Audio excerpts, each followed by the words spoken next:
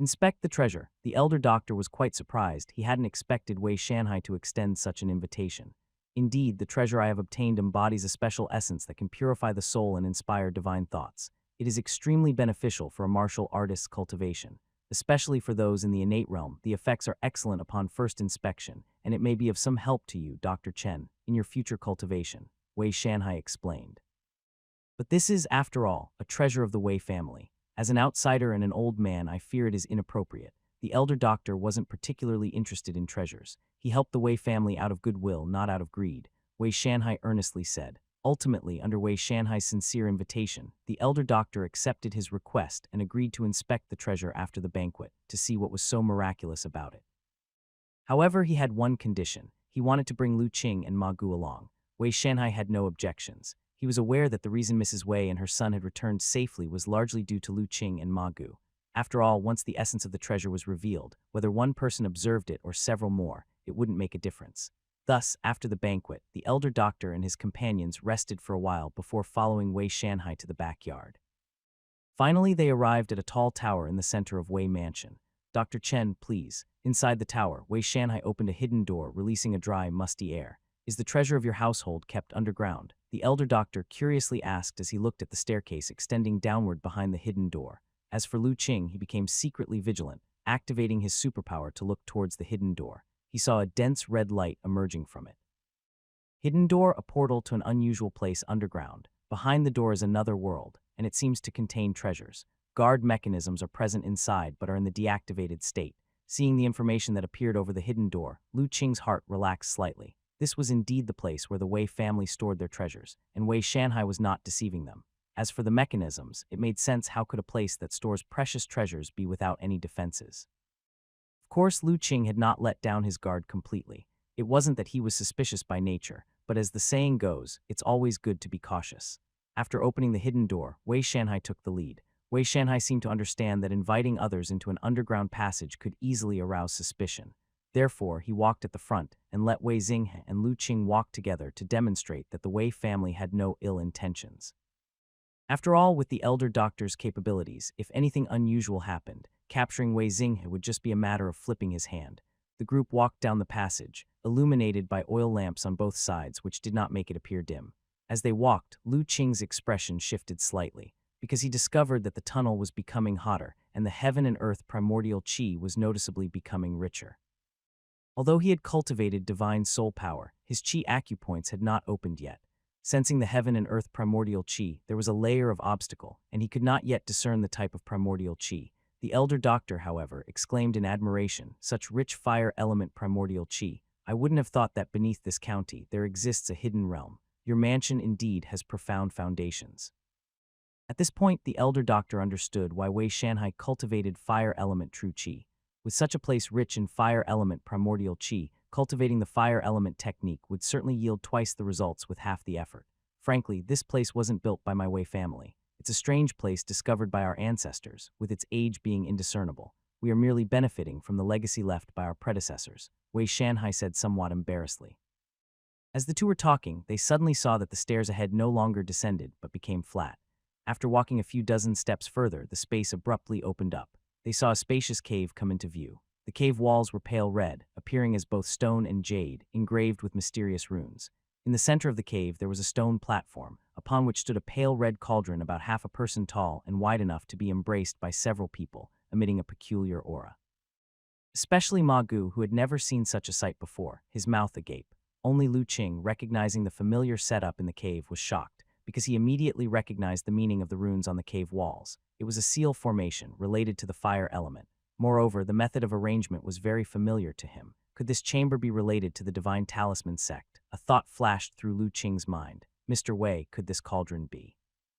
The elder doctor asked, observing the scene in front of him. Indeed, this red cauldron is one of the treasures that Wang Kangyi and I discovered in an extraordinary place long ago. It is the most precious among all the treasures. Wei Shanhai nodded. Wang Kangyi spared no effort and did so to acquire it. But this cauldron looks very extraordinary. How could Wang Kangyi have allowed you to take it away? Ma Gu asked, puzzled. Lu Qing was also puzzled. More importantly, the cauldron was so large and evidently very heavy, probably weighing tens of thousands of pounds. How did Wei Shanhai manage to bring it back? Just the journey back would have attracted countless covetous eyes. It's quite amazing.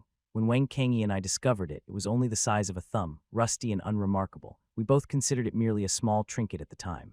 Otherwise, given Wang Kangyi's stingy character, how could he have let me pick it out, thumb-sized?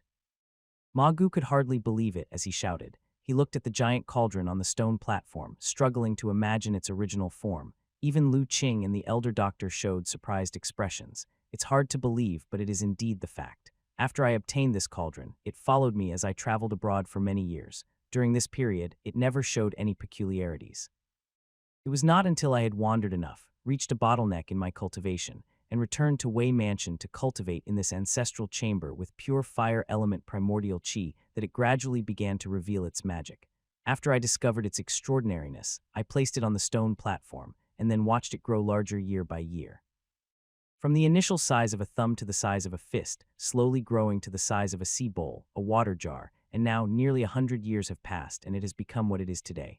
A cauldron that grows. Ma Gu, upon hearing this, opened his mouth wide again. What Wei Shanhai described had exceeded his comprehension, leaving him momentarily unable to respond. Lu Qing felt equally stunned, his thoughts stirring. Silently, he activated his superpower and concentrated as he looked toward the red giant cauldron. When Lu Qing activated his superpower and focused his gaze on the big cauldron, over 10 breaths passed and there was still no movement. He was not disappointed, but rather even more astonished. Since he had developed divine soul power, Lu Qing's superpower had also been enhanced to some extent. The time needed to examine an item's information had significantly decreased. For items below the red light, the information could be gleaned in just 1 or 2 breaths. Even for red light items, it took only 3 or 4 breaths at most. Now this big cauldron required such a long time, indicating its preciousness was likely far beyond expectation. Lu Qing didn't shift his gaze but continued to stare at the cauldron. Wei Shanhai didn't find anything inappropriate either, since anyone who heard his earlier words would be extremely curious about the cauldron. After a few more breaths, the big cauldron within Lu Qing's vision finally changed. A rather rich purple superpower light emerged from the cauldron. Several lines of text appeared. Purple light. Lu Qing was deeply shocked. It was known that in the Jade Cave, the inheritance of the Divine Talisman sect was only purple as well. He hurriedly looked at the lines of text. Leaving fire tripod. A fire element damaged middle-grade spiritual device, crafted by a great divine power possessor with magical capabilities using all sorts of rare and scarce spiritual materials. A spiritual device contains a trace of heaven and earth's laws, harbors spiritual nature within it, and can absorb nature's spiritual energy to evolve and grow. Such devices are called spiritual devices. Each spiritual device is a creation of heaven and earth, born only under fortuitous coincidences, possessing various incredible uses and powers, difficult to forcibly obtain. It is rumored that when any spiritual device is first born, it starts as a low-grade object. It must be nurtured with spiritual energy, absorbing the laws of heaven and earth to rise in grade. This cauldron appears to have encountered some mishap, greatly losing its spiritual nature, and is currently in a slow recovery process. Legacy discovered. Proceed with download simulation. A series of text messages containing a wealth of information had Lu Qing excitedly reading. So this cauldron turned out to be a spiritual device, such a treasure that even in the heritage of the Divine Talisman sect, was only briefly mentioned without leaving a specific crafting method. Unexpectedly, there was an opportunity to see it here. After knowing that the big cauldron was a spiritual device, Lu Qing finally understood why it was gradually growing. Spiritual devices are born of the whimsy and chance of the universe, inherently possessing spiritual nature. With size changes being one of their basic capabilities, this big cauldron had been damaged for unknown reasons, shrinking to the size of a thumb, probably because it was severely damaged, perhaps even to the extent that it could no longer refine nature's spiritual energy from the outside world. Hence it concealed all its powers and went dormant. It only started to recover gradually after coming in contact with the pure fire element power condensed from the deep layers of the earth by the array of runes in this cave. Of course, these were still Lu Qing's speculations. The real reason was yet to be verified. Lu Qing looked at the last line of text floating above the cauldron, remained calm, and did not immediately make a choice. I never imagined there could be such a miraculous item in the world, truly. This vast universe is full of wonders. The elder doctor looked at the cauldron and exclaimed, "Dr. Chen, there is a peculiar will on this cauldron. Later I will activate it, and we can all comprehend it together. As for how much can be comprehended, that depends on each individual's enlightenment and fate," Wei Shanhai said. "That would be great of you, Mr. Wei." Knowing the miraculous nature of the cauldron, the elder doctor was also greatly interested and wished to experience the mysterious will of the cauldron. "Please prepare yourselves." Under Wei Shanhai's reminder, Lu Qing and the elder doctor, along with a few others, sat cross-legged around the stone platform. Even Wei Xing's was no exception. The will of the cauldron could not be activated at any moment. Normally, a decade of accumulation would allow for only one activation. Even though he was the family head, he had only experienced it once before, but this time, he actually benefited from the company of Lu Qing and the others, allowing him to participate in the comprehension beside them. Everyone prepared and adjusted their heart and spirit to the best state. Wei Shanhai then released a strand of innate true qi, gently striking it against the big cauldron. The big cauldron trembled lightly, and immediately after, a strange and mysterious breath emanated, enveloping everyone within it. This breath was extraordinarily mystical, causing the elder doctor and others to feel a tremor in their hearts. Their consciousness seemed to immerse in warm sunlight, bringing comfort, and various insights about cultivation began to emerge in their minds. Lu Qing was even more surprised, because this state was all too familiar to him. It was similar to the state in which he cultivated when he activated his superpower, a sensation akin to sudden enlightenment. However, unlike before, this breath, aside from aiding in comprehension, also had an aura that could nurture the divine soul, causing his divine soul power to subtly grow stronger. Feeling such a change, Lu Qing was immediately delighted. The so-called state of sudden enlightenment wasn't of much help to him. As someone with superpower, he could enter this state at any time. He had long reached the limit of his own understanding in cultivation technique. Now, what limited his strength was his cultivation level, not comprehension of cultivation techniques, but this aura that could strengthen the divine soul power was extremely rare for him. Among everything he cultivated, nothing was harder to enhance than the divine soul power. Divine soul power, unlike others, could not be improved by consuming elixirs. Aside from earth vein spiritual liquid, Lu Qing had not yet encountered any spiritual medicine or elixir that directly enhanced divine soul power. But divine soul power, whether in relation to the future innate martial arts or the cultivation of the rune path, was vitally important.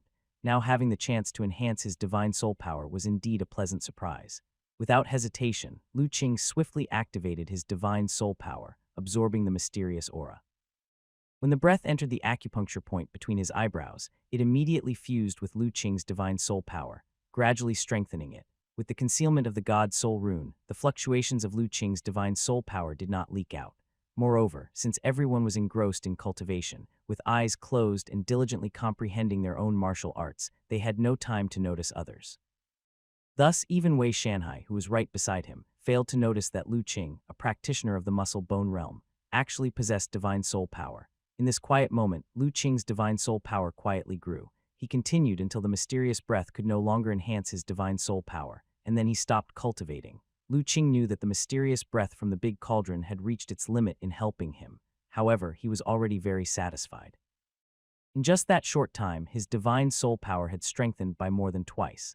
When he returned, he could at least condense 2 more god soul runes. He was a bit closer to the day when he would truly sculpture his own lifebound talisman. Opening his eyes and seeing his master and the others still engrossed in cultivation, Lu Qing activated his superpower and looked at the last message in his field of vision, making a choice. Downloading, current progress 123. Maintaining his gaze, Lu Qing quietly waited. 98, 99, 100, download complete. Would you like to start simulation? Lu Qing immediately chose to simulate. Starting simulation, current progress 123. 98, 99, 100, simulation complete. Would you like to start learning? Lu Qing chose to learn. Immediately after, a wealth of information and insights began to emerge from deep within his mind. Lu Qing closed his eyes, quietly absorbing and digesting the information in his mind. After a long while, when he opened his eyes again, his eyes revealed a flash of enlightenment. So that's how it is. The origin of the leaving fire tripod is indeed ancient. After receiving the legacy, Lu Qing gained a good deal of understanding about the origins of the big cauldron. The leaving fire tripod came from a cultivation sect known as the Li Hu sect, which existed tens of thousands of years ago.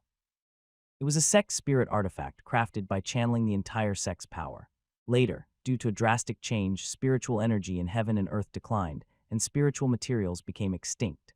Various cultivation sects fought frequently over resources to survive. During a war between the Li Hu sect and another cultivation sect, the leaving fire tripod collided with the opponent's sect's spirit artifact in the most ferocious confrontation and was ultimately damaged. That battle was extremely tragic. Not only was the leaving fire tripod damaged to the point where the spirit array inside collapsed, reverting to its original form, but the Li Hu sect itself was also destroyed. The entire sect was uprooted, resulting in its eradication, with only a few disciples managing to escape by sheer luck. The leaving fire tripod was then taken by the son of the sect leader and carried into exile, eventually hidden in a secret cave built by the sect outside, where it narrowly survived. However, that son of the sect leader eventually died in the cave due to severe injuries. Along with the leaving fire tripod, he remained in the cave until thousands of years later, when Wei Shanhai and Wang Kengyi discovered them. As for the legacy on the cauldron, it was left by that same son of the Li Huo sect leader. Spiritual energy, cultivation sects. Who would have thought that in this world, tens of thousands of years ago, there existed a strange energy known as spiritual energy, and the widely practiced cultivation method was the legendary immortal cultivation technique. Sadly, now that the spiritual energy is rare, even though I have obtained this immortal cultivation technique, it is of little use. Lu Qing felt somewhat sentimental. That son of the Li Huo sect leader left quite a few immortal cultivation techniques in the leaving fire tripod, including the sect's secret technique, Nanming Li Hu Ju, which only the leaders of the sect were qualified to cultivate. But these immortal cultivation methods, without exception, require the refining of spiritual energy to strengthen oneself. In today's world where spiritual energy is scarce, these methods, no matter how good or powerful, have become useless. The cost-effectiveness of cultivation is far less than that of martial arts. After all, in martial arts cultivation, once reaching the innate realm, the power is also strong and not much weaker than a cultivator of the same realm. And the primordial qi of heaven and earth, unlike spiritual energy, though less magical, is abundant and omnipresent. So even though he has acquired the immortal cultivation techniques, Lu Qing has no immediate plans to switch to cultivating them. However, even though I cannot cultivate using the immortal cultivation methods, some smaller techniques in the legacy are still very useful to me. For instance, some of the artifact refining and alchemy techniques within are of great reference to Lu Qing. Given that the Li Huo sect uses the characters Li Huo in its sect name, one can imagine how deep its research into the element of fire must be. In fact, aside from the tremendous power of their cultivation techniques, the Li Huo sect was also extremely skilled in artifact refining and alchemy. Otherwise, they would not have been able to craft such a miraculous spiritual artifact as the leaving fire tripod. Lu Qing originally studied medical skills, and these alchemy techniques can greatly expand his knowledge in the medical field. As for the technique of artifact refining, in a previous fight with a burly man, his warsaber was destroyed, forcing him to engage in unarmed combat. This made Lu Qing realize the importance of a good weapon. If his warsaber had been sturdy enough, defeating the burly man would not have been so strenuous. Using the saber technique alone would have sufficed. Now, with this artifact refining technique, he can attempt to forge a true treasure saber of his own. Moreover, some methods regarding the use of divine soul power in the legacy are also very enlightening to him. Perhaps he could organize a specialized cultivation technique for cultivating divine soul power. In the midst of silence, Lu Qing was quietly sorting through the inheritance he had just received, pondering his path of cultivation.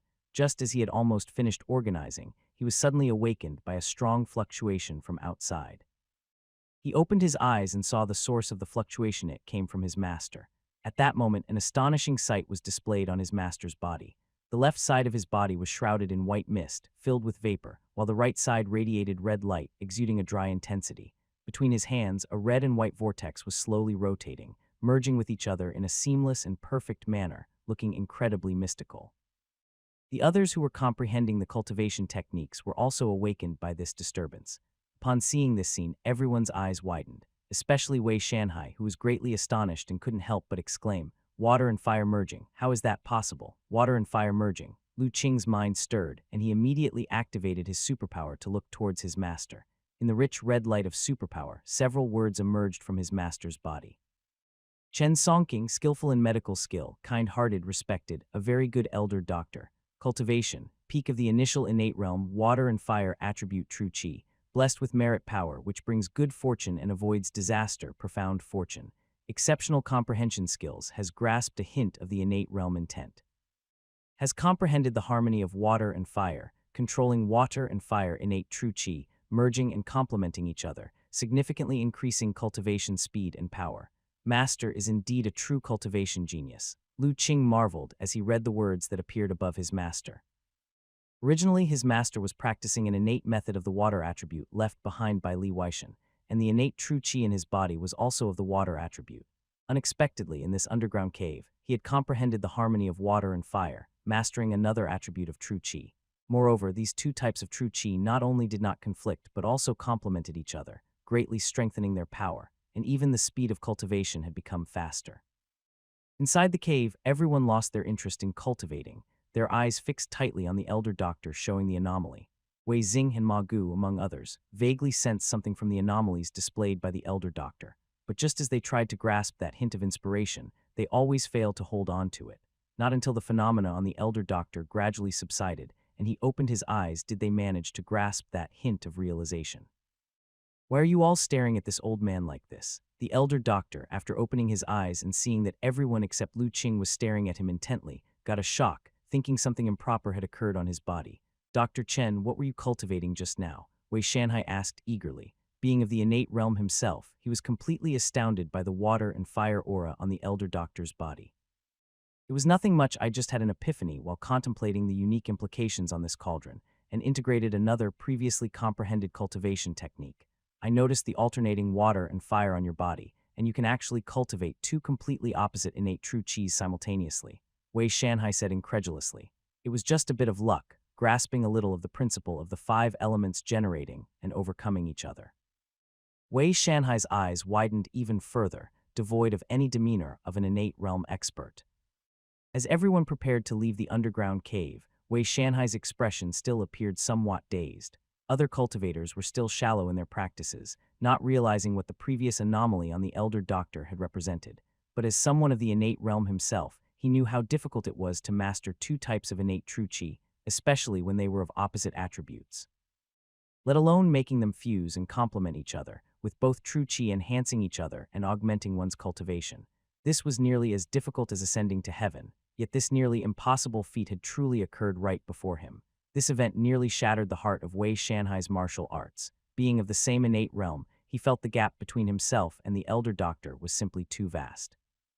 He had pondered the strange implications of the big cauldron at least 7 or 8 times, but even combined, they did not amount to the insights gained by the elder doctor this time. Before leaving, Lu Qing took a deep look at the leaving fire tripod. Within the legacy he obtained from the tripod, naturally, there was a spell for refining it. However, that spell required an understanding of cultivation methods to be executed. Moreover, to refine a middle-grade spiritual device like the leaving fire tripod, one also needed a very profound realm. At least a cultivation above the innate was necessary. With his current strength, he was simply unable to refine the cauldron. Therefore, Lu Qing decided that once his cultivation reached the level sufficient to refine the leaving fire tripod, he would devise a way to obtain it from the Wei family. Before that, it was best to let the tripod remain peacefully in this underground cave, slowly recuperating its primordial qi. Exiting the underground cave, it was already evening. The mood among everyone was generally quite good, especially Wei Xing and Ma Gu, who, despite not having as significant a breakthrough as the elder doctor, also gleaned much from their contemplation of the leaving fire tripod. So after coming out, it wasn't long before they returned to their rooms for closed-door cultivation. After picking up Little Yan and Little Li from Mrs. Wei, Lu Qing also returned to the guest room arranged by Wei Mansion to rest. That night, Little Yan hugged Little Li, and the 2 little ones soundly slept on a small bed beside them. However, Lu Qing sat cross-legged on the bed, not sleeping. He was cultivating. In the underground cave, after absorbing the strange inspirations emitted by the leaving fire tripod, his divine soul power had greatly increased. Now possessing enough strength, he continued to outline and refine the forthcoming God Soul runes. In the chi acupoint between his eyebrows, Lu Qing's divine soul power flowed slowly, striving to refine something. And these divine soul fluctuations, under the cover of the original God Soul rune, were perfectly hidden. With Lu Qing's outlining, a new God Soul rune was slowly taking shape. Everything proceeded in utter silence. When the new God Soul rune was completely formed, the first rune that had been outlined moved over to connect with the new rune in some strange manner, revolving slowly around each other. Lu Qing felt a light vibration at his chi acupoint between his eyebrows, which not only became more stable but also expanded significantly in range. Lu Qing's expression remained unchanged. He knew this was just the appetizer. According to the records of the Divine Talisman Sex Legacy, the condensation of the Lifebone Talisman was only truly transformative when the 3rd core rune was condensed. It signified that the core framework of the Lifebone Talisman finally had a semblance of form. Feeling that his divine soul power still had some surplus, Lu Qing unhesitatingly began to concentrate on the 3rd rune. Time trickled by slowly. Lu Qing didn't know how much time had passed until he heard a faint crow of a rooster, and he had finally fully condensed the 3rd divine soul rune. As the 3rd rune was formed and connected with the other 2, it began to rotate slowly in a peculiar trajectory. Lu Qing's body shuddered, and a tremendous change occurred at the acupoint between his eyebrows. The void inside the acupoint rapidly expanded, suddenly increasing more than tenfold. At the same time, Lu Qing felt his mind become exceptionally clear, and his sensitivity to the outside world became incredibly sharp. It was as if every movement within the Wei mansion was clearly sensed by him. Is this the heaven and earth primordial qi divided into the 5 elements that Master spoke of? Lu Qing's eyes were closed, yet in his perception, the surroundings were vibrantly colorful. He could distinctly see the various colors of the heaven and earth primordial qi. No longer vague and hazy, like watching through a layer of fog, unclear and indistinct.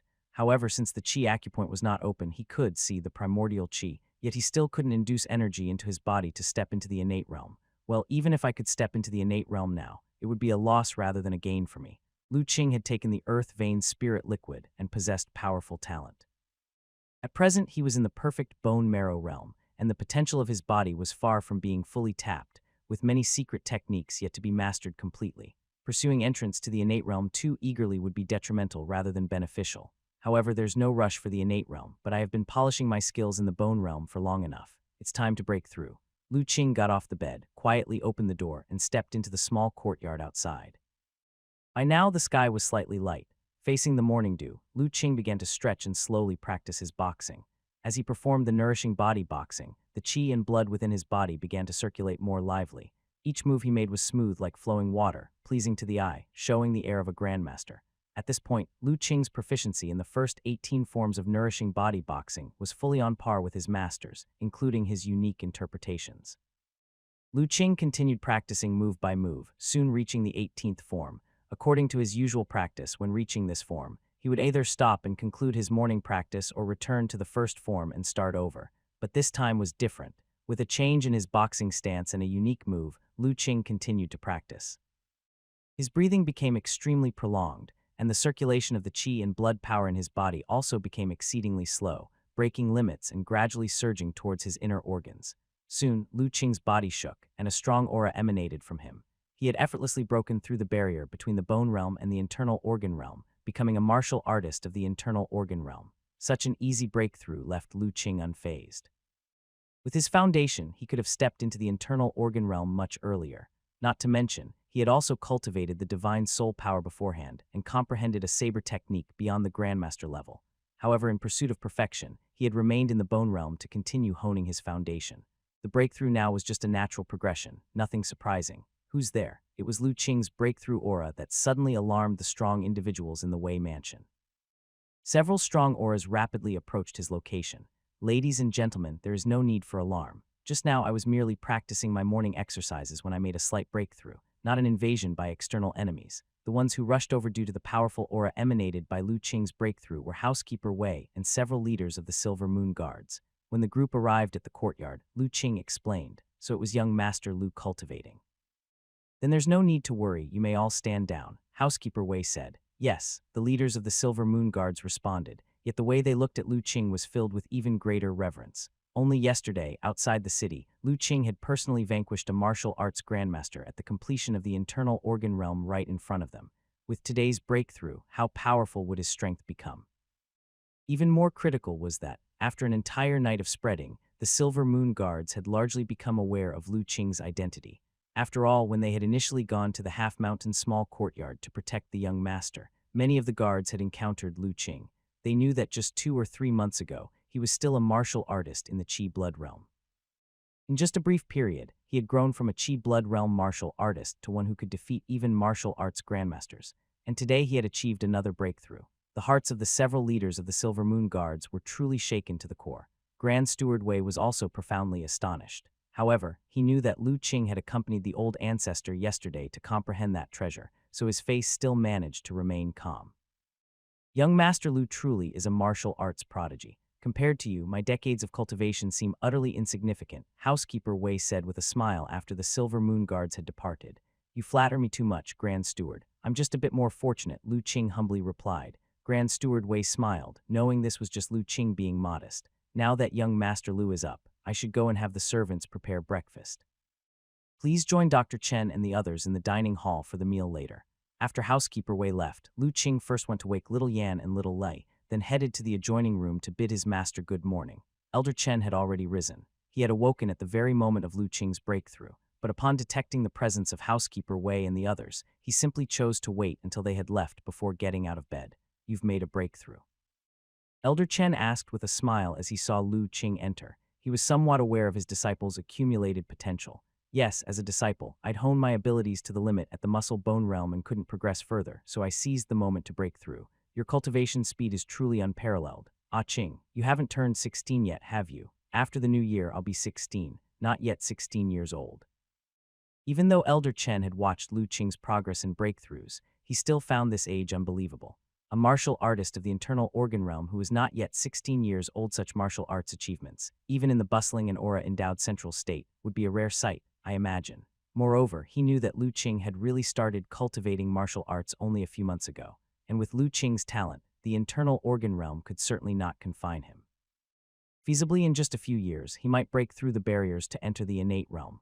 By that time, at most, he would only have just reached his 20s, a 20-year-old innate grandmaster. Thinking of this, Elder Chen felt his heart trembling slightly. If Lu Qing really managed to reach that step, he would likely be considered an epic-making figure in the entire history of martial arts. Master Housekeeper Wei said earlier that breakfast is almost ready and has invited us to dine later. Lu Qing did not notice the shock in his master's eyes. In his heart, his master was the true martial arts genius, while he was mostly taking shortcuts with the help of superpower. When it came to innate cultivation talent, he was by no means a match for his master. Okay, I understand. Elder Chen composed himself and nodded. While Lu Qing and the others were freshening up in another small courtyard, Wei Xing had just finished listening to the Grand Steward's report. So, it was young Master Lu who broke through. Wei Xing spoke with a hint of admiration. Of course, he had also sensed the aura released during Lu Qing's breakthrough. It was indeed the detection of that aura, seemingly belonging to Lu Qing, that kept him from going over. Now that he had heard the Grand Steward's report and confirmed his guess was correct, Wei Xing said incredulously, "Ah hi, I remember you once said that when you first saw young Master Lu, he was just a Qi blood realm martial artist." "Right, yes, my lord. Previously, when the young master was injured, I went to protect him. At that time, I saw that young Master Lu had only just stepped into the Qi blood realm," replied Housekeeper Wei respectfully. "It hasn't been that long since then."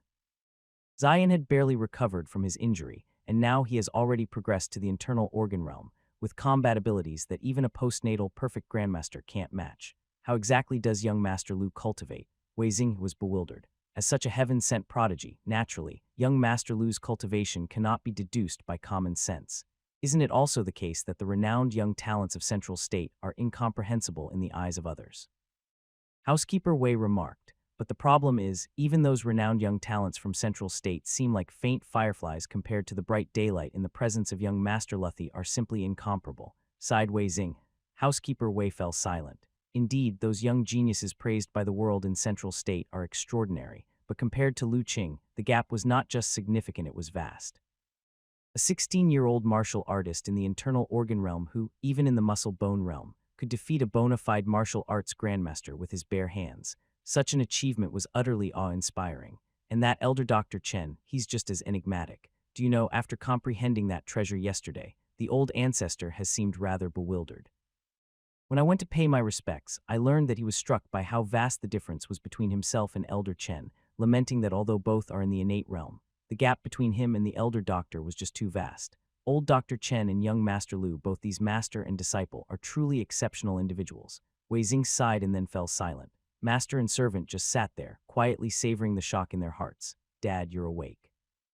Just then a cheerful voice broke the silence. Wei Xing turned around, somewhat surprised. "Zai, and it's rare to see you up so early. I've been getting up early to practice recently, Dad, didn't Mom tell you?"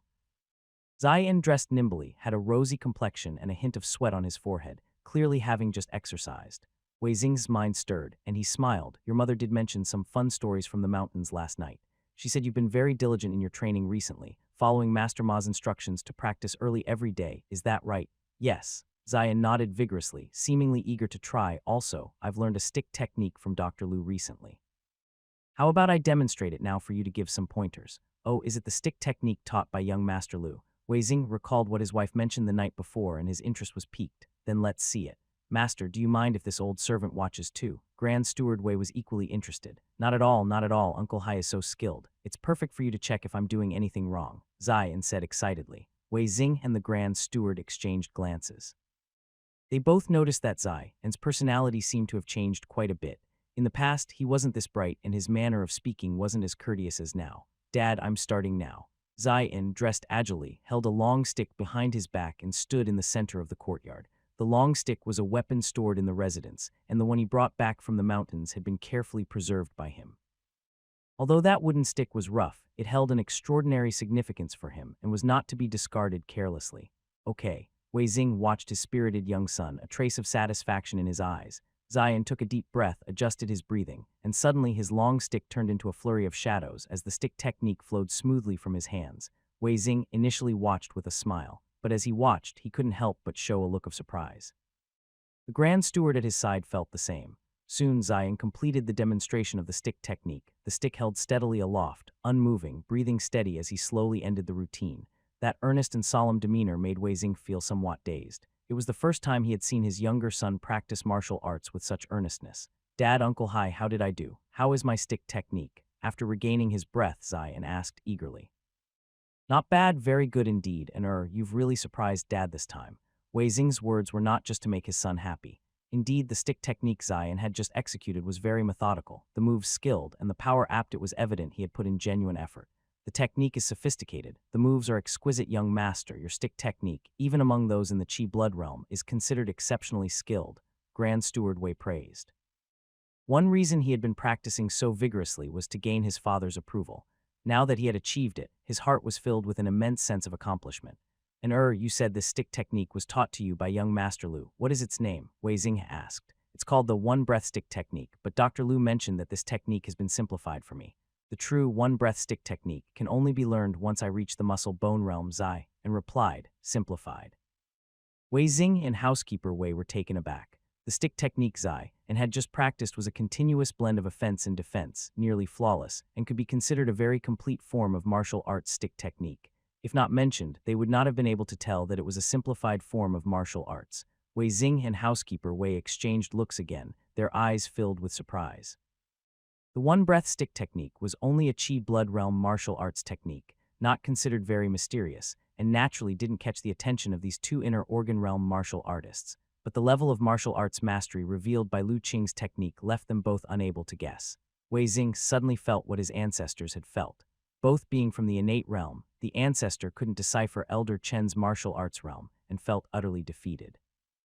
Now he could also not discern Lu Qing's martial arts realm, who was also from the inner organ realm. Encountering such a talented devil, it was hard not to feel impacted. Watching his younger son's happy face, Wei Xing's thoughts stirred. He then smiled and said, have you paid your respects to Master Ma today? I did. After paying respects to my master, I came to find you, Zai, and quickly replied. Wei Xing's smile grew even wider. That's very good. Since you have taken him as your master, and a master is like a father, you should properly honor and respect Master Ma. Understand? I understand, father. Mother taught me all this, Zai earnestly nodded. It's good that you remember. Wei Xing was increasingly satisfied with his son's transformation, however. Now that you have accepted a master, this is no trivial matter for our Wei family and should not be taken lightly. Father, I don't understand what you mean, Zai, and scratched his head. What I mean is, the ceremony in the mountains where you paid your respects was too simple. Our Wei family didn't even offer a proper ritual gift, which was quite unfair to Master Ma, Wei Xing explained. Master Ma is not only your master, but also the savior of you and your mother. We, the Wei family, cannot afford to neglect someone like him. So I've decided to choose a suitable day to host a more grand ceremony for you, to provide all the proper rites. What do you think? Great, great, Zai, and immediately cheered up. Father, that's a wonderful idea. I'll go tell Master right away. Saying this, he hurriedly ran outside. My lord, the young master has truly changed. Watching Zion's cheerful figure, housekeeper Wei remarked. Yes, the recent attack by the Heaven sect was a calamity for our Wei family, but it has allowed an to grow, bringing a blessing in disguise, Wei Xing said, his face filled with relief. My lord, should we really let the young master take Ma Gu as his master? Housekeeper Wei was somewhat conflicted. His cultivation is ultimately a bit low. Wei Xing nodded. Indeed, Master Ma's cultivation is low, but an willingly follows him. Previously, the scholars I hired had higher cultivation, but an didn't want to listen to them, so what use were they? Moreover, Master Ma's character is excellent, being able to stand up and save the lady and others in such a situation. With such character, he is more than qualified to be an master. As for cultivation, our Wei family has plenty of cultivation techniques and elixirs. As long as an is willing to work hard, won't we have enough resources to enhance his cultivation? For an a master who can manage him is more suitable than one who is highly skilled. Housekeeper Wei thought for a moment and realized the family head made a lot of sense. And he knew there was another point the family head hadn't explicitly mentioned. It was the good relationship between Ma Gu and Lu Qing. Just that point alone was enough for them to pay serious attention. After all, both were truly enigmatic beings. Even their Wei family dared not easily offend such formidable entities. It's settled, then. You go prepare for it and make sure it looks impressive, Wei Xing concluded. Yes, I understand. As housekeeper Wei went to arrange for the ceremony elsewhere, Ma Gu was stunned upon hearing Zai En's words. You're saying the Wei family master wants to hold a grand apprenticeship ceremony for you? Ma Gu asked somewhat stammeringly. Yes, master, Wei Zion nodded firmly. My father said the apprenticeship ceremony in the mountains was too simple, without even a proper apprenticeship gift. It was unfair to you, master, so he wants to make up for it with a proper ceremony to honor you fully. How do I, Ma Gu, deserve such honor? Ma Gu was completely dumbfounded. He had never expected the Wei family to pull such a move. To be honest, ever since his return to the county, he had been considering how to handle his master-disciple relationship with Wei Zion. Ma Gu knew his own limitations. Frankly, with his abilities, he truly wasn't qualified to be Wei Zion's personal master. The Wei family had many martial arts experts picking any at random. They would be much stronger than him, a mere muscle-bone realm practitioner. What virtue or ability did he have to become the master to young Master Wei of the Wei family? The thought of it getting out might make others laugh their heads off. Aside from fearing being accused of seeking undue glory, what worried Ma Gu more was holding back Wei Zion's martial arts future. After all, he knew he could teach Wei Zion very little. With Wei Zion's martial arts talent, it wouldn't take long for him to catch up to his own cultivation level. By then, he would be even less qualified to be his master. But since his arrival at the Wei mansion, everyone from the Wei family had treated him with great respect, fully recognizing him as Wei Zion's master. This left Ma Gu with no opportunity to speak up. Now, hearing from Wei Zion that the Wei family also wanted to host a grand apprenticeship ceremony, Ma Gu felt even more panicked. Why don't you tell the Wei family master to cancel the apprenticeship ceremony? After much hesitation, Ma Gu finally said, Why, master?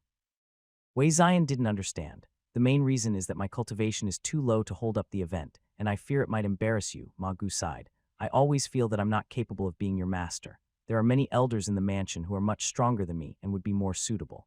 Given the Wei family's status in the county, hosting a grand apprenticeship ceremony would surely involve inviting important figures from other families to attend as guests.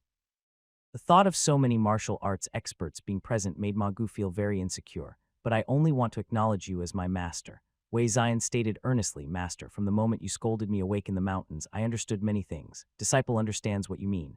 The strengths of the Silver Moon Guards, commanders are indeed formidable, but they care too much about my status. Even if they teach me, it's just to indulge me, no matter how I practice. They only offer empty praise without pointing out my shortcomings. If it were before, I might have liked it, thinking martial arts training to be too arduous and the commanders' leniency suited me. But after experiencing so much lately, my disciple has realized that in this world, everything can deceive, but one's own strength never lies. Without strength, one is bound to be bullied, unable to protect even those one wishes to protect. Disciple knows I'm naturally lazy and dislike hardship, and to achieve something in cultivation, I must have someone to strictly supervise me. The commanders in the mansion can't do that. Only you, Master, truly have my best interest at heart and won't let me slack off. So please, Master, don't abandon your disciple, and continue to guide and supervise my cultivation. Wei Zion was innately quite intelligent. It was just that the Wei family's lofty position in the county had made him believe that even without trying, he could live comfortably. The recent attack of the Tian Kang sect had shown him that his once prideful family's power was worth nothing against true strength. His days on the run had taught him many life lessons he had never considered before. Outside the city gates, he had firsthand witnessed the battle between Lu Qing and the robust Great Han, the clash of auras between the Elder and Wang Kangyi, and the imposing power of the Elder Doctor's decisive, definer of heaven and earth. While he was profoundly shaken, it also brought him to a complete realization that only power that belongs to oneself is true power. From that moment on, a desire emerged in his heart. He wished that one day he, too, could wield such formidable strength. Even if he couldn't reach the same level as Lu Qing and the others, to be somewhat close would be enough. Seeing the serious expression on Wei Zion's face, Ma Gu felt a bit dazed. He hadn't expected his disciple to say such things. Young Master Wei, once known for his arrogance in the county and whom everyone avoided, seemed to have genuinely grown up. Master, please agree to your disciple's request. Wei Zion pleaded again, seeing Ma Gu's silence. After gazing at his disciple's hopeful expression for a while, Ma Gu suddenly let out a superficial laugh. Well then, since you've said all that, if Master were to refuse now, he would seem far too inconsiderate. Master, you've agreed. Then I'll go find my mother right away to prepare the gifts for the apprenticeship ceremony. Wei Zion was overjoyed upon hearing this and hurriedly bowed to Ma Gu before running outside. Ma Gu wanted to call him back, but the words got stuck in his throat. His hand paused midair for quite a while before Ma Gu chuckled and shook his head. Forget it, a man of his word doesn't hesitate once he's agreed. It was just an apprenticeship ceremony after all. Could it possibly be more perilous than the experience of being chased through the forest that day? With his perspective adjusted, Ma Gu became more at ease, so much so that when he was having breakfast in the dining hall and Wei Xing brought up the subject, he remained quite calm. The details of this matter will be left to you, Wei family master. However, it's a significant event, the apprenticeship ceremony, and I'm afraid I might need to inform my clan as well. Of course, I will have someone deliver the invitation and explain the matter in person, said Wei Xing. That must absolutely not happen. Your status, Wei family master, is too noble, and if you were to go yourself, it might lead to unnecessary speculation throughout the city, Ma Gu quickly interjected. Wei Xing's status was indeed special. Should he visit personally, who knew what the county lord mansion might think? Unlike the Wei family, those lesser clans held a profound reverence for that somewhat inscrutable Lord County Master. They had to consider his reactions.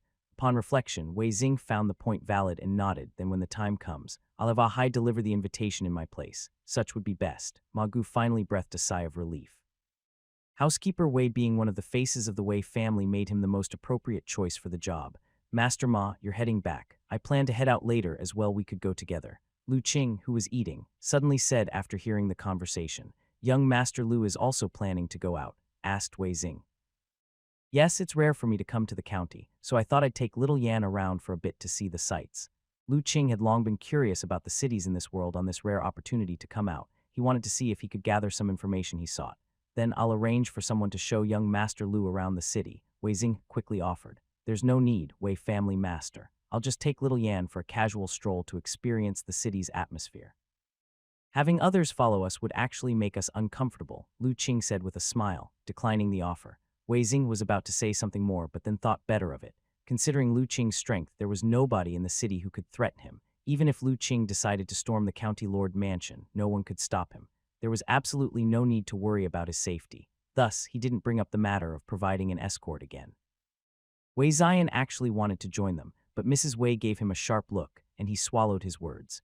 And so, after finishing breakfast, Lu Qing left with little Yan and little Li in tow. As for the elder doctor, he had no interest in casual strolling. On the contrary, his eyes lit up when Wei Xing mentioned that there were several rare medical texts in the mansion's library that he expressed a desire to read. Young Master Lu, this is a small sum of money prepared by Mrs. Wei for your expenses in the city. If it's not enough, you only need to mention our Wei mansion's name, and someone will surely come to settle the bills. There's no need to worry. Just before leaving, the Grand Steward handed Lu Qing a pouch. Lu Qing opened it to find several pieces of gold, some loose silver, and several silver notes. The total sum was sizable indeed. He smiled, didn't refuse, and accepted the pouch. I understand. Please thank Mrs. Wei for me, Grand Steward. Master Ma, I'll be leaving first. Holding little Yan in his arms and little Li on his shoulder, Lu Qing waved his hand and walked away. Initially, he had wanted to go out with Ma Gu, but then he saw that the Wei family had prepared many things for Ma Gu, including large chests carried by more than 10 servants who knew what was inside. Finding it bothersome, he didn't feel like waiting. Once outside in the yard, Lu Qing did not head straight through the Wei mansion's main gate. It was obvious that countless eyes were probably watching every movement within the Wei mansion. This was one of the reasons he did not wish to leave with Ma Gu. He wanted to stroll through the county, not to become a spectacle for others. Holding little Yan, Lu Qing eventually found a relatively secluded part of the surrounding wall.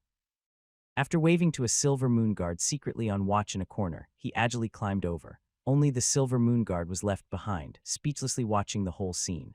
After a long while, he remembered to report back to the Grand Steward. Wei family master, then I shall take my leave first. Ma Gu bowed to Wei Xing and made his way toward the grand entrance of Wei mansion. Behind him, the Grand Steward of the Wei family followed with a number of servants, carrying various thank-you gifts prepared by the Wei family. Initially, Ma Gu had tried to refuse these gifts, but relenting to the Wei family's insistence, he could only accept them. As soon as the gates of the Wei mansion opened, it immediately drew the attention of the spies from various forces outside. They're out. The people from the Wei family are out. Who is that? His cultivation aura doesn't seem very strong. How could he deserve the company of housekeeper Wei? That's the man who followed beside the mysterious figure from the innate realm yesterday. I recognize him. That's Ma Gu from the Ma family. Why would Ma Gu be coming out from Wei mansion? And with housekeeper Wei personally accompanying him, why is he the only one coming out? What about the innate realm expert and the mysterious young man the family head mentioned? So many items, with the Grand Steward leading so many servants on the move. Where are they going? Look, they're heading toward the southern part of the city. Isn't that where the Ma family is located? Upon seeing Magu emerge from the Wei mansion with the company of the Grand Steward, all spies felt astonished. Those who recognized Magu were even more shocked. During yesterday's battle at the city gates, these spies hadn't been able to witness it firsthand. Only the strongest representatives from the various forces had dared to approach and watch. Therefore, most spies were unaware that Magu had also been present. Now, seeing Magu walking out so openly from the Wei mansion, with not only the Grand Steward for company, but also a procession of servants carrying loads, they were all utterly amazed. Noticing that Magu and his entourage were heading to the southern part of the city, the spies quickly followed after them. At the same time, they relayed what they had seen to their respective forces. While the undercurrents among various forces were surging, Lu Qing had already arrived with little Yan and little Li at the most bustling area of the county. Before them, the street was wide and clean, lined with shops and stalls on both sides. In the streets and alleys, amidst the bustling crowd, street vendors loudly hawked their wares, with a multitude of goods dazzling to the eyes and the aroma of food wafting through the air, presenting a picture of prosperity. Wow, gazing at the scene before her, little Yan couldn't help but gasp. It was a scene she had never even dreamt of, completely mesmerizing the little girl. Little Li, perched on Lu Qing's shoulder, also had its eyes rounded with surprise. Having lived deep in the mountains since it gained consciousness, it had never seen such a bustling scene either. Only Lu Qing remained calm, though a hint of surprise filled his eyes. He had not expected that even a commercial street in a mere county could be so lively. How much more magnificent and splendid must the state mansion or even the royal capital be? All right, stop gawking, let's go in. Seeing little Yan and little Li still with their eyes wide, Lu Qing chuckled. He patted the two little heads and proceeded inside. Lu Qing had not insisted on little Li using its invisibility. At this point, aside from those in the innate realm, he no longer needed to fear anyone too much. Naturally, he did not need to keep little Li in an invisible state at all times as before. Today, he wanted it to experience the hustle and bustle of human society along with little Yan. Entering the commercial street, Lu Qing first bought some snacks for the two little ones to enjoy. Little Yan was like a string of candied hawthorns, while little Li was a pack of fried tiny fish. The two little ones got their treats and immediately began to eat with delight. After taking little Yan and little Li around, satisfying their curiosity along the way, Lu Qing finally stopped in front of a bookstore. This was one of the reasons he had come out to stroll. His knowledge of this world was still too limited. As his strength grew, the circles he would come to associate with would surely become more high-end. Without making preparations in advance, there was no telling when he might suffer a significant loss. Books are one of the best ways to understand a world. He just didn't know if this bookstore would have the information he sought. Brother, are you going to buy books? Little Yan saw Lu Qing standing in front of the bookstore without moving and asked. Didn't brother tell you before, there are many interesting storybooks in the city, and soon you can pick a few of your favorites. Really? Little Yan immediately became excited. She could now recognize many characters and could barely read some simple texts. Little Li, hearing this, also brightened up, tugging at Lu Qing's collar with its paw. Lu Qing turned his head, saw the expectation in its eyes, and immediately said, Little Li, you pick two, choose what you like. He had almost forgotten this little creature's motivation for learning to read was to be able to read stories itself. With the promise made, Little Li's eyes also squinted with satisfaction, a contented look on its face. Brother, there are so many books here. Upon entering the bookstore, Little Yan exclaimed, Young master, miss, are you here to buy books? The bookstore owner had noticed Lu Qing and his companion early on. Seeing them enter, he immediately came over, bowing and scraping. There was no helping it at this moment. The clothes Lu Qing and Little Yan were wearing were specially prepared by Mrs. Wei, made from exquisite materials that only the wealthy could afford. Added to that the fact that Lu Qing and Little Yan, one was sprightly and adorable, the other with an exceptional temperament, and they even had a strange little beast with them. Even if the bookstore owner couldn't recognize which noble family's son and miss they were, he still dared not slight them in the least. Owner, do you have storybooks here? Lu Qing asked. Yes, yes, the bookstore owner quickly said, leading Lu Qing to one area and pointing out, these are all storybooks. What kind of books does the young master want? I want something simple and easy to understand. With straightforward stories and educational insights, I'm buying them for my sister to use as an introduction to character recognition. Lu Qing stated his requirements. The bookstore owner scratched his head, seemingly a bit stumped by these requirements. Still, as someone who could run such a large bookstore, after some thought, he pulled out a large stack of books. These storybooks should meet the young master's requirements. Lu Qing picked up a couple and flipped through them, finding that they were all short stories with simple and easy-to-understand sentences and quite funny stories. He wondered whose leisure written work they were. Not bad. Lu Qing nodded. Little Yan, little Li, you pick yourselves, whatever you like keep.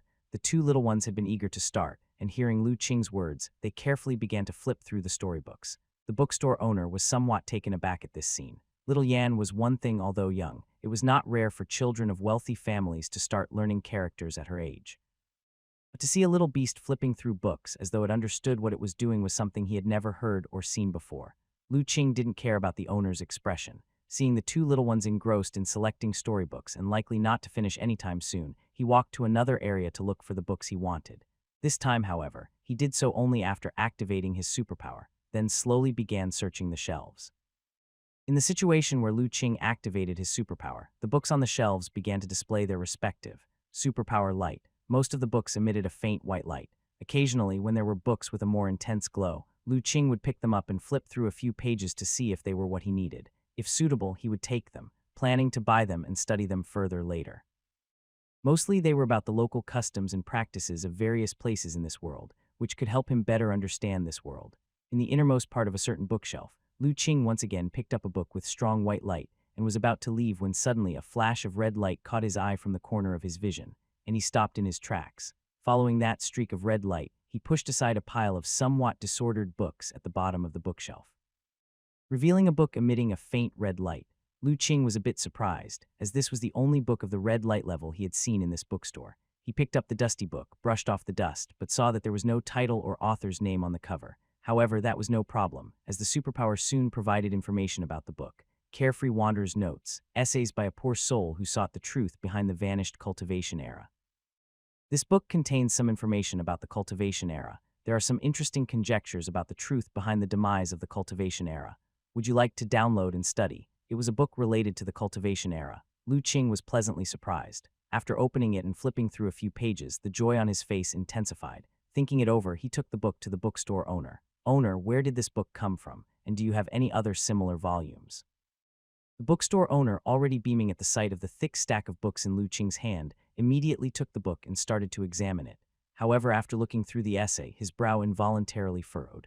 Young master, forgive my poor eyesight, but I am unaware of the origin of this book. You don't know either. Lu Qing was surprised. Previously, he thought the owner was very knowledgeable about the bookstore. I am not hiding anything, young master. Our family has run this bookstore for 3 generations, and many of the books have been collected since my grandfather's time. So even I can't identify the origins of every book, especially since this book doesn't even have a name, making it even harder to trace its source. Where did you find this book, young master? In the innermost part of the bookshelf below. That explains it. Most of the books there are of unknown authors and obscure origins. Few people read them, and I don't even know where my grandfather got them from. They would have decayed long ago if it weren't for my occasional airing and mending. It's going to be difficult for you to trace its source, young master. Having listened to the bookstore owner's explanation, Lu Qing understood that it was unlikely he would find other works by the carefree wanderer. He felt a bit disappointed, but also knew it was impossible, so he placed the books he was holding on the counter. Then forget it, owner, I'll take these books. Little Yan, little Li, have you chosen the books you want? We have, big brother. Little Yan, cradling a small stack of books, came running over excitedly. These are the ones little Li and I want to buy. Okay, owner, let's sum up how much it will be. Right away, young master. The bookstore owner's smile grew even brighter. He immediately began counting the books, clicking away on an abacus. It wasn't long before he lifted his head. All done, young master, the total is. Hearing the amount stated by the owner, Lu Qing nodded, not surprised. Books were originally expensive in this world, and some richly contented, beautifully bound books could cost over 10 taels of silver each. Compared to that, the price given by the owner was quite generous. I didn't bring that much silver, owner. Do you accept gold? Yes, yes, the owner hurriedly said. Although gold was not easy to circulate, it was always more popular than silver. That's fine then, owner, here it is. Lu Qing took out 2 small gold ingots from the purse given by Mrs. Wei and handed them over. The bookstore owner took the ingots, carefully examined them, and when he saw the small Wei character at the bottom of the ingots, he was even more surprised. Knowing these were gold ingots from the Wei family, the 2 before him must be esteemed guests from the Wei mansion. His demeanor became even more respectful as he weighed the 2 gold ingots and then took out some broken silver to give to Lu Qing. Young master, here is your change in silver. I'll wrap up the books for you right away. Just do what you need to do. We are not in a hurry. Once Lu Qing left the bookstore, he realized there was still plenty of time and decided to stroll around a bit longer. This time, he wandered much more freely. Along with little Yan and little Li, wherever it was bustling, they headed there, thoroughly satisfying the curiosity of the 2 young ones. In the workshop, when people saw the clothes of Lu Qing and little Yan, along with the strange little beast on their shoulders, almost everyone instinctively stepped aside to give them space, not daring to crowd them. Those who could dress like this were usually either wealthy or noble, not someone they could afford to offend. Thus, despite the crowded workshop, Lu Qing and little Yan had a rather comfortable time walking around. Wandering aimlessly, Lu Qing suddenly noticed a crowd ahead with noisy arguing coming from within. Having nothing else to do, he decided to carry little Yan over and take a look. Upon getting closer, he saw that the stalls on both sides of the street were displaying jars and various old objects, and he realized it must be akin to the antique street from his previous life. As the arguing continued, Lu Qing carried little Yan and with his strong physique easily made his way into the crowd. At the front of the crowd, he saw a thin man with a pointed chin and whiskers styled in a Fu Manchu, gripping an old man's arm and shouting loudly, "Old guy, you broke my antique vase. If you don't pay today, don't think about leaving." The old man, wearing patched clothes, had a face now full of panic. He mumbled, "It wasn't me. I didn't even touch that vase. It fell over on its own."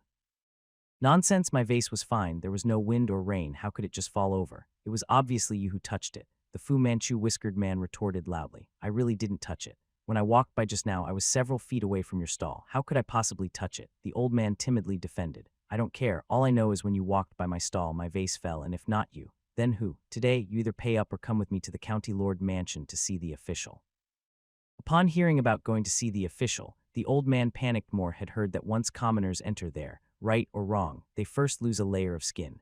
He looked around desperately, hoping someone would testify that he really didn't touch the vase, which somehow just suddenly fell, was truly wronged.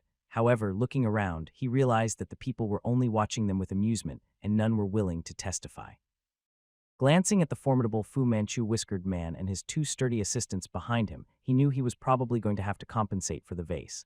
"All right, I'll pay. How much is this vase?" the old man resignedly asked. "This is an antique vase, giving you a discount, 20 silver ingots." The Fu Manchu whiskered man, seeing the old man concede, revealed a smug expression. How much?" the old man asked in disbelief. "Not more, not less, exactly 20 silver ingots."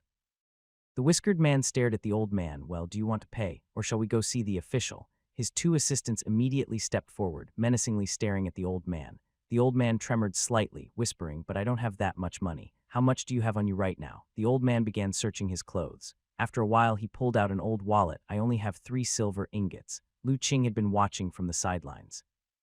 By now, he could tell the old man was being swindled, but as he didn't know the whole story and seeing that the surrounding crowd were just spectators, he didn't intend to interfere right away. Instead, he activated his superpower to assess the situation. He first looked towards the broken vase on the ground. A layer of gray light emerged. Broken vase, a newly shattered porcelain vase, just as suspected. A look of realization crossed Lu Qing's eyes, and his gaze then shifted to the Fu Manchu whiskered man. A faint white light appeared. Chen Wenkai, nicknamed Jackal, notorious in the workshop, well known for swindling country folk and merchants from afar. Eyes sharp, adept at judging people, enjoys extorting farmers and traders from outside the town. By now, Lu Qing could fully understand the situation. Just as he was about to retract his superpower, his eyes swept over the old man holding the wallet. Suddenly, his whole body shook, his eyes displaying a look of shock. Purple glow, how can this be possible? Lu Qing stared intently at the old man's ancient money pouch, his eyes filled with disbelief. At this moment in his field of vision, a faint purple superpower light was emanating from the old money pouch. Although the light was faint, it appeared so dazzling to Lu Qing. Ever since coming to this world and awakening the superpower, he had only seen this kind of purple glow 3 times. The first time was when he received the inheritance from the Divine Talisman sect. The second was yesterday in the underground cave beneath Wei Mansion where he saw the leaving fire tripod.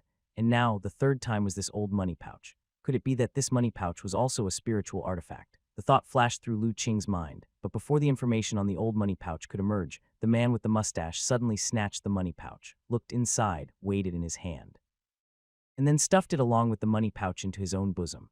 3 silver tael then, consider it my bad luck, old man. Be more careful when you walk next time. You're lucky it was my stuff you bumped into. I'm a kind-hearted person, so I'll let you off this time. If it had been someone else, they'd definitely have thrown you into the jail, the mustached man said viciously, among the onlookers who knew the mustached man's true nature.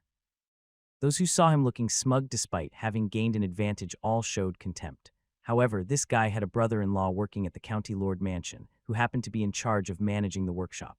They all had to make a living in the workshop and couldn't afford to offend him. So even if some people sympathized with the old man, in the end, no one spoke up. The old man stood still, his expression one of sorrow. The silver tael was the money he had just received this morning after selling his grain in the city. It was nearly half a year's savings for his family. He had planned to buy some gifts for his granddaughter, who had recently been learning sewing, but kept hurting her fingers with a poor quality needle. The sight of it pained him. He had thought to take advantage of this trip to the city to buy her a good needle to bring back. He never anticipated such a sudden disaster, and now all the money was gone. Thinking about what he would say to his son and daughter-in-law once he got home, overwhelmed, the old man's head overheated, and with a surge of emotion, he suddenly let out a cry and charged towards the wall corner in front of the mustache man's stall. This sudden turn of events came as a shock, completely unexpected by everyone. The majority of the spectating crowd were commoners, none able to react quickly enough. They could only watch in horror as the old man rushed towards the wall corner. Just as the old man was about to be bloodied on the spot, the next moment, a figure appeared in front of him, gently pressing on the old man's shoulder, stopping his charge. It was a young man dressed in lavish clothes, holding a sprite-like little girl in his arms, and a peculiar little black beast perched on his shoulder, his face showing a slight smile. "Old sir, even if you feel wronged, there is no need to seek death. Would that not cause pain to your loved ones and joy to your enemies?" Seeing that someone had stopped the old man, everyone finally breathed a sigh of relief. The mustached man was even more startled and cursed loudly. "Old fellow, what do you think you're doing?" Fear lingered in the mustached man. If the old man really died in front of his stall, the county lord mansion would undoubtedly intervene, and even his brother-in-law might not be able to smooth things over for him. With that in mind, the mustached man glared at the old man again, saying viciously, "Old fellow, if you want to die, go somewhere else. If you pollute my stall, can you afford to compensate for it?" His ferocious appearance scared the surrounding people somewhat. Blather. Lu Qing, seeing the man still spouting vile words, grew stern, took a light step forward, and in an instant arrived in front of the mustached man. With an effortless slap, he struck the man's face, only to see the bearded man's body spinning like a torn sack, toppling to the ground, unconscious. Upon closer inspection, half of his face was swollen beyond recognition, and several teeth, mixed with blood, had fallen beside him. With the strength Lu Qing now possessed, even holding back 99% of his power, that slap was not something the bearded man's meager body could withstand. Being alive was already the result of Lu Qing deliberately showing mercy. But to suffer a disability in the future was certain, for the force behind Lu Qing's slap carried a whiff of soft energy, causing damage far beyond what was visible on the surface. The surrounding area fell into sudden silence. Everyone watched the scene in shock. Nobody could have imagined that this well-dressed young man, who had just been all smiles, could suddenly strike so ruthlessly. Looking at the bearded man's face, it seemed as though even if he were to heal, eating would pose a problem. Yet for some reason, witnessing the bearded man in such misery, everyone felt an inexplicable sense of satisfaction rising in their hearts. Many merchants in the workshop had long found him displeasing to the eye. If it wasn't for his good fortune of having a maternal uncle who worked at the county lord mansion, he would have been expelled from the workshop long ago. Now, seeing someone finally taking care of him, everyone almost couldn't help themselves but to burst into applause. As for the two attendants, seeing how ferocious Lu Qing was, they had already hidden themselves away. After giving the bearded man a near-death slap, Lu Qing lightly flicked and took an old purse from the man's embrace, returning it to the old man. "Old man, this is yours. Please take it back." The senior citizen stared at Lu Qing, and it was only when the purse landed in his hands that he came back to his senses. He hurriedly said, "Young man, you've beaten someone, hurry and go. Otherwise, when the government officials arrive, you won't be able to escape." Yes, this man's maternal uncle works at the county lord mansion. He's not someone to provoke. "Young man, it would be better for you to leave quickly," the onlookers also said in unison. "It's all right. This man faked antiques and swindled a senior citizen, nearly causing a fatality. With such behavior, I presume that even the county lord mansion cannot openly protect him, can they?" said Lu Qing lightly. The crowd was at a loss for words. They thought the young man was quite naive. If the county lord mansion were really so fair, how could Chen Chaling have roamed the workshop for so long? "Old man, it's crowded here with many eyes. How about I escort you out?" Seeing that no one was speaking, Lu Qing again addressed the senior citizen. The senior citizen had long wished to leave this place. He remembered well the indifferent expressions of the others just a moment ago. Now that he had revealed his wealth, he dared not stay here any longer. Lu Qing led the senior citizen out. Just before leaving the street, he paused and spoke indifferently. "Oh yes, should someone from the county lord mansion come seeking accountability, you can tell them to look for me at the Wei mansion. My name is Lu Qing." After that, Lu Qing left with the senior citizen, leaving everyone standing dumbfounded as they watched their figures disappear. This young man, he's from the Wei mansion. Watching Lu Qing's retreating figure, everyone's face was full of surprise. They had not expected his background to be so significant. After their surprise, they looked at the mustached man who had fainted with delight in their eyes. This Chen Chaling usually bullied and swindled in the workshops, relying on his uncle who worked at the county lord mansion. Now that he had offended someone from the Wei mansion, let's see if he could still be so arrogant in the future. You have to understand, most families and powers in the city have to show 3 points of respect towards the county lord mansion. But there was one exception, and that was the Wei mansion. Wei mansion didn't have to be wary of the county lord mansion. On the contrary, the county lord mansion had to yield 3 points to the Wei mansion in everything. In front of the Wei mansion, what was his uncle who worked there? Even the lord county master had to be polite.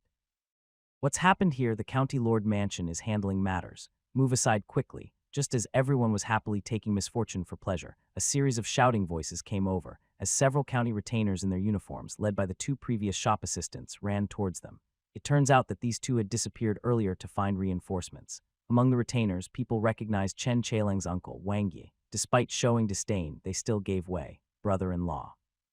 When Wang Yi saw the sorry state of his brother-in-law, he could hardly believe his eyes. Half of his face was swollen like a pig's head, which was shocking to look at. Who dares to hurt people recklessly in the workshops? This is blatant contempt for the county lord mansion's laws. Come out at once. Wang Yi roared in anger and grief. Around him there was dead silence. No one spoke up. Fine, no one will talk, huh? Then take everyone back and interrogate them one by one. I refuse to believe no one will confess. Wang Yi shouted loudly. His companions who had come with him were startled and hurriedly stepped forward to urge him in a low voice. Brother Wang, calm down. Arresting so many people, if it really escalates, neither you nor I can handle it. The people around heard that Wang Yi wanted to crazily arrest everyone. Beyond their fear, they also couldn't help feeling a surge of indignation. Someone immediately shouted, what does this have to do with us? The person who hit your brother-in-law has already named his household. He said he was from the Wei mansion and named himself Lu Qing. If you have the guts, go find him. What kind of ability is it to bully us? What, someone from the Wei mansion? Wang Yi's heart suddenly felt as though it had been doused with cold water, and he shivered all over. His companions were even more startled and quickly asked, are you telling the truth? That man claimed to be from the Wei mansion. Why would I lie to you? That young man is dressed in fine clothes and carries an extraordinary aura. It's clear he's not from an ordinary family. Even if he isn't from the Wei mansion, he must come from an exceptional background. Wang Yi, if you don't believe me, go to the Wei mansion and ask for yourself. Don't wrong a good person here. The shop owner who spoke was clearly ready to stake everything, his speech laden with sarcasm. Wang Yi's face turned ashen, his fists clenched tight, and he couldn't speak. Seeing the bad turn of events, a companion stepped forward. Brother Wang, involving someone from the Wei mansion is not something we can deal with. The pressing matter is to send your brother-in-law to the medical hall. After he wakes up, we can inquire about what really happened. Wang Yi took a deep breath, his clenched fists slowly unclenching, and he nodded. Let's do as you say. Trouble my brothers to lend a hand and carry my brother-in-law to the medical hall. It's no trouble, but since this involves the Wei family, it's beyond what we can handle. When we return, I'm afraid we'll have to report to the higher-ups. Wei mansion's independent status in the county demanded respect from the county lord mansion, and they couldn't be careless. Watching Wang Yi and his group arriving with a fierce momentum and then leaving dejectedly, the merchants in the workshop applauded and cheered. These retainers had no shortage of extorting and swindling them on normal days, so seeing them humbled now couldn't be more satisfying. Lu Qing was unaware of what had transpired after he left. At this moment, he was in a private room of a tavern. Old sir, come, have some wine to steady your nerves. After ordering a table full of good dishes, Lu Qing poured a cup of wine for the old man and said with a smile, young master, if there's something you need, just tell this old man straight. Your kindness is almost too much for me to handle. The old man felt uneasy seeing the table full of dishes. Coming from a poor background, he had never been to such a high-end tavern or seen such exquisite food. The cost of any of these dishes was likely equal to a month's income for his entire family. How could he dare to eat? If it wasn't for Lu Qing's luxurious attire and him having saved his life and helped him retrieve his silver earlier, he would never have dared to enter such an expensive place. Old sir, there's no need to panic. After giving little Yan a piece of chicken to eat, Lu Qing continued with a smile, I won't hide it from you actually. I do have a favor to ask of you. A favor to ask of me. The old man looked astonished, almost thinking he had misheard. Young master, you jest. Someone like you, what could I possibly help you with? Old sir, I wonder if you could show me that money pouch of yours. The money pouch. The old man was taken aback, only then realizing that Lu Qing was referring to the small pouch he used to carry his silver. Though unsure why Lu Qing would want to see that old pouch, the old man still took it out and handed it to Lu Qing. Naturally, he wasn't worried about Lu Qing having any ulterior motives. With the silver he had, he probably couldn't even afford the pot of wine in front of him, let alone catch Lu Qing's eye. Sure enough, after Lu Qing took the money pouch, he poured out the small silver pieces onto the table. He didn't bother to give them more than a glance, instead closely examining the pouch itself. Upon a close look, Lu Qing immediately noticed something amiss. The money pouch was old but exceptionally sturdy with not a single sign of damage. Moreover, its material didn't seem to be cloth, but rather resembled some kind of animal hide, naturally adorned with faintly discernible and bizarre patterns that were difficult to make out without a careful look. After inspecting it, Lu Qing finally activated his superpower to look at the pouch. Before long, a faint purple light emerged from the money pouch. Kainkun Chi Bag, low-grade spirit artifact, forged by a great divine power possessing mana, using the outer skin of the space cloud beast as the primary material. Containing a microcosm inside, it has a vast space within it capable of storing items, along with the capability to absorb and exhale clouds and mist, and inhale and exhale wind, with the ability to refine living creatures. The space cloud beast is naturally gifted with a space divine ability. And the natural patterns on its hide contain a hint of the law of space. Due to the depletion of spiritual energy, the spiritual nature has greatly declined, the powers of the spiritual objects have dimmed, and their might is hardly 1/100th of what it once was. Reading the words that had appeared on the money pouch, Lu Qing was pleasantly surprised. Indeed, this was a spiritual artifact, named the Kainkun Chi Bag. Additionally, according to the information on the words, it was one of the legendary space-related items. What surprised him was that, unlike the leaving fire tripod, there was no inheritance left on this pouch. Even so, it was already enough to make Lu Qing thrilled. The elderly man on the other side, seeing Lu Qing examining an old pouch over and over, was completely perplexed. He didn't understand. Wasn't it just an old bag? What was there to look at? "Old sir, may I be so bold as to ask where you got this money pouch from?" After confirming it was truly a spirit artifact, Lu Qing suppressed his elation and asked the elderly man, "I found this money pouch when I was young, digging in the fields one time. I saw that it was old but not damaged, so I took it home, cleaned it up, and started using it. Strangely enough, although it looks old, I've used it for many years without it ever going bad. It has always been like this." As he said this, the old man also began to suspect something. Could it be that this money pouch was special? Seeing his expression, Lu Qing knew he must have guessed something. He spoke candidly, "Old sir, I must tell you the truth. The material of this money pouch is quite special and useful to me, so I would like to buy it. What price would you ask to part with it? Son, is this money pouch really a treasure?" The old man asked with widened eyes. "To someone like me who practices cultivation, yes, it is. But to an ordinary person like you, aside from holding money, it has no other use," Lu Qing implied. Upon hearing this, the old man understood that this was something for martial artists and had no relation to ordinary folk like him. The old man was not a fool. Since the object was something even martial artists desired, it wasn't something an ordinary person like himself could keep. It was only because Lu Qing was good-natured that he asked so politely. Had it been any other martial artist, not forcibly taking it would have already been a kindness, let alone being so considerate as to not endanger his life. "One thing for another, this item indeed has use for me, but I can't simply take it for nothing. Here's the deal, old sir. Take this piece of gold as payment for your money pouch." Lu Qing took a small gold ingot from his bosom and placed it on the table. The dazzling glint of gold caught the old man's eye instantly. He had lived for so long but never encountered such a large piece of gold. However, he quickly waved his hands in refusal. I couldn't. Son, it's just a money pouch and you've just saved my life. How can I possibly take your money? Don't decline, old sir. Let's settle it this way. I will buy the money pouch from you." Without further discussion, Lu Qing stuffed the gold ingot into the old man's hand. The old man wanted to refuse again, but found himself unable to let go once the gold was in his grasp. He suddenly thought that with such a large piece of gold, many problems at home could be solved. There'd be enough for his granddaughter's dowry, and his wife's persistent illness. They could afford better medicine. They might even build 2 more rooms, so many family members wouldn't have to crowd into their small home, struggling to find a place to rest. With this in mind, the old man found himself unable to voice his refusals. Seeing this, Lu Qing knew the old man was tempted. He smiled lightly. "It's just a piece of gold, of no great concern to me. Old sir, rest assured and accept it." Seeing that Lu Qing insisted to this extent, the old man eventually accepted the gold ingot. "Old sir, are you hungry? It would be a waste to let this lavish spread of dishes go uneaten." Seeing that the old man had taken the gold ingot, Lu Qing then put away the money pouch and smiled. The old man, having accepted the gold, naturally felt less constrained and joined Lu Qing in enjoying the feast. After satisfying their hunger and thirst, Lu Qing personally escorted the old man out of the city and discreetly followed him at a distance to ensure no one was tailing them before returning to the city. After all, it was better to be thorough in good deeds. The last thing he wanted was for his kindness to result in misfortune for the old man. Just as he re-entered the city, Lu Qing's expression suddenly became grave as he looked ahead. He saw a man with a smile on his face, sauntering toward him not far ahead. The man was a handsome, middle-aged individual, whose phoenix eyes were particularly striking. "Yan Kanghai has met young Master Lu." The middle-aged man with phoenix eyes approached Lu Qing with a smile on his face, yet directly exposed Lu Qing's identity. At that moment, the information about the newcomer also appeared in Lu Qing's vision. He saw a few words emerging amidst a rather strong red light. Yan Kanghai, Kang County Master, of royal blood, carefree and promiscuous personality, not particular about details, extremely curious. Cultivation, postnatal internal organ realm great success, possesses a variety of secret techniques, especially skilled in swordsmanship. Originally a member of the royal family, due to excessive curiosity, he probed into taboo matters and was demoted from the royal capital. So he was the nominal ruler of the county town. After reading the information, Lu Qing understood in his heart. He just hadn't expected that the other party's background was rather complex, being a descendant of the royal family.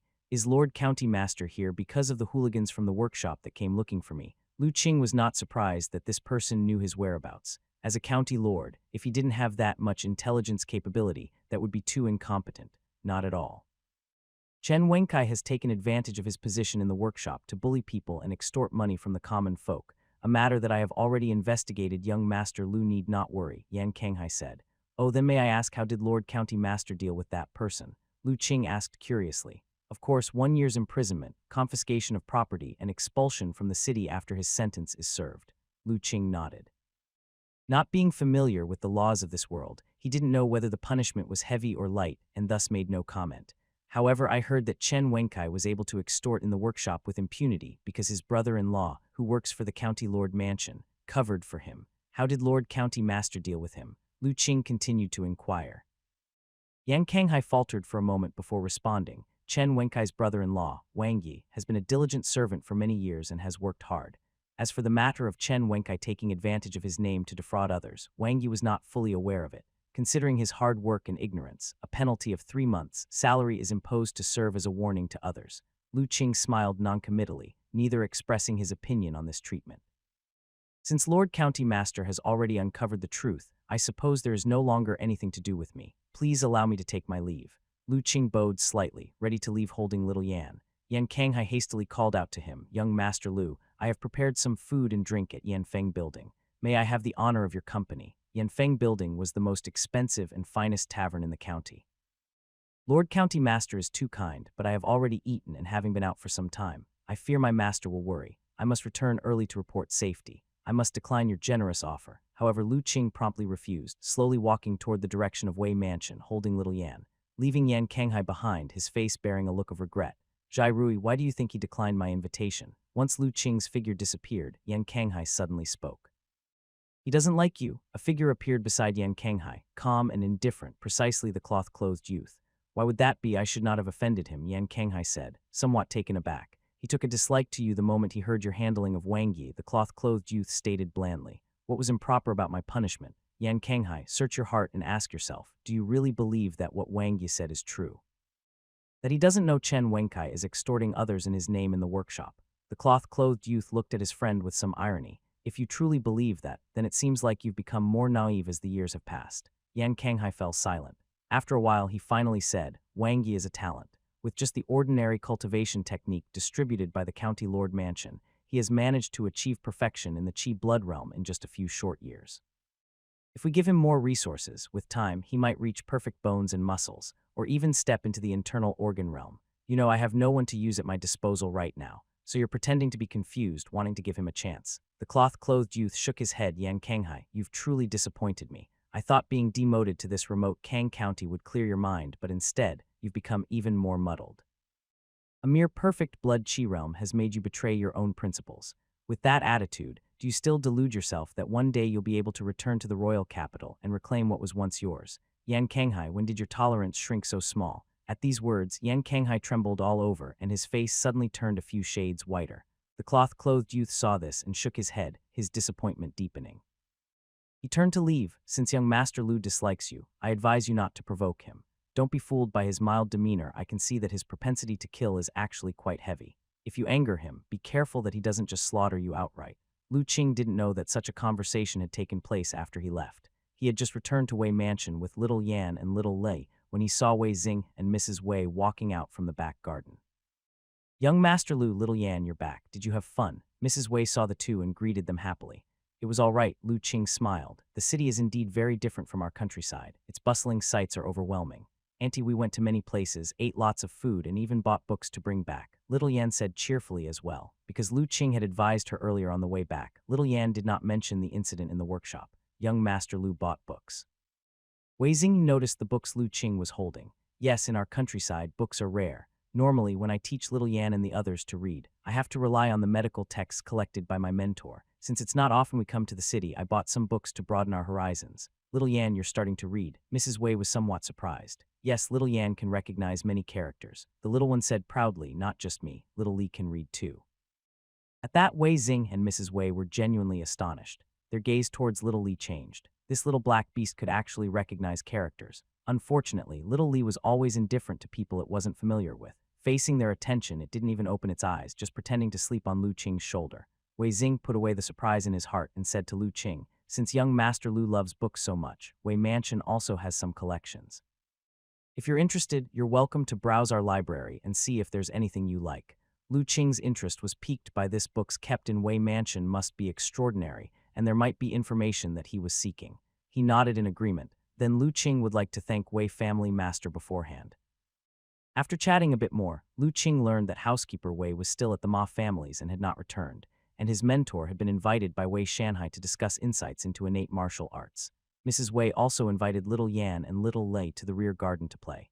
With nothing else to do, Lu Qing simply made an excuse to go back to his room to rest. Back in his room, he carefully closed the door, and only then did Lu Qing take out his gains from the day.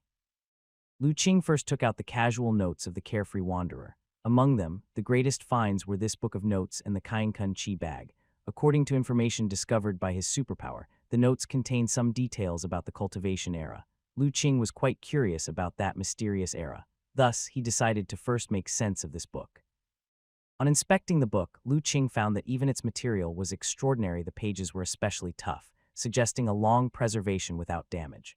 Do you wish to download and learn? Faced with the prompt in his field of view, Lu Qing chose yes. Downloading, current progress 1, 2, 397, 98, 99, 100, download complete. Do you wish to commence learning? Lu Qing continued with the choice to learn. The next moment, a familiar sensation of assimilating knowledge emerged from the depths of his mind, and he gently closed his eyes. After a while, when he had digested the information in his mind, he opened his eyes, a hint of lamentation in his gaze. This carefree wanderer really was a tragic figure. Having absorbed the information from the notes, Lu Qing finally learned the deeds of the carefree wanderer. The carefree wanderer, in reality, was a cultivator from over 1,000 years ago. More accurately, he was a pitiable person in pursuit of the way of immortal cultivation. The carefree wanderer initially was a scholar as a young man. He stumbled upon a legacy of immortal cultivation in an odd cave by chance. Coincidentally, his talent was also remarkable, perfectly fitting that legacy. Just like that, armed with the legacy he obtained from the strange cave and some resources, he managed to self-learn and break through limitations without any guidance, entering the Qi refining realm and becoming a bona fide cultivator. Later, he even exploited the resources of the cave to break through ranks rapidly, entering Qi refining perfection within a mere decade and some. According to the carefree wanderer in his notes, such progress, even placing him in the resplendent cultivation era, would rightly consider him an unmistakable genius, the kind eagerly recruited by major immortal sects. Sadly, he was born in the wrong era, one where spiritual energy was scarce, the immortal Tao had faded, and martial arts flourished. Even with outstanding cultivation talent, there were no immortal sects for him to join. This caused the carefree wanderer to express in his notes more than once his lamentation of being born at the wrong time. Even more despairing was that due to the scarcity of spiritual energy, his cultivation halted after reaching Qi refining perfection, no longer making any progress. No matter how he practiced, he could not achieve a breakthrough, unable to step into the perfect realm that followed Qi refining perfection, a state of being flawless and immaculate. In search for a breakthrough, the carefree wanderer began to travel the world. He visited a variety of famous mountains, great rivers, and peculiar places, hoping to find a slim chance for advancement. Having reached Qi refining perfection, his cultivation realm was equivalent to a martial artist at the perfect innate realm, and even stronger due to the wonders of immortal cultivation. Thus, traveling the world was not a difficult task for him. However, after the carefree wanderer exhausted decades searching for the sites of former immortal sects as recorded in the legacy he inherited, he discovered that those once magnificent cave heaven-blessed lands and immortal cave mansions had long vanished without a trace. What little remained were only ruins and desolation. It was then that the carefree wanderer truly realized the cultivation era had indeed come to an end, but it wasn't all fruitless. In one of the old sites of a sect named Heavenly Tao Sect, as recorded in the Legacy, he came across a jade wall. The jade wall contained a secret history. It implied that the decline of spiritual energy was the result of Heavenly Tao's self-regulating cycle. Much like the breathing of a person, one rises as another falls. One cycle of spiritual energy's rise and fall was roughly 60,000 years. 30,000 years of decline and exhaustion, followed by 30,000 years of recovery and prosperity, the cycle repeating endlessly without halt. Upon reading this secret history, the carefree wanderer's heart turned cold. According to the records on the jade, he calculated that he was in the late stage of the decline of spiritual energy, and it would be at least 1,000 more years before the next recovery of spiritual energy. Knowing this, the carefree wanderer began to despair. As a cultivator with chi refining perfection, equivalent to the realm of martial artists' innate perfection, his lifespan was only 300 years. Even if the path of immortal cultivation was mystical and he knew secret techniques to cling to life, at most he could only live for 500 years. Waiting for the true recovery of spiritual energy was impossible. In other words, despite his exceptional talent and astonishing innate gift for immortal cultivation, he could not wait for the day of spiritual energy recovery to shine in his own glory. At the very end of the scribblings, Lu Qing saw that after learning of the secret history on the jade, the carefree wanderer did not give up entirely. His entire life was a struggle against the laws of the heavenly Tao, trying to step into a higher realm with his talent and effort. In the centuries that followed, he made many attempts, seeking various secret lands, absorbing the residual spiritual energy, practicing martial arts, and even delving into the shocking path of insect witchcraft. But all these attempts ultimately ended in failure. Until the time of his passing, he was unable to break through the chi refining perfection to step into the higher level of the foundation establishment realm. After finishing the record of the carefree wanderer's life in the scribblings, Lu Qing remained silent for a long time. This was the second time he was deeply moved by someone's life story. The first was Li Weishan, the second was this carefree wanderer. However, compared to Li Weishan, the carefree wanderer's life seemed more tragic. Li Weishan's end could be said to have been partly his own fault. Had he not wasted too much time in his early life on striving to be better than others, he wouldn't have been forced to rush through his breakthrough with insufficient accumulation and ultimately pass away. But the carefree wanderer was different. He pursued the immortal Tao all his life, cultivated diligently, and never slackened. Fate, however, played a cruel joke on him, having him born in the wrong era.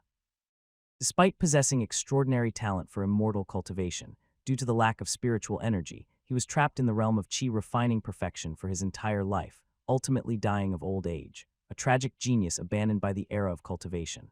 Lu Qing felt deeply moved and sighed at the carefree wanderer's fate. In an era lacking spiritual energy, without any guidance, he managed to cultivate on his own to chi refining perfection. Had the carefree wanderer been born in the prosperous era of immortal cultivation, it was hard to imagine what heights he could have achieved. Alas, there are no ifs in the world. Being born in the wrong era sealed the carefree wanderer's tragedy. After dwelling on the carefree wanderer's life for a while, Lu Qing also turned his attention to another matter, according to what the carefree wanderer noted in his writing. His era was at least 1,000 years away from the period of spiritual energy recovery calculated by the Heavenly Tao sect. Nearly 1,000 years had passed since the carefree wanderer's demise.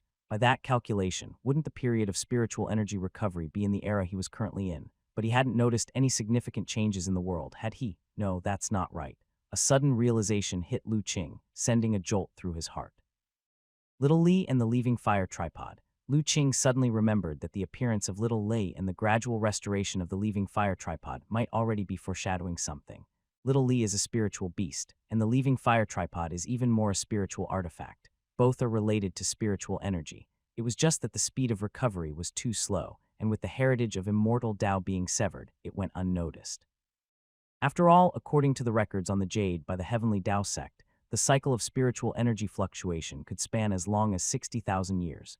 If that's the case, I need to prepare in advance. A serious look appeared in Lu Qing's eyes. If the spiritual energy was truly recovering, it would be a major shift that hadn't occurred in tens of thousands of years. The entire world's structure would likely undergo significant changes. Lu Qing did not believe that those cultivation forces, which once had illustrious names and controlled the world's resources, had all perished. Having gained the heritage of cultivation himself, he knew that the techniques of cultivators were far superior to those of martial artists. It was impossible that they had no means of coping. He preferred to believe that they were lying dormant somewhere, quietly waiting for the day when the spiritual energy truly recovered to a certain level. However, this could also be an opportunity for me, Lu Qing muttered softly to himself. Regardless of whether those cultivation sects were hiding or had completely disappeared, the fact that cultivators were rarely seen in this era was undeniable, because before the complete resurgence of spiritual energy, Lu Qing might use this opportunity to gain the upper hand. Just like this time, he had obtained a spiritual artifact almost without any cost. One must know that even at the peak of the cultivation era, spiritual artifacts were still extremely precious. Many smaller sects had none at all, and some larger sects might have only one or two spiritual artifacts, serving as the foundation to suppress their sect's fortune. That he could obtain one so effortlessly was indeed great fortune. Lu Qing took out the Kainkun Chi bag. He gently caressed the patterns on the Kainkun Chi bag. He suddenly thought that because of the depletion of spiritual energy, many famous spiritual artifacts from the cultivation era were probably in a poor state now. They might have degraded nearly to ordinary objects, just like the Kainkun Chi bag. Although most of them were likely taken away by the cultivation sects, it was hard to say if any were still lost outside. If he could locate these spiritual artifacts, wouldn't he make a fortune? Thinking of this, Lu Qing's heart grew somewhat excited. The disappearance of the cultivation era was a disaster for those cultivators, but for him, it was truly a great opportunity. After fantasizing for a while, Lu Qing calmed his emotions, ready to begin refining the Kainkun Chi bag. Although he hadn't found any heritage in the Kainkun Chi bag, the heritage he obtained from the Leaving Fire tripod included a technique for refining magic artifacts, and coincidentally, that technique was one Lu Qing could barely perform. Holding the Kainkun Chi bag, the divine soul power surged within the divine aperture between Lu Qing's eyebrows, threading out a wisp toward the inside of the Kainkun Chi bag. Quickly, he sensed the restrictions inside the Kainkun Chi bag. As long as he could refine these restrictions, he would be able to control this spiritual artifact successfully. Following the secret refining method of the Li Hu sect, Lu Qing manipulated his divine soul power and began to slowly refine the restrictions. Just days earlier, Lu Qing had been unable to perform this refining method. But last night, after he had condensed the third God Soul rune and formed a framework for the Lifebone Talisman, his divine soul power had greatly progressed, albeit barely sufficient.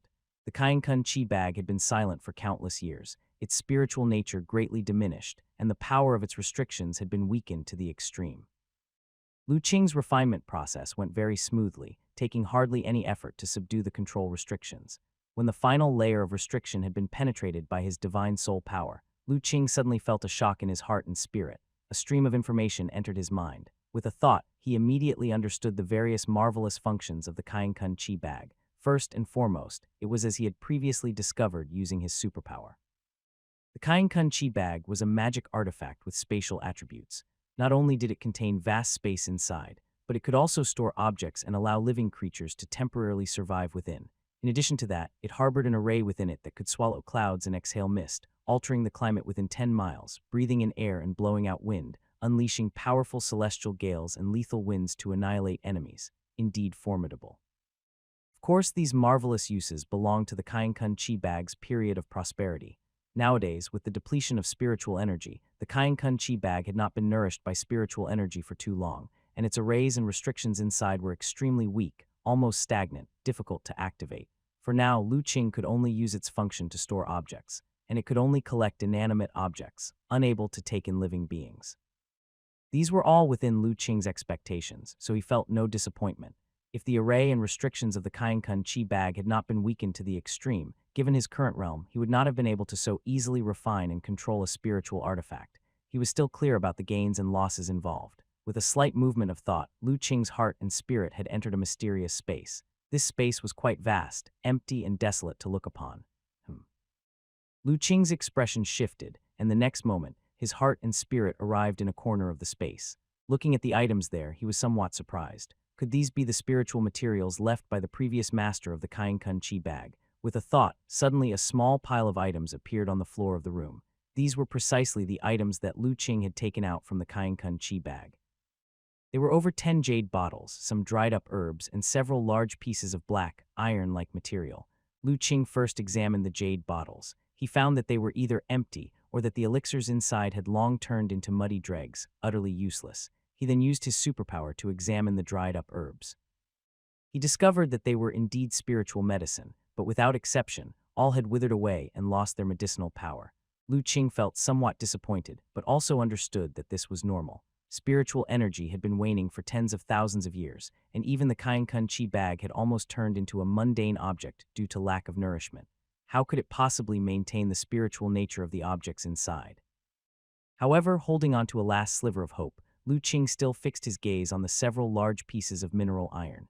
Soon, a rich red light emerged from the stones. Outer heaven meteorite iron stone, a mysterious meteorite iron stone that fell from beyond the heavens and was squeezed and buried deep underground for tens of thousands of years. Material heavy and extremely hard, very precious. Highly accommodating, one of the best materials for refining magic artifacts and embryos of spiritual artifacts. After examining the information that emerged from the mineral iron, a look of joy appeared on Lu Qing's face. Could it be outer heaven fallen iron? Lu Qing was very excited. In the inheritance of the Li Hu sect, this rare spiritual material was mentioned and highly revered, referred to as one of the best materials for forging the embryo of a spiritual artifact. The middle-grade spiritual device, the leaving fire tripod, was infused with quite a bit of outer heaven fallen iron during its forging by the Li Hu sect. The young master of the Li Hu sect had once expressed his regret in the inheritance, saying that if the tripod's body had been made entirely of outer heaven fallen iron, they would not have been defeated in that great sect war.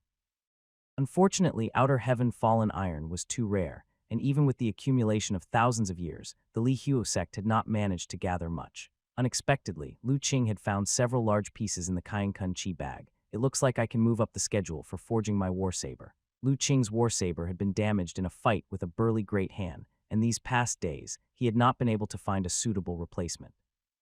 Although the Wei family had offered some treasured sabers for him to choose from, in his view, while those sabers were not bad, they were not much stronger than his original one, so he had not made a choice yet. After receiving the inheritance of the Li Hu sect, he even fancied the thought of forging a treasured saber by his own hand. He had been thinking of looking for some good iron stone after attending the apprenticeship ceremony of Ma Gu and Wei Zion. Now that he had gotten the outer heaven fallen iron, it was better than any artifact refining material he could find. After admiring the outer heaven fallen iron pieces for a while, Lu Qing put the items back into his Kainkan Chi bag. He also tucked away the books he had just purchased and some other miscellaneous items. From there on out, Lu Qing felt refreshed all over, with nothing but his clothes and a Kainkan Chi bag on him, free from any other burdens. Actually, spiritual artifacts could be stored inside the body, but as Lu Qing was not a cultivator, not even at the innate realm, his Qi acupoints were not opened. He could not store the Kainkan Chi bag in the Dan Tian energy point to be nourished and could only temporarily hang it on his person. After finishing all these things, Lu Qing walked out to the courtyard, found a comfortable spot, and with a thought, he took out a book from the Kainkan Chi bag to leisurely read. This time he chose not to use his superpower to download the content directly, but to flip through it page by page, enjoying the fun of reading and passing the time. After all, life was not only about cultivation at appropriate times, it was necessary to relax. Strength and softness in measure are the righteous path of cultivation. Unfortunately, there was no river in the city, otherwise, Lu Qing would have liked to go fishing. He enjoyed reading comfortably in the courtyard for several hours, until a servant from Wei Mansion came to inform him that dinner was ready, and then Lu Qing put the book away. He followed the servant leisurely to the dining hall, feeling quite satisfied within himself. That afternoon, he had already gone through a small part of the books he had brought back. He had learned a lot more about many things in this world. Acquiring knowledge could make one feel fulfilled. Upon reaching the dining hall and seeing his master, Little Yan, Little Li, and even Grand Steward Wei there, he also found out during dinner. Housekeeper Wei had already arranged with the Ma family for the apprenticeship ceremony, which was set for 3 days later. Tomorrow, they would send out invitations to the various families and powers in the town to attend the ceremony. 3 days, plenty of time. After learning this, Lu Qing thought for a while, and after dinner sought out Wei Xing. Family head Wei, there is something I would like to request your help with. Oh, what might that be? Please speak, young Master Lu. Wei Xing perked up and hurriedly responded. It was rare for Lu Qing to ask him for a favor, and this was a great opportunity to strengthen their relationship. I have a list here with some materials on it, and I was wondering if the family head could dispatch someone to help me collect them. I can pay for the expenses. Lu Qing took out a sheet of paper. Young Master Lu said, what, just gathering some materials? How can we let you incur expenses? Wei Xing took over the paper, opened it, and looked at it and couldn't help but be surprised. That was because some of the materials listed were quite peculiar and indeed not easy to find. Young Master Lu, Wei dares to ask, what do you need these materials for? I need them for preparing a certain medicinal solution. Why is it hard to find these items? Family head Wei. Lu Qing felt a bit uneasy. The materials listed on the paper were organized according to some records from the heritage of the Li Hu sect. Although there were no spiritual materials included, He was not certain whether everything could be found. After all, the Li Hu sect was from too long ago who knew whether some of the materials still existed. It's not impossible, most of the items are in the mansion's secret vault, but a few will require some effort to obtain, and it may take a few days to have news. Wei Xing said. That's not a problem, I'm not in a hurry. Lu Qing smiled. Just do your best to gather them. Family headway. If they can't all be found, it's also fine. If the materials weren't complete, then the effectiveness of the medicinal solution would be weaker. He would just have to put in more effort. And it wouldn't have too much of an impact. Then I will arrange for someone to search for them shortly. Hearing Lu Qing say this, Wei Xing was also relieved. However, he had already decided in his heart that he must handle this matter well. It was rare for Lu Qing to ask him for help. Such opportunities were few and far between. Oh right, there is one more thing Lu Qing would like to ask family headway about. Speak freely. I wonder in this county which blacksmith shop is the best. The next morning, young Master Lu, this Zhuzin workshop is the finest blacksmith shop here. The owner, Master Lin, with his fiery fire hammer technique, is incredibly skilled, almost on par with a grandmaster of weapon crafting. Standing in front of a blacksmith shop, housekeeper Wei introduced it to Lu Qing. Lu Qing looked at the dazzling array of weapons inside, as well as the faint, warm air emanating from within, and nodded. Then I'll trouble Grand Steward to facilitate. Housekeeper Wei, you've come. The owner is waiting inside. Please come in quickly. At that moment, a middle-aged and portly man with the appearance of a manager hurried out from inside and bowed. Knowing that Lu Qing wanted to visit the best blacksmith shop in town, Wei Xing had arranged it properly the previous night. It's no trouble at all, please, both of you. Lu Qing and housekeeper Wei followed the manager inside. From the outside, the shop seemed small, but the interior was quite spacious.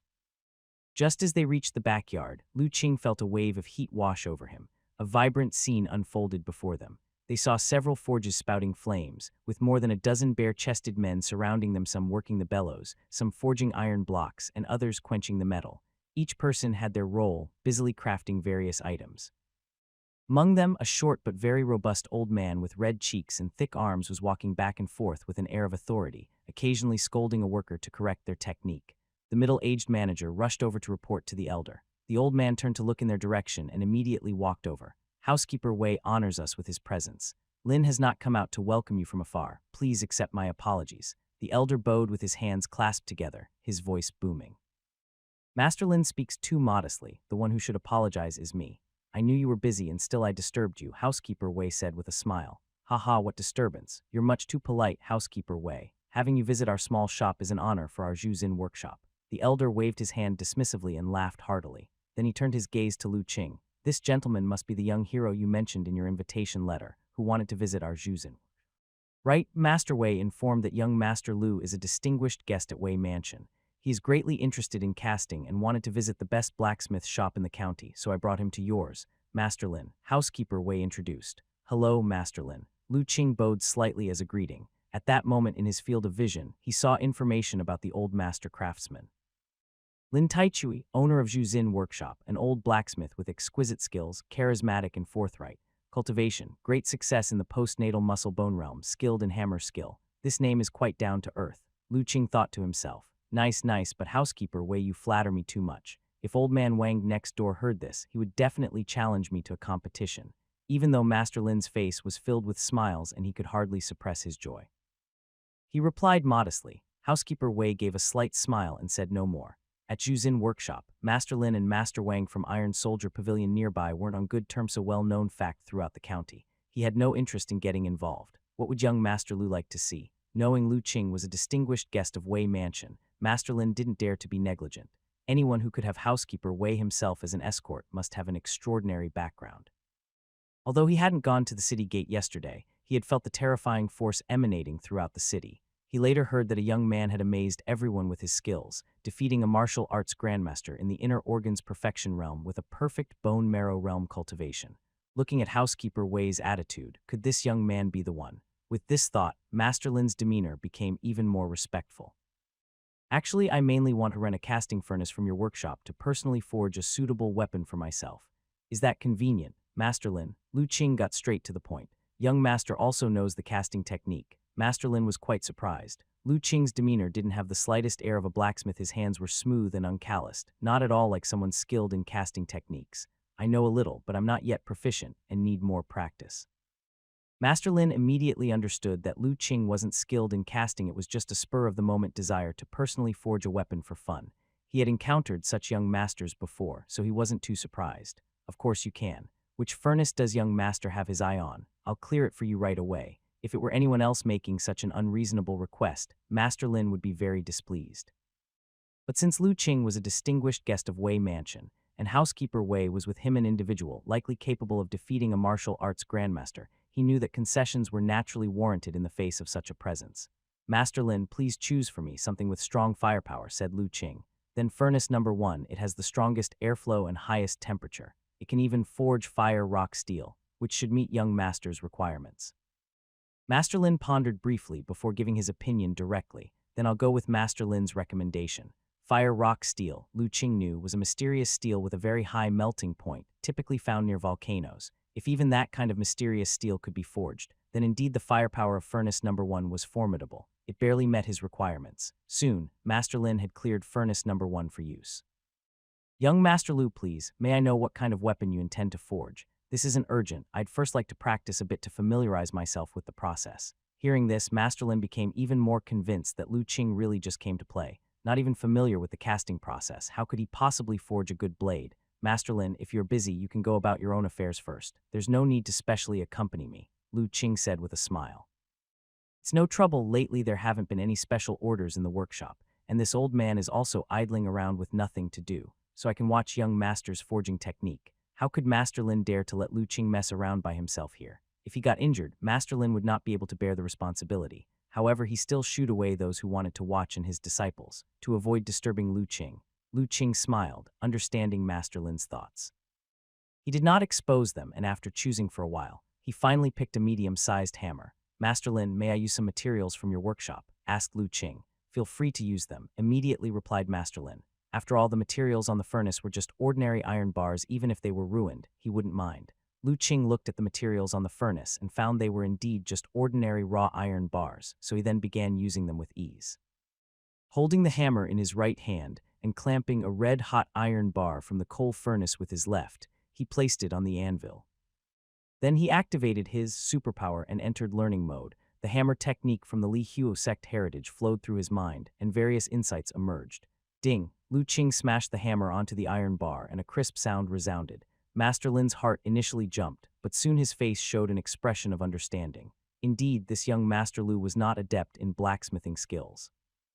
This hammer strike, although strong, lacked skill. The force applied was incorrect, making it appear quite unfamiliar. Hammering this way, it would be difficult to beat out the impurities from the raw iron. However, he did not offer any suggestions and just watched quietly. After hammering a few times, Lu Qing also noticed something was wrong, and he stopped to think quietly.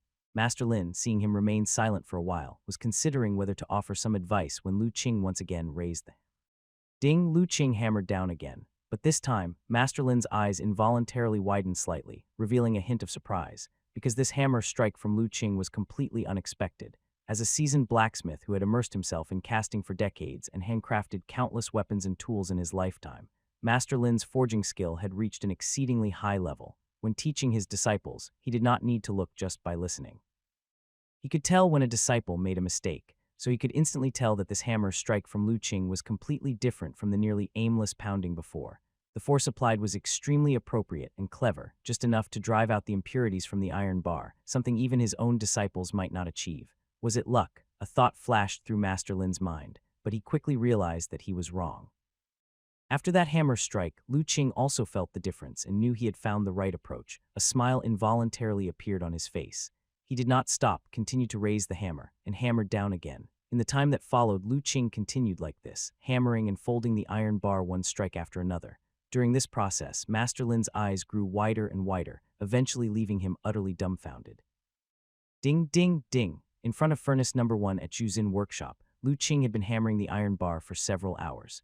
Yet he seemed not tired at all. His hand was always so steady, and he hadn't even sweated a single drop. It was as if he wasn't standing by the hot forge, but rather in a cool mountain valley. Outside furnace number 1, other people had already gathered. Like Master Lin, they all stared, dumbfounded at the scene.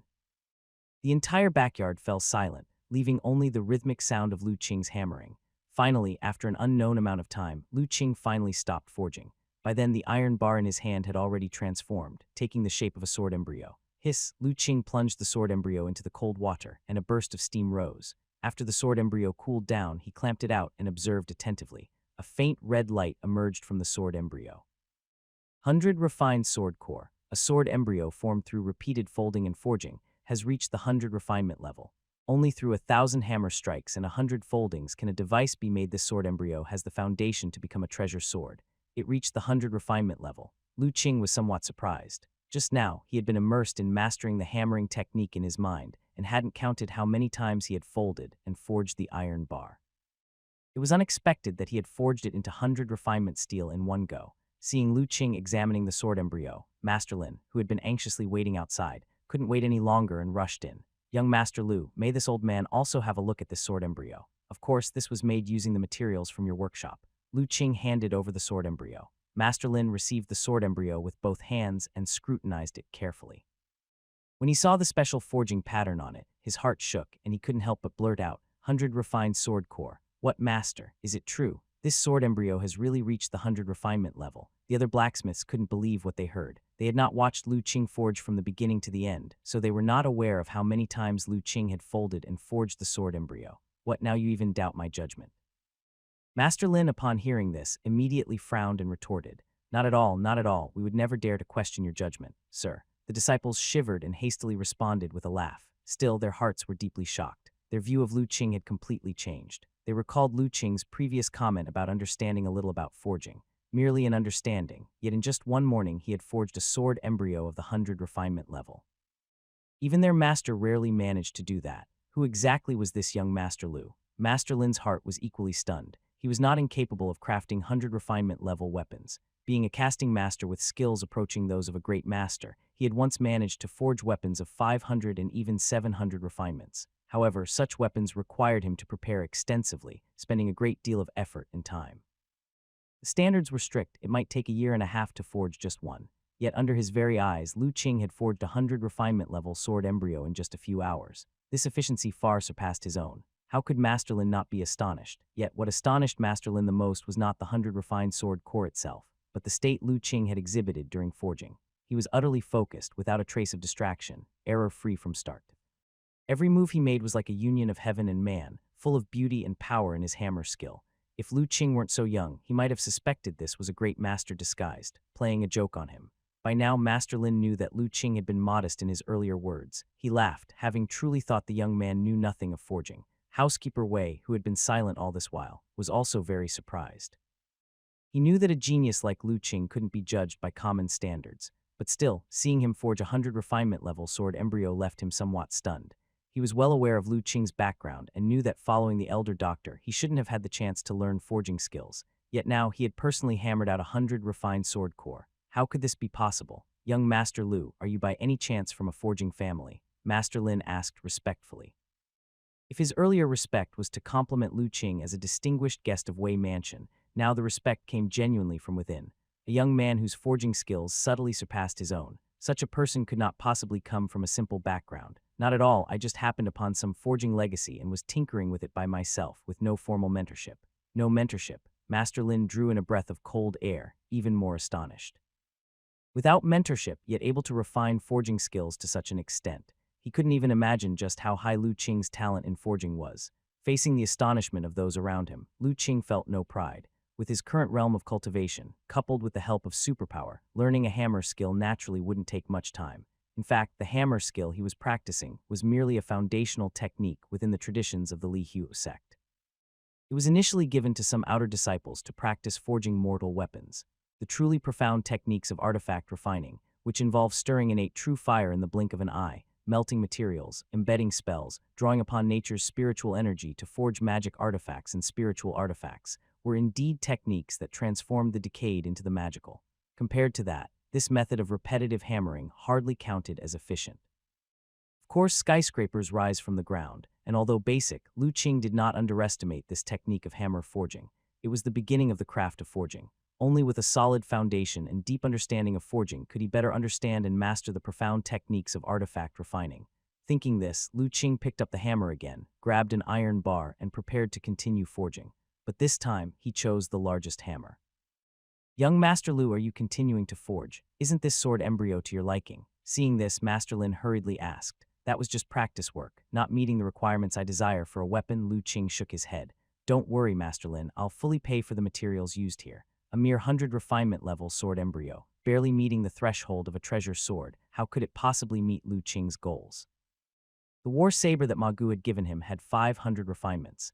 Young Master Lu speaks too humbly. I certainly didn't mean that. It's just some iron. Use it freely if it's not enough. There's plenty more in the storeroom. But you've been forging for so long, don't you need to rest? Master Lin hurriedly explained, fearing that Lu Qing would think him stingy.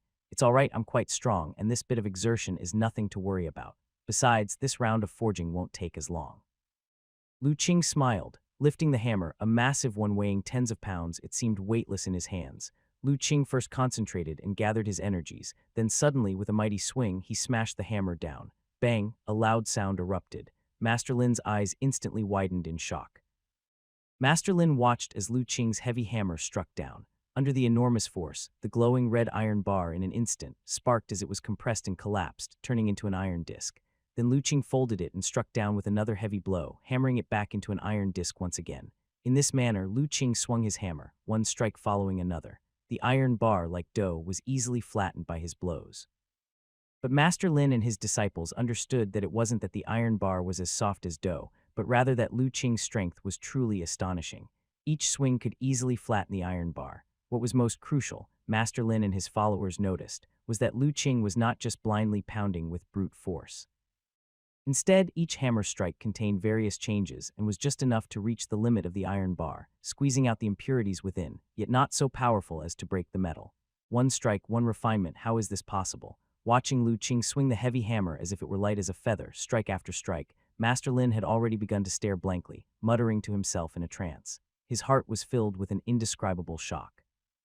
He had never thought that forging an iron billet could be done in such a manner. Each hammer strike was a refinement, a technique of forging that seemed magical, something that even the true casting great masters he had seen could not achieve. Yet it was happening vividly right before his eyes. Clang, clang, clang. In the backyard of Zhu Xin workshop, Lu Qing continued swinging his heavy hammer, each blow releasing a colossal force that shook the entire backyard. Everyone, captivated by the display of power and beauty, lost themselves in the moment. Housekeeper Wei was no exception. Possibly because of his higher cultivation, he was even more capable of appreciating just how terrifying Lu Qing's hammer skill was. He estimated that even with his realm at the great success of the internal organ realm, he feared he might not be able to withstand a few blows from Lu Qing. In this way, Lu Qing continued to hammer tirelessly for more than an hour. Suddenly he felt something, stopped folding and hammering, and began shaping the iron bar in his hands. Gradually, the iron bar he held began to change shape, forming the outline of a sword. Clang! With another strike amidst a shower of sparks, Lu Qing finally stopped hammering and put the sword embryo that had taken shape into cool water. SSS. Under the mist of steam, Lu Qing took out the sword embryo, gazing at it intently. A rich red light emerged from the surface of the sword embryo. 1,000 refined sword mold. A sword embryo formed through repeated folding and hammering, having reached the level of 1,000 refinement. Only through 1,000 hammerings and 100 refinements can one create a finished piece. A sword embryo of 1,000 refinement level has the potential to become a magic artifact. Limited by the material, this sword embryo has reached its limit. Continuing to hammer and fold it will not improve its quality. Indeed. After seeing the information on the sword embryo, Lu Qing came to a realization. While hammering before, he had already sensed it. He felt that the iron bar had reached its limit, and continuing to fold and hammer would be meaningless. It seems that mortal iron, after all, is just mortal iron and cannot be endlessly folded and hammered to improve its quality. 1,000 refinement level was already the utmost quality for these iron bars. Young Master Lu, may this old man have a look at this sword embryo? At this moment, Master Lin asked with a trembling voice. His eyes were filled with hope. Of course you may. Lu Qing casually passed the sword embryo to the older master craftsman. Master Lin reverently took the sword embryo in both hands and scrutinized it closely. This time, his apprentices could no longer bother with the proprieties of master and disciple. They all crowded around to inspect the sword embryo. The sword embryo that Lu Qing had forged this time was slightly smaller than the last one because he had hammered out all the impurities within it. Of course, that was not what Master Lin and his apprentices were paying attention to. Their first order of business was to examine the patterns on the sword embryo. Then, when they saw the incredibly detailed patterns, Master Lin's body trembled violently. This pattern, it's indeed 1,000 refinement treasure embryo. This sword embryo has reached the 1,000 refinement level. Master, has it truly reached the 1,000 refinement level? The apprentices had never seen refined iron of the 1,000 refinement level, and their bodies were equally shaken upon hearing the news.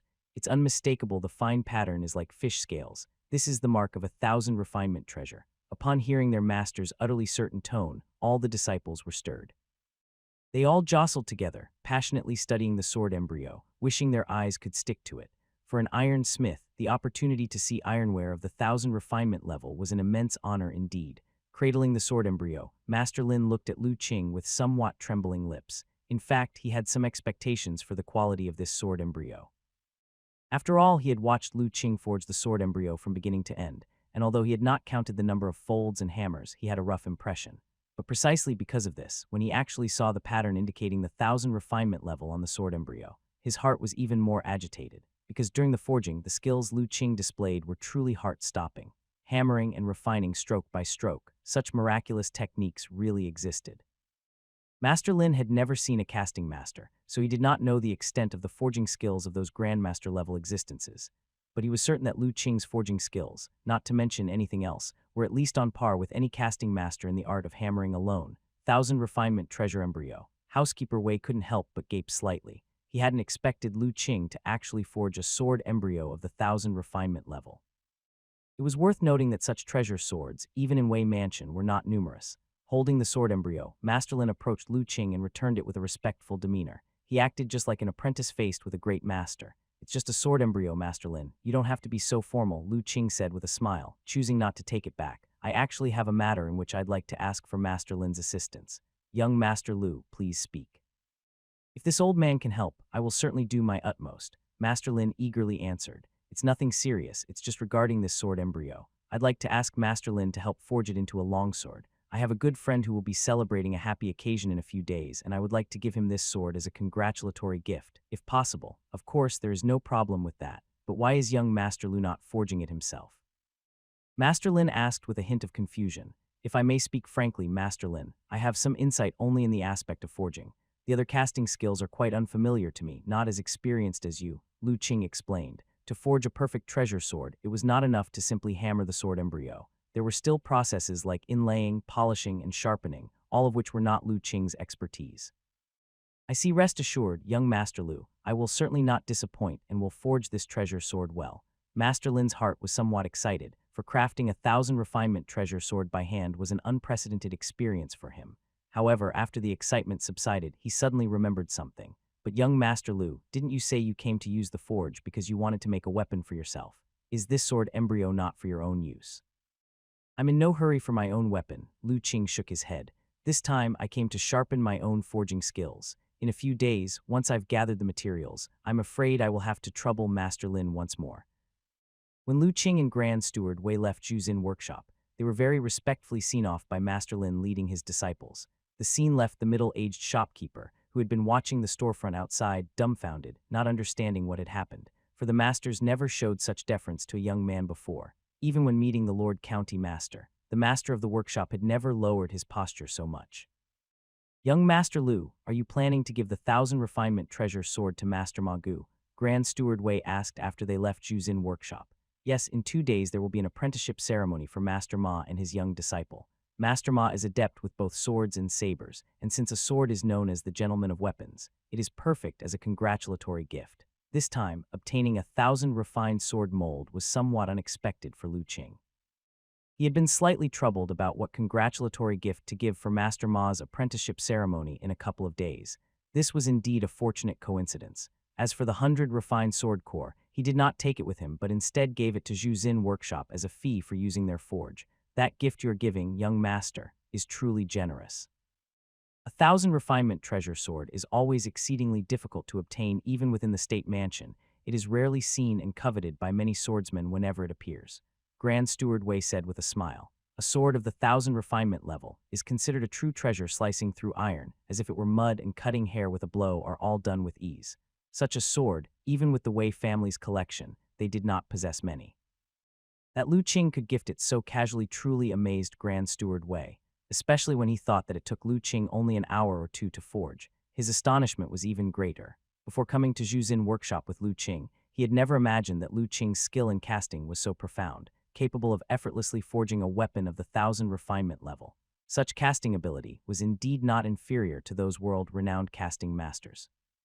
Such a young casting master, coupled with the formidable strength to defeat a martial arts grandmaster. Grand Steward Wei found that the more he interacted with Lu Qing, the more he realized how inscrutable the young man was. One could never know how many unknown skills he still concealed, and each of them was so breathtakingly brilliant. Lu Qing did not notice Grand Steward Wei's internal turmoil. He was quite satisfied with his trip to Zhu Xin workshop. Being able to forge a sword mold of the 1000 refinement level using mere mortal iron meant his crafting skills had truly developed. Once Wei family master helped him gather the materials, he could begin forging his own war saber. After returning to Wei Mansion, Grand Steward Wei hurriedly went to report to Wei Xing. The news that Lu Qing possessed forging skills comparable to those of a grandmaster was very important. Wei Xing was equally astonished upon hearing this, but he did not spread the news, instead heightening Lu Qing's importance several levels in his mind, and ordered his men to speed up the process of gathering the materials Lu Qing needed. In the following days, Lu Qing did not go out again, contentedly practicing martial arts and reading books in Wei Mansion. He had also asked someone from Wei Mansion to go back to Jialai village and inform Old Master Zhang and the others that he would be staying in the county for a while, so there was no rush to return. 2 days later, just before the apprenticeship ceremony, Zhu Xin Workshop finalized the 1000 refined sword mold into a true treasure sword and sent it to Wei Mansion. Young Master Lu, please have a look. Does this sword meet your expectations?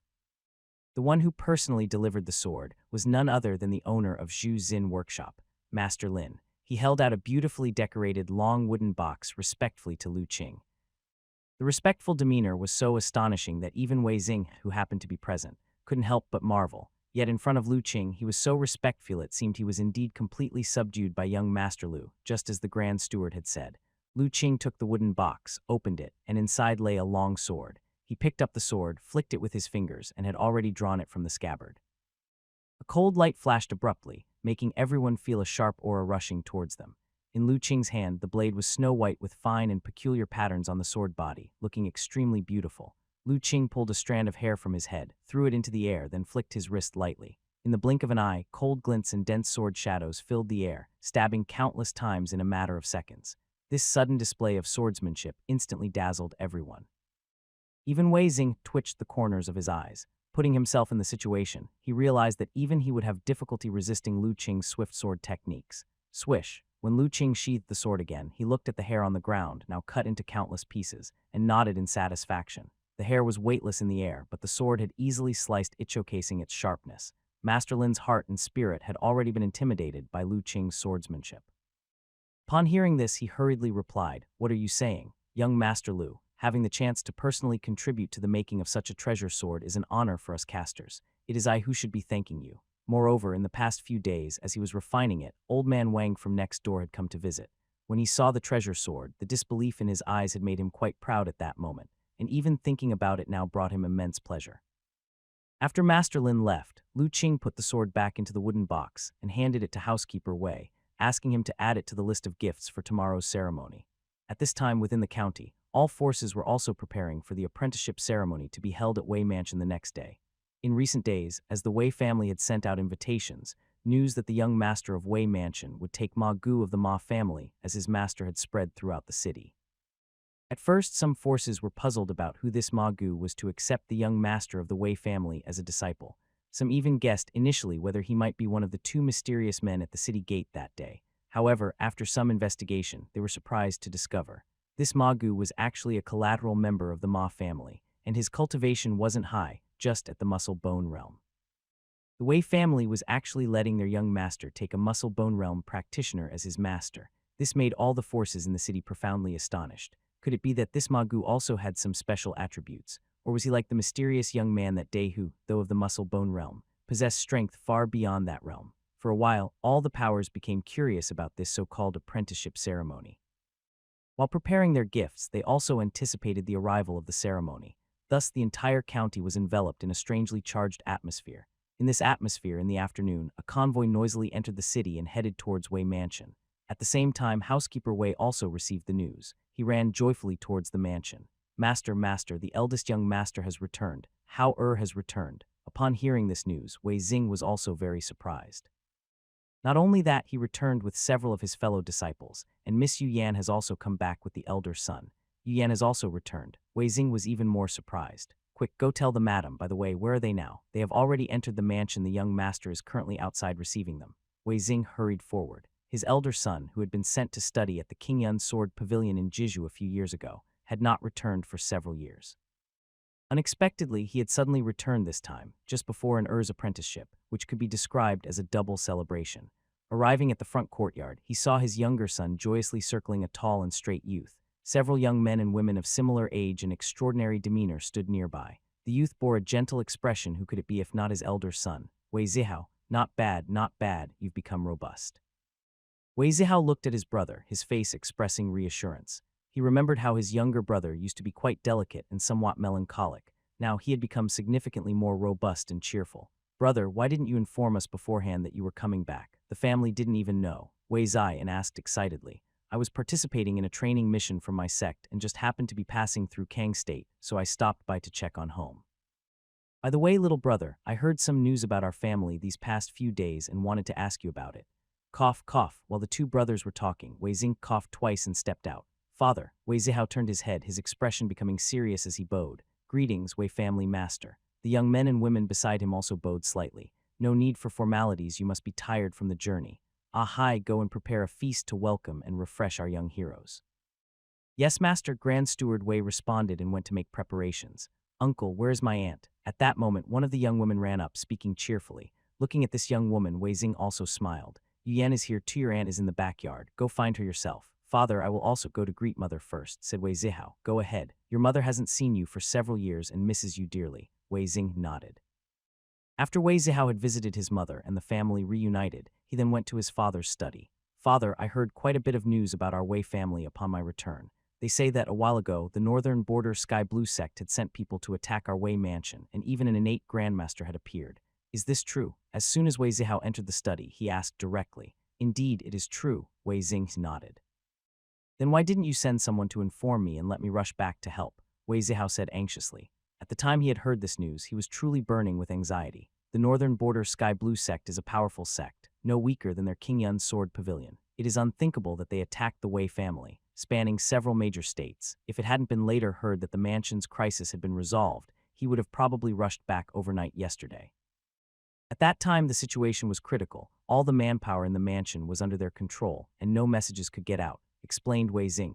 There was another reason he did not mention. It was because their ancestors' life and death were uncertain, and on the other side, Wang Kangyi, a heavenly realm expert, was in charge. Even if Wei Zihao had returned, it would have been of no use, as he could not change the overall situation. It was better to let him stay in the Kingyun Sword Pavilion and preserve a bloodline for the mansion, so as not to be completely eradicated. All right, let's not talk about the past anymore. Fortunately, with the help of a noble, the crisis in the mansion is now resolved, and the old ancestor has also returned safe and sound. There could be no better outcome than this. Seeing his eldest son seem to have something else to say, Wei Xing quickly interjected. Wei Zihao's words were instantly swallowed, and he curiously asked Father, who exactly helped our Wei mansion resolve the crisis. I heard many rumors outside, but they all seemed quite absurd and hard to distinguish between true and false. Recalling the news he heard on the road when he returned, Wei Zihao felt it was mostly distorted rumors. The one who helped our Wei mansion resolve the crisis was old Dr. Chen and young Master Lu, even your mother and Zai, and were saved by them. Wei Xing briefly recounted the events, leaving Wei Zihao's mouth agape. Father, are you saying that a powerful expert of the innate realm defeated the severely injured Wang Kangyi, and his disciple, with the cultivation of perfect bone marrow realm, defeated a martial arts grandmaster of inner organs perfection? Yes, if it weren't for the help of old Dr. Chen and his disciple, our Wei mansion would probably have already been flattened by the Northern Border Sky Blue sect. But how is that possible? Wei Zihao said incredulously. How could someone of the bone realm be the match for a martial arts grandmaster of inner organs perfection? Are you sure you saw it correctly? Even if Father had seen wrongly, would all the powerful people in the county have also seen wrongly? Moreover, at that time the ancestor was present, Lord County Master, as well as Lord Jai Rui from Tianji Building, also witnessed that battle, seeing young Master Lu defeat Wang Kangyi's top disciple with their own eyes. Thinking back on the battle between Lu Qing and that robust man, Wei Xing still felt his heart and spirit somewhat stirred. As a martial arts grandmaster himself, he was very aware of how terrifying Lu Qing's displayed power was back then. Wei Zihao's mouth hung open, speechless for a long while. Since even the old ancestor was present at that time, it was obviously not mistaken. Yet, with this, it became even more unbelievable for him.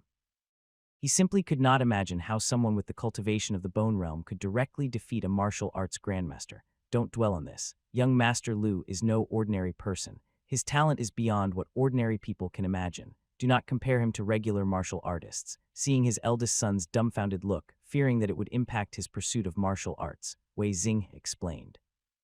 After a while, Wei Zihao came back to his senses and bitterly smiled. Child naturally understands that there are some geniuses in this world that are far beyond ordinary, but I didn't expect that even in a small place like Kang County, such an exceptional genius could emerge. He remembered when he first went to the Qingyun Sword Pavilion to learn and was struck down time and again by those geniuses in the sect in the art of sword Dao. Only then did he realize the truth that there are always people better than oneself, heavens beyond skies. But now, the favored sons of his sect and the young Master Lu mentioned by his father seemed almost unworthy of mention by comparison. Young Master Lu's talent is extraordinary and his strength is astonishing, yet he is a very humble person. He is currently residing in our mansion. If you wish, when you have time, you can take your younger brother to meet him. Wei Xing remembered Lu Qing's various miraculous skills, and if possible, he really hoped both his sons could become good friends with Lu Qing. Oh, so young Master Lu is living in our mansion. Wei Zihao felt a stir in his heart. Yes, he and his disciple are now residing in Yuzhu Courtyard, and there is also a young lady. You must be careful not to offend them. Is that innate realm master also here? Wei Zihao became even more surprised. You should not disturb old Dr. Chen recently. The old ancestor often invites him to discuss innate martial arts, and if you upset the old ancestor, even I cannot protect you from the consequences, Wei Xing sternly said. Wei Zihao instantly shuddered. He dared not offend the authority of the old ancestor. You've come back just in time. Zion is going to have his apprenticeship ceremony tomorrow. As his elder brother, you can help entertain the guests, Wei Xing said. By the way, father, Wei Zihao asked, speaking of this, I wanted to ask you, do you really want Zai? And to apprentice under Ma Gu, what's the matter? Is there something inappropriate? My son has heard that this master Ma Gu only has a cultivation of small success in the muscle-bone realm. As Zai En's master, is that not somewhat inadequate? Your brother is only just beginning to enter the Qi blood realm. Master Ma Gu's instruction is more than sufficient for him, Wei Xing shook his head. The key is that your brother is willing to follow his teachings. You know what Zai En's attitude towards practicing martial arts was like before. Wei Zihao thought about it and agreed. His brother had always been reluctant to train in martial arts, always trying to get by with the least amount of effort. If Master Ma Gu could keep him in line, then indeed, he was the best teacher for him. That is very well then. I was thinking if Zai En truly wishes to practice martial arts, he could accompany me to the Qingyun Sword Pavilion. I have recently become an inner sect disciple and am eligible to take 3 sword attendants. You, an inner sect disciple of the Qingyun Sword Pavilion. Wei Xing was surprised and delighted upon hearing this news. To become an inner sect disciple of the Qingyun Sword Pavilion, one must achieve great success in the muscle-bone realm and pass the trials of the pavilion. It was said that the internal trials of the Qingyun Sword Pavilion were extremely strict. He hadn't expected his eldest son to pass. Shamefully, I achieved great success in the muscle-bone realm half a year ago, and after 3 months of preparation, I barely passed the sect's intersect trials. Great success in the muscle-bone realm half a year ago. I remember when I sent you to Qingyun Sword Pavilion 5 years ago, you were only at small success in the Qi blood realm. To reach the great achievement realm in such a short time, however, I was not wrong. Your talent for swordsmanship is indeed suitable. Wei Xing felt very satisfied. Qingyun Sword Pavilion was one of the most powerful sects in Jizhu, and the benefits for Wei Zihao becoming an inner sect disciple were self-evident. I was quite proud of myself, but compared to the young Master Lu you told me about, these achievements seem insignificant. Don't compare yourself with young Master Lu. His mentor and he are extraordinary and naturally, not something ordinary people like us could compare with. However, the path of martial arts requires steady and solid progress, solidifying the foundations. As long as you move forward step by step without impatience, you may eventually reach the summit of martial arts, achieve the status of a grandmaster, and have the opportunity to step into the innate realm. Wei Xing spoke earnestly. Yes, father. I will remember your teachings, Wei Zihao replied seriously. Come evening, Wei Zihao took Wei Zion with him to visit Lu Qing at the Yuzhu courtyard. Dr. Lu Zio. Upon reaching the courtyard, Wei Zion rushed in first. Young master, what brings you here? Lu Qing, who was reading in the courtyard, was somewhat surprised. Wasn't the young man supposed to be apprenticing tomorrow? Yet he still found time to wander around. As for little Yan and little Lei, Mrs. Wei had taken a particular liking to little Yan, and upon finding out she was learning to read, she volunteered to help Lu Qing with her education. So lately, those 2 youngsters spent most of their time there learning and usually only returned in the evening. My elder brother has returned. He said he wanted to meet you, so I brought him over, Wei Zion said happily. Your elder brother. Lu Qing looked behind him. There he saw a young man with a tall figure and a gentle face, staring at him somewhat dazedly. At this moment, Wei Zihao's heart was filled with shock. Before meeting Lu Qing, he had always imagined him to be a young man around his age. After all, although father repeatedly mentioned this young master, he never specified his exact age. But I never expected that Lu Qing's age would be so young, looking to be about the same as Zai and just a few years younger. To think that such a young man, with only the muscle-bone realm of cultivation, defeated a martial arts grandmaster of inner organs perfection in public. Wei Zihao's heart couldn't help but tremble. He finally understood why his father repeatedly emphasized not to compare himself to this young Master Lu, who could possibly rival such a monstrous genius. Eldest young master, seeing Wei Zihao staring at him blankly without speaking, Lu Qing called out. Having said this, Wei Zihao deeply bowed to Lu Qing, making a ceremonial gesture. There's no need to be so courteous, eldest young master. I simply followed my heart, Lu Qing said with a smile. Young Master Lu jests. The great kindness you have bestowed upon our Wei family is something we shall never forget, Zihao replied. Wei Zihao felt relieved this young Master Lu was indeed as gentle and approachable as his father described, without any hint of arrogance.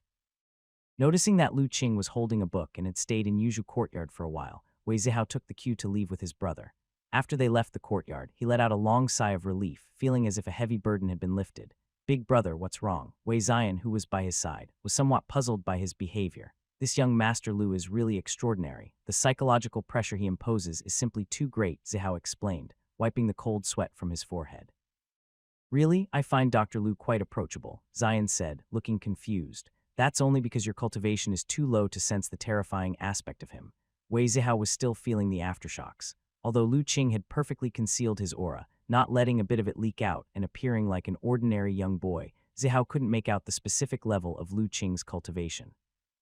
However, a secret technique from his sect constantly warned him of Lu Qing's extreme danger, the kind that could effortlessly claim his life in an instant, and no matter how he struggled, escape was impossible. Even when facing the sect's elders of inner organs perfection, he had never felt such a sense of danger. At this moment, Wei Zihao truly believed there was no exaggeration in his father's words. On the contrary, they might have been an understatement.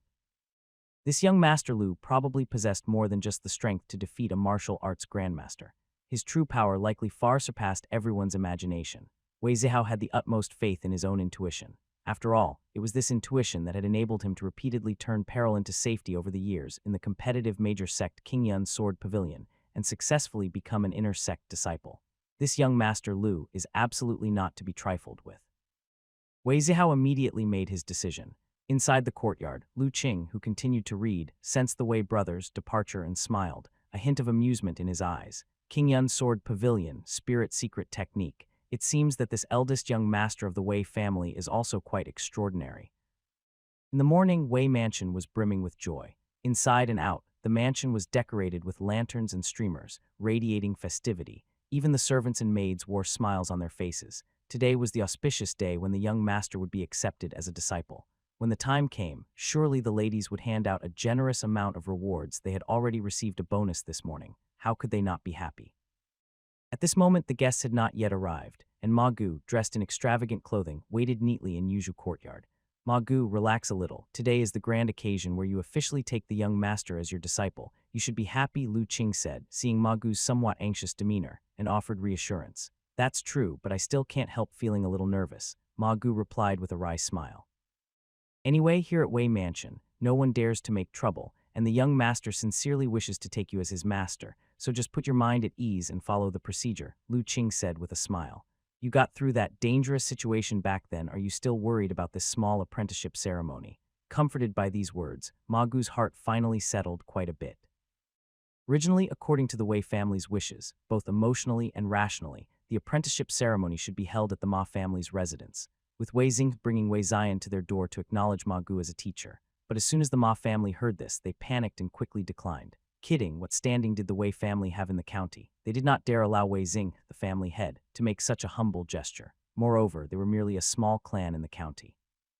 They would be unable to command respect from the various powers that would come to celebrate. Ultimately, after consulting with the Grand Steward, they decided it was better to hold the apprenticeship ceremony at Wei Mansion. At least, no one would dare to run wild at Wei Mansion. Grand Steward Ma Gu, young Master Lu, the Grand Steward says the auspicious time is fast approaching and has sent me to invite you over. A servant came over and informed them respectfully. Brother Lu Qing, let's go then. Sure, Lu Qing nodded, then called into the house. Little Yan, little Li, get ready to leave. Brother, can we go out and see the excitement? Upon hearing this, the two little ones ran out of the house. They had been curious ever since they heard the noise outside early in the morning. Aha, we're going outside for a feast. Lu Qing picked up little Yan and walked out with Ma Gu. Little Li also jumped onto his shoulder, eagerly anticipating what was outside.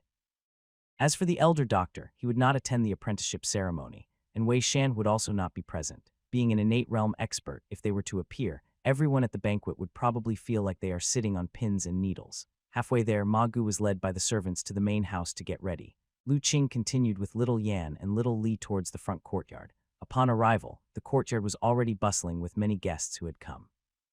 He activated his superpower and took a few glances, realizing that mostly it was the heads of various clans and powers from the city who had arrived, giving the Wei family ample respect. Little Yan and little Li, meanwhile, were wide-eyed and looking everywhere, finding everything fascinating, and the arrival of Lu Qing also triggered some changes. The heads and leaders of various powers, who had been engaging in animated discussions, stopped short upon seeing Lu Qing.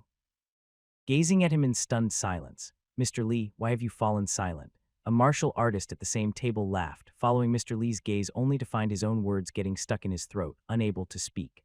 Other guests by this time also saw Lu Qing. Thus, the originally somewhat noisy courtyard suddenly quieted down gradually. Almost all the guests looked at Lu Qing with some reverence, not daring to make noise anymore. This scene, seen by a few disciples of King Yun's sword pavilion not far away, immediately piqued their interest. "Young Master Lu, Miss Lu, you have arrived. The family head specially instructed that your seats are over here." The Grand Steward Wei, who was originally attending to the guests, quickly led Lu Qing to the most important table upon his arrival. There a few people were already seated. Among them, a couple was rather special. With their modest cultivation, they sat there looking somewhat constrained.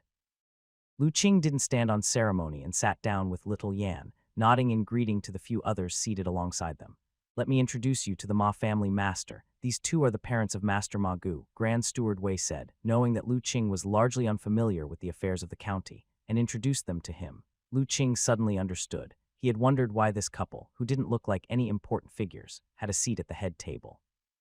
It turned out they were Ma Gu's parents. "Hello, uncle and aunt. Hello, Ma family master. I am Lu Qing, a friend of Master Ma, and you can just call me Ah Qing," Lu Qing said with a smile. How dare we, that would be too much of an honor for us," replied the Ma family master hurriedly. It was a joke. On that day, he had witnessed Lu Qing's battle with the martial arts grandmaster with his own eyes.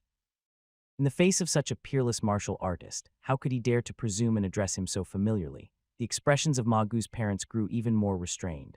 Although they were honest, they were not fools. From the change that Lu Qing's arrival caused, the personal guidance of Grand Steward Wei, and the present attitude of the Ma family master, how could they not realize that this young man in front of them must be some extremely prominent figure? They just didn't know when their son had made the acquaintance of such a significant figure. To tell the truth, until now, Ma Gu's parents still somewhat doubted whether they were dreaming, although, ordinarily, they were proud of their son as well. After all, born into a side branch, he was able to cultivate to the muscle-bone realm and become an important pillar within the clan. Such achievements were enough to make them proud. But the matter of their son taking the young master of the Wei mansion as a disciple was simply too fantastical to comprehend. Even though they had known about it for several days and were now sitting inside the Wei mansion, they still felt somewhat dazed. Seeing the Ma family master chatting somewhat ingratiatingly with Lu Qing, the other guests at the tables not only did not disdain them, but were somewhat envious and jealous. An ultimate martial artist like Lu Qing, who also has an even more mysterious and powerful master from the innate realm, who wouldn't want to curry favor. The Ma family really had dumb luck. Not only was Ma Gu about to become the young master of the Wei family's mentor, now it seemed they were also forming a bond with Lu Qing. This might truly be their rise to power. However, envious as they might be, the guests did not dare to show the slightest discontent. Even the volume of their conversations lowered quite a bit because of Lu Qing's presence, no longer as unrestrained as before. This now stirred even greater interest among those few disciples from King Yun's sword pavilion. "Mr. Lei, who is that young man who possesses such great influence? It seems like all the guests here hold him in considerable awe," asked one of the King Yun's sword pavilion disciples with a smile to a young man at the same table. At their table, almost all were peers of similar age, mostly the younger generation brought by family heads from various clans to gain exposure to the world. Yet the young man addressed at that moment appeared utterly clueless. "I am not sure either. This young man looks very unfamiliar, and we have never seen him before." "Mr. Li, you don't recognize this young man." The disciples from King Yun's sword pavilion were surprised. "Indeed, we don't know him. This is the first time we've ever seen this young man." Another young man shook his head as well. To tell the truth, they were astonished too. Not only did Lu Qing look unfamiliar, but even his aura seemed quite average. Why then did their elders show such reverence upon seeing him? This was a scene they had never witnessed before. Those with a quick mind suddenly recalled a matter and felt startled, but were somewhat hesitant to confirm. This one, couldn't he be the young hero from the rumors, the one who defeated a martial arts grandmaster at the city gates? Prompted by this reminder, the others also came to a realization. That's right, it must be him, otherwise how could so many martial arts experts show such respect and wariness? Looking at Lu Qing's somewhat youthful face, the young crowd felt a tremor in their hearts. No wonder they didn't make the connection, as the elders and their families had been speaking vaguely about the incident these past days, or simply referred to him as the young hero. They had assumed he would be at least around their age, only to be surprised by how young he really was. No wonder they didn't believe it. What had been said was truly beyond imagination. A teenage boy defeating a martial arts grandmaster of inner organs perfection. No matter how they thought about it, the idea was preposterous. A teenage martial arts grandmaster, not just in the remote Kang County, but even in the most prosperous central state, home to numerous prodigies, such a person was rare to see. It must only be in those top-tier super sects that such devilish talents can be nurtured. How could such a genius emerge from a small place like Kang County? Brother Zhao, we know this is hard to believe, but the facts are indeed as such, if we're not mistaken. This young man is likely the one who saved the Wei family not long ago. Following that, the scions of the families recounted the events of the past few days. After this discussion, everyone learned that these young people with unique temperaments were the Wei family master's fellow sect members from a major sect in Jeju. Naturally, they were interested in making their acquaintance, so they recounted in detail the happenings in the county these past days. After listening, the Qingyun Sword Pavilion disciples looked at each other even more bewildered. They knew about the Kang sect's invasion of Wei Mansion, having heard about it on their way here. But what was said later sounded increasingly far-fetched to them, especially when it was mentioned that the young man defeated a martial arts grandmaster with only a perfect bone marrow realm cultivation. Impossible. That wasn't just absurd, it was completely nonsensical. However powerful the muscle bone realm might be, it could never match a martial arts grandmaster. Whether in terms of cultivation or realm, they were on entirely different levels. If there were to be a real confrontation, aside from defeat, there would be no second possible outcome for someone from the muscle bone realm. The Qingyun Sword Pavilion disciples, coming from a major sect with their own muscle bone realm cultivation, had witnessed more than once the confrontations between martial arts grandmasters within the sect. Thus, they were abundantly clear about the vast gulf between the muscle bone realm and martial arts grandmasters. It was a chasm that simply couldn't be crossed with mere cultivation technique and martial arts knowledge. Just a small place indeed, where such clumsy rumors could also spread. The martial arts knowledge here is just too inadequate. Instantly, the Qingyun Sword Pavilion disciples made their own judgment in their minds, thinking that everything they just heard was nothing but idle talk. Either these young masters were echoing rumors or they were boasting, trying to get their attention. However, although they looked down upon the claims, the Qingyun Sword Pavilion disciples were well cultured enough not to show it. Instead, they continued to politely engage with the country nobles. As to how they were scoffing in their minds, only they knew. Lord County Master Lord Jai Rui has arrived. Just then the news was announced by the doorkeeper. There was a stir within the courtyard as the guests looked out. Soon they saw the Lord County Master and the mysterious Mr. Jai Rui enter, led by Housekeeper Wei. Lord County Master, Mr. Jai Rui, please take a seat here. Housekeeper Wei led the two to the table where Lu Qing sat, very graciously inviting them. Young Master Lu, we meet again. Lord County Master, shaking his fan, said with a smile, indeed, I deeply regretted not being able to indulge in a hearty drink with Lord County Master that day. Today fulfills a wish of mine, Lu Qing replied with a slight smile as well. The smile on Lord County Master's face froze momentarily. It was the cloth-clothed youth nearby who couldn't help twitching his mouth at Lu Qing's politeness. He found the young man's words quite interesting. Without making a sound, he had given a good friend a blow to the ego. After a somewhat awkward exchange, Lord County Master didn't continue to engage Lu Qing, instead sitting across from him and busying himself with drinking. Lu Qing paid no mind, sitting calmly all the while. He didn't exactly dislike the county lord, but subconsciously he felt a bit of repulsion. It was better for both parties not to interact too much. However, this did make several other guests at the banquet a bit uneasy. Ma Family Master keenly sensed that Lu Qing and Lord County Master didn't seem to get along very well. What a shame he was a man of little influence even with his observations. He dared not speak out, and so he sat silently, trying to minimize his presence as much as possible. As for the cloth-clothed youth, being a man of few words, he was even less likely to engage in casual conversation. Oddly enough, the most important table at the banquet had fallen into a peculiar silence. Fortunately, it wasn't long before all the guests had arrived. Wei Xing and his wife, along with Ma Gu and other main guests, came out from the inner courtyard. Housekeeper Wei called out loudly, and the apprentice ceremony officially began. There wasn't much to say about the ceremony. Although there were many steps, no errors occurred, and aside from Ma Gu looking a bit nervous, everything went smoothly. When Wei Zion knelt down and repeatedly knocked his head to the ground, then presented the tea, which Ma Gu drank, the apprentice ceremony was truly complete. Seeing this, the various powers recognized the matter as set in stone, beyond change. However, they never expected the Wei family to actually let Wei Zion take Ma Gu as his master. They had suspected there was a hidden agenda behind it all. The Ma family master was overjoyed at the development. Before so many witnesses, Ma Gu and Wei Zion's mentor-disciple relationship was firmly established. From then on, Ma Gu would be the personal master of the young master of Wei Mansion, responsible for his tutelage. Likewise, he would also have authority over young Master Wei. Even in future matters of marriage, if Ma Gu wished, he too would have a say. Congratulations to young Master Wei on obtaining a good master, and congratulations to Master Ma Gu on acquiring an excellent disciple. At this moment, a plump guest stood up and loudly offered his congratulations. I have a modest gift here, a small token of celebration. Please accept it with a smile, young master. The guests were taken aback at first, then realizing the intent, could not help but curse inwardly at the cunning of the old fox. They had already delivered their congratulatory gifts upon entering. None had considered this move. Presenting a gift in front of Wei Xing would surely leave a more profound impression if it pleased him. One could gain much favor. Family head Kian, what treasure have you obtained that you present your gift in front of Master Wei? Someone asked in jest.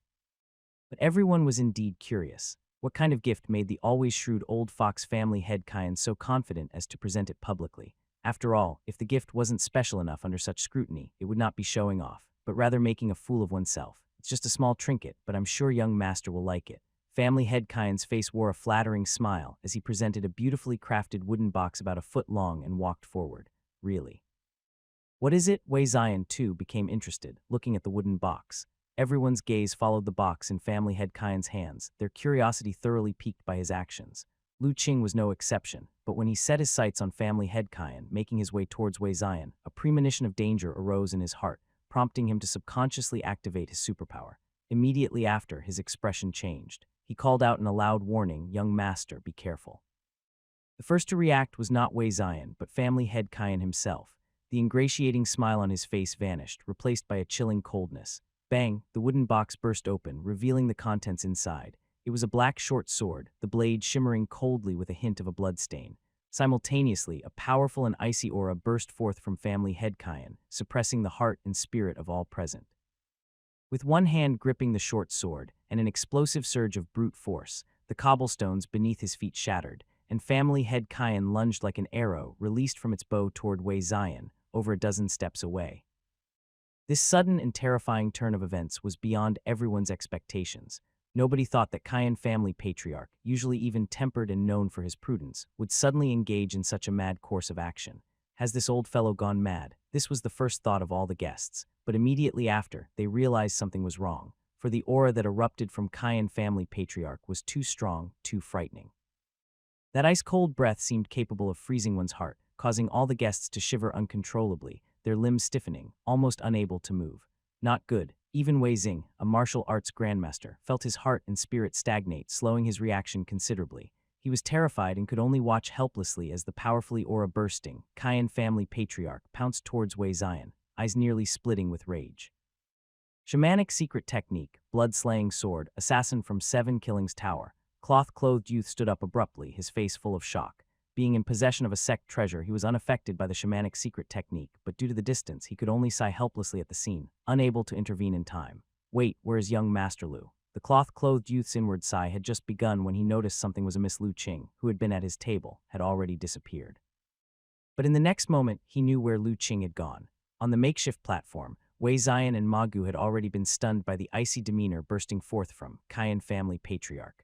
With limbs icy cold, Wei Zion felt an endless chill rising from within. He clearly saw the figure lunging towards him, but his body was completely immobile. Ma Gu behind him felt the same. The aura from Kian family patriarch was too terrifying, seemingly possessing some bizarre power that could freeze one's thoughts, rendering them utterly unmovable. The dozen steps between them vanished in a blink. Kian family patriarch had reached Wei Zion in practically a breath's time. His gaze was deep, cold, devoid of any emotion, resembling a death god crawled out from the 9 netherworld. thrusting his sword towards Wei Zion's heart. With the aura he emitted, if this thrust were to connect, not even divine beings descending to the earth could likely save Wei Zion. However, just as the short sword was about to pierce Wei Zion's heart, suddenly, from nowhere, a teacup accompanied by a fierce wind violently struck the side of the short sword.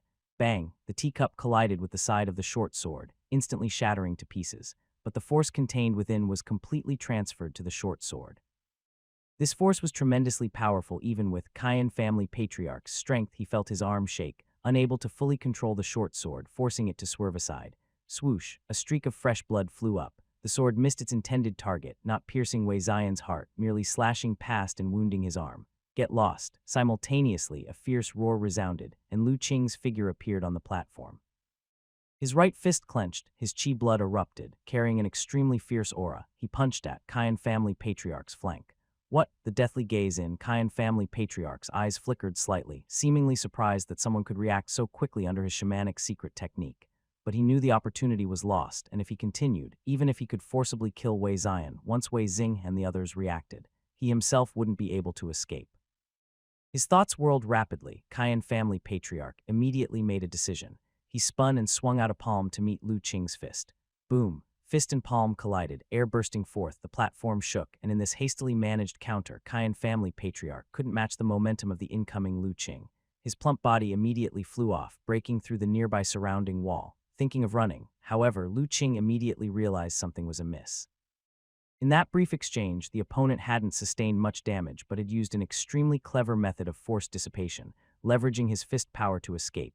Without a second thought, he forcefully leaped through the break in the wall, already pursuing. Little Li, take good care of little Yan. As these words fell, Lu Qing's figure had already vanished, leaving all the guests gaping at the scene in stunned silence. From the moment Cayenne family patriarch burst his chi blood, to Lu Qing's moving to save Wei Zion and then punching, Cayenne family patriarch flying, all this happened in just a few breaths. Many guests hadn't even grasped what had happened, only to see Lu Qing already chasing after. But in that fleeting moment, the powerful aura released by the two combatants in their clash profoundly shook everyone's hearts, particularly the disciples from King Yun's sword pavilion, their faces filled with disbelief. Just then Mrs. Wei cried out in shock. Everyone quickly looked over, seeing Wei Zion being held by Ma Gu, while the Wei couple and Wei Zihao gathered around, expressions filled with anxiety. As for Wei Zion, he was clutching his wounded arm, his eyes already closed, his face showing a trace of blackness that was deepening gradually. Poisoned sword. Everyone was instantly shocked, guessing something. Their hearts were horrified. What kind of poison was coated on the sword? It was so terrifying that young Master Wei fainted from poisoning just moments after being injured. Family head Wei, quickly seal the acupoints on young Master's hand to prevent the chi blood from flowing back to the heart. That man is an assassin from the Seven Killings Tower, using the notorious blood poison. Once the poison reaches the heart, it will be too late. The cloth-clothed youth's voice rang out as he moved onto the platform. Seven Killings Tower. Most of the guests, upon hearing this name, felt puzzled, not knowing this force. Only the few disciples from the King Yun Sword Pavilion, who were also from a major sect, were deeply shocked and showed horror in their eyes. Upon hearing this, Wei Xing, without doubt, immediately sealed the chi blood in Zai An's arm with several taps of his fingers. However, after sealing the chi blood, the blackening of Zai An's face did not slow down much, and the situation remained bleak. Mr. Zhai Rui, what should we do next? Wei Xing, knowing the cloth-clothed youth was well informed, quickly asked. I have a detoxification pill here that can temporarily inhibit the poisoning if young master takes it. The cloth-clothed youth took out a porcelain bottle and poured out an elixir. Wei Xing took the elixir, pried open Zai An's mouth and made him swallow it with water. After ingesting the elixir, the rate at which Zai An's face blackened visibly slowed down a lot. But it was still apparent that his condition hadn't improved and he didn't awake. Mr. Zhai Rui, why is it like this? Mrs. Wei, seeing this, became very anxious and asked in grief. Mrs. Wei, my elixir can only do so much. The cloth-clothed youth sighed. The assassin used the infamous blood poison, a secret poison of the Seven Killings Tower, made from various hot toxins. Even a speck can burn through the chi blood, and if a martial arts grandmaster were to be infected, it would be extremely difficult to resolve. Then isn't our an Upon hearing this, Mrs. Wei immediately burst into tears. The guests were also shocked upon hearing this. It was their first time hearing of such a terrifying poison that even a martial arts grandmaster could not withstand. The head of Wei Xing also spun, but being a martial arts expert, he quickly calmed down. In a deep voice, he asked Mr. Zhai Rui, is there really no way to save him? My detoxification pill can only suppress the blood poisoning for about an hour. If a renowned doctor can be found within that time, there might still be a chance to detoxify him. Isn't old Dr. Chen in the mansion? Why not ask him to provide aid? The cloth-clothed youth asked somewhat surprisingly. With his medical skill and his cultivation in the innate realm, there should be a way to solve even the severe blood poison.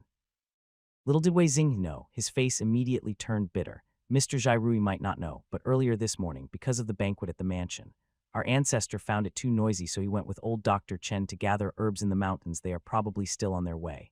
Otherwise, with the commotion here, how could it have escaped those two senses? With their pace, they currently might be somewhere unknown, and even if someone went to find them, it would not be possible to bring them back within half an hour. It seems so. Then I don't have many good solutions either. The cloth-clothed youth sighed. Could it really be fate? At this point, even Wei Xing could not help feeling desperate. Though there were physicians in the city, with a poison that even Mr. Jairui couldn't tackle, ordinary physicians would likely be helpless.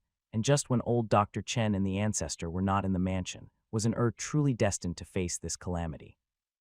Brother Lu, at this moment Ma Gu suddenly shouted, family headway, quickly have someone call Brother Lu back. He understands medical techniques. He might be able to save Zai. And yes, go get young Master Lu. Mrs. Wei finally caught on. Initially, my injury was cured by young Master Lu. He definitely has a way. Mrs. Wei remembered how her injury had been so severe at the time, no better than an current condition. But under Lu Qing's treatment, within half a day she was well enough to walk. If he were here, there would definitely be a way to detoxify. But father, young Master Lu has chased after the assassin, and with our abilities, I'm afraid we can't catch up to them, Wei Zihao said embarrassingly. Ahai, you quickly go and call back young Master Lu, tell him Zai, and is in critical condition and only he can save him, Wei Xing immediately ordered. Here there were only a handful of people who might have the hope of catching up to Lu Qing. County Lord and cloth-clothed youth, Wei Xing couldn't ask and he couldn't leave himself. The only hope lay with the Grand Steward, who had achieved great success in cultivation of the inner organs. Yes, master. The Grand Steward dared not dally and immediately sought to chase through the broken wall. However, before he could take 2 steps, suddenly he heard the sound of wind. With a thud, a figure flew in from over the wall, smashing harshly onto the ground. Following that, the calm voice of Lu Qing also came from above. I told you, you can't escape. Everyone looked up, only to see Lu Qing standing majestically on the wall, and the person on the ground, limbs twisted and covered with blood. If not the Qian family patriarch, then who else could it be? Family head Qian lay reclined on the ground looking up at Lu Qing, his face filled with disbelief. He couldn't believe that he, the top assassin of 7 Killings Tower, could be defeated by such a young lad, and to be utterly bloodied and battered without a single chance to counterattack. The combat skills he had painstakingly cultivated over the years were utterly useless against Lu Qing, completely crushed. That overwhelming and ferocious momentum of his punches was simply too terrifying. It enveloped all around, sealing off everything, leaving no room for his stealth and escape techniques. No matter where he fled, he would inevitably be enveloped in the barrage of punches. In front of Lu Qing, family head Qian felt like a fly trapped in a spider's web with no escape in sight. What kind of monster was this? A hint of fear arose in family head Qian's heart. Looking at family head Qian, who lay on the ground like a dead dog, and then turning to Lu Qing, who stood proudly atop the wall, all the guests were incredibly shocked. Putting aside whether this family head Qian was real or fake, the terrifying momentum he had unleashed was undeniably real. The crowd estimated that even if he hadn't reached the level of a martial arts grandmaster, he wasn't far off.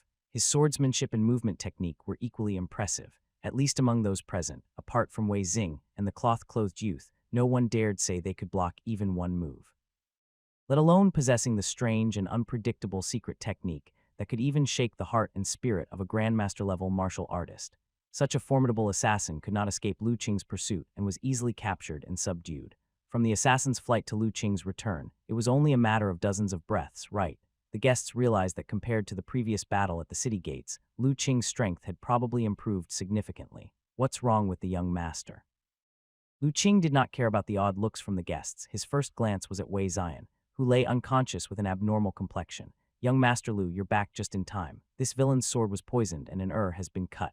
The poison has entered his body and he is now unconscious. Mr. Jairui said the poison is called blood poison, extremely malicious. Please, young Master Lu, hurry and save an Mrs. Wei said, seeing Lu Qing's return and pleading urgently. Let me see. Upon hearing this, Lu Qing did not dare delay, and with a slight movement, he was already on the platform. Family head Wei, please keep an eye on that assassin. I've broken his limbs and dislocated his jaw, so he should pose no threat. With that, he activated his superpower and looked over Wei Zion's body. A color of decay was emanating from Wei Zion's body. Wei Zion, young master of the Wei family, noble identity, character steadfast and cheerful. Cultivation, initial realm of postnatal Qi blood realm. inflicted with the strange poison of blood poison from Seven Killings Tower, in critical condition, life hanging by a thread. Indeed, it was blood poison. Lu Qing's heart chilled, knowing the situation was urgent. He took out a small wooden box from his chest and opened it, taking out a jade bottle and a bag of silver needles. He first opened the jade bottle and dripped several drops of medicine liquid into Wei Zion's mouth. Then he tore open his upper garment and plunged in more than a dozen silver needles, using the power of acupuncture to aid in activating the medicinal effects. Family head Kyan watched the scene with a hint of a mocking expression in his eyes. The blood poison from their Seven Killings Tower, how could it be so easily neutralized? This youngster was truly overestimating himself. It was a pity that his jaw had been dislocated, preventing him from making any scornful remarks. Family head Kyan awaited eagerly. The reason he had left so decisively, besides not wanting to get caught in an encirclement, was that Wei Zion had been poisoned by his blood poison and was almost certainly facing death. Blood poison was incredibly terrible. Even the antidote from Seven Killings Tower was effective only if taken within a quarter of an hour. After the hour, there was hardly any chance of salvation. This assassination was with the intent to kill. He had not brought an antidote with him at all. He wanted to see what expressions these people would have when Wei Zion succumbed to the poison and died. As an assassin, from the moment he was captured, he had disregarded life and death. If he could see these people's faces stricken with grief before dying, it would also be a great pleasure for him. Meanwhile, with Lu Qing's full efforts in acupuncture, the medicine liquid he administered to Wei Zion, which contained Earth Vein Spirit Liquid, quickly spread and exerted its effects. Earth Vein Spirit Liquid had incredibly magical effects, capable of reviving the dead and mending bones created by beings far surpassing the innate realm. Although the spiritual liquid in this medicine had been diluted a lot, it was also infused with a century-old ginseng to replenish vitality. Its healing effect was also exceptionally outstanding, truly a life-saving spiritual medicine. Therefore, no matter how formidable the so-called blood poison was, it was still retreating in the face of this life-saving spiritual medicine, being rapidly neutralized. The black aura on Wei Zion's face receded at a pace visible to the naked eye, and it quickly improved, turning rosy again. Dozens of breaths later, he opened his eyes, looking bewildered at his surroundings. "Mom, what happened to me? And you're awake." Mrs. Wei hugged him fiercely, weeping with joy. Wei Xinghe explained, "Just now, you were poisoned severely and almost didn't wake up at all. It was young Master Lu who saved you. Really saved me." The guests witnessing this scene were incredulous. Just a moment ago, they all saw how critical Wei Zion's condition was. The blood poison was extremely terrifying. Just a touch would immediately render a person unconscious. Even the detoxification pill from the mysterious Mr. Zhai Rui had little effect. Unexpectedly, such a deadly poison was neutralized by Lu Qing with an equally swift method. As the saying goes, illness comes like a falling mountain and goes away like pulling out silk. The same goes for detoxification. Poisoning is simple, but detoxification is far more troublesome. Lu Qing could easily neutralize it, which clearly showed the skill of his medical abilities. Not only was his martial arts cultivation profound and unfathomable, but his medical skill was also formidable. Looking at the still somewhat youthful Lu Qing, the guests felt increasingly that this young man was shrouded in mystery. As for the family head Kyan, who had originally wanted to enjoy the spectacle, disbelief filled his eyes. He couldn't believe that the blood poison, which he had exchanged at great cost, was so easily neutralized by someone. This was even harder for him to accept than being defeated and captured by Lu Qing within dozens of breaths. Regrettably, his jaw had been dislocated, and even though he found it unbelievable inside, he couldn't ask any questions out loud. After Wei Zion woke up, Lu Qing checked him again. He found that not only was the blood poison in his body completely neutralized, but even the wounds on his arm had healed, which allowed him to finally relax. Wei Xing also let out a huge sigh of relief, comforted Wei Zai, and for a while then approached the family head Kyan, looking at him with an icy gaze. "Who are you and why do you seek my son's life? Where is the real family head Kyan?" All the guests looked over as well. Wei Xing was no fool, and he could naturally see that this family head Kyan was an imposter. The other guests felt the same. This family head Kyan was completely different from the one they usually interacted with, especially in terms of his overwhelming strength, which was worlds apart and could not possibly be the same person. The family head Kyan just coldly watched Wei Xing without speaking. Seeing his obviously abnormal jaw, the crowd then remembered that Lu Qing had mentioned earlier that this man's jaw had been dislocated. "Family Master Wei, I have removed the poison he hid in his mouth, so he cannot commit suicide by poison. His jaw can be reset," said Lu Qing from the side. Wei Xing stepped forward and just adjusted the family head Kyan's jaw properly. Then he sneered coldly, "Why kill him? As an assassin from Seven Killings Tower, I never need a reason to kill. As long as there's a bounty, even if it's the head of a nation's ruler, I can pluck it for you to see." As for that fat man from the Cayenne family, since I needed to assume his identity, naturally, I already killed him. A chill went through everyone's hearts. They felt the audacity of this assassin from Seven Killings Tower, who offered the bounty to take my son's life. Wei Xing was furious inside, but he still repressed his anger and continued to ask, I don't know. The rules of Seven Killings Tower are that assassins only take assignments, not inquire about the reasons. Only the headquarters is aware of who offered the bounty. I only care about killing for the reward, I know nothing else. At this, family head Cayenne also felt a surge of resentment. The information he received from headquarters was that the Wei family had a martial arts grandmaster at Inner Organs Perfection and an elder ancestor who was severely injured. But it did not mention a devilish creature like Lu Qing. Now, with such a significant discrepancy in intelligence, there were only two possibilities. One was that the headquarters deliberately set him up, providing him with false information. The other was that the employer withheld details, unwilling to pay a higher price. Regardless of which it was, the result now was that he had been thoroughly played. Damn it, don't let me return alive, or I will definitely find out who the bastard is that screwed me over. Family head Cayenne swore venomously in his heart. Since you know nothing, then there is no need to keep you around. Seeing that he could not get any more information, Wei Xing, out of annoyance and no desire to waste more words, was about to raise his hand to end this person's life and vent his frustration. Hold on, family master Wei. Just then the cloth-clothed youth spoke up to stop Wei Xing. May I ask him a few questions? Mr. Zhai Rui, please. Wei Xing temporarily stayed his hand and stepped aside. He held a great deal of respect for the cloth-clothed youth. If it had not been for him sending a message to Elder Dr. Chen and Lu Qing, the Wei family would have likely been destroyed by now. Just now, it was also he who reminded them to seal Zai and's qi blood and offered a detoxification pill, otherwise Zai and might not have survived until Lu Qing's return. So Wei Xing naturally had no objection to the cloth-clothed youth's small request. The cloth-clothed youth stepped in front of family head Cayenne, who still only looked at him coldly, seemingly unconcerned with life or death. However, the next words from the cloth-clothed youth changed his expression instantly. I've heard that among the numerous assassins of Seven Killings Tower, the most famous are the 36 Heavenly Gang and the 72 Devil Earth. May I know, which one of the 36 Heavenly Gang are you? However, though family head Cayenne changed his expression, he still did not speak. The cloth-clothed youth did not mind and continued. It is rumored that the 72 Earth Devils and 36 Heavenly Gang Killers of Seven Killings Tower, each of them skilled in assassination and stealth techniques, are extremely formidable. Each of the 72 Earth Devils is a martial arts expert over the small success of the muscle-bone realm. They can change their muscles and bones, disguise their appearance, and assume another identity flawlessly, catching people off guard. As for the 36 Heavenly Gang, they are even more incredible. Each one is a strong practitioner above the internal organs realm, possessing various assassination secret techniques. Moreover, the internal organs realm experts of Seven Killing Tower must have assassinated at least 3 martial artists of the same level to qualify for a position among the Heavenly Gang. The 36 Heavenly Gang Killers are divided into upper, middle, and lower 12 gang, based on your cultivation and the Shaking God secret technique you displayed earlier. I presume you must be one of the upper 12 gang. The more everyone listened, the more shocked they became.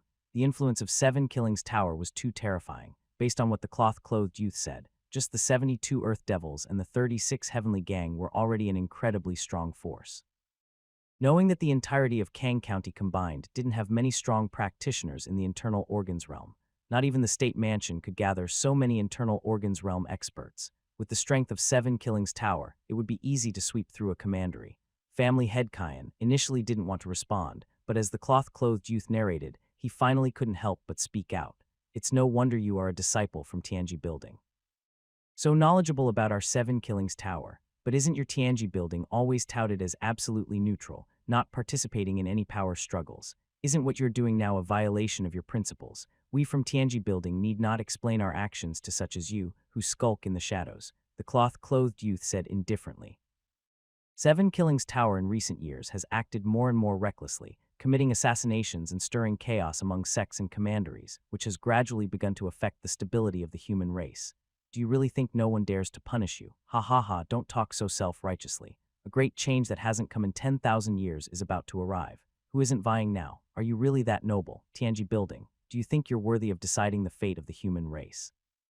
Unexpectedly, upon hearing this, family head Cayenne burst into laughter, his face full of sarcasm.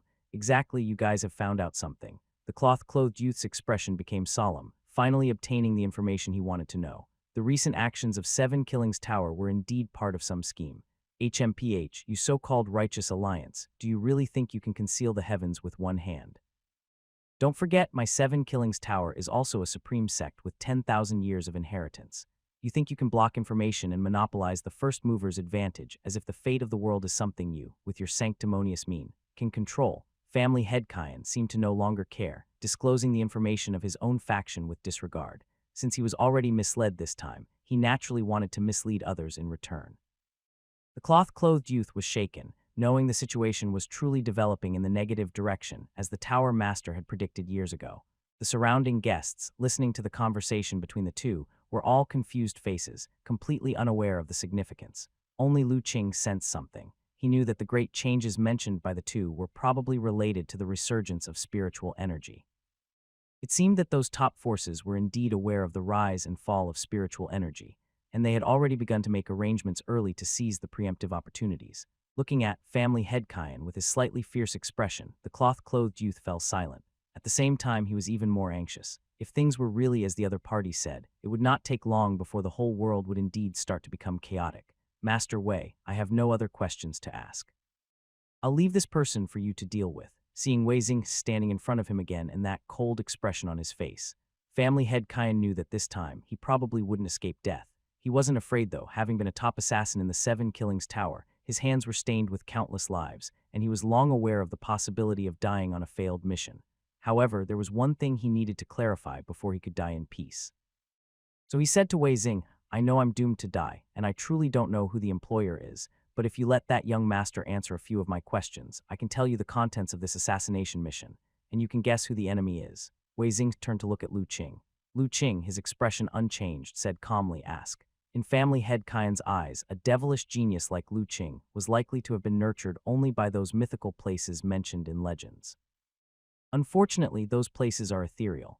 Even with the intelligence of the Seven Killings Tower, investigating for thousands of years, they had found nothing. If not for the fact that whenever there was a major change in the world, descendants of those places would appear to settle chaos and guide the situation. They wouldn't have thought these secret places existed at all. To his disappointment, Lu Qing shook his head. I'm sorry to let you down. I have no sect, and my mentor is merely a wandering doctor. Not a descendant from any secret land, not a descendant from a secret place. Family head Kyan showed an incredulous look, but then, as if something occurred to him, he suddenly burst into laughter. Ha ha ha, I know now, within the archives of my Seven Killings Tower, there was an ancient prophecy. When the 10,000-year upheaval arrives, the world's structure will undergo drastic changes. At that time, dragons and snakes will rise from the land, heroes will emerge simultaneously, devils and unparalleled talents will gush forth, vying for an early opportunity to seize fate and become the child of fate blessed with boundless chi fortune. You have no sect, yet you have achieved the internal organ realm and the realm of martial arts in your teenage years, effortlessly reaching master status in fists, feet, swords, and knives. A person like you must undoubtedly be that legendary unparalleled talent blessed with chi fortune. To think that I, heavenly orphan, have been defeated by the chi fortune Taoist. It's worth it, truly worth it. Family head Kyan, seeming mad, laughed hysterically, his words moving everyone present. After laughing for a while, obtaining the answer he wanted, family head Kyan finally calmed his emotions. Wei family master, didn't you want to know the contents of my assassination mission? Speak. Wei Xing said solemnly, my mission this time is actually very simple. The employer had only one requirement, which was to kill your most beloved younger son before you, to let you experience the heartbreaking pain of losing a loved one and understand the feeling of the joy of the bereaved and the revengeful. As for the reward, it is 3 elixirs that can assist a martial artist at internal organ realm great success to possibly comprehend the meaning of perfection, stepping into the complete mastery of the internal organs realm, and achieving the Grandmaster status. Hearing this, Wei Xing still frowned, unable to determine who the employer was, but family head Kyan no longer cared about these things. He turned his gaze to Lu Qing, his eyes shining with a strange light. Young master, although you are blessed with chi fortune and unrivaled talent, a great era of strife is approaching. At that time, many devils and geniuses, no less exceptional than you, will emerge and vie for chi fortune. I advise you, do not be constrained by the righteous pretensions of these so-called upright people, that are all hypocrisy and hesitancy. If so, you will only become a pawn in someone else's game, never to step outside of the chessboard. In the era of great strife, one must vie for everything. Only those who truly stop at nothing and vie for everything have the right to laugh last and stand at the pinnacle of the world. Since you are the one who has defeated me, I sincerely hope you'll be the one to ultimately seize the supreme providence and ascend to the pinnacle of martial arts. After saying this, Family Head Kyan's face suddenly turned red, his aura surged. Then his complexion faded, and as his life energy continually declined, his eyes gradually lost their sparkle. He had intentionally ruptured his heart vessel and died. As for his last words, they caused considerable shock among many. Nobody would have guessed that an assassin, whose livelihood was taking others' lives, would leave behind words of advice and caution for Lu Qing, his adversary. Even Lu Qing had fluctuations in his eyes as he silently watched the corpse of the assassin, lost in thought. And as Family Head Kyan's breath faded, his face and body began to change gradually. His originally short and plump body slowly distorted and stretched, growing taller and much thinner. His face also turned into that of a very ordinary middle-aged man. Such strange changes made many guests shudder. Bone and muscle changing technique, a secret technique that top assassins from Seven Killings Tower must cultivate, allows a complete transformation of one's physique and appearance, changing identities, truly strange. It is by virtue of this technique that the assassination success rate of Seven Killings Tower is so high, becoming a feared assassination sect. It is also because of this technique that Seven Killings Tower has survived to this day, with several top sects having tried to eradicate them without success. The cloth-clothed youth sighed. The guests immediately felt goosebumps. This bone and muscle-changing technique was indeed extremely strange and hard to guard against. Going to assassinate someone with a completely different face, who could be cautious against that?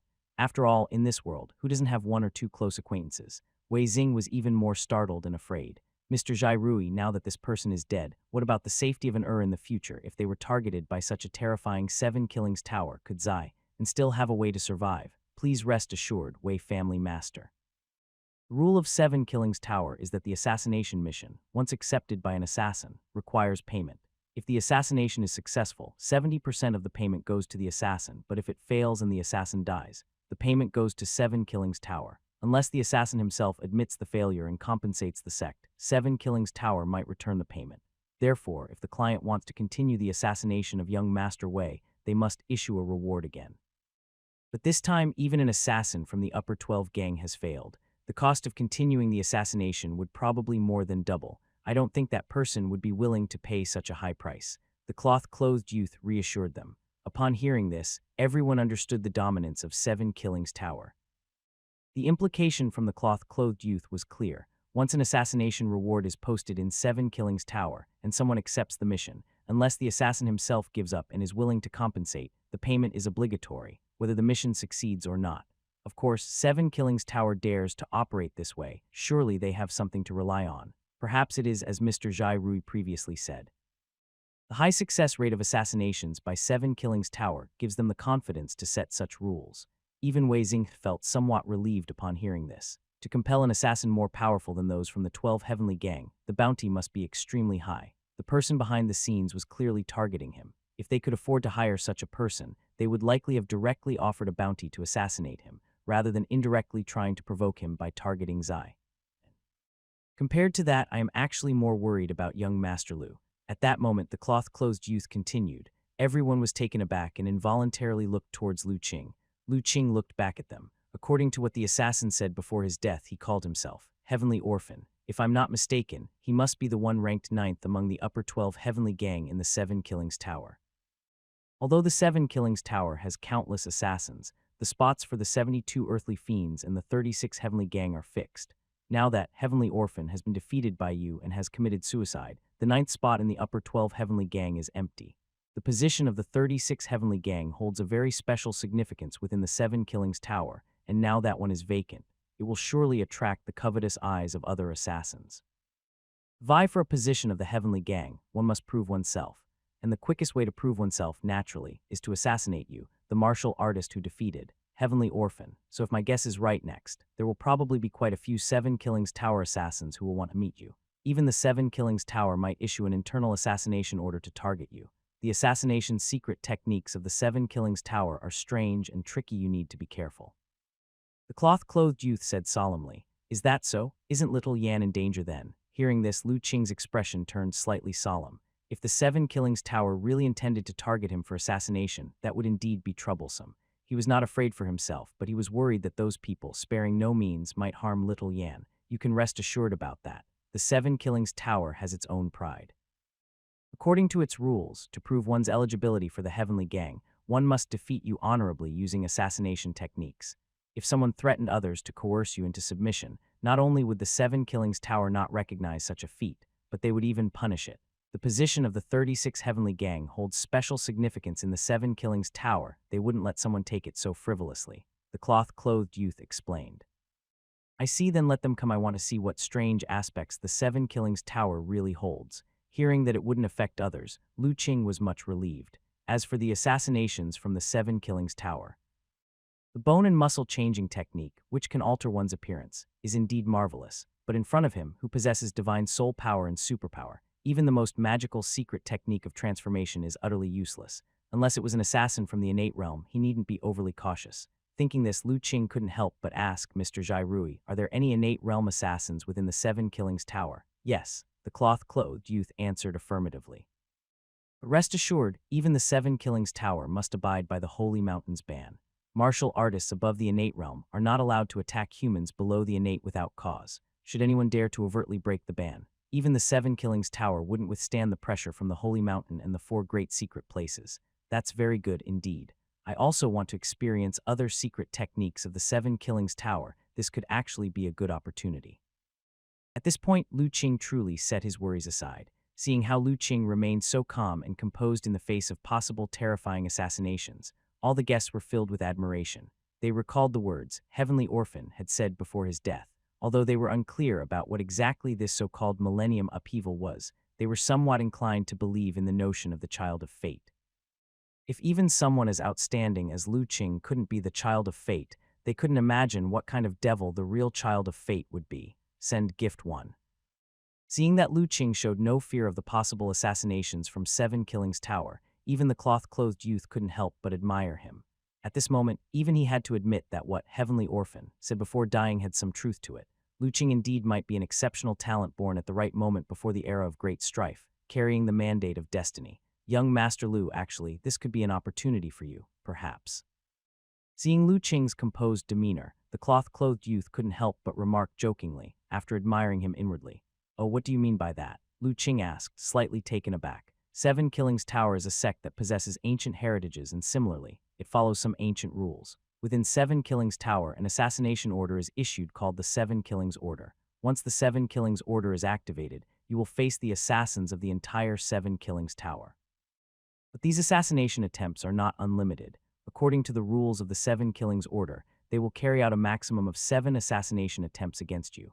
After 7 attempts, if you're still alive, then Seven Killings Tower will cease their pursuit and offer you the highest courtesy. Not only will they treat you as a distinguished guest, but they will also pledge never to accept any assassination tasks concerning you ever again. Additionally, they will declare to the entire assassin world that you have become a guest of honor in Seven Killings Tower. Any other assassin organization that attempts to assassinate you will be seen as provoking Seven Killings Tower, and they will face Seven Killings Tower's revenge. Moreover, it's rumored that besides these, Seven Killings Tower will present you with an opportunity. However, what this opportunity specifically is, no one has ever known. The cloth-clothed youth's explanation made everyone listen in stunned silence. No one had imagined that an assassination from Seven Killings Tower involved so many specifics.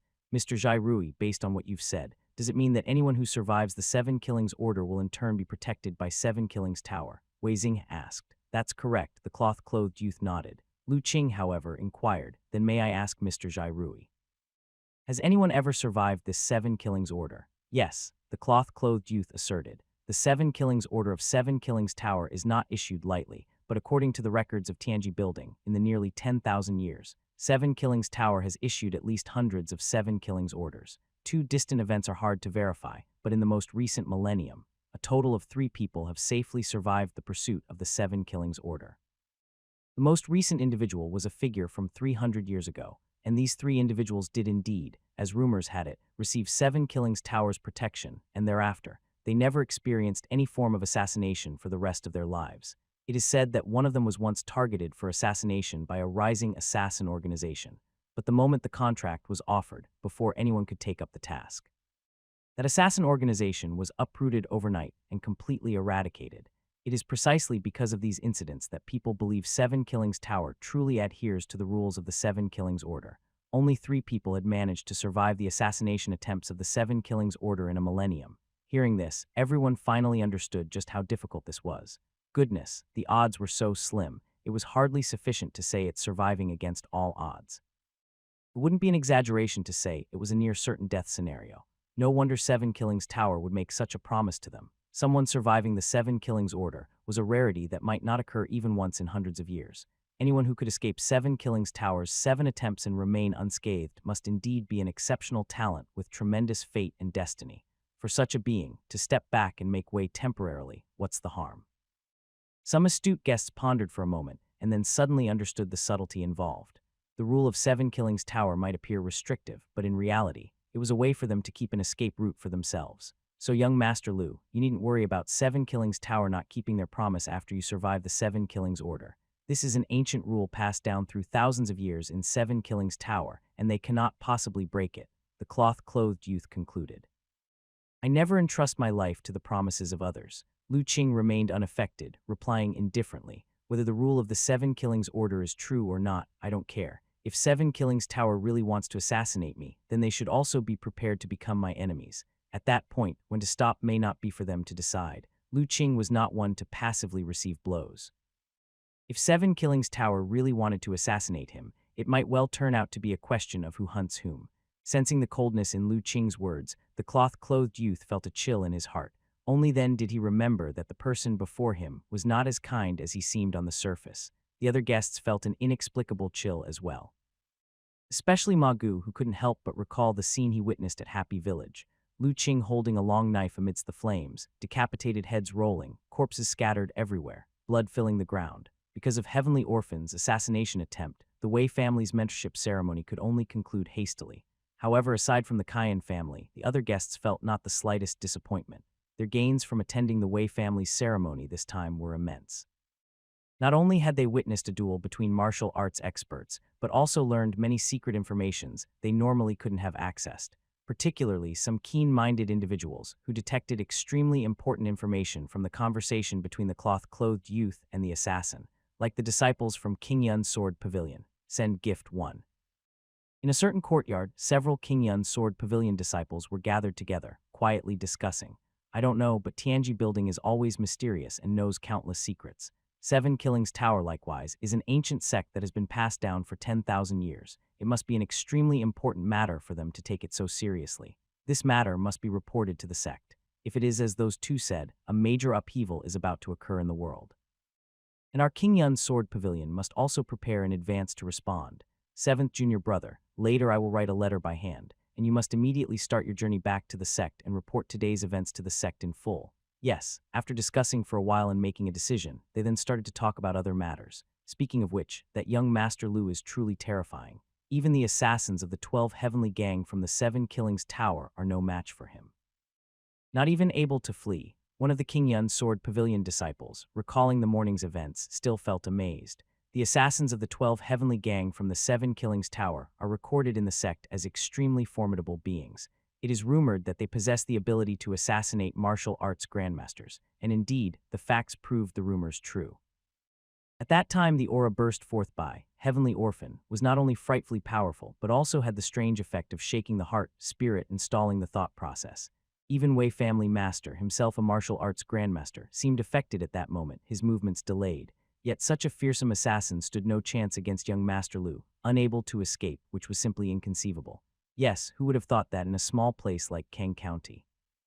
There would be such an exceptional genius. I believe that even those top true disciples of our Sword Pavilion inner sect pale in comparison to young Master Lu in terms of talent. The elders were right. There are always stronger people in the world, and there are heavens beyond our own. There are always some geniuses and devils in this world who are beyond ordinary people's imagination. We used to think that the locals here in Kang County were naive and had never seen a real martial arts expert, which is why they believed the rumors and overly praised young Master Lu. But it turns out the real frogs in the well were ourselves. Another disciple also sighed. The rest of them, hearing this, remained silent. There was no helping it. The shock that Lu Qing brought them was too great. Who would have thought that a teenager, barely in his teens, could achieve such martial prowess? Even the fearsome assassins from the 12 Heavenly Gang of the Seven Killings Tower were easily defeated by him, his strength being inconceivably strong. Moreover, as his martial prowess was so formidable, he was also an expert in medical skills, capable of easily resolving the dreaded blood poison from the Seven Killings Tower. His medical skills were no less impressive than his martial capabilities. a young man, yet able to achieve such accomplishments in both martial arts and medical skills. This left several disciples of the King Yun's sword pavilion feeling shocked and unable to comprehend. In fact, they all felt somewhat fortunate at this time. Fortunately, at the banquet, although they were skeptical after hearing some country heirs praise Lu Qing, they did not verbally ridicule young Master Lu. Otherwise, they probably all would have ended up as clowns, publicly slapped in the face. It seems that following the teachings of the elders when going out is correct. No matter when and where, one must remain humble, never arrogant or complacent because of a momentary whim. Now, the disciples of the King Yun Sword Pavilion deeply realized how sensible the teachings of the elders were back at the sect.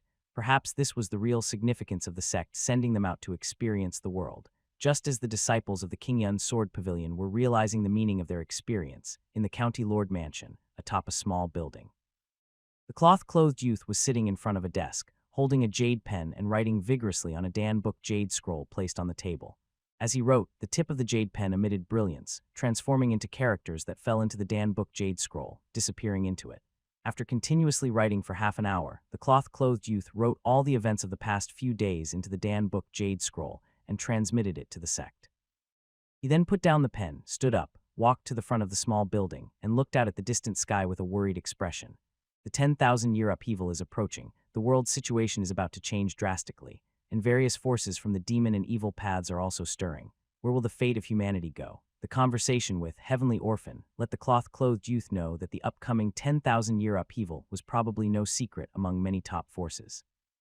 He also thought about some of the recent information uncovered by Tianji Building, which further deepened his worries. Feeling a great upheaval was imminent, Lu Qing knew that the world would soon be thrown into chaos. He couldn't help but wonder how many people would meet untimely deaths, their lives reduced to ashes. He also pondered whether Tianji Building could navigate such a monumental change and preserve itself. His thoughts then turned to Lu Qing.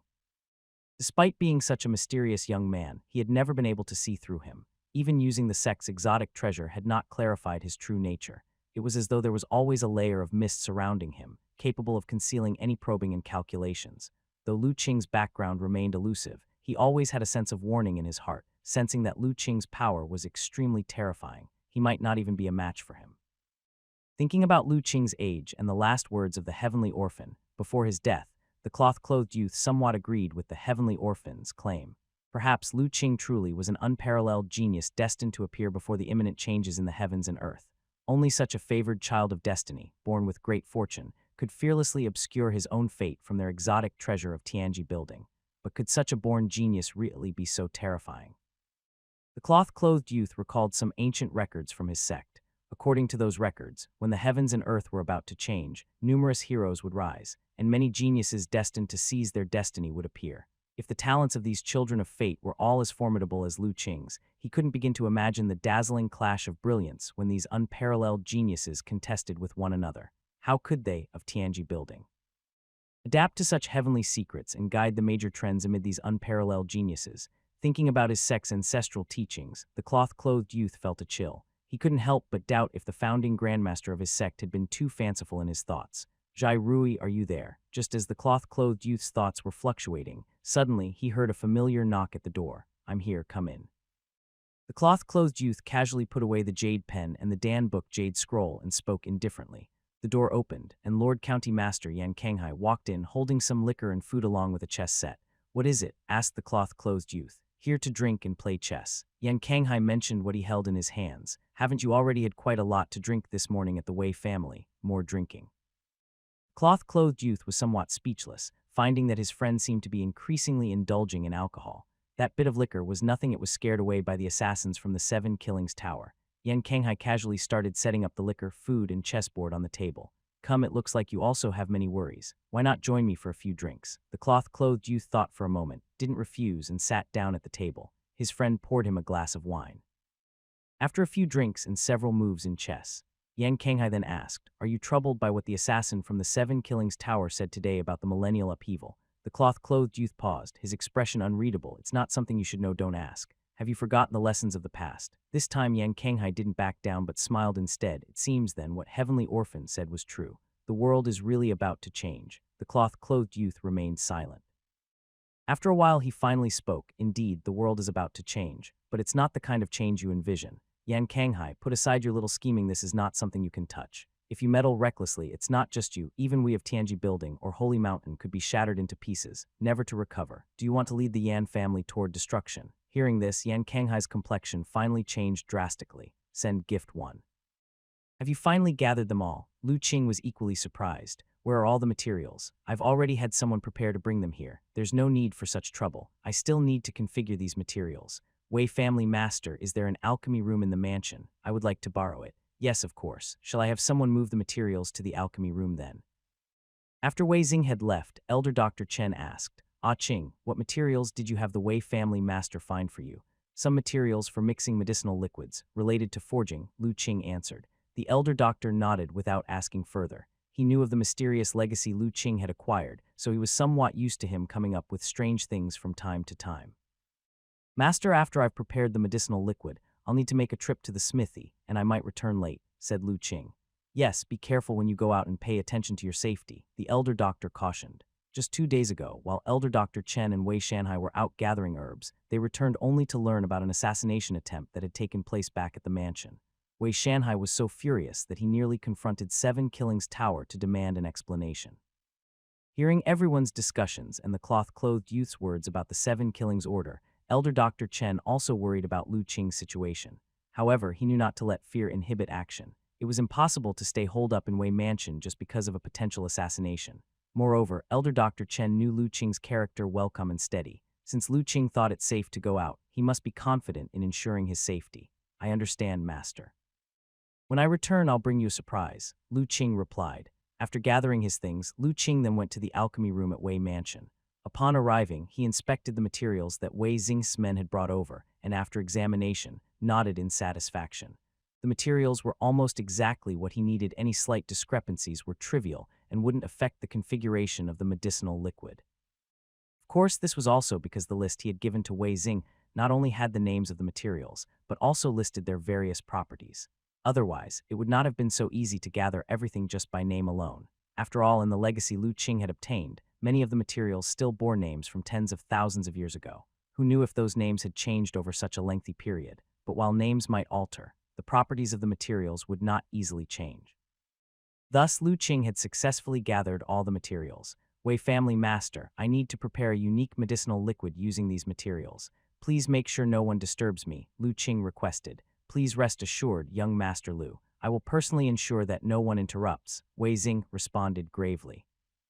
Ever since Lu Qing had once again saved Wei Zion's life, and after hearing the conversation between the cloth-clothed youth and heavenly orphan, Wei Xing's respect for Lu Qing had deepened. Lu Qing entered the alchemy room, closed the door, and began diligently mixing the medicinal liquid. An hour later, Lu Qing looked at the fiery red liquid emanating wisps of heat before him, a hint of satisfaction in his eyes.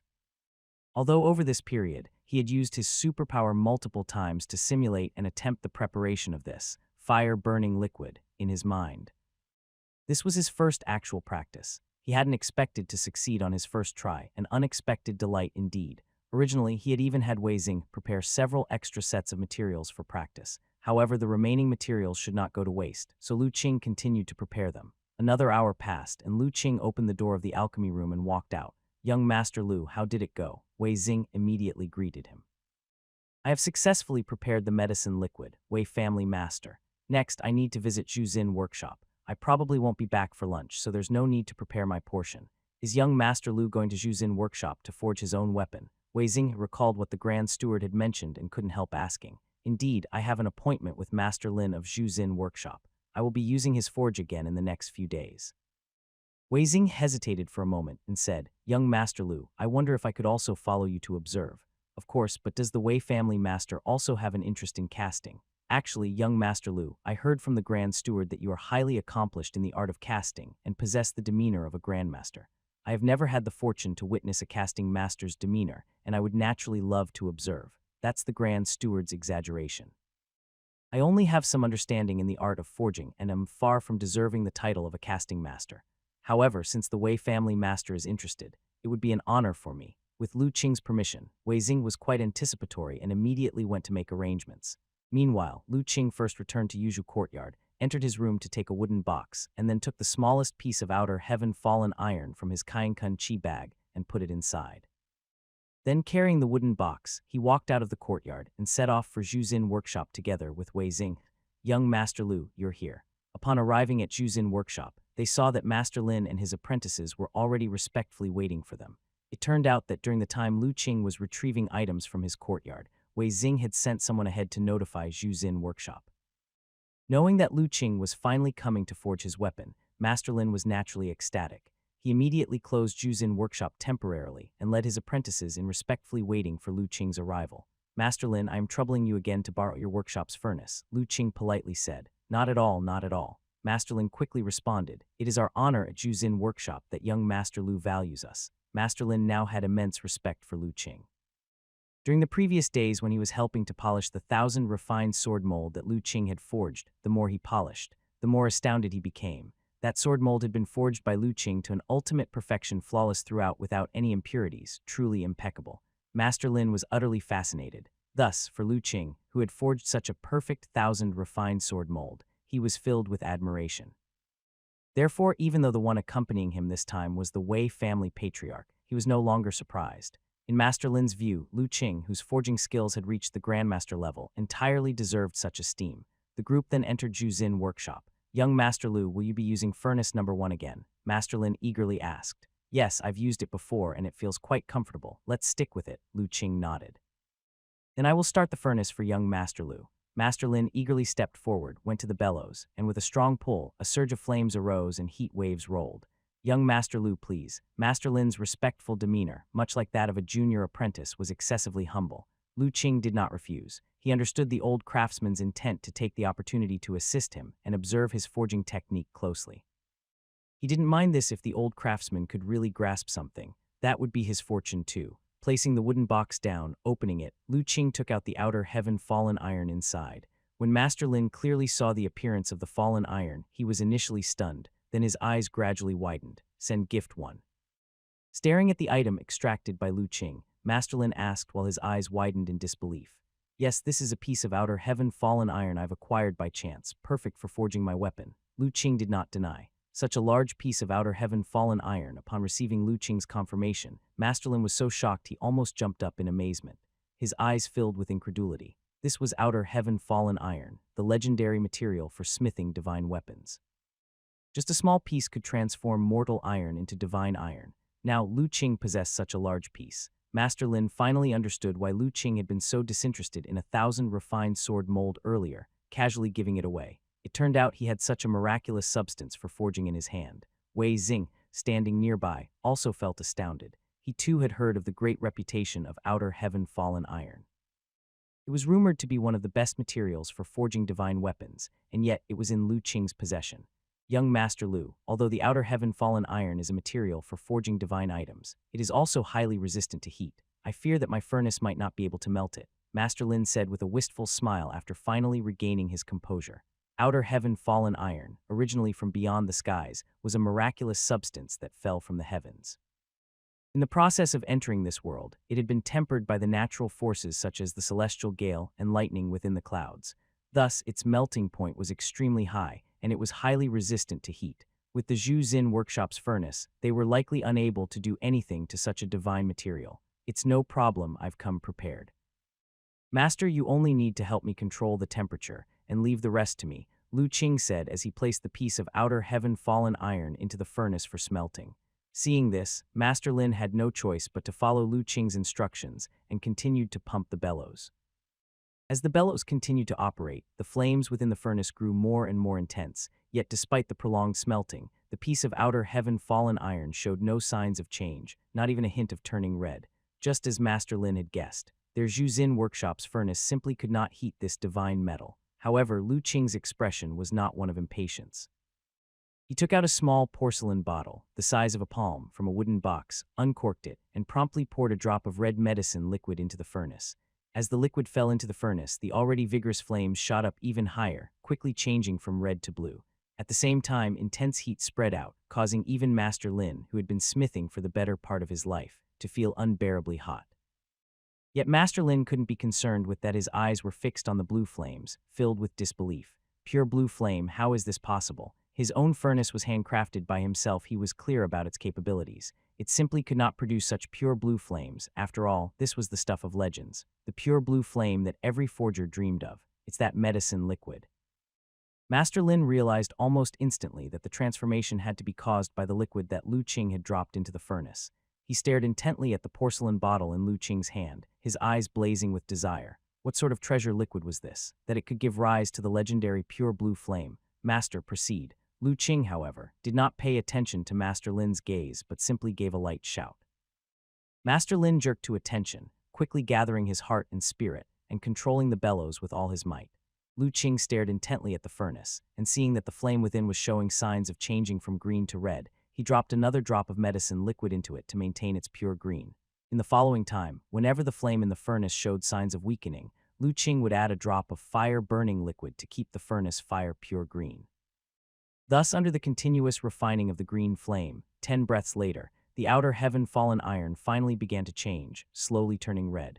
Seeing this, a slight smile appeared on the corners of Lu Qing's mouth. This fire-burning liquid was a peculiar medicine liquid that the Li Huo sect had researched in the past that could stimulate the flame and greatly increase the flame temperature.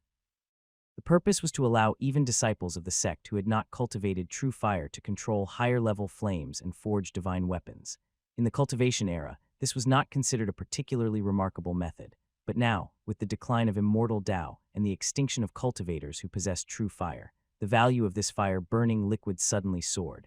It became the only method he could use to melt the outer heaven-fallen iron. The outer heaven-fallen iron in the furnace gradually turned red, and after dozens of breaths, it finally became glowing red. Lu Qing did not delay, immediately took it out with tongs, placed it on the anvil, stretched out his hand to grab the heaviest hammer, and with the momentum of Mount Tai pressing down, smashed it down fiercely. Clang! Under Lu Qing's surging power, sparks flew and a loud sound erupted, reaching miles away, and the entire backyard of Zhu Xin workshop trembled. Master Lin and his disciples all felt their hearts pound. That strike from Lu Qing was much more ferocious than when he had been forging the 1,000 refined sword mold. If the anvil were not sturdy enough, it might have been crushed and ruined by Lu Qing's blow. Under such a fierce hammer skill, even divine iron like the outer heaven-fallen iron, fully heated to red hot, was smashed and deformed by a single hammer blow. At the sight, Master Lin's eyelids twitched. Another hammer, another refinement. It was incredible that young Master Lu could achieve one hammer, one refinement even with divine iron like the outer heaven-fallen iron. Clang! One hammer brought success, and Lu Qing without pause flipped his hand and smashed down another hammer blow. Clang, clang, clang. As Lu Qing continued to forge, the loud sounds kept ringing out and spreading. Such commotion immediately disturbed the community. It prompted the nearby people to come out of their houses and look towards Zhu Xin workshop with astonishment and trepidation. Was it Thunder God thundering, or what was Zhu Xin workshop doing to produce such terrifying sounds? Alas, no one could answer that question for the time being. In order to allow Lu Qing to forge attentively, Master Lin had already temporarily closed Zhu Xin workshop and ordered the disciples to stand guard, not letting outsiders enter. Unless someone forced their way in, they could not see what was happening in the backyard, but as the forging master who ranked first in the county, Master Lin's status was high. Without clear understanding, ordinary people were truly reluctant to offend him rashly. Thus, despite their alarm, under the obstruction of the Zhu Xin workshop disciples, the crowd could only suppress their curiosity, letting the loud sounds continue. However, what no one expected was that the duration of these loud sounds far exceeded their imagination. They actually continued for more than 2 hours before suddenly ceasing.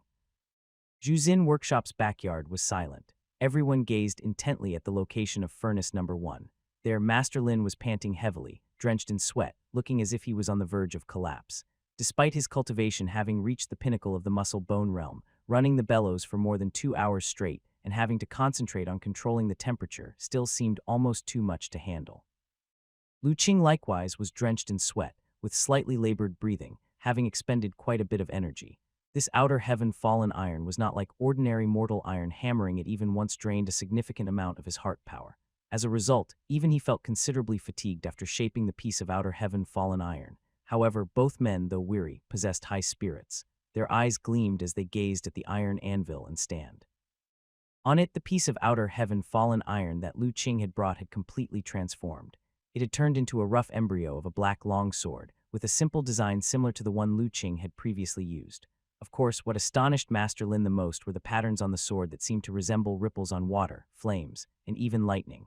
They appeared natural, and at a glance, they seemed to emit a mysterious aura that captivated the soul. The patterns emerged naturally, as if bestowed by heaven. This sword embryo has already entered the ranks of divine weapons, and it is among the finest, Master Lin stated admiringly. His eyes were full of fascination as he looked at the strange patterns on the sword. Having worked with metal for most of his life and forged countless blades, it was his first time seeing the real patterns of a divine weapon. Lu Qing was also intently observing the rough sword embryo. Then, amidst the intensely bright red light, a trace of purple so faint it was almost imperceptible emerged into his sight. Divine weapon blade embryo, forged from outer heaven fallen iron, hammered over 10,000 times, this sword embryo has reached the top-level divine weapon level. Infinite tolerance. The material of outer heaven fallen iron is special. With extreme inclusivity, this sword embryo can harbor multiple force characteristics: metal, wood, water, earth, wind, fire, lightning. Nothing is inadmissible. Unbreakable. This sword embryo is extremely durable once properly sharpened. It can slice through iron as if it were mud, effortlessly cut through water and split mountains. Magical treasure embryo. Owing to the exceptional quality of the material, with proper nurturing and refinement, this sword can continuously transform and evolve, with the potential to ascend to the level of a magic artifact or a spiritual artifact. To think there's a hint of purple. Lu Qing was extremely surprised as he looked at the information that emerged from the sword embryo. Indeed, the exotic treasure that even the Li Huo sect had coveted and greatly revered. This outer heaven fallen iron, now merely forged into a rough embryo, already revealed a wisp of purple superpower light. Bear in mind his Kainkun Chi bag in his possession, as well as the leaving fire tripod found in the underground chamber of the Wei family. These two spiritual artifacts were only purple in color. This revealed the immense potential of the sword embryo, and the information that emerged from the embryo also confirmed this. It was not only capable of embracing various forces, but could also continuously evolve, truly nothing short of miraculous. Lu Qing naturally did not think this was due to his forging skills, even though everyone from Zhuzin Workshop admired him greatly, but he was well aware of his own limitations. His forging skills were just at the beginning, and compared to the masters of artifact refining from the Li Huo sect, they were worlds apart. The fact that this sword embryo reached such a quality was 99% due to the extraordinary nature of the outer heaven fallen iron. The material was simply too outstanding. Divine weapon. The people standing outside upon hearing Master Lin's words all had their mouths agape. Even Wei Xing was completely shaken and taken aback. Weapons of the divine weapon level, even for their Wei family, they had only one, and that was the sidearm used by the ancestral founder. Who would have thought that Lu Qing would so easily forge one? Perhaps this was something that not even the true casting grandmasters in Central State could achieve.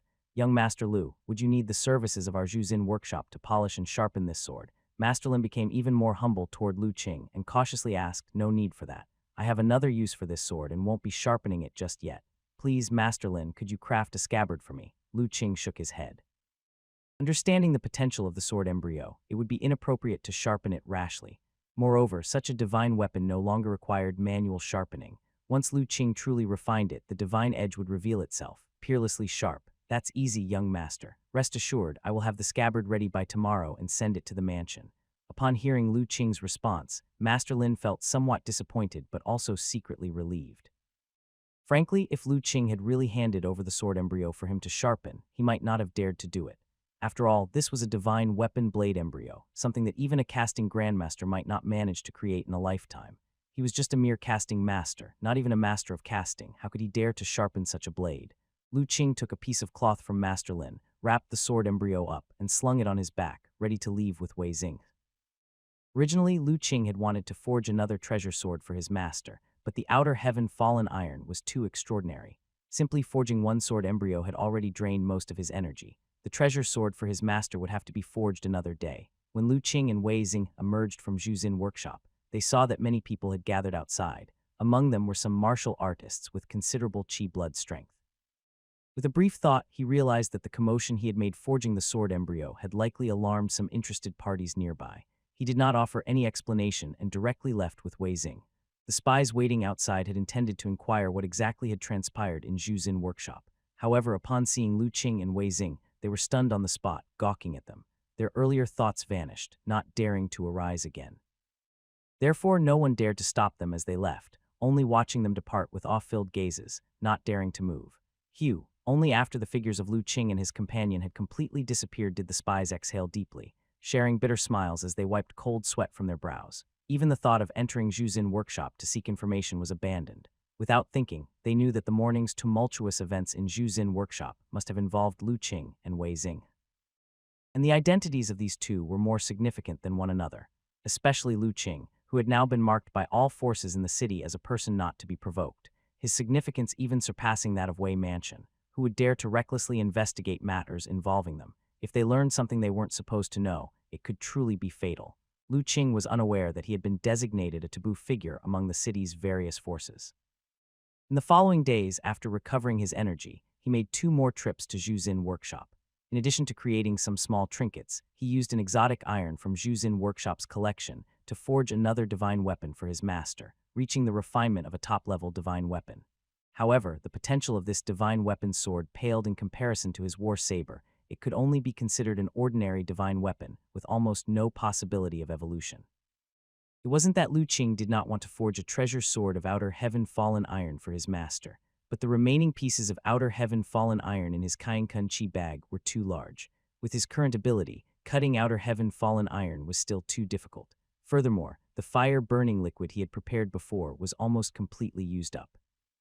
Without fire liquid-induced Qing flames, the furnace of Zhuxin workshop alone could not melt the outer heaven fallen iron. Thus, Lu Qing could only settle for the second best, spending a hefty sum to purchase an exotic iron treasured by Master Lin, to forge an ordinary divine weapon for his master. Of course, despite being an ordinary divine weapon, old Dr. Chen was extremely surprised when he received this gift. Even Wei Shanhai was shocked when he saw that sword, because he realized that the quality of this divine weapon was not a bit inferior to the war saber he used. Learning that the divine weapon was forged by Lu Qing, Wei Shanhai was stunned speechless for a long time. After creating that divine weapon, Lu Qing and the others stayed for several more days. One day, they finally proposed their departure to Wei Mansion. Dr. Lu Zio, old Dr. Chen, are you really leaving? In Wei Mansion, Wei Zion heard that Lu Qing and his company were planning to leave and immediately rushed to Yuzhu Courtyard. Then he saw that both his father and mother were there. Indeed, we have overstayed our time in your honorable residence. It is time to return. Otherwise, the villagers might start to worry. Lu Qing nodded. During their trip, they had stayed in the county for nearly half a month. Although they had entrusted someone from Wei Mansion to send a message back to Jiulai village, the villagers could not help but worry after such a long absence. Now that the matters in the county had been settled to perfection, there was naturally no need for them to linger in the county any longer. And while the county was not bad, it imposed many restrictions, making many things inconvenient. During this time, even when Lu Qing practiced his martial arts, he had to be extremely careful not to disturb others. So home was better, where one could delve into the mountains and, regardless of the upheaval, not bother anyone else. Even old Dr. Chen felt a strong urge to return. There were still a few patients in Jiulai village whose illnesses he had not fully cured before leaving. Before departing, he had prepared their medications in advance, but they were probably running out by now. He needed to go back for follow-up consultations. Young Master Lu, what are you saying? Having you and the elder doctor stay here has been an honor for our Wei Mansion, so where does this talk of disturbance come from? Wei Xing hurriedly said. He would love for Lu Qing and his company to live in the mansion indefinitely. Yes, young Master Lu, as long as you wish, you can stay for as long as you like. How could you ever be a disturbance? Mrs. Wei added. She did not want Lu Qing and his party to leave, especially little Yan. Teaching little Yan to read and write, and spending so much time together, she had nearly come to consider little Yan as her own daughter. In the end, no matter how Wei Xing and the others tried to keep them, Lu Qing and old Dr. Chen made their intention to leave clear. Left with no choice, Wei Xing had to have preparations made. As for Wei Shanhai, he had not appeared at all, and it was unclear whether he was not in the mansion or simply indifferent to their departure. Before long, Wei Xing and the others saw Lu Qing and his party off at the city gates. You have been living quite comfortably, haven't you? Seeing the noticeably fatter ox brought to the cart by Wei Mansion's servants, Lu Qing teased with a laugh. Moo. The ox, delighted at the sight of Lu Qing and his group, gave a gentle moo and affectionately nuzzled Lu Qing's hand with its head. Lu Qing began taking several boxes from the servants of the Wei family and placing them onto the ox cart. They were mostly special local products he had bought for the villagers. At the realm old Dr. Chen and Lu Qing had reached, they no longer had much need for gold and silver.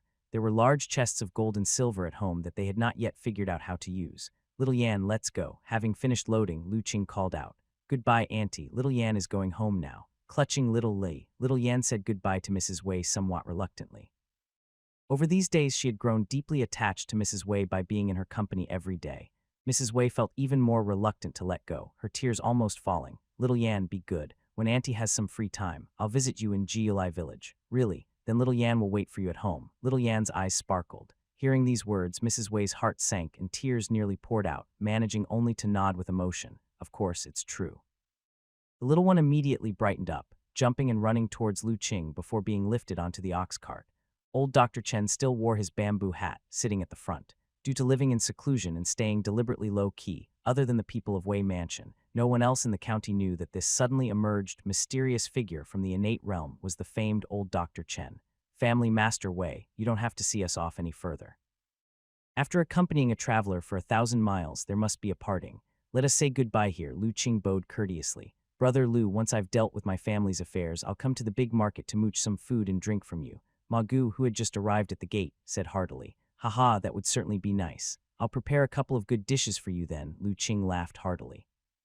With laughter, old Dr. Chen snapped the whip, and with a crisp sound, the ox cart slowly started moving out of the gates. Just as when it had first arrived, the cart slowly approached from the distance, except now there were 2 or 3 fewer people on it. Mrs. Wei and Wei Zion watched as the ox cart slowly moved further away, their eyes tinged with redness. Initially, they had returned with a heart full of anxiety. Now, the very cart that had escorted them all the way was leaving. In that moment, a flood of emotions welled up in their hearts, a mixture of sentiments. Goodbye, Auntie. When the ox cart had traveled quite a distance and was barely visible, little Yan stood up, waving vigorously. As her tender voice carried from afar, Mrs. Wei's tears finally broke free and streamed down her face. When Lu Qing and his party had left the city, they had done so openly, making no attempt to hide their departure. Therefore, the news of their leaving soon spread throughout the city's every corner. They've really gone. Inside County Lord Mansion, Yan Kanghai looked at his subordinate, who had come to report, with a grave expression. Yes, I saw it with my own eyes. Young Master Lu left on an ox cart, and that young lady was also in the cart, driven by what seemed to be an older man. Many people in the city saw it too, the subordinate confirmed. Yan Kanghai hastily asked. I didn't see it, his confidant answered. The old man wore a wide-brimmed hat that hid his face, and I could only hear his voice, which was quite elderly and made it impossible to see his face clearly. He's still hiding his identity. Yan Kanghai felt disappointed and waved his hand. All right, you may leave. After his confidant left, Yan Kanghai sat there, pondered for a while, then suddenly stood up and went to the small building where the cloth-clothed youth lived. Just as he was about to knock on the door, he heard a faint voice from the side. What is it? Turning his head, he saw his good friend standing in a nearby pavilion, holding a scroll in his hand. Yan Kanghai smiled and walked over. I just received news that young Master Lu and his master have already left the county. The cloth-clothed youth nodded, showing no sign of surprise on his face. Jai Rui, since they've left, can you now tell me who that mysterious innate realm master of young Master Lu is? Ever since the cloth-clothed youth mentioned that the sudden emergence of an innate realm figure was someone he knew, Yan Kanghai had immediately started an investigation. However, after checking all the martial arts experts he knew, he still had no clue. None of their identities matched that of the mysterious innate. Later, he tried to start from Lu Qing, but it was equally baffling, because this one was even more mysterious. Nobody knew Lu Qing's background. It was as if he had appeared out of thin air before coming to the county, not a single rumor about this youth existing in the world before that. Thus, Yan Kanghai was extremely curious about the identities of these two. The cloth-clothed youth remained silent, just quietly looking at him. Yan Kanghai felt a catch in his heart and forced himself to calm down. Earlier you talked about that millennium change being so terrifying that I couldn't inquire, but surely I can know the identity of this mysterious innate. Since you said I know him, the cloth-clothed youth looked at Yan Kanghai for a while, knowing he would not rest until he resolved this matter.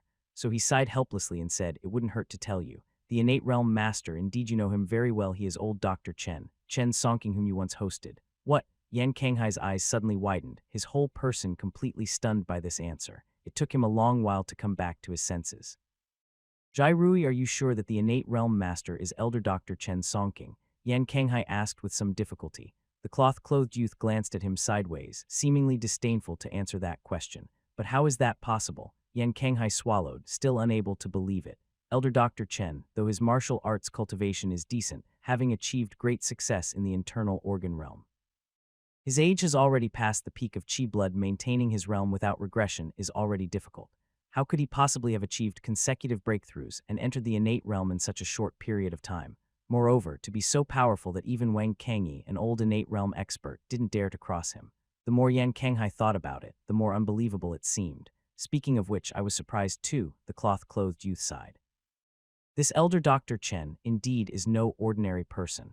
According to the information I've gathered, he has spent his life doing good deeds, treating and salvaging lives, and can truly be described as a doctor with medical benevolence, a great benevolent man. Years of good deeds, it seems, have allowed him to accumulate merit light around him.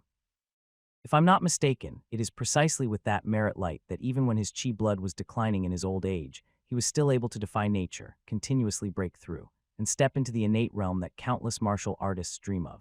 One can say all these results are from his vast accumulated potential, albeit his path of accumulation differed somewhat from the typical martial arts path.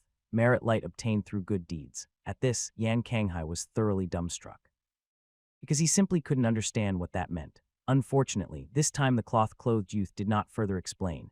He shook his clothes lightly, placing the scroll on the stone table inside the pavilion. "You're leaving too?" Yan Kanghai was caught off guard, quite shocked. "Yes, I have stayed in Kang County long enough and it's time to go. However, before I leave, there are a few words I want to say to you." The cloth-clothed youth's face turned serious. This made Yan Kanghai, who had intended to ask him to stay, unable to speak and could only listen quietly. "Hai Yue, to be honest, this time coming to Kang County, I am disappointed. I initially thought that during these years in Kang County, you were laying low, biding your time, honing yourself. But what I see is that you are not only wasting time but also regressing, far from the person you once were. I don't mean to be rude, but as of now, you simply aren't qualified to compete with your brothers any longer. Therefore, I advise you to give up that notion in your heart and just honestly remain here as the Lord County Master. As long as you behave, I don't think the royal capital will pay any attention to this place. That way, your mother won't have to worry every day, fearful that you will stray from the right path." The words of the cloth-clothed youth rendered Yan Haiyue utterly silent, unable to speak for a long time. "All right, think it over yourself, I'm leaving." The cloth-clothed youth didn't wait for him, vanishing from the pavilion immediately after saying what he wanted to say. Jairui Yan Haiyue gasped in surprise. "Lastly, there's one more thing, remember, don't provoke young Master Lu." The voice gradually faded away, leaving only Yan Haiyue in the pavilion, deeply melancholic. "Brother, brother, that flower is so beautiful, and that one over there too, really pretty." The ox cart traveled forward with the scenery shifting around them. Little Yan, who was initially a bit sad from parting with Mrs. Wei, instantly cast aside her worries. Pointing at the wildflowers and weeds along the road, she kept calling out to Lu Qing. Even though she had seen them once already on the journey here, the little one still found them fresh. They are beautiful." Seeing her happy, Lu Qing also relaxed. Children truly, their sorrow comes fast and goes fast. As for little Li, it was already joyfully hopping around the ox cart, darting in and out of sight, bursting with excitement. During the stay at Wei Mansion, little Li always remembered Lu Qing's instructions not to display its talent skill arbitrarily. Hence all this while, other than showing great spiritual nature, it never did anything else out of the ordinary. Every day it was harmless, held by little Yan, accompanying her in reading, writing, eating, and playing. Other than being very spirited to others at the Wei Mansion, it was just like any other ordinary pet. Even Mrs. Wei, who guessed that little Li was extraordinary, had never seen its true abilities. This was exactly why little Li was somewhat stifled. Now that they had finally left the Wei Mansion, it couldn't wait to frolic to its heart's content. Owing to an early departure and no delays on the road, this time Lu Qing and his group didn't have to spend the night on the road, but instead hurried along, arriving back at Jialai village just before dusk. "We're almost home." Seeing the increasingly familiar surroundings, little Yan's expression turned excited. Having been away so long, she too missed everyone back in the village. Little Li was also standing on Lu Qing's shoulder, its eyes shining as it gazed in the direction of Jialai village. Everything was great at Wei Mansion, where it could eat its fill of fish every day, but somehow it still preferred its days in Jialai village. "We are finally back." Elder Dr. Chen had already taken off his conical hat at this point, looking ahead and sighing deeply. Having lived so many years in Jialai village, he had grown quite fond of it. "Master, I'll go take down the red rope." As the ox cart approached the village entrance, Lu Qing leapt off. After removing the red rope from the tree and placing it back under the stone slab, the villagers finally noticed the ox cart. Quickly, the entire village started to stir. In the early morning, Lu Qing stepped out of his house, stretched lazily, and felt extremely content. He couldn't help but smile when he remembered what had happened yesterday. At dusk the day before, their return had caused quite a stir in the village. The villagers all came running out, surrounding him and his master with endless questions. They had no choice. They had told everyone they were just going to the county city for the market, but ended up not returning for over 10 days. Despite the Wei family having sent people to deliver messages, Elder Zhang and the others were still skeptical and worried. Now that they had finally returned, they wanted to know all the details. In the end, after Lu Qing explained everything and distributed the specialties they had brought back, everyone realized it was a false alarm and slowly dispersed. Though it took quite a bit of talking, Lu Qing's heart was still warm. After all, feeling cared for was quite a nice feeling. After collecting his thoughts, he practiced nourishing body boxing twice to stretch his muscles, and then prepared breakfast in the kitchen. Seeing that little Yan and the others would still need a while to wake up, Lu Qing employed his movement technique, and within a few breaths, he had already arrived at the bamboo forest behind the mountain. Sensing that there was no one around, Lu Qing's divine soul slightly stirred, and the next moment, a war saber appeared in his hand. However, this war saber looked rather rough, both unpolished and without a sharpened edge. It was the divine weapon blade embryo that Lu Qing had previously forged at the Zhuzin workshop from outer heaven fallen iron. Since then, the sword embryo had been adjusted again and fitted with a hilt. Apart from its rough appearance and lack of sharpness, it was no different from an ordinary war saber and could be used at will. With the saber in his right hand, Lu Qing's aura abruptly changed, and an intense aura of solemnity spread around him. In the next moment, as he swung the saber, he began to practice his saber technique. The sword style was profound and flowed smoothly. The swing seemed slow, but each move contained soul-shaking power. The increasingly biting aura of solemnity caused even the insects and birds around to fall silent in fear, not daring to make a sound. After practicing the four directions saber, Lu Qing stood holding the saber, a contemplative expression on his face. According to the martial arts experience exchanged between my master and the Wei family's ancestor, once martial arts moves reach the realm of harmony of strength and gentleness with meticulous precision, the next step is to comprehend the will behind the moves. The key to this step is to ensure that one's martial arts moves are infused with a certain charm. When that charm is suffused within the moves, covered by the power of the heart and spirit, driving the moves will naturally allow you to anticipate and act before the enemy, with later actions winning over earlier ones, overpowering the weak with strength, and defeating the enemy like a bolt from the blue. Clearly, having tempered the divine soul power, I have already touched upon this realm slightly. However, due to the limitations of my divine soul power, there is a considerable journey ahead before I can fully comprehend the will. Of course, although Lu Qing was unable to grasp the complete will for the moment, he was still quite satisfied. It is known that the realm of will is typically only understood by innate realm experts. When innate realm experts step into the innate phase, they are baptized by the heaven and earth rules, which causes their divine soul power to surge. Hence, their martial arts cultivation becomes more intuitive, and comprehending the realm of will is naturally not too difficult. It was already quite an accomplishment for him to have touched upon the will, just having stepped into the inner organs realm. In the days to come, who could guarantee that before stepping into the innate realm, little Yan wouldn't attain the complete understanding of will? Moreover, what set Lu Qing apart from other martial arts experts was that, possessing superpowers. He could master any martial arts discipline at extraordinary speed regardless of what he practiced.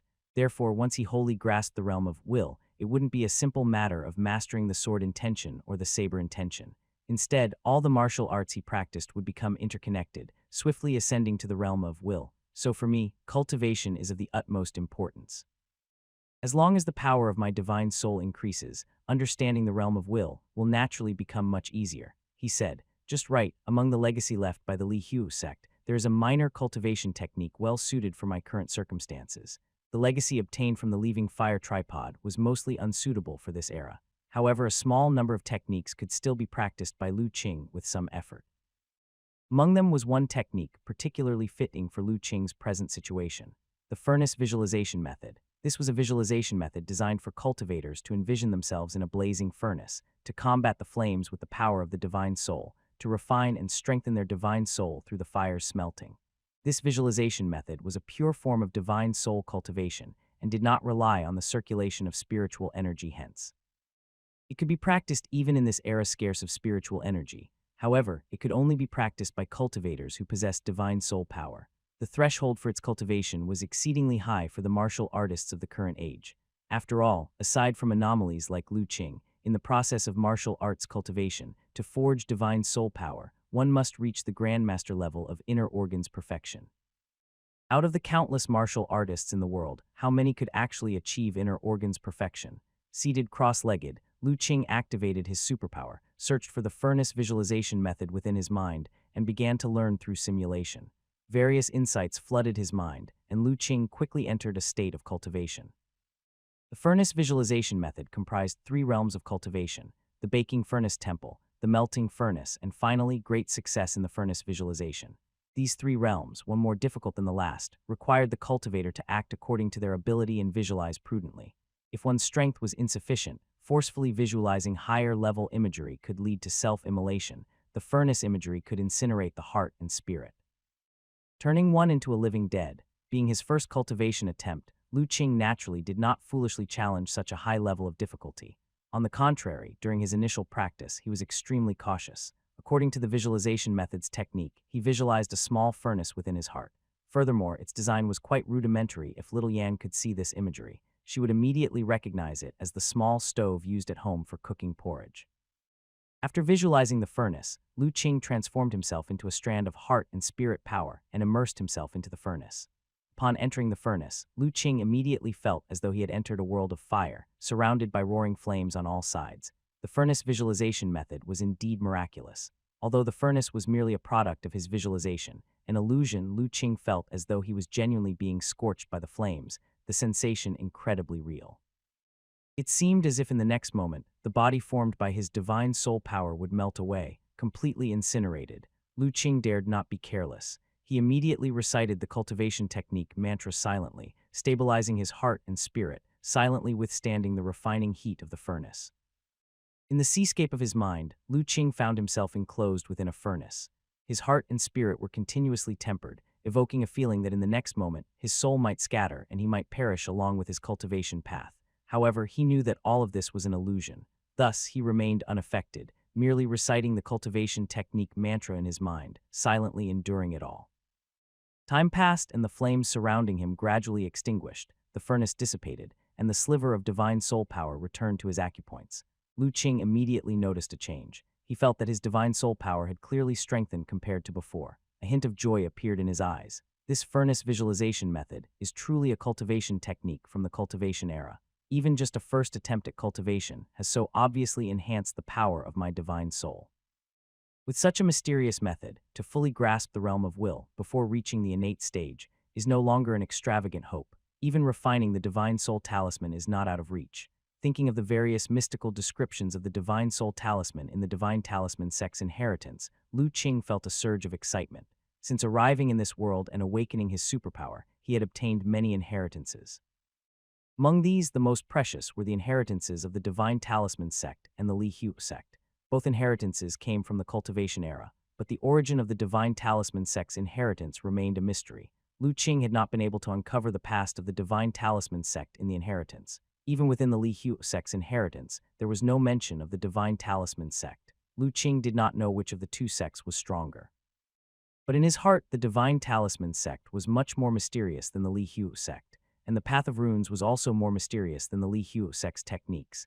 Given that Lu Qing possessed extraordinary, almost cheat-like abilities, he could learn anything at an incredibly fast pace. Yet even so, he had spent a long time just to get a basic grasp of the Path of Runes. Up to now, he hadn't been able to refine a divine soul talisman. One could imagine the difficulty involved in the practice of runes. Moreover, the Path of Runes was different from ordinary cultivation methods. It stressed that all things in heaven and earth could teach one, and likewise, they could all be utilized. It wasn't limited by the availability of spiritual energy and could be used even when spiritual energy was scarce, although with reduced power. With such a powerful inheritance, Lu Qing naturally wouldn't give up. So he had never slackened in his efforts to refine the divine soul talisman. It was just that due to the limitations of his divine soul power, the speed of refinement had always been slow. Now the excellent effects of the furnace visualization method allowed him to rapidly enhance his divine soul power. The complete refinement of the divine soul talisman was in sight, so how could Lu Qing not be thrilled? After fantasizing about the future for a moment and noticing that it was getting late, Lu Qing gathered his emotions, placed the war saber into his Kainkun Chi bag, and headed home. Once home, he pulled little Yan and little Li out of their bed, urged them to wash up and eat breakfast. Then Lu Qing took these two little ones to the half-mountain small courtyard. "Ah Qing, little Yan, are you heading to old Dr. Chen's place?" Along the way, villagers greeted them warmly, unable to resist taking several glances at little Li perched on Lu Qing's shoulder. Since returning from the county, Lu Qing had not asked little Li to conceal its identity. After all, in the county, it had revealed itself every day. Moreover, he no longer needed to worry that anyone would harm little Li. Therefore, last night, many people in the village saw little Li and learned that it was a pet creature raised by Lu Qing. However, because little Li's appearance is indeed peculiar and it possesses a remarkable spiritual nature, even though they knew of its existence, the villagers still felt astounded. "Yes, I wonder if Master has gotten up," Lu Qing said with a smile. "He must have. I just passed by the foot of the mountain and saw old Dr. Chen practicing his boxing in the yard." After exchanging a few pleasantries with the villagers, Lu Qing took the two little ones up the mountain to half-mountain small courtyard, where he found his master indeed in the yard. What surprised him was that there was another person present.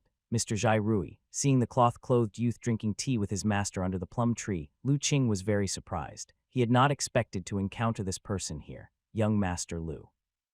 The cloth-clothed youth nodded in greeting to Lu Qing with a slight smile. Mr. Zhai Rui, how come you are here? Has something happened in the county again? Lu Qing couldn't help asking. In his memory, the whereabouts of this person were always somewhat elusive, and he never showed up unless there was a significant matter. And in recent days, he had also learned some information about Tianji building from the ancestors of the Wei family, which left him quite wary of this individual.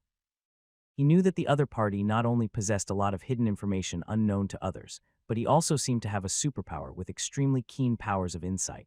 All is peaceful in the county, according to the message I received from Tianji building, that Wang Kangyi has already led his disciples back to Tian Kang sect. Young Master Lu don't need to worry. As for me, I have left the county and am preparing to travel elsewhere, the cloth-clothed youth explained.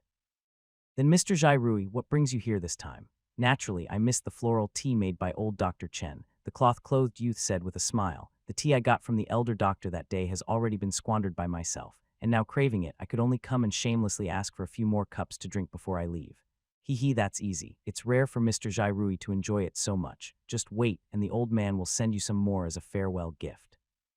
Old Dr. Chen chuckled. Then Zhai Rui would like to thank the elder doctor here, the cloth-clothed youth happily said. After securing the floral tea, the cloth-clothed youth's expression then turned serious. Of course, my visit this time is not only to ask for tea from you, elder doctor, but also to discuss a few matters with you, he said, Lu Qing. He knew that this person coming over couldn't possibly be just for a bit of floral tea. Please speak, Mr. Zhai Rui. It was obvious that the elder doctor had expected this, so there was no surprise on his face.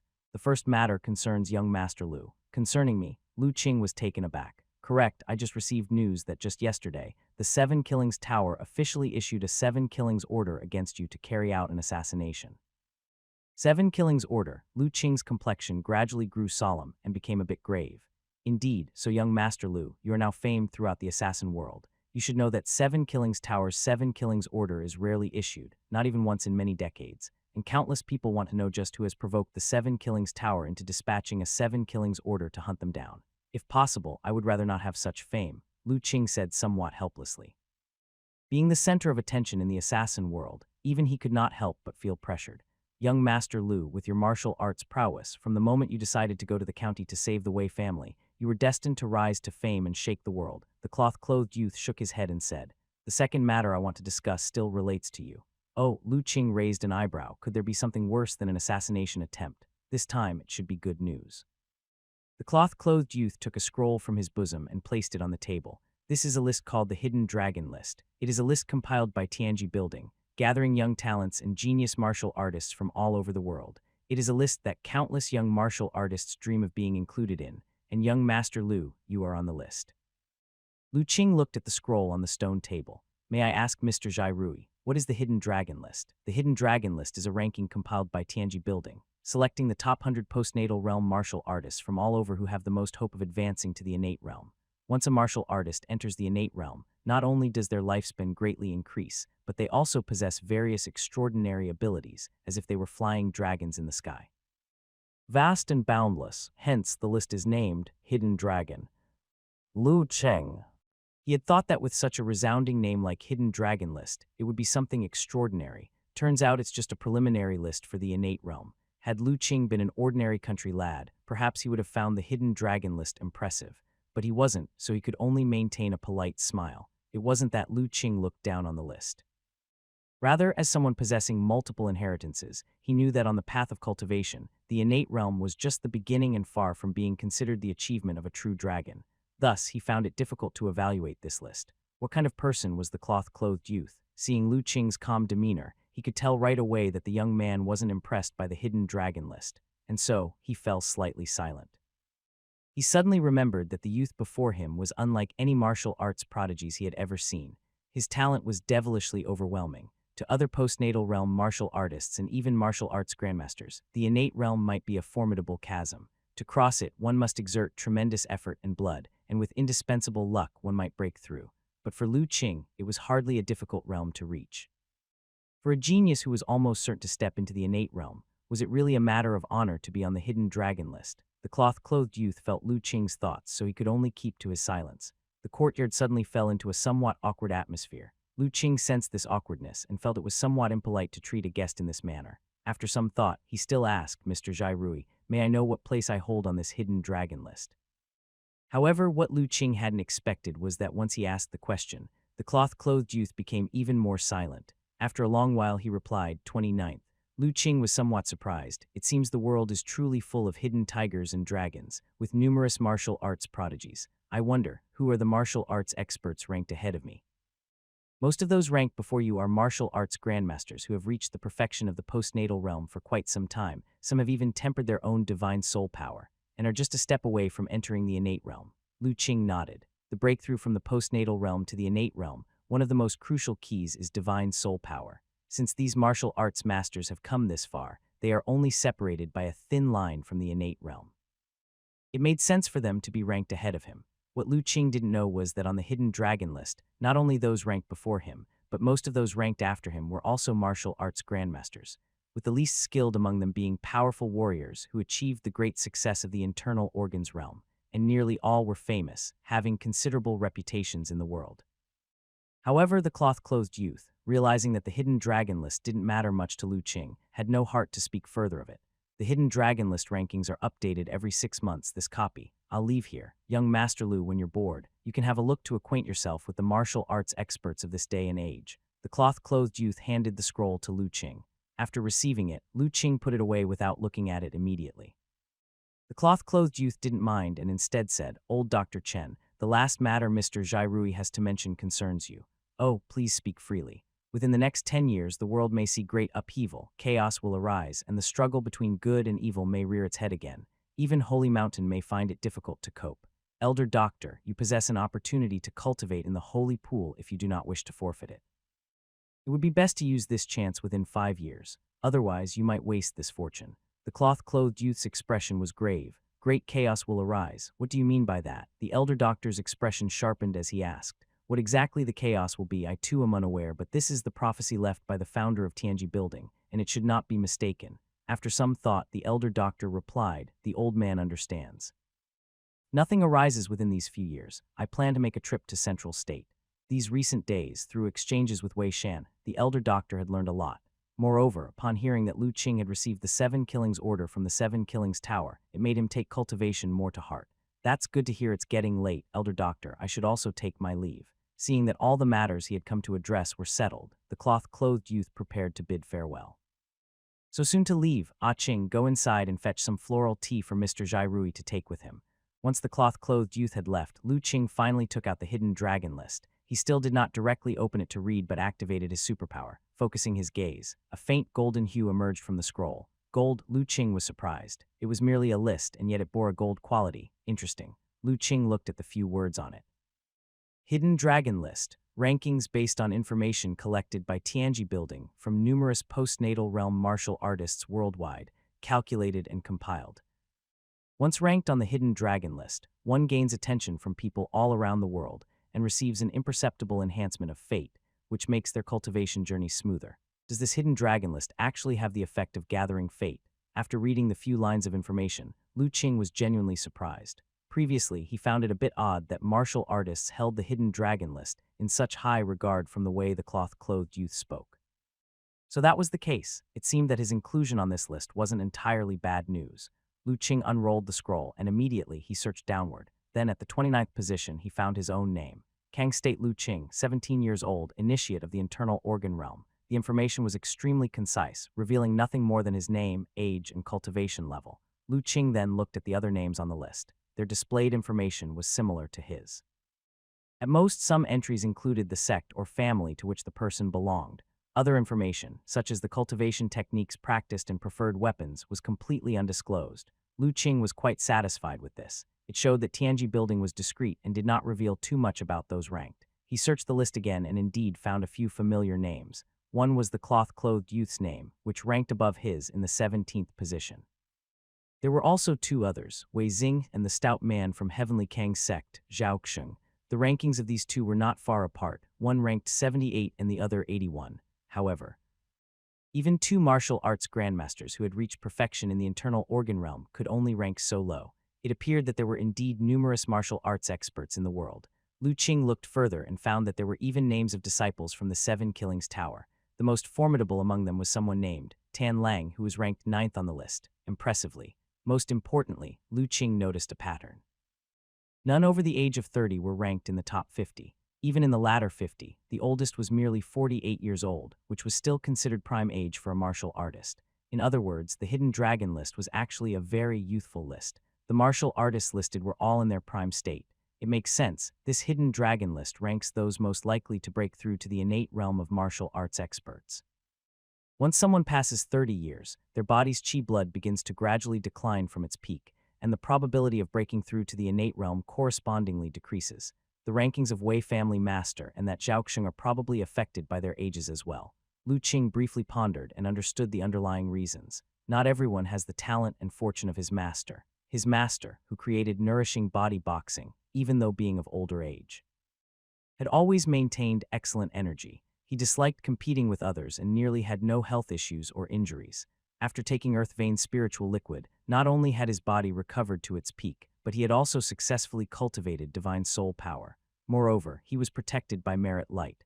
That allowed him to step into the innate realm in his old age, creating a miracle that seemed almost impossible. For other older martial artists who had surpassed the age of 50 or 60 without the accumulation and fortune like his masters, attempting another breakthrough would probably be harder than reaching the skies. This is why the Hidden Dragon list did not feature names of aged grandmasters. After briefly browsing through the Hidden Dragon list, Lu Qing rolled it up, planning to study it more thoroughly when he had time. Master, what are you thinking about? After putting away the Hidden Dragon list, Lu Qing looked up and saw his master with a slightly furrowed brow, lost in thought. I was thinking about what Mr. Zhai Rui just said. Previously in Wei Mansion, I also heard people discussing the Millennium Turmoil. I wonder if it's the same event he mentioned where great chaos is about to unfold. The elder doctor was somewhat troubled, after hearing what the cloth-clothed youth said about the upcoming great chaos for some reason. He felt a sense of premonition rising in his heart. It seemed to relate to something extremely important. Lu Qing thought for a moment and finally said, perhaps the disciple knows a little about what Mr. Zhai Rui was talking about. Ah Qing, you know. The elder doctor raised his head in astonishment. The disciple isn't entirely sure, but recently I found a peculiar book in an old bookstore in the county. It recorded some very unusual information. According to what the carefree wanderer said, if his calculations are correct, the so-called spiritual energy resurgence might be happening in our era, and what Mr. Zhai Rui described as the Millennium Turmoil and the arising great chaos might be referring to this. Lu Qing recounted some of the things recorded in the casual notes left by the carefree wanderer. The cultivation era, spiritual energy resurgence. After listening to Lu Qing's explanation, the elder doctor was dumbfounded. He never imagined that this matter would even relate to events from tens of thousands of years ago in ancient times. However, the cultivation era, does it truly exist, and are there really immortals in this world? The elder doctor felt somewhat incredulous. Although he was an innate realm expert himself, he had always regarded tales of gods and immortals as mere legends. Now hearing that gods and immortals truly existed, it was indeed a significant shock to his beliefs. The disciple also finds it unbelievable, but after witnessing certain things, I feel that it may not be so illusory, like the big cauldron in the underground chamber of the Wei family, for instance. Lu Qing reminded. The elder doctor suddenly came to a realization. Indeed, the big cauldron of the Wei family was truly miraculous. Not only did it contain a mysterious Taoist charm, but according to what Wei Shanhai said, it originally only had the size of a fingertip, and yet had grown so large over 100 years. A self-growing big cauldron, no matter how you look at it, does not seem like an ordinary object. Perhaps only those celestial beings with profound divine skills could create such a mysterious artifact. Looking at it this way, what Mr. Zhai Rui said about the Millennium Turmoil must indeed refer to this matter of spiritual energy resurgence. The elder doctor sighed. Originally, he thought that what the cloth-clothed youth talked about was at most conflicts between sect forces or perhaps another war between commanderies was about to erupt. He didn't expect it to involve such a monumental shift of heaven and earth. But faced with such a monumental shift, how should they respond? For a moment, the elder doctor felt somewhat lost. Master, there's no need to worry too much. If the sky falls, there will be tall ones who will hold it up. Lu Qing, seeing his master's bewilderment, offered some comfort. Although Mr. Zhai Rui did not specify the cause of the great change, I think he surely knows something, and even if he isn't clear, the powerful sects behind him must have some understanding. These sects certainly wouldn't want the world to descend into chaos, so let's just wait and see how things unfold. The elder doctor came to a realization. Indeed, if the carefree wanderer could find the jade, those sects with thousands of years of inheritance, possessing vast resources and power, must know even more hidden information. They probably have prepared well in advance for the great change's arrival. In that case, why was he worrying here? Let it be, after all, we're just doctors. People of humble words and limited influence, treating and saving people is our duty. The grand affairs of the world should be left to those major sects to worry about. After reflecting on this, the elder doctor somewhat relieved himself and spoke in a light-hearted tone. Seeing this, Lu Qing secretly breathed a sigh of relief. It was good that his master, though kind-hearted, always considered himself merely a doctor and did not harbor any grand ambitions to save the world. Otherwise, if he got too fixated, Lu Qing really didn't know how he would be able to advise him.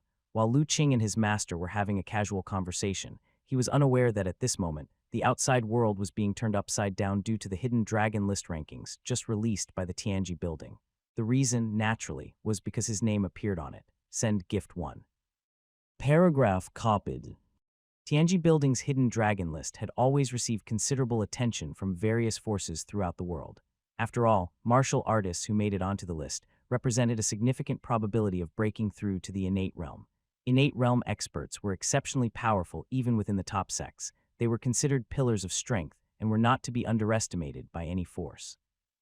Countless martial artists around the world took pride in making it onto the hidden dragon list, for that signified true fame and recognition throughout the land. Most martial artists diligently practiced cultivation, all for the sake of fame and fortune. Those who made it onto the hidden dragon list were considered renowned throughout the world, and how could many people remain unmoved by that? Therefore, whenever the half-yearly announcement day of the hidden dragon list approached, it was the busiest time for Tianji building. This time was no exception. From early in the morning, many martial artists were already staking out the branches of Tianji building in every state and county, all eager to get the first look at the list. Among them, there were spies sent by various major sects as well. Then, when the list was posted, everyone was shocked. Because a name they were completely unfamiliar with had appeared. Lu Qing from Kang State, who is this person, and how come I've never heard of them? Just at the initial realm of the internal organs, yet ranked 29th, ahead of numerous martial arts grandmasters. A 17-year-old martial artist in the internal organ realm, which sect from Kang State has cultivated such a core disciple. Almost everyone was captivated by the name Lu Qing on the list. It couldn't be helped the information displayed on the list was simply too astonishing. A 17-year-old martial artist at the initial realm of the internal organs, making his first appearance on the hidden dragon list ranked 29th, ahead of numerous martial arts grandmasters. Any of these details, when applied to any other martial artist, would already be remarkable. Now all concentrated on one individual, these details delivered a real shock to the people. So much so that some even doubted whether Tianji building had made a mistake in their information. Not to mention anything else, but how could a martial artist at the initial realm of the internal organs rank ahead of so many martial arts grandmasters? Faced with skepticism, Tianji building quickly responded. The ranking was correct, and the information on the list was also entirely accurate. There was no need to worry about errors. The credibility of Tianji building was still very much guaranteed. Since they claimed there was no mistake, it must indeed be true.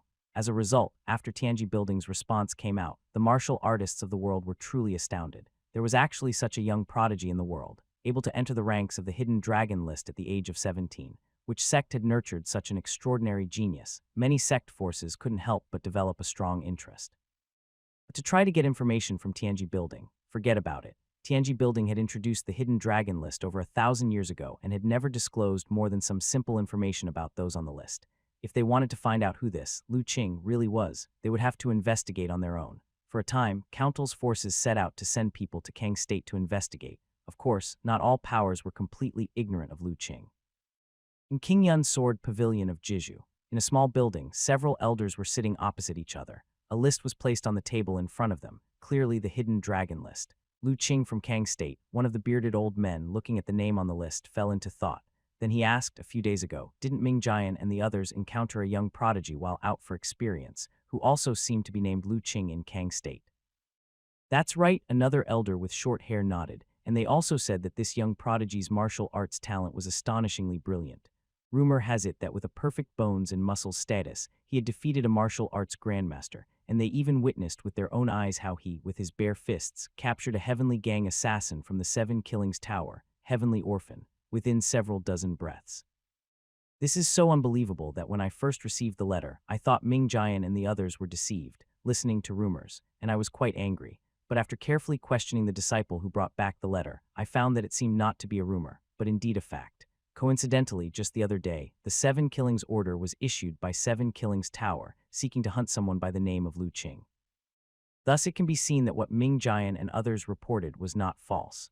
Letting the 7 Killings order be issued must be no mistake. The Lu Qing they spoke of must be the same one on the hidden dragon list. The bearded elder nodded. The same name and surname, both in Kang State, and both young prodigies. Such coincidences couldn't possibly exist in the world. The bearded elder at once confirmed that the Lu Qing on the hidden dragon list and the one mentioned in the sect disciples' communication were the same person. Considering this, his heart grew even more astonished. A 17-year-old in the internal organ realm, with perfect bones and muscles, defeating a martial arts grandmaster. I did not expect such an exceptional genius to exist in this world. No wonder Tianji Building ranked him on the hidden dragon list. Such a naturally gifted genius, if not qualified to be on the hidden dragon list, then hardly anyone in the world would qualify. It's just a wonder which sect force could have cultivated such a young prodigy. According to what Ming Jian said in the letter, this Lu Qing's mentorship is very mysterious, only knowing that his master is a mysterious figure from the innate realm. But that day at Wei Mansion, they had no chance to meet him, said the elder with short hair. An unknown innate realm expert, who could it be? The bearded elder wondered. The information in the letter was limited, and many details could not be conveyed thoroughly. Thus, they were unable to obtain more information. Since this Lu Qing already has a master, we shouldn't inquire too much and risk causing their displeasure, said the bearded old man after some thought. The presence of an innate realm master clearly suggested that considerable power backed him. If they probed too deeply and caused displeasure, creating unnecessary enemies, it would be a loss not worth the gain. Thus, after a brief discussion, the bearded old man decided to put the matter aside for the time being. Today, in addition to the hidden dragon list, I have called you here for a more crucial matter concerning the millennial change. As soon as these words were spoken, the expressions of the elders immediately turned solemn. Sect Master, is the millennial change really upon us? Asked a thin elder, unable to contain himself. Judging by the recent movements of various sects over the years, it seems indisputable, replied the bearded old man seriously. This matter relates to the future glory of our sword pavilion, and we cannot afford any negligence. But what exactly is this millennial change, and how do we address it if its nature is still unclear to us? Another elder asked.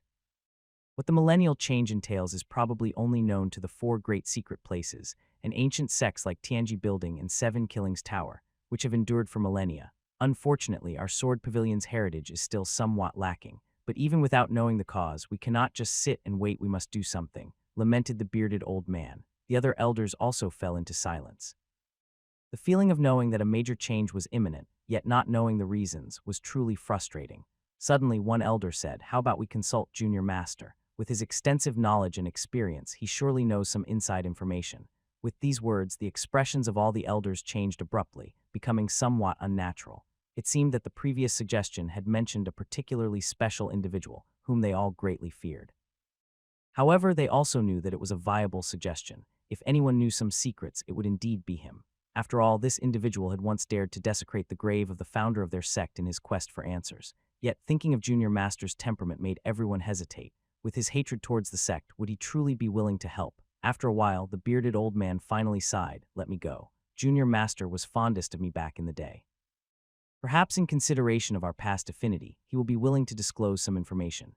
After all, he also grew up here." A quarter of an hour later, the bearded old man, carrying a bamboo basket, appeared on a cliff behind the sword pavilion. Beside the cliff, there was a half-man-high small cave entrance, dark and deep, its destination unknown. This place was a forbidden area of the sect apart from the sect master and a few supreme elders. No one else was allowed near. The bearded old man hesitated at the entrance for a moment, then ultimately bowed and entered. After walking about 10 steps inside the cave, it suddenly opened up. The cave walls were spacious and tall, allowing him to walk upright. Following the passage for a while, he suddenly heard the sound of water ahead. After turning a bend, a vast cave chamber appeared before him. Light filtered from above, giving a faint illumination to the cave. Inside was also a small pond with flowing water. The bearded old man ignored the scenery and walked directly to the cave wall beside the pond. Bowing respectfully, he said, "Greetings, Junior Master." Except for the sound of flowing water, no other sound echoed in the cave. After a while, a hoarse voice finally spoke up. "I wondered who it was. It turns out to be our sect master. How so?" leaving your sword pavilion and coming to see this old man in his twilight years. A look of embarrassment flashed across the bearded old man's face. It's my nephew's fault. Managing sect affairs all these years, I have not been able to find the time to pay my respects to Junior Master. Pay respects. That sounds nice, the voice said sarcastically, but wasn't it you, our esteemed sect master, who imprisoned me here in the first place? Why bother putting on such an act now? Junior Master, although my nephew failed you in the past, I do not regret what I did. The bearded old man said firmly, the disaster you caused back then was too great. If we did not give the other party an explanation, the entire sword pavilion would have been destroyed in no time. As the sect master, I had to prioritize the sect. I had no choice but to wrong you, Junior Master. So back then, you used my trust in you to secretly poison me, strip away all my cultivation, and imprison me in this dark place without sunlight. The voice spoke emotionlessly. Junior Master's cultivation was profound. We were no match for you in a direct confrontation. We could only resort to such a stratagem. It was my fault, Junior Master. If you hold resentment in your heart, I accept any reproach you may have. The voice was silent for a while before suddenly sighing, forget it, why bring up these matters? My cultivation is already gone. It's all a moot point now, being just a cripple. Tell me, why have you come this time? Indeed, nothing can be hidden from Junior Master. It's not hard to guess. Ever since you imprisoned me here, you youngsters have been feeling guilty and dared not face me. You wouldn't visit without a reason, so why have you come? That's because we feel guilty towards Junior Master, truly ashamed to face you. Enough with the nonsense, what is it really? The voice said impatiently. It's like this, Junior Master. The bearded old man organized his thoughts before continuing. In recent years, strange phenomena have been appearing frequently around the world. The top sects are acting unusually, as if they are plotting something. We have tried our best to investigate, but to no avail. We only accidentally learned that Tianji Building once stated that a great change is imminent in 1,000 years, a transformation in heaven and earth is coming. Conflicts and chaos will arise. But what exactly this great change entails and what calamity it will bring, we still could not figure out. Junior Master, with your extensive knowledge and profound learning, do you possibly know the inside story? What did you say? A great change in 1,000 years is coming. Unexpectedly, when the voice heard this, it suddenly became agitated. Followed by the clashing sound of iron chains, a figure suddenly sat up from the bottom of the cave. It turned out the person speaking with the bearded old man had been lying there all along. Due to the dimness of the cave and the dirtiness of his clothing, blending into the color of the cave walls, it was initially unnoticeable. Little Giant One, what you said is true. A great change in 1,000 years is coming. The person was emotionally agitated, and under the trembling of his body, the sound of iron chains came again. His body was indeed bound by several iron chains as thick as a small arm, tied near the cave wall. This is the news my nephew heard from Tianji Building. It should not be wrong. Ha ha ha, to think that such a day would finally arrive. I have finally waited for this day, over 200 years of waiting. Heaven, you old thief. You can't wear me down after all. That figure laughed heartily, seeming mad. Junior Master, you obviously know something, right? Seeing this, the bearded old man instantly understood what was happening and said joyfully, of course I know, how could I possibly not know? If not for this secret, how would I have ended up in this situation? The voice of the figure was still crazed. Junior Master, since you know the reason, please enlighten us. You want to know what the great change in 1,000 years actually entails? The figure asked. Please enlighten us, Junior Master. Then let's make a deal. Beneath the chaotic hair of the figure, a strange smile appeared. The bearded old man felt a surge of alertness in his heart. This Junior Master was known for his perverse temperament, and no one could really know what he was thinking, but his methods had always been strange and sharp. In the past, he had made quite a name for himself with his ruthless tactics. Even now, as a cripple, he was still greatly feared. You want to know what the 10,000-year change really is, don't you? Just let me out and I will tell you. I'm afraid that won't do, Junior Master. The bearded elder said with some difficulty, the disaster you caused back then was too great. That person had originally intended to have you executed, but your fellow disciples pleaded vehemently on your behalf, and that is the only reason you were spared. However, that individual still sends someone every 3 years to confirm that you're still imprisoned. If I were to release you, it would be difficult to explain to the Sword Pavilion. This is not difficult at all. When the time comes, you can just claim I am already dead, forge some evidence, and deceive them. Aren't you the leader of a sect capable of handling even this minor task? The shadow said. The bearded old man remained silent. After more than 10 seconds, he finally spoke. Junior Master, you are now old and frail. Why do you insist on leaving? Wouldn't it be nice to spend your remaining years inside the sect, if you think this place is uncomfortable? I can arrange a more comfortable residence for you. Enough nonsense. After being imprisoned here for decades, I have had enough. In a word, will you release me or not? The shadow said impatiently. The bearded old man fell silent again, his face showing a hint of hesitation. Seeing this, the shadow continued, Little Giant One, I know you are honest and always prioritize the sect. I can tell you clearly that this 10,000-year change is a major event that will determine the life or death of our sword pavilion. If we do not prepare in advance, not to mention maintaining our current status in Jiju, just surviving without being suppressed and swallowed would be good. More seriously, it could even lead to someone attacking us, completely destroying us and erasing our legacy. Junior Master, are you serious? The bearded old man was shaken. I swear on your grandmaster's name, there is no falsehood. The bearded old man had heard from his deceased master that his junior uncle, in his entire life, had been perverse and fearless. He respected no one and had never looked up to anyone, except he held great respect for the grandmaster who had rescued him from the chaos and raised him. Now that he had even invoked the grandmaster's name, it might well be that what he had just said was probably not an exaggeration. The bearded old man's heart was suddenly plunged into struggle. The shadow did not urge him further, letting him think for himself. The cave fell silent again, with only the faint sound of flowing water. After a long while, the bearded old man's face suddenly firmed up as if he had made a decision. He asked, "Junior Master, what do you intend to do after you leave?" "What can I do? Old fellow, I am just a cripple now, with not many years left. I just want to go out and walk around in my last few years, see what the outside world looks like. Being in this cave for decades, I have no idea what it's like outside anymore." Hearing the sadness in the junior master's voice, the bearded old man felt a surge of remorse. The junior master's current plight, although self-inflicted, had indeed been locked up by him personally all those years ago. Seeing him like this, he too felt uneasy. Moreover, the junior master was right. Now him being near his end and with his cultivation completely ruined, even if he really did leave, he could no longer cause trouble. With this thought, the bearded old man finally made up his mind. "Junior Master, I can let you out, but you must promise me a few things." Of course. Seeing the bearded old man finally agreed, the figure's heart surged with excitement. Hidden in the darkness, a face revealed a sinister and ferocious smile. Lu Qing, who was far away in Jiju, naturally had no idea about this. At the moment, he was leisurely fishing by the river. The fishing spot he was at was the Miracle Fish fishing spot. Next to him, Little Lee was eagerly watching the float. During his days in the county, Little Lee's days had been good, consuming a lot of fresh fish every day. However, he had not been able to eat strange fish again. Thus, he was dearly missing it. "Little Lee, don't be anxious. We haven't fished here in so long, the strange fish should have gathered again by now," Lu Qing said with a smile as he rubbed Little Lee's head. Little Lee rubbed against Lu Qing's hand and continued to stare at the float. Lu Qing couldn't help but laugh and began to take things seriously. The little guy was so expectant, he couldn't let him be disappointed. Perhaps because it had been a while since he last fished here, the strange fish truly had refreshed. Before long, Lu Qing felt the fishhook, baited with blood apricots, gently move, followed by the float suddenly sinking and a strong pulling force transmitted from the fishing rod. However, with Lu Qing's current strength, such an ambush no longer affected him at all. He held the fishing rod steadily in his hands, a smile appearing on his face. "This fishhook is a newly forged 1,000 refined fish hook. If you can pull it away, you really are capable." Indeed, this time returning home, Lu Qing had upgraded his fishing rod again. The fishing line was still made of snow silkworm silk, which proved to be extremely durable. Having used it for so long, Lu Qing had never seen it break. During his time in the county, he had also looked for other types of fishing lines, intending to buy some for backup, but he found that none were as good as the snow silkworm silk. Perhaps he had yet to find a fishing line better than the snow silkworm silk, so he hadn't replaced it. What he mainly replaced was the fish hook. Previously, Lu Qing had asked Ma Gu to custom order some refined iron fish hooks in the county, but he still felt they were somewhat lacking.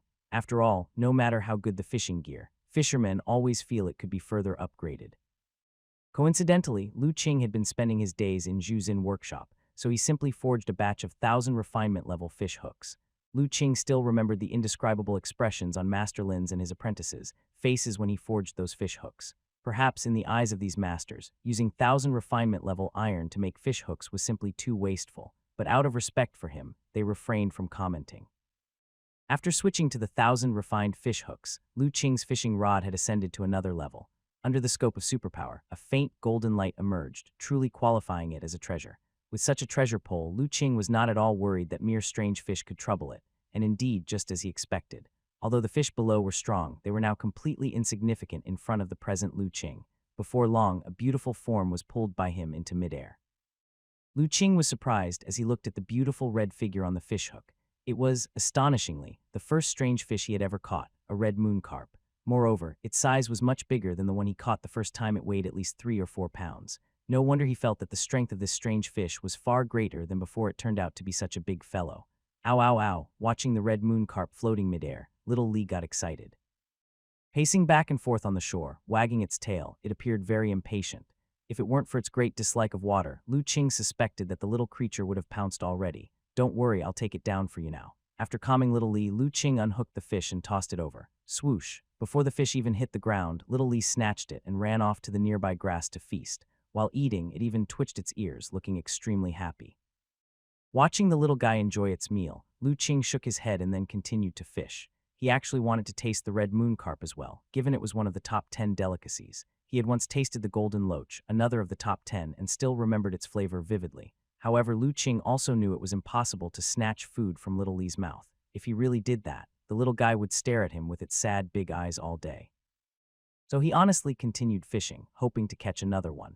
Perhaps hearing the anticipation in Lu Qing's heart, not long after Little Lee had eaten only half of its fish, there was another bite on the hook. Could it really be that after not fishing for half a month, the strange fish have started to flock here? Feeling the force transmitted from the fishing rod, Lu Qing was very excited. This pulling force could only belong to a strange fish. What was more key was that he found this force very familiar. After struggling for a while and pulling up the fish, Lu Qing got even more excited.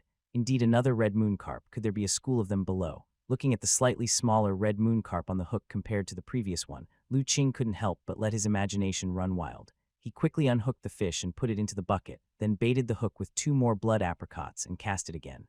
Then, after a quarter of an hour, the bobber sank again. A school of red moon carps has really come. Seeing the 3rd red moon carp he hooked, Lu Qing was delighted but also felt something was off. Even if he hadn't come fishing for half a month, there shouldn't have been so many strange fish suddenly. There must be a reason behind it. Lu Qing felt that it might be necessary to take some time to investigate this. However, while he was puzzled, he continued to seize the rare opportunity and kept fishing. Finally, after catching 2 more red moon carps, the bobber stopped moving altogether. It was unclear whether the red moon carps below had been fished out or if the constant fishing scared the others away. But Lu Qing was very satisfied already. This fishing trip had yielded 5 red moon carps. Excluding the one eaten by Little Lee, there were still 4 left, enough for him, Little Yan, and his master to taste. Little Lee, you've already eaten the biggest one and are full enough. I can only give you 2 more, and they have to wait until tonight. Seeing Little Lee's slightly longing look, Lu Qing quickly said. Hearing this, Little Lee felt a bit disappointed, but it touched its own little belly and felt a bit full already. Waiting until evening seemed okay. The most crucial part was that it could eat 2 at once tonight. Thinking this, it suddenly perked up again. With excitement in their hearts, a man and a beast started making their way home. As for Little Yan, the little fellow was recognizing more characters now, and her studies had become correspondingly heavier. Every morning she had to go to Half Mountain Small Courtyard to receive teaching from the elder doctor. So if Lu Qing went fishing in the morning, Little Yan couldn't accompany him. Sitting on Lu Qing's shoulder, Little Lee's tail swayed leisurely. However, upon their return to the village entrance, its ears twitched, and suddenly it stretched out a paw to tug at Lu Qing's hair. What's wrong, Little Lee? Lu Qing asked. The little creature gestured, and Lu Qing was slightly shocked, but his face remained calm. It's nothing, let's head home first. Speeding up a little, Lu Qing got home, put down their things, and then looked at Little Lee. Little Lee, did you sense a strange and strong presence lurking nearby, one not from our village?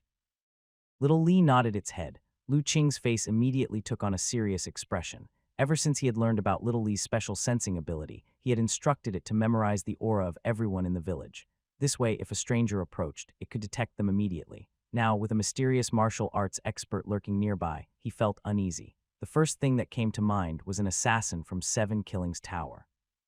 Honestly, since finding out about the 7 Killings order issued by the 7 Killings Tower against him, Lu Qing was quite perturbed. Being so publicly targeted for assassination and spoken of as if he should feel honored, such behavior had maximized Lu Qing's disgust for 7 Killings Tower. I hope it's not what I'm thinking otherwise. A chill appeared on Lu Qing's face. Little Lee, let's go and meet this fellow. According to the location sensed by Little Lee, the person was hiding on a small hill north of the village, observing the village's movements. Following Little Lee's guidance, Lu Qing slipped out from behind the house, entered the bamboo forest behind the mountain, and after making a detour to avoid being seen, he swiftly headed in that direction.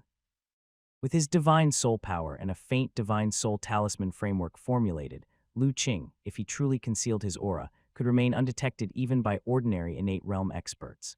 The cloth-clothed youth who possessed an exotic treasure couldn't see through his disguise either. As for Little Lee, with its invisibility talent, hiding its tracks was even more secretive.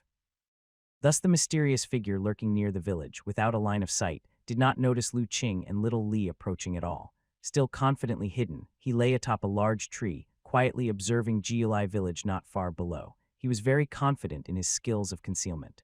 As long as he didn't expose himself, no one could find him.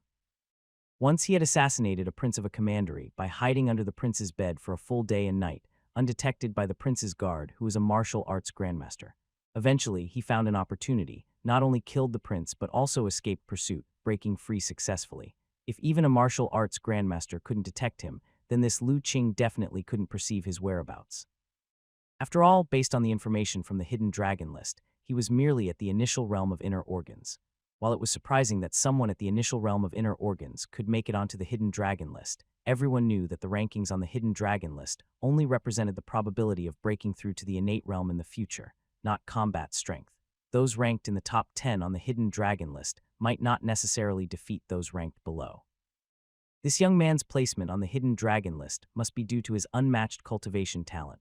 After all, being at the realm of inner organs at 17 was terrifying in terms of potential. But potential just means potential, not strength. 17 and at the realm of inner organs was indeed impressive and promised a boundless future. However, as long as he hadn't fully matured, he was just a prodigy, no matter how formidable this young man was. He couldn't possibly possess intuition stronger than a martial arts grandmaster to discover his trace. Just when the mysterious person was brimming with confidence, suddenly, he heard a voice from below. "My friend, would you prefer to come down yourself, or shall I personally pull you down?" What? The lurker in the tree was deeply shaken. He had never anticipated someone appearing suddenly beneath the tree where he hid, uttering the truth of his whereabouts. Yet he had not detected even the slightest sign beforehand. The lurker dared not move an inch. He was unclear whether Lu Qing had truly discovered his location or was merely bluffing. He was exceedingly confident in his stealth technique, so a glimmer of hope lingered in his heart. However, in the next moment, he realized he was wrong. Seeing that after his call the person in the tree still showed no intention of revealing himself, Lu Qing knew the arrival had ill intentions.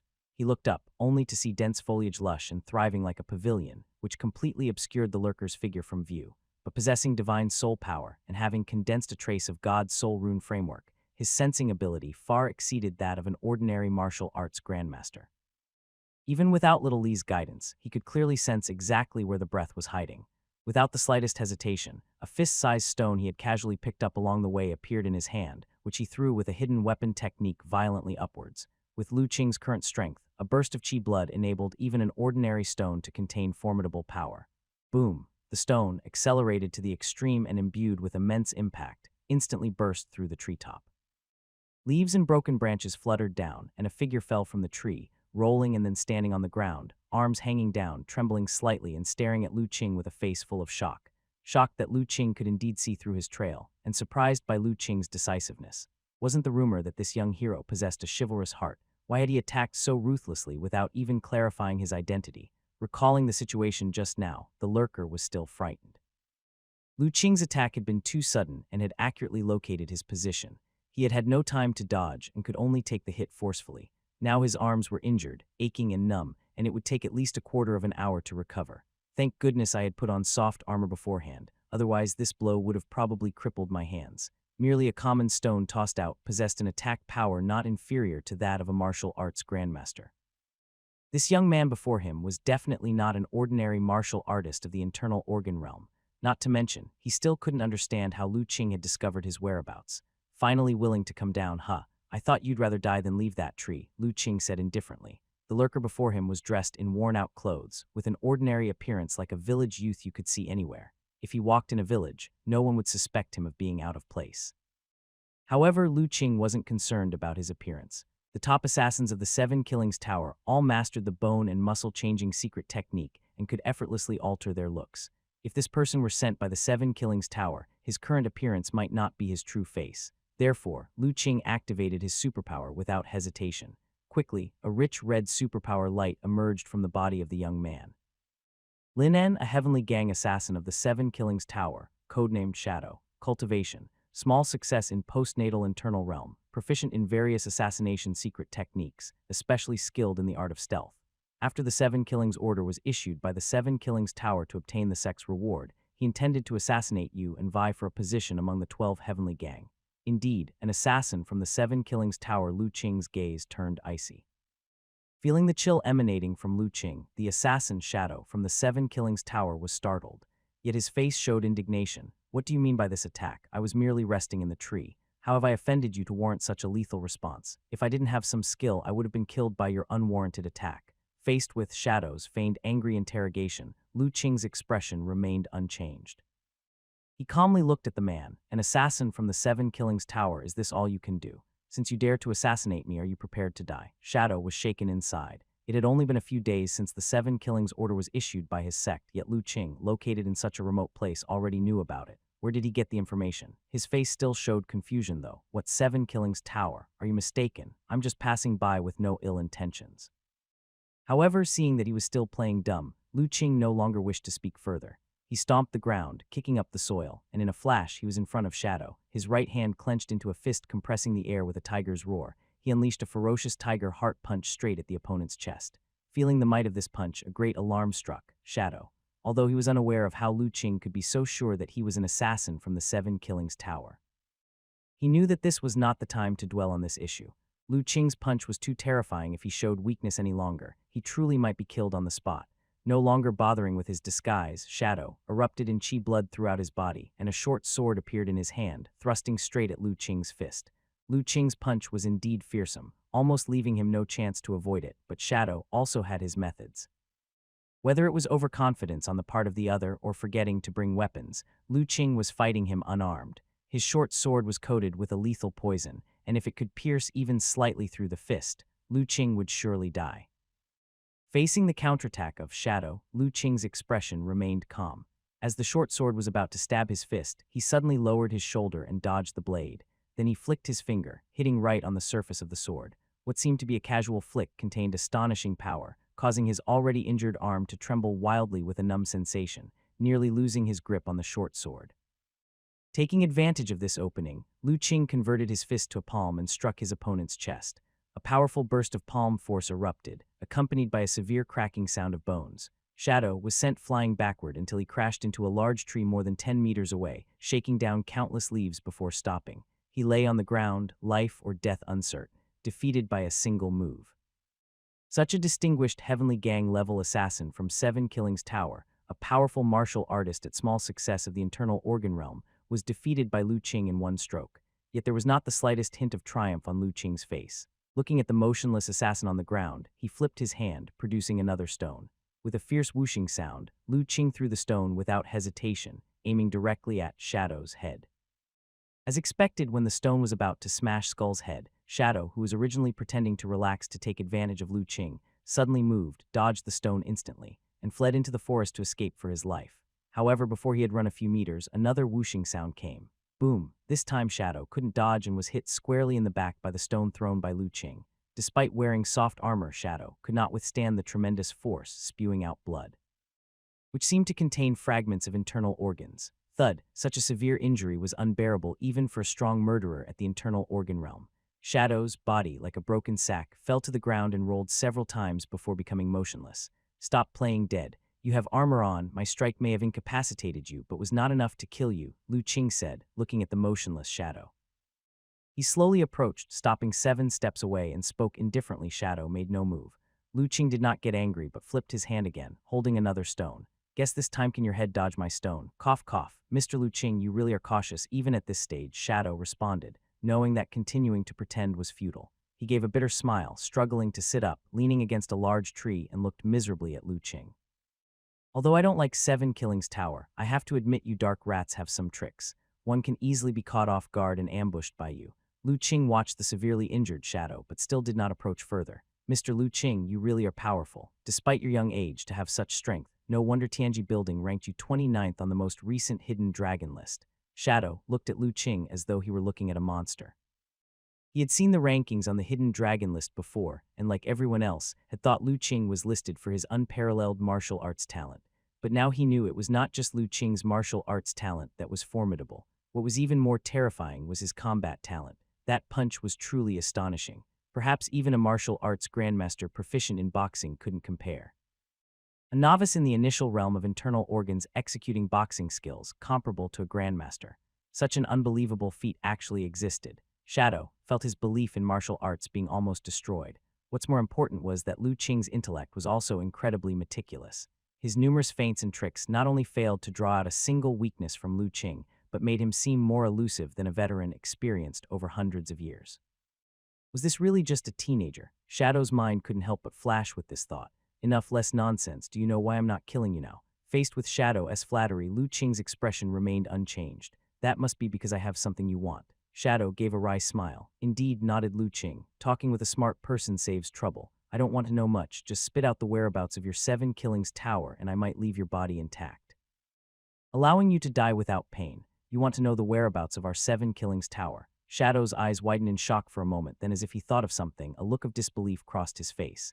You wouldn't be thinking of attacking our 7 Killings Tower for revenge, would you? Lu Qing did not answer, but the calmness on his face gave Shadow his answer. He suddenly burst into laughter. Ha ha ha, indeed. The courage of youth knows no fear, the ignorance of the fearless. Young people are so spirited. Daring to have designs on our 7 Killings Tower, so will you give me the address or not? I will, of course. Shadow's face showed a mocking smile. If you really want to seek death, can I stop you? Boy, I just don't know if you really have the guts to actually storm our 7 Killings Tower. You need not provoke me. Whether I go is my business, after all. You won't see that moment. Lu Qing said indifferently. He made no attempt to hide his intent to kill Shadow. Shadow naturally heard Lu Qing's murderous intent, but he no longer cared. The rock that Lu Qing had smashed into his back had already shattered his internal organs. Now he was mortally wounded, barely hanging on by the strong life energy of a martial artist of the internal organ realm. Unless he found those legendary healing herbs, even if Lu Qing let him go, he wouldn't live for many days. Good, you've got guts, Shadow praised him. We 7 Killings Tower have only assassinated others. It's the first time I see someone daring to provoke us. Mr. Lu Qing, with this courage, your name on the hidden dragon list is truly deserved. Lu Qing. He had come to realize that the people in this world really took the hidden dragon list very seriously. Being so valued and recognized by martial artists all over the world, it's no wonder that the list had a function to gather fortune. Since he had agreed, Shadow was straightforward and immediately mentioned a series of locations. Lu Qing silently noted them down. Seeing this, Shadow finally believed that this young man was not bluffing. He really intended to take revenge on their 7 Killings Tower. A thrill grew in his heart, eager to see the collision between such a rare creature and the sect. As an assassin who killed without batting an eye, Shadow had no sense of belonging to the 7 Killings Tower. Since childhood, he had been captured by the 7 Killings Tower and subjected to brutal assassin training, enduring immense suffering. For such a cold-blooded organization, he only harbored hatred, not gratitude. However, having grown up in the 7 Killings Tower and knowing its terror, even if he detested and loathed it intensely, he could never muster any will to resist. Now seeing someone willing to seek revenge against that behemoth, although he knew the hope was slim, he still felt a surge of excitement. With that thought, Shadow added, Mr. Lu Qing, the locations of the 7 Killings Tower I just mentioned are actually just minor ones. Even if destroyed, they are of little concern to the 7 Killings Tower. It won't hurt them, but there is one place if you can destroy it. The 7 Killings Tower will certainly suffer tremendous losses, go mad with rage, and be in anguish. After saying this, Shadow mentioned another location. He also very clearly described the various mechanisms set up at that location. On the hillside within the trees, Lu Qing looked at the corpse of Shadow as it slowly ceased to breathe, falling into silence. The words Shadow spoke before dying echoed in his mind. Mr. Lu Qing, I have told you everything I could, but I advise you not to rush towards revenge. In 7 Killings Tower, there are assassins stronger than me. Several of the most crucial strongholds have elders of the innate realm stationed. Mr. Lu Qing, your martial arts talent is unparalleled. And your future is boundless. In time, you will surely grow into a great martial arts titan. Then it would be easy to take control of the 7 Killings Tower. Sadly, I won't be able to see that day. Lu Qing could feel that Shadow had harbored great resentment towards 7 Killings Tower in his final moments. That's why he revealed all he knew about the 7 Killings Tower. It was unknown what brutal acts the 7 Killings Tower had committed against Shadow to make him a disciple, completely disloyal to his sect and wish for its total destruction. He recalled the heavenly orphan, who had tried to assassinate young Master Wei and had also given him advice before dying. It seemed these assassins from the 7 Killings Tower were quite intriguing. Perhaps by assassinating others frequently, they had long been prepared to face death. When facing their own deaths, they all appeared quite calm. However, although Lu Qing's impression of these assassins had slightly changed, enemies remained enemies. Lu Qing would not spare Shadow's life just for that reason. With his capabilities, it wouldn't have been difficult to heal Shadow's injuries, but showing mercy to an enemy was cruelty to oneself. From the moment Shadow had decided to try and assassinate him, it had been determined that only one of them would survive. Lu Qing was not so merciful as to forgive someone who tried to kill him. Realizing through his superpower that Shadow was indeed dead, Lu Qing briefly searched the body, taking some useful items into the Kainkun Chi bag. Then he found a spot to bury the corpse, letting it rest in peace and preventing it from being exposed in the wilderness. After finishing all this, he took little Lei, who had been hiding in the shadows, and headed home. Previously, he had kept little Li hidden just in case, so that if the enemy was too strong and he couldn't handle it, he would still have a backup plan. But clearly, he had been overly cautious. Arriving home, Lu Qing took out the items he had retrieved from Shadow. After checking them, he found there weren't many useful things. Aside from some gold and silver items, and gold and silver notes, there were only a few things of real value. 2 medicine bottles, a set of soft armor, and that short sword smeared with potent poison of the 1000 refinement level. Inside the 2 medicine bottles, one contained poison and the other contained elixirs for cultivation in the inner organs realm. However, aside from the elixir for the inner organs realm, the rest were not very useful to Lu Qing. They could be given as gifts later. Which was not a bad way to establish goodwill. Lu Qing felt a bit regretful. Neither with the Heavenly Orphan nor with Shadow had he found any secret manuals. Honestly, he was quite interested in the bone and muscle changing technique of the 7 Killings Tower, though with his current realm, his control over his physical body had reached a very high level. It wasn't difficult to temporarily change his appearance, but achieving the seamless disguise of another person, perfectly coordinated without any flaws, as the Heavenly Orphan had done before, was extremely difficult. Sadly, it was clear that there was some restriction by the 7 Killings Tower, probably not allowing its assassins to carry secret manuals on them in order to prevent leaking of various secret techniques that were crucial to their foundation. Not finding anything particularly useful, Lu Qing casually stored the items and then, carrying a fish bucket, he took Little Li to the Half-Mountain Small Courtyard. "Brother, Little Li, you're back." Arriving at Half-Mountain Small Courtyard, Little Yan, who had been reciting from a book in the yard, immediately put the book down and ran over, jumping around. "Yep, how about it? Did you memorize today's text?" Lu Qing asked with a smile. Little Li then jumped into Little Yan's arms, enjoying her caress. "I memorized it. Brother, how was the fishing? Did you catch any strange fish?" Little Yan knew that Lu Qing had gone fishing mainly because Little Li had recently been craving strange fish a lot, throwing tantrums and wanting to eat, so he had gone out fishing early in the morning. "I caught some, and even several." As the siblings talked in the courtyard, Elder Dr. Chen came out from the house. His expression quite serious as he looked at Qing. "Ah Qing, what was that earlier?" Clearly, the elder doctor had sensed the fluctuations from the earlier battle between Lu Qing and Shadow. After all, Half-Mountain Small Courtyard wasn't too far from that mountain. Just a petty member of the 7 Killings Tower, already taken care of by the disciple, Lu Qing replied casually. Elder Dr. Chen nodded, not inquiring further about what happened to the assassin from the 7 Killings Tower. He himself disliked taking human lives, but he wouldn't demand his disciple to do the same. Moreover, he particularly disapproved of powers like the 7 Killings Tower, which recklessly assassinated others' lives. Although nothing went wrong this time, you should still be careful on a daily basis, the elder doctor advised. Disciple understands. Lu Qing nodded, then added, "Master, I was quite lucky this morning and caught several red moon carps. Since last time we sold the red moon carp and couldn't taste it ourselves, why don't we try the flavor of one of the world's top 10 delicacies tonight? You caught several red moon carps." Elder Dr. Chen was very surprised. Has the red moon carp become so easy to catch nowadays? Lu Qing actually had a guess, but before confirming it, he did not want to jump to conclusions.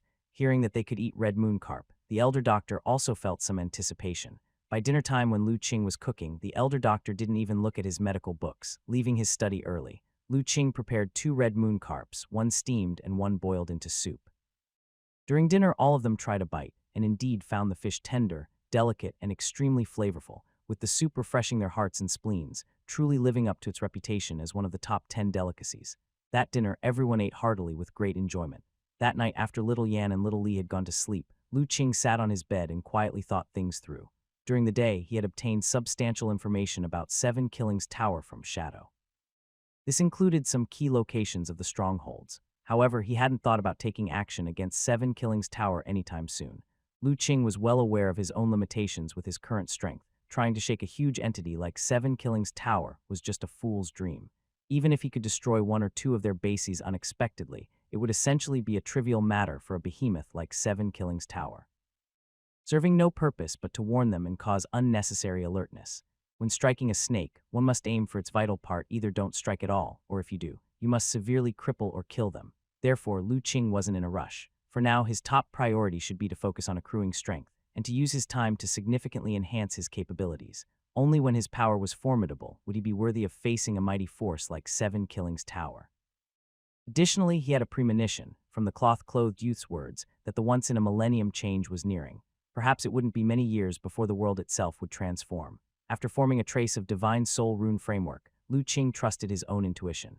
To stand a chance in the anticipated upheaval, strength was indispensable. Temporary gains and conflicts of pride were trivial. Enhancing his own strength was the most crucial task. With that thought, Lu Qing felt a slight stir in his spirit, and a sword appeared in his hand, the very same divine weapon blade embryo forged from outer heaven fallen iron. Placing the sword embryo across his knees, Lu Qing concentrated his spirit, and a trace of divine soul power emerged from the acupuncture point between his eyebrows, entering the embryo and beginning the refining process. Lu Qing employed a secret technique inherited from Li Hu sect. Using mind and spirit to refine the sword embryo, he engraved secret runes within it, leaving his own spiritual imprint. Once the rune engraving was complete and the refinement reached perfection, the sword embryo would transform into a sword Dao magical artifact, an existence even superior to that of a divine weapon. However, due to the weak nature of his divine soul power, Lu Qing could not refine for long each day. Thus, successfully refining the embryo into a magical artifact was bound to be a long process that required plenty of time. After refining for a quarter of an hour, Lu Qing started to feel mental fatigue. Knowing he was reaching his limit, he ceased the refinement and stored the sword embryo back in the Kainkun Chi bag. He then took the opportunity to practice the furnace visualization method, pushing his spirit to its utmost limit before falling into a deep sleep according to a special breathing technique. The next morning, waking up refreshed, Lu Qing found the divine soul power in the acupuncture point between his eyebrows had significantly increased. This was a cultivation method he had devised over the last few days, pieced together from the multitude of inheritances in his mind. Each night, he would first employ divine soul power to refine the outer heaven-fallen iron sword embryo, then practice the furnace visualization method, pushing his mind to a certain limit before regulating his breath according to the turtle breathing technique and recuperating his divine soul power in his sleep. Such cultivation made him feel rejuvenated upon waking the next day, fully restoring and even enhancing his divine soul power substantially. Truly achieving progress in both artifact refining and cultivation. Feeling his enhanced divine soul power, Lu Qing was very satisfied.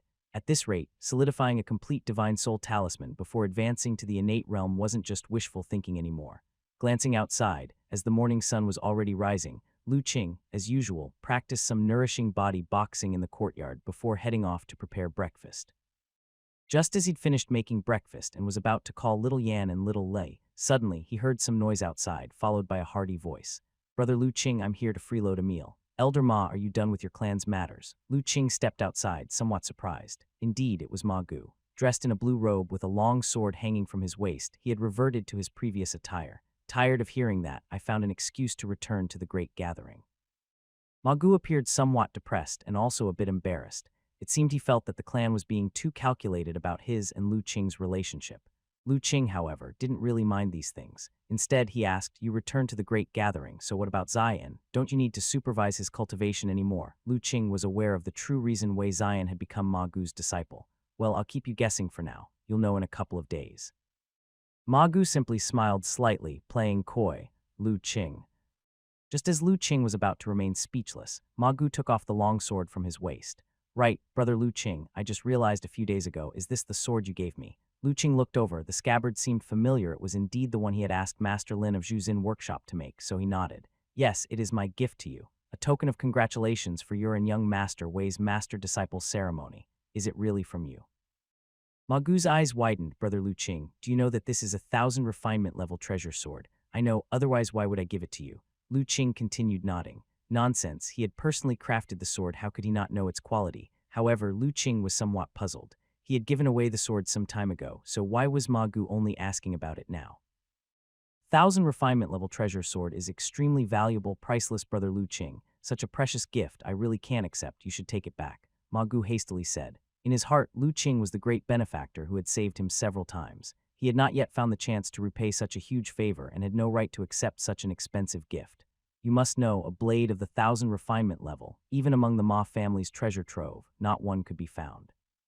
So when Ma Gu first discovered this congratulatory gift, not just him, but even the family head was utterly stunned. "Lu Qing, didn't housekeeper Wei tell you that I made this sword myself and it didn't cost much? You personally crafted this treasure sword?" Unexpectedly to Lu Qing, upon hearing this, Ma Gu's eyes widened even more, as big as a cow's, filled with disbelief. Lu Qing fell completely silent.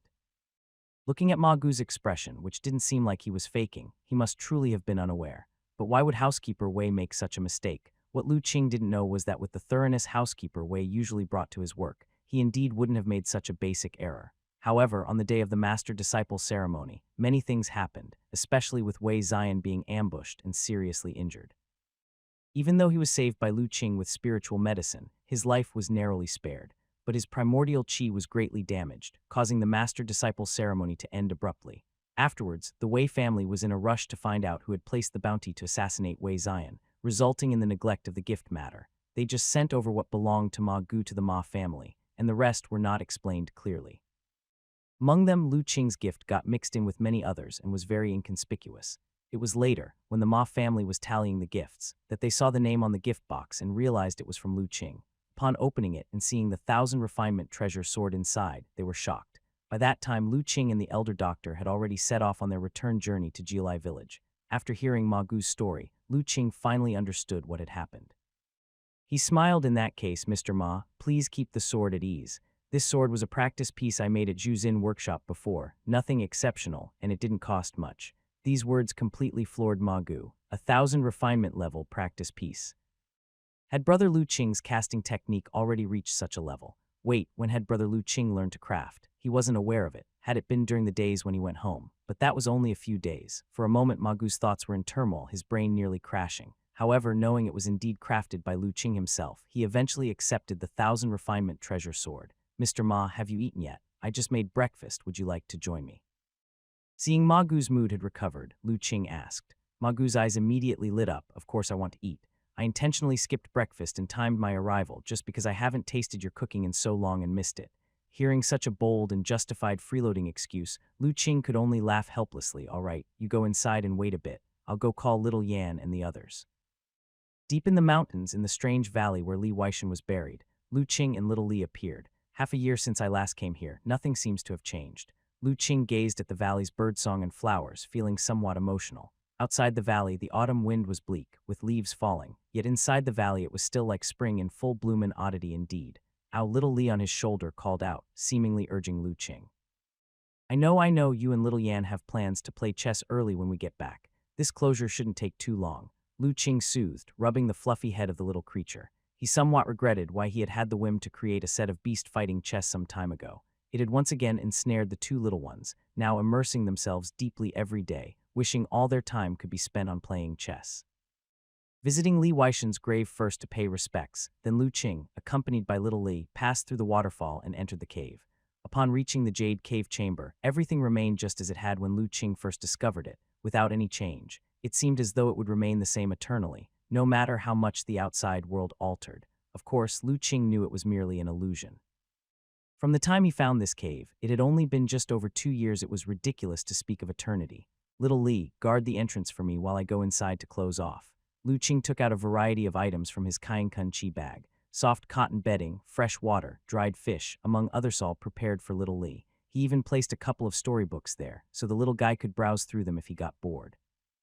After all, in these 2 years, little Li had practically learned to recognize all the characters, able to understand somewhat simple writings. This closure was extremely important for him, and he didn't know how long it would take. Nevertheless, he prepared comprehensively for his sustenance. Previously, when moving through the forests, he could only carry a bamboo basket, limiting what he could bring.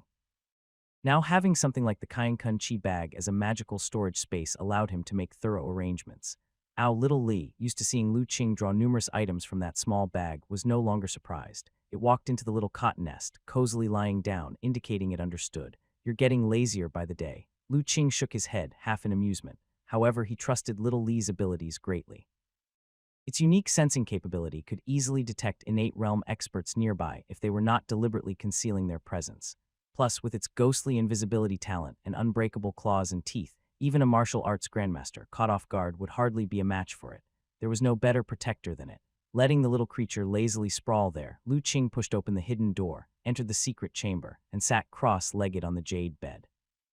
After regulating his breath to calm his mind thoroughly and adjusting his essence, spirit, and vitality to their optimal states, he then immersed his mind into the acupoint between his eyebrows. Compared to 2 years ago, Lu Qing's acupoint between the eyebrows had undergone significant changes. Not only had the space expanded, but his divine soul power had also made substantial progress. If 2 years ago, his divine soul power could only form a shallow mist in the third eye acupoint, now it had turned into a dense fog. It was dozens of times richer than before. More importantly, in the center of the acupoint, an ancient-looking, complex divine soul talisman hovered in midair, stabilizing the entire acupoint space, making it even more secure. This divine soul talisman was almost completely intact except for a tiny corner missing at the bottom right side, nearly flawless. The purpose of Lu Qing's seclusion this time was to fill in this last missing corner and fully refine the divine soul talisman. This step was extremely important concerning his future path, and he could not afford to be careless. That's why he brought little Li with him to seclude themselves in the undisturbed Jade Cave. It's finally the moment. Enhancing the divine soul power is truly much more difficult than cultivating the physical body. My physical qualities had reached the level of a martial arts grandmaster at the perfection of the internal organ realm just a year ago. Yet the divine soul power, even with the help of immortal Dao secret skill, took another year to barely start refining the divine soul talisman. His heart and spirit watched the talisman within the acupoint, and Lu Qing felt a sense of marvel. Over these 2 years, he had practiced diligently every day, continuously tempering his divine soul power. He had even cultivated the furnace visualization method to the second level, the realm of melting furnace. Only then had he managed to enhance his divine soul power enough to thoroughly refine the divine soul talisman. Conversely, his martial arts cultivation had progressed rapidly without much concentration, merely practicing nourishing body boxing a few times each day. He had reached the perfection of the internal organ realm and entered the status of a martial arts grandmaster much earlier. There was no helping it. Lu Qing's accumulation in martial arts was simply too profound. 2 years ago, he had already understood various martial arts cultivation techniques to the grandmaster level, even touching the boundary of will. And over these 2 years, his insight into martial arts had greatly improved. Also, having once consumed earth vein spirit liquid and other rare treasure liquids, his talent was astonishing. With such accumulation, it was difficult for his martial arts cultivation not to advance quickly. 2 years of hard cultivation, I have made significant progress in all aspects of my cultivation. Now, it's finally time to deal with this divine soul talisman. Looking at the nearly complete divine soul talisman in his third eye acupoint, Lu Qing did not hesitate anymore and began refining the final rune according to the heritage records of the Divine Talisman sect. Refining the God Soul rune had already become second nature to Lu Qing. After all, over these 2 years, he had refined countless such God Soul runes. Thus, it didn't take long for him to refine the last missing rune for the talisman. He carefully moved the rune towards the Divine Soul talisman. As the rune approached the talisman, a strange force emerged, and the rune autonomously flew towards the talisman, fitting perfectly into the missing corner, seamlessly completing it. With the completion of the rune, a miraculous scene unfolded. The entire talisman began to emanate a faint aura, and the many runes Lu Qing had painstakingly refined over the 2 years gathered, dispersed, combined, and rotated. Finally, when all changes ceased, a completely intact divine soul talisman appeared again. At the same time, Lu Qing felt an invisible fluctuation emanating from the talisman. Subsequently, his third eye acupoint began to transform. This transformation was sudden and intense, catching Lu Qing somewhat off guard.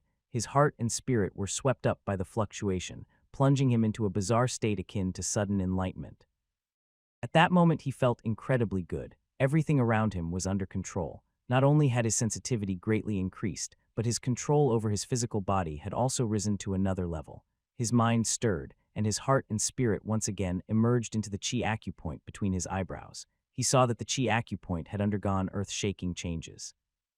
Not only had the space in the acupoint expanded several times, allowing it to hold more divine soul power, but the mist that represented the divine soul power had also become much denser.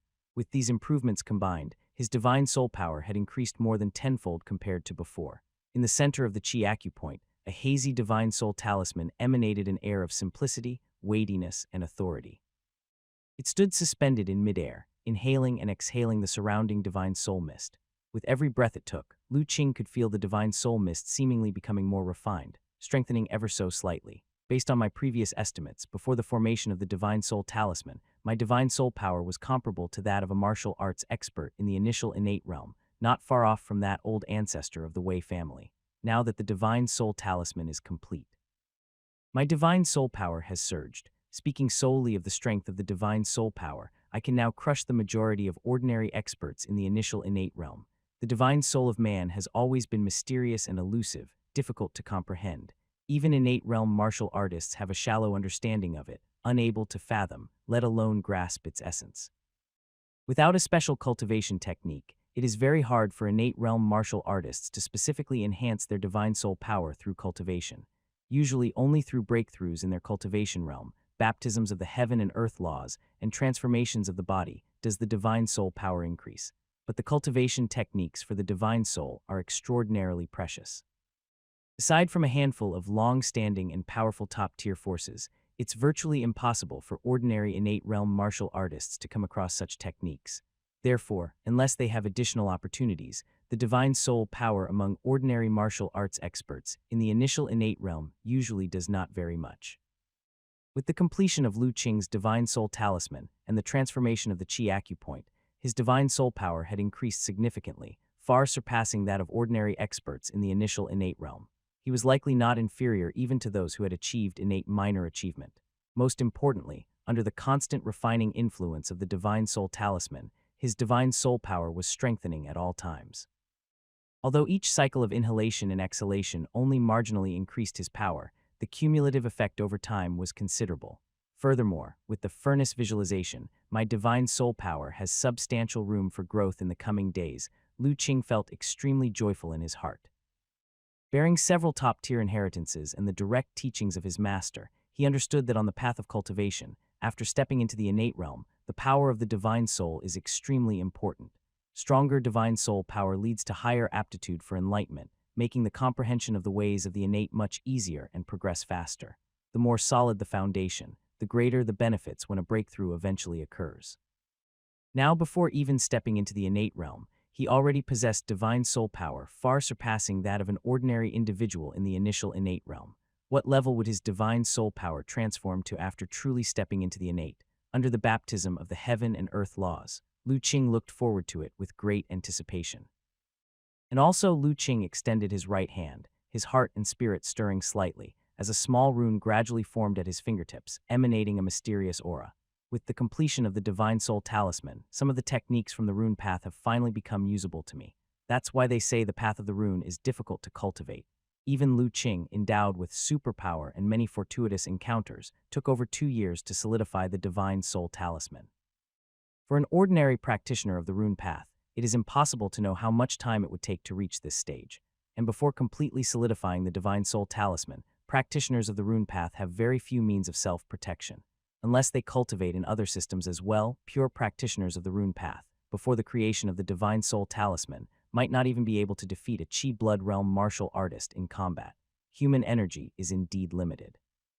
The cultivation of the rune path was already difficult enough. If one were to cultivate other methods simultaneously, their progress would be even slower. Those with lesser talent might not even be able to enter the threshold. I wonder if the disappearance of the divine talisman sect has anything to do with this. A thought suddenly flashed through Lu Qing's mind, but regardless, I have finally condensed the divine soul talisman. And since I've been hesitating recently about whether to break through to the innate realm, there's no rush now. I'll first focus on cultivating techniques of the rune path. Lu Qing had already reached the perfection of the Grandmaster realm within the internal organ realm a year ago. Moreover, his divine soul power had been tempered early on and was extremely strong. If he wanted to, he could have already used the divine soul power to leverage the Qi acupoints, open the heaven and earth bridge, and draw in the essence to achieve the innate realm. But under some inexplicable premonition, Lu Qing had not done so. Now that the changes in heaven and earth are imminent, and the recovery of spiritual energy is about to be in full swing, during this once-in-a-10,000-years cataclysm, if he rashly achieved innate, Lu Qing always felt that he would miss out on a tremendous opportunity.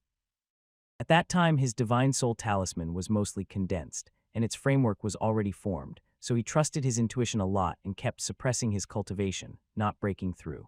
Now that the divine soul talisman had taken shape and the power of his divine soul had greatly increased, this vague sense grew stronger, and Lu Qing was even less eager to break through. It's just as well that my master is planning to go to Central State soon to take the opportunity of entering the Holy Mountain Holy Pool. That Central State, among the 9 states, is the most prosperous and fertile land, truly a place where outstanding people and places of spiritual significance exist. Perhaps there I can uncover some useful information. After making his decision, Lu Qing finally collected his breath, got up from the bed, and stepped out of the dark room. He saw little Li lying in his nest, sound asleep. Beside him was a half-open storybook and a few scattered fish snacks. Even Lu Qing's emergence did not seem to stir little Li from his slumber. "You're really living the good life," Lu Qing said with an involuntary laugh. But he also knew that little Li was this comfortable because he was too familiar with Lu Qing's presence and trusted him completely. If it were a stranger, as soon as they entered little Li's sensing range, he would probably have woken up. Lu Qing reached forward and tugged on the little guy's ear. "Little Li, wake up." Little Li woke up groggily, and when he saw Lu Qing, his eyes widened. "Oh yes, my retreat has ended. How many days have I been inside?" Little Li stretched out 3 little claws. 3 days. Lu Qing was somewhat surprised. It seemed that the transformation of the acupoint at the brow took longer than he had thought. He had assumed that at most only a day had passed. "Out," Little Li called out again. "Good, after packing up we can return." Hearing this answer, Little Li sprang up from his nest in a buzz, then picked up the storybook in his nest, stuffed them into Lu Qing's arms, jumped onto his shoulder, and indicated that he was ready to leave. "You little guy, you just haven't played chess with little Yan for a few days. Is there a need to be this anxious?" Seeing Little Li's eager appearance, Lu Qing shook his head helplessly. He casually put everything into the Kaiyan Kun Chi bag. Then, carrying Little Lei, he walked towards the entrance of the cave. In the jade cave, with arrays concealing everything, Lu Qing hadn't felt it much. After stepping out, he clearly sensed that, with the enhancement of the Divine Soul Talisman, his Divine Soul sensing ability had gotten a tremendous boost. It expanded from the original range of 100 meters to a full 2 lei, a 10-fold increase, and the precision of the sensing had improved significantly. Any living creature within range could hardly escape his detection. After condensing the Divine Soul Talisman, my Divine Soul sensing now has a bit of the same flavor as Little Li's extraordinary sensing ability. Lu Qing understood in his heart. Little Li's peculiar sensing ability was incredibly miraculous. So far, he had not found anything that could escape its detection. Even a master like his, who had realized a sliver of the domain realm, would still be discovered by Little Lei if he got too close while concealing his aura. The only time there had been a mistake was when that cloth-clothed youth from the Tianji building had come knocking. But that was because the other party had an exotic treasure on him that completely hid his aura, allowing him to slip past Little Li's detection. The fluctuations of the heaven and earth primordial chi are also getting more intense. With his divine soul power greatly enhanced, Lu Qing's sensing of heaven and earth primordial chi was also much clearer. In fact, over these 2 years, he had already noticed that the fluctuation of primordial chi between heaven and earth had become more lively. It seemed as if something extremely important was about to be born from a deeper layer of space. Yet because the timing was not right, it had not been able to emerge successfully. But Lu Qing had a premonition that once that thing was truly born, the whole world would welcome a major change. Is it spiritual energy? Lu Qing carefully sensed the changes in the surrounding primordial chi and pondered silently. "What's this?" Suddenly, his expression changed as he seemed to discover something, and in the next moment his figure had vanished from the spot. Several leaps later, he arrived at a small slope above a valley. As his figure landed, a certain plant on the ground seemed to sense something, its branches and leaves contracting as it attempted to burrow underground. However, it was too late. Before it could fully escape, it was already grasped by Lu Qing, who applied a clever force with his hand and pulled it out from the ground. It really is a ginseng. Looking at the item in his hand, a surprised delight appeared on Lu Qing's face. What he was holding was a large, fully formed ginseng with complete roots and limbs, already taking on the shape of a human. He immediately activated his superpower and looked into it. He saw an extremely dense red light, mixed with a sliver of golden light emanating from the ginseng. Ginseng, a precious medicinal herb, non-toxic and edible. This ginseng has grown for a considerable number of years, having surpassed 1,800 years, and has developed a sliver of innate spiritual wisdom. It is said that ginsengs that develop spiritual wisdom awaken a life-bound divine ability and can quickly burrow underground to escape danger and preserve themselves. Thousand-year-old ginseng. As the information became clear, Lu Qing was even more overjoyed. This was a ginseng that had developed a hint of spiritual wisdom, and at over 1,800 years old. It's known that once ginseng surpasses 1,000 years and develops spiritual wisdom, its medicinal effect undergoes a qualitative change, truly advancing to the level of spiritual medicine. It can be called a treasure that is truly found by chance and not by seeking. Indeed, this forest, nourished by the geo-energy gathered by the Jade Cave for so many years, has given birth to thousand-year-old ginsengs. But these thousand-year ginsengs, having developed a sliver of spiritual wisdom and possessing a trace of divine skills, could autonomously escape, which is why they have not been discovered by others. Buzz, an invisible fluctuation emitted from the ginseng in his hand, its roots trembling as if extremely frightened. Lu Qing remained unmoved. The thousand-year-old ginseng may have developed a hint of spiritual wisdom, but it was still very naive, acting entirely on instinct. Its true spiritual wisdom was perhaps even less than that of ordinary chickens and ducks, so he simply ignored the ginseng's tremors, took out the red rope and other items from his Kainkan-chi bag, and wrapped them around the ginseng. Immediately, the ginseng no longer struggled. However, because this ginseng had developed a hint of spiritual wisdom and stepped into the level of living creatures, Lu Qing couldn't store it in the Kainkan-chi bag. He could only wrap it in moist moss for the time being and place it in a medicine box to carry in his bosom. After securing the medicine box, Lu Qing searched the vicinity but didn't find any other thousand-year-old ginsengs. It was unknown whether this was the only thousand-year ginseng in this place, or if the others had sensed danger and burrowed deep underground. His divine soul sensing range could reach 2 li on the surface, but underground, it was much weaker. He could only sense movements down to 20 or 30 meters, and even then, it was quite vague any deeper, and it was all a blur. If the remaining thousand-year ginsengs were all hiding underground, it would be almost impossible for him to detect them. The earth was thick and protected by geo-energy. It was still very difficult for divine soul power to penetrate and break through. Although he didn't find any more thousand-year ginsengs, Lu Qing did find several century-old ginsengs. He chose to dig up the longest-lived one among them, which was at least 400 years old, and left the others untouched. At his current level of strength, century-old ginsengs were no longer of much use to him. The reason he dug up one was to take it back to his master, to replenish the medicine store for unexpected needs. After finishing all this, Lu Qing, accompanied by little Li, set off towards the mountainside. With Lu Qing's current strength, going in and out of the forest had become extremely easy. It didn't take much time before Jialai village was in sight.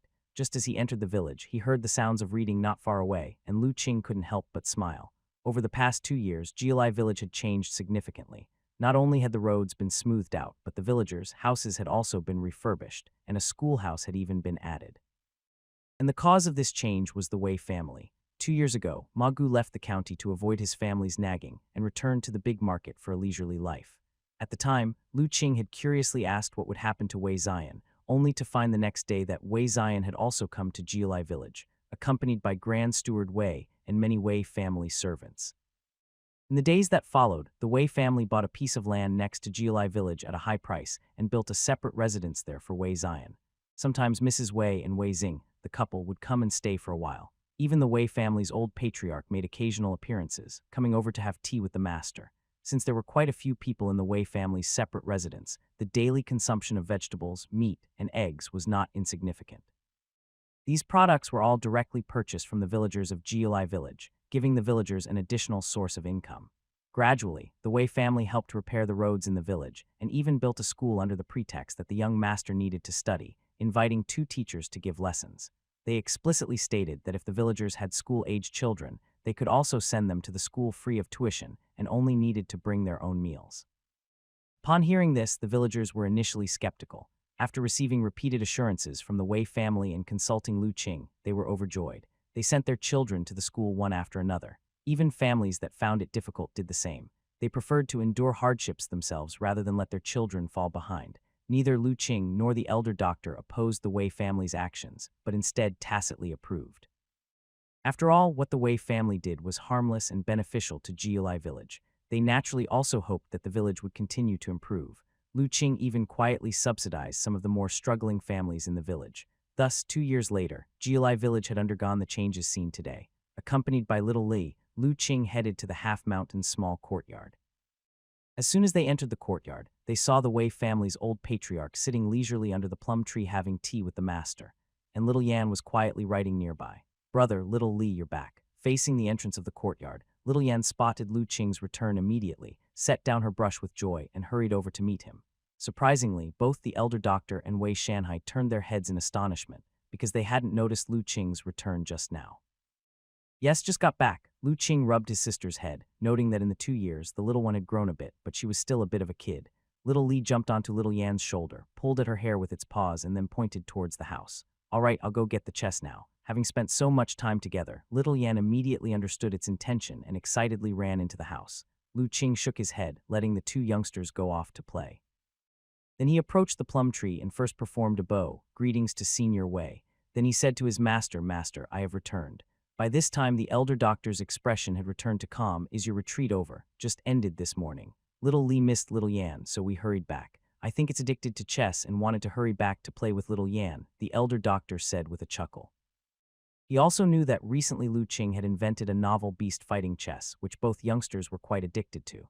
It seems young Master Lu has gained quite a lot from this retreat, Wei Shanhai exclaimed from beside. He was still very astonished. Just now when Lu Qing had returned, he being in the innate realm, had failed to notice. Even now, with Lu Qing standing in front of him, he still could not discern the truth from the illusion. If he closed his eyes within the divine soul sensing, there would be only a void, with no one existing at all. Such a strange scene, how could Wei Shanhai not be astonished? Could it be that Lu Qing had broken through to the innate realm? Yet, when he carefully sensed it, he did not perceive the unique aura of the innate realm on Lu Qing. It was just a minor breakthrough, nothing worthy of Senior Wei's undue praise. Facing Wei Shanhai's admiration, Lu Qing remained humble. Upon hearing this, Wei Shanhai, knowing that Lu Qing did not wish to reveal what he had broken through, awkwardly picked up his teacup and took a sip. Little Li, hurry up. Fortunately, at that moment, Little Yan rushed out with a chessboard in her arms, resolving the awkwardness. Roar, Little Li swiftly jumped onto the stone table, waiting. Little Yan tidied up her calligraphy tools and began to set up the chessboard. Soon, the two little ones were engrossed in their game. This sight stunned Wei Shanhai. He knew Little Li's spiritual nature was strong, comparable to a child's, but watching it seriously play chess still seemed somewhat unbelievable. Curious, he stepped forward, eager to observe how the two little ones played their game. After a few glimpses, he was surprised again. What kind of chess is this? I seem to have never seen it before. Grandpa Wei, my brother, said this is called beast fighting chess and it's fun. Little Yan obediently replied, beast fighting chess. Wei Shanhai looked at Lu Qing. Lu Qing smiled and said, Senior must be laughing now. This chess was randomly thought up by me during my idle time. It's not elegant enough for prestigious occasions. Oh, the young master thought of this himself. How is it played? Unexpectedly, Wei Shanhai became even more interested upon hearing. Grandpa Wei, I'll teach you. Beast fighting chess is really simple. First, these fierce animals are ranked, with the ancient elephant being the largest and most powerful, and the little mouse the smallest, but the little mouse can climb into the ancient elephant's nose and defeat it. Little Yan instantly began to explain the rules of beast fighting chess to Wei Shanhai. The version of beast fighting chess that Lu Qing had created differed slightly from the one in his previous life, having modified some animals to those more familiar in this world. However, the core rules remained the same. The big ones eat the little ones, yet the smallest could overcome the biggest. After listening, Wei Shanhai was even more astonished. Though simple, the rules of beast fighting chess were logically sound without any flaws, offering playability, particularly suitable for children's enlightenment. Moreover, within these rules, there subtly emerged a sense of mutual generation and restraint. Lu Qing's intelligence in devising such a chess game was clearly remarkable. He truly was a peerless genius blessed with great destiny. If Lu Qing knew what Wei Shanhai was thinking at that moment, he would feel utterly speechless. It was just a simple game of beast fighting chess, and yet so much was being read into it. Seeing Wei Shanhai engrossed in watching Little Yan and the others play, Lu Qing suddenly remembered the medicine box in his arms. He took it out, master, when the disciple ventured into the mountains this time. I found a 1,000-year-old ginseng that seemed to have developed a spiritual nature. I am unsure how to handle it properly, so I ask for master's decision. A 1,000-year-old ginseng that has developed a spiritual nature. This surprised not only the elder doctor, but also made Wei Shanhai turn his head in shock. Indeed, this ginseng can escape on its own if not for the disciple's quick reaction. It almost escaped. Lu Qing opened the medicine box, removed the damp moss, and revealed the ginseng tied up with a red thread. Clear features, complete limbs, truly a 1,000-year-old ginseng. The elder doctor, well versed in many medical classics, although he had not seen it before, could still recognize at a glance that the ginseng in the box was at least 1,000 years old. Master, look, this ginseng contains spiritual nature and has some traits of living creatures. Lu Qing untied the red thread and gently held the main trunk of the ginseng. Once the binding was removed, the roots of the ginseng became active again, trembling. It truly has awakened spiritual wisdom. The elder doctor was overjoyed. Ah Qing, this ginseng needs to be well nurtured. It will be of great use in the future. Under the explanation of the elder doctor, Lu Qing finally understood. His master had spent years studying the medical saints, green bag medical scripture, and had become thoroughly familiar with many medical scriptures treasured by the Wei family. He learned some peculiar methods of cultivating medicine fields. After all, once many great doctors become famous, they rarely go into the deep mountains to personally gather herbs. Such efficiency is not only low, but often depends on luck. Thus, many medical experts began to ponder the cultivation of medicine fields. In this way, many special methods for cultivating medicine fields came into existence. Among them was one method that happened to require 1,000-year-old ginseng. A 1,000-year-old ginseng with spiritual wisdom can gather and organize the earth's qi instinctively, nurturing its own survival grounds, making it one of the best aids to regulate the earth's qi and nourish the medicine fields. The ginseng you brought back, judging from its age, is much older than 1,000 years and has even stronger spiritual nature. It's perfect for cultivating a medicine field. Lu Qing inwardly praised his master's keen insight. The age of this ginseng was indeed well beyond 1,000 years, having reached a full 1,800 years. But master, this 1,000-year-old ginseng has spiritual wisdom and can escape on its own. What if it runs away once we put it in the medicine field? Lu Qing hadn't forgotten the scene when the ginseng attempted to flee. If it weren't for his quick reaction, it would have truly burrowed underground. The elder doctor smiled slightly. Your teacher naturally has a way to handle that, and ginseng remembers kindness. Once the medicine field is truly cultivated and rich in earth qi and medicine qi, it will greatly benefit its growth. Then not only will it not run away, but it will also actively protect this place. If that's the case, I'll leave this ginseng in master's care. Upon hearing this, Lu Qing handed over the ginseng to his master and also pulled out another medicine box from his bosom. Oh, and there's also this. I managed to dig up another ginseng that's hundreds of years old and will give it to you as well, master. The elder doctor opened it and was even more delighted. Very good. With this ginseng that's hundreds of years old, cultivating the medicine field will be even easier. As Lu Qing kept pulling out ginseng, Wei Shanhai beside him was already dumbfounded. The first ginseng, a 1,000-year-old ginseng with spiritual wisdom, was a legendary spiritual medicine.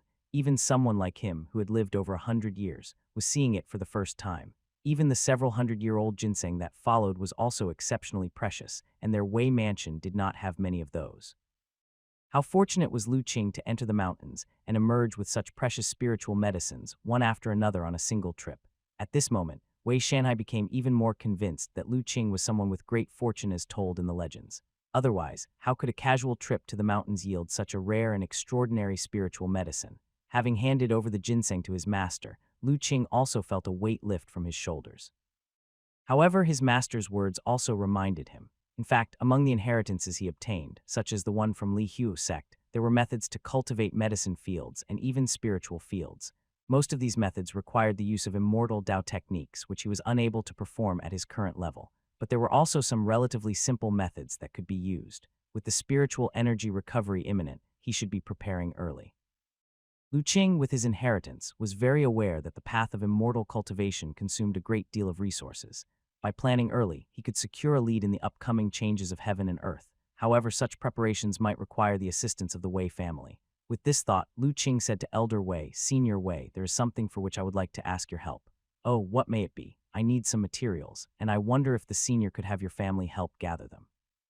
That's simple. The young master just needs to give me the list of materials. Wei Shanhai agreed without any hesitation.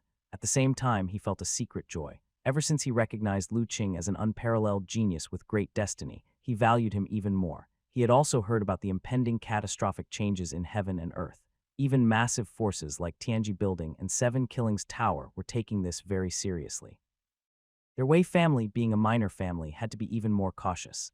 Having Lu Qing, a pillar of the future, it was only natural that he would want to cling to him tightly. Therefore, he couldn't wish more for Lu Qing's requests. Lu Qing went inside and wrote a very detailed list, which he later handed to Wei Shanhai. Wei Shanhai didn't even look at it, but solemnly took it, planning to have his people in the Wei mansion help gather the items as soon as he returned. Cultivating a medicine field was a rather complex matter, requiring many preparations. For this purpose, the elder doctor also asked the Wei family to help find some materials. With the efforts of the Wei family in a few days, the materials needed by the elder doctor were all gathered. On the other hand, the materials required by Lu Qing were more rare and would take some more time. Once he obtained the materials, the elder doctor immediately started to busy himself. Master, is this the medicine field you want to cultivate? Several days later, in the backyard of Half Mountain Small Courtyard, Lu Qing looked at the small garden arranged by his master and was a bit astonished. There was no helping it because the medicine field was too small, being only about 10 feet in length and width, and quite different from what he had imagined. This is just a preliminary test. Don't be fooled by its small size, it also cost quite a bit. The elder doctor held out a flower pot, which contained the 1,000-year-old ginseng that Lu Qing had brought back. Master, does this ginseng seem to be showing you affection? He was a bit surprised to see the 1,000-year-old ginseng gently stroking his master's hand with its leaves like a puppy. These past few days, I've been administering a few drops of earth vein spirit liquid mixed with medicine liquid to it every day, so it has become much more affectionate. Lu Qing suddenly understood. No wonder earth vein spirit liquid was such a treasure liquid, completely condensed from the essence of the earth. Even if diluted a lot, it still held a fatal attraction for plant spirits like the 1,000-year-old ginseng. wasn't the reason for the excellent growth of the herbs in the woods outside the Jade Cave due to the nourishment from the earth's energy gathered by the underground array. Little guy, from now on, you can settle down here comfortably. The elder doctor gently poured the 1,000-year-old ginseng from the flower pot into the medicine field, along with the soil. The elder doctor had already prepared the medicine field with materials and transplanted many herbs into it, making it rich in medicinal energy. As soon as the 1,000-year-old ginseng touched the earth, it swiftly burrowed down, startling Lu Qing. But luckily the ginseng soon came back up, found the spot in the medicine field where the earth's energy was richest, took root there, and after shaking its branches and leaves for a while, it gradually calmed down. Lu Qing then breathed a sigh of relief. Just a moment ago, he thought this little thing was about to run away. Don't worry, the elder doctor said with a smile. During these days, I've communicated with this little guy through heart and spirit, and we've already reached an agreement. It will eagerly tend to our medicine field, and every 3 days, I will give it a drop of medicine liquid prepared with earth vein spirit liquid.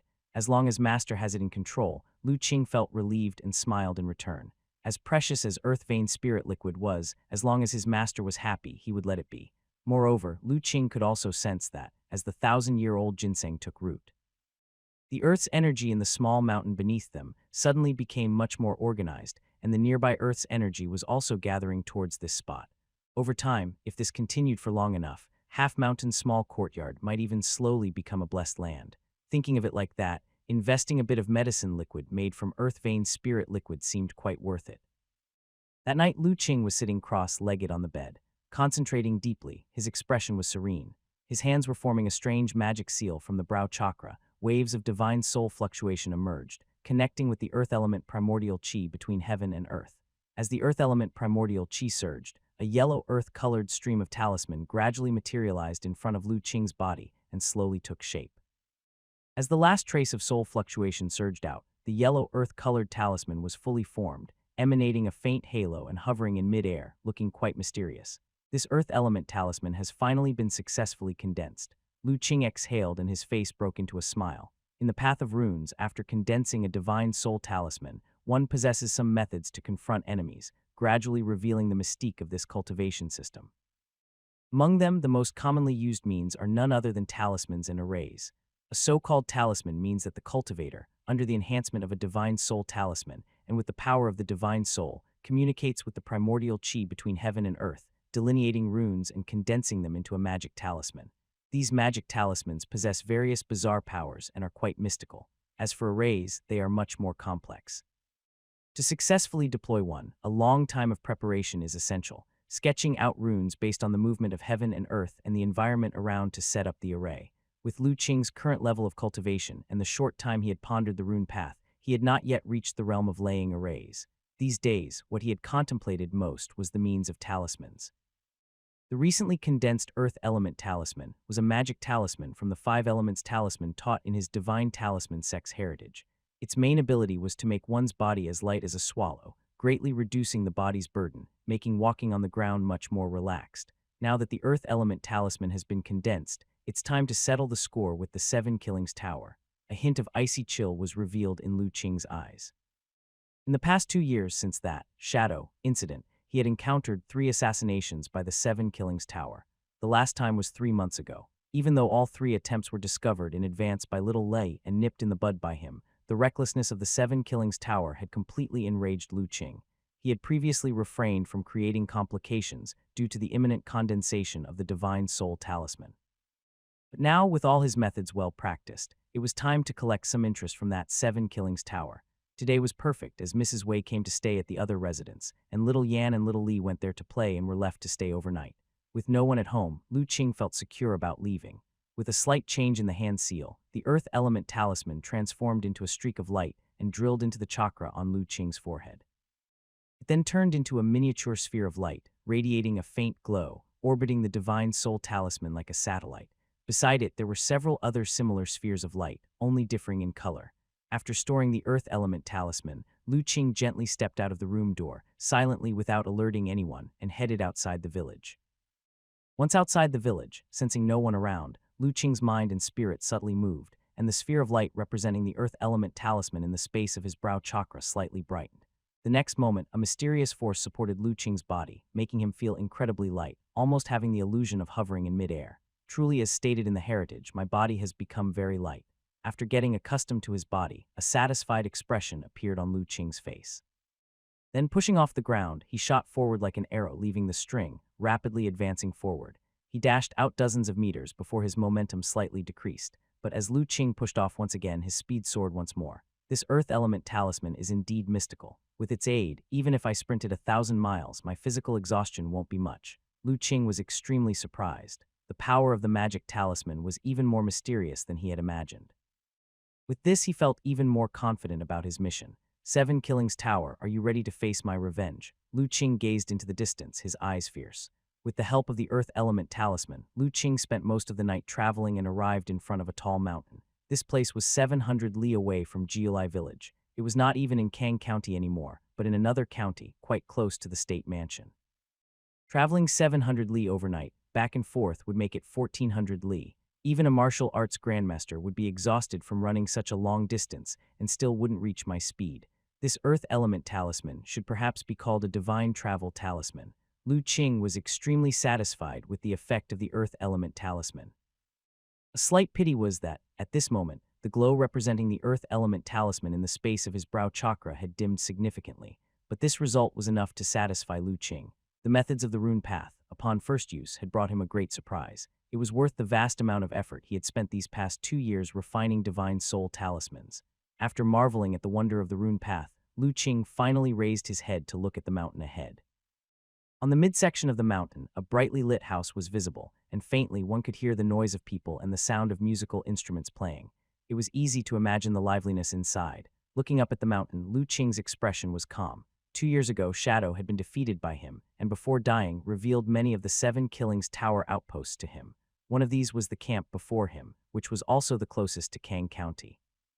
According to the information given by Shadow, the strongest guardian in this outpost was merely at the great success realm of the inner organs, nowhere near a match for him.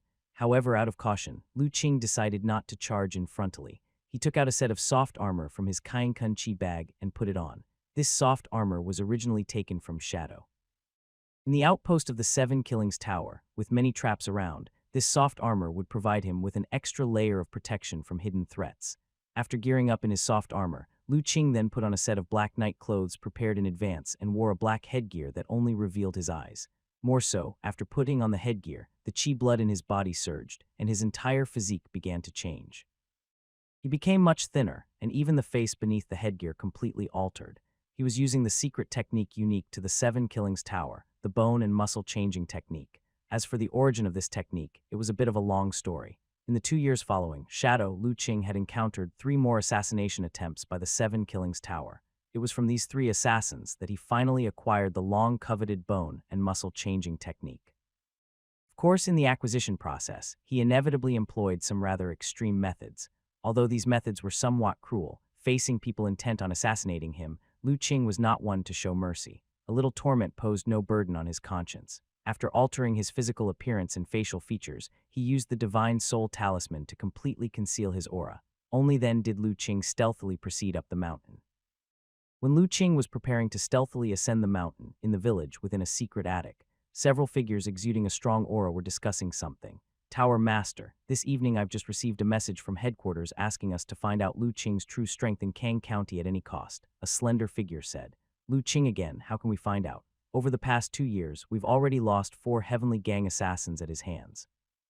Trying to scout his strength is like sending us to our deaths, isn't it? A large man dressed in brocade robes growled irritably. Hearing the name Lu Qing now always upset him. In these 2 years, their 7 Killings Tower had definitively lost 4 Heavenly Gang-level assassins to him. Those few dead were just dead. The assassins of the 7 Killings Tower always had a very detached relationship, each other's rival. He had no inclination to feel sentimental for his rivals. What was key, those few before their deaths had all departed from his location, and yet when they died, not a single piece of information about Lu Qing could be passed on, which had already earned him several scoldings from headquarters. These useless things, still holding positions of the Heavenly Gang, yet so incompetent that they can't handle a mere internal organ realm youngster. Those old men at headquarters, too, insisting on issuing the 7 Killings order. You are in a tough spot now. If that youngster survives 7 assassination attempts, I'd like to see how you step down. The man in brocade couldn't help cursing in his heart, offending those at headquarters as well. But after cursing, he was still left with a headache. Nowadays, all signs indicated that Lu Qing's strength was extraordinary. Even the Heavenly Gang-level assassins were fully no match for him. He might even possess some secret technique that allowed him to see through their 7 Killings Tower's stealth and disguise secret techniques. Otherwise, it was hard to explain why 4 consecutive Heavenly Gang-level assassins not only failed in their assassinations, but also had no chance to flee, unable to send back any information. Yet headquarters kept urging him to quickly find out Lu Qing's true strength. Such a deadly task, how was he supposed to investigate? He had no intention of vying for a position among the Heavenly Gang, and he certainly didn't want any association with that little monster. Moreover, to risk his life gathering information for those brats at headquarters. No way, Tower Master, Mr. Zheng wants to see you. As the brocade-clad man fretted, a subordinate came to report. What now? What does that second-generation heir want to do? The brocade-clad man asked. He says he enjoyed playing with those 2 girls last time and wants something more thrilling this time, hoping you can arrange it. That waste, possessing no useful skills, relying on being a direct descendant of the Zheng family, he spends his days indulging in folly without doing any real work. It's just about toying with women. Those 2 girls last time, he nearly played them to death. What more does he want? In any case, he asks you to come out. Damn it, this second-generation heir, if it weren't for my need to hide my identity, I really would love to crush him to death and grind him into a human stick. The brocade-clad man couldn't help swearing. Tower Master, be careful of what you say. The walls have ears. The slender figure couldn't help but remind him. All right, I know. You go out first, have him wait. I'll go see him in a bit. The brocade-clad man was merely venting his frustration. He knew headquarters was setting up a large scheme, and every outpost had taken significant effort to establish. If he acted impulsively and exposed their location, he would face serious punishment. So he really could not touch that waste from the Zheng family now. Otherwise, drawing the attention of the Zheng family, they might no longer be able to hide. Lu Qing stealthily made his way up the mountain as quietly as a whisper. The Divine Soul Talisman perfectly concealed all his aura. With the camouflaging effect of his night suit, even innate realm experts could hardly detect his presence. Thus, Lu Qing easily infiltrated the village. Upon entering the village, its liveliness became even clearer. The noise of voices and brightly lit scenes displayed a place steeped in debauchery. This feeling, similar to the happy village he had annihilated in the past, was quite detestable to Lu Qing. Indeed, according to the intelligence provided by Shadow, this outpost was quite similar to the Happy Village 8, served as a brothel and a gambling house run by the 7 Killings Tower, specifically used to gather and exchange intelligence. Of course, most of the pleasure seekers visiting did not know that this place was under the control of the 7 Killings Tower. After entering the village, Lu Qing activated his superpower, hiding in a covert spot and using his divine soul power to sense the entire situation in the village. 57 martial artists, among them 20 in the muscle bone realm, 5 in the internal organ realm, the rest are chi blood realm martial artists. A few moments later, realization appeared in Lu Qing's eyes. He was also greatly surprised. This place was just a minor outpost, yet it possessed so many martial arts experts.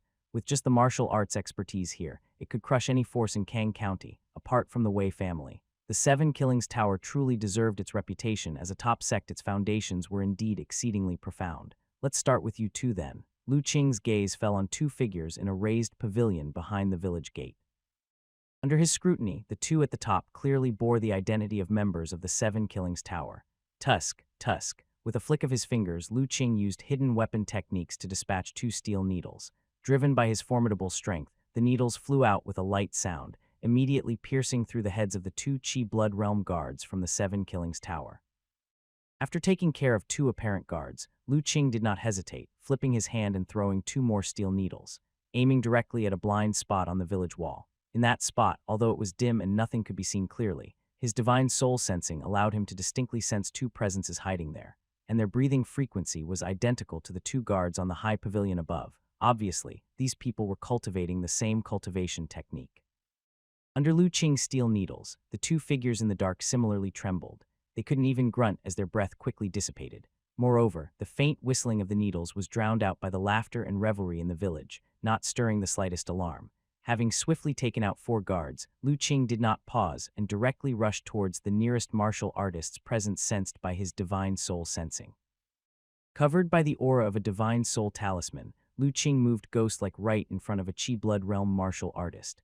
Seeing the 7 Killings Tower member tag displayed above the opponent's head, he did not hesitate and twisted the person's neck. Just like that, Lu Qing, relying on his strong stealth ability, quickly harvested the lives of 7 Killings Tower members in the village. In just over a dozen breaths' time, more than 10 assassins from the Seven Killings Tower had fallen to his hands. This number included 3 assassins from the Muscle Bone realm. After all, with Lu Qing's present strength, there was no difference between the Qi Blood realm and Muscle Bone realm. None could withstand his single move. However, his slaughter could not continue so smoothly indefinitely. Every once in a while, the guards in charge of watching over the village, both visible and hidden, had to contact each other via a secret technique to ensure they were safe and alert. When Lu Qing snapped the neck of the 13th Seven Killings Tower assassin, finally, the village side also realized something was wrong. Suddenly, alarms rang out and numerous lights lit up, illuminating the entire village brightly. Several powerful presences appeared above the most majestic central building. At the same time, a loud voice rang out, "Which master has come to make a joke with our Yuanyang village? Why not show yourself?" Seeing that they had noticed him, Lu Qing no longer hid his presence and threw the corpse in his hand forward, walking out from the shadows. Slap! Seeing the corpse that fell to the ground, the burly man who had just spoken squinted his eyes towards Lu Qing. "Who are you? Why have you intruded into our Yuanyang village? And why have you ruthlessly killed our people? If you don't provide an explanation today, it will be difficult for you to leave." Lu Qing looked up towards the building. He saw quite a few people standing above. After a brief look, he realized some of them were not members of the Seven Killings Tower, likely those who had come here for pleasure. Seeing Lu Qing wrapped tightly, showing only a glimpse of his face and not only ignoring the village chief's words but also brazenly scrutinizing them, a middle-aged man in the Muscle Bone realm immediately shouted, "You rat, our village chief is speaking to you. Are you not going to respond quickly?" Lu Qing stayed silent, using his superpower to meticulously scrutinize everyone's identity. Suddenly his gaze paused on a luxuriously dressed young man holding a jade fan, and his pupils constricted slightly. Just then the young man closed his fan with a smile and said, "Chief Long, it seems your Yuanyang village has encountered some trouble. Would the young master need to lend a hand? The condition is rather simple, just hoping that the village chief could satisfy the earlier proposal. No need, this small matter can be handled by our Yuanyang village." Why bother second young master Zheng with such an effort? Recalling this second-generation scion's earlier proposal, the man in brocaded clothes showed a hint of disdain in his eyes and refused. What a pity. The young man's face showed disappointment, but if Chief Long needs help at any time, this young master is quite willing to lend a hand. There's no need for such courtesies, soon you won't be able to escape either. Before the brocaded-clothed man could speak, Lu Qing, who had already identified the identities of the people upstairs using his superpower, suddenly spoke in a calm voice. "I originally came here today just to settle accounts with people from the Seven Killings Tower, but I've changed my mind. You scum all deserve to die." The words Seven Killings Tower sent a heavy shock through the hearts of the man in brocaded clothes and others, but before they could react, Lu Qing's hand suddenly produced a steel needle. The next moment, with a hissing sound, the needle tore through the air, swiftly shooting towards the people on the high building. "Be careful, young master. Ah, master of the tower, save me." Accompanied by a series of screams, those who had been high above on the building, except for a few, ended up tumbling down like gourds. Those luckier were merely penetrated by the steel needle, sustaining flesh wounds, while the less fortunate ones had their skulls pierced, dying instantly. What? The brocade-clad man looked at the platform strewn with corpses, and at the steel needles shimmering coldly, that after piercing through skulls, were still deeply embedded in the wall. His heart shook violently. Just now, the steel needles Lu Qing had released had almost caught even him off guard. This intruder to the village had such formidable hidden weapon skills. Second young master Zheng was at this moment dumbfounded, staring ahead of himself. In front of him was a steel shield, a steel needle deeply lodged in it, having pierced almost entirely through, leaving only the tip, clamped by the shield, pointed directly at his face. Looking at the coldly shimmering steel needle mere inches away from him, second young master Zheng turned deathly pale, a chill crawling up his spine, his sweat flowing profusely. How could he not realize that if it weren't for the able protection, this needle could have easily taken his life?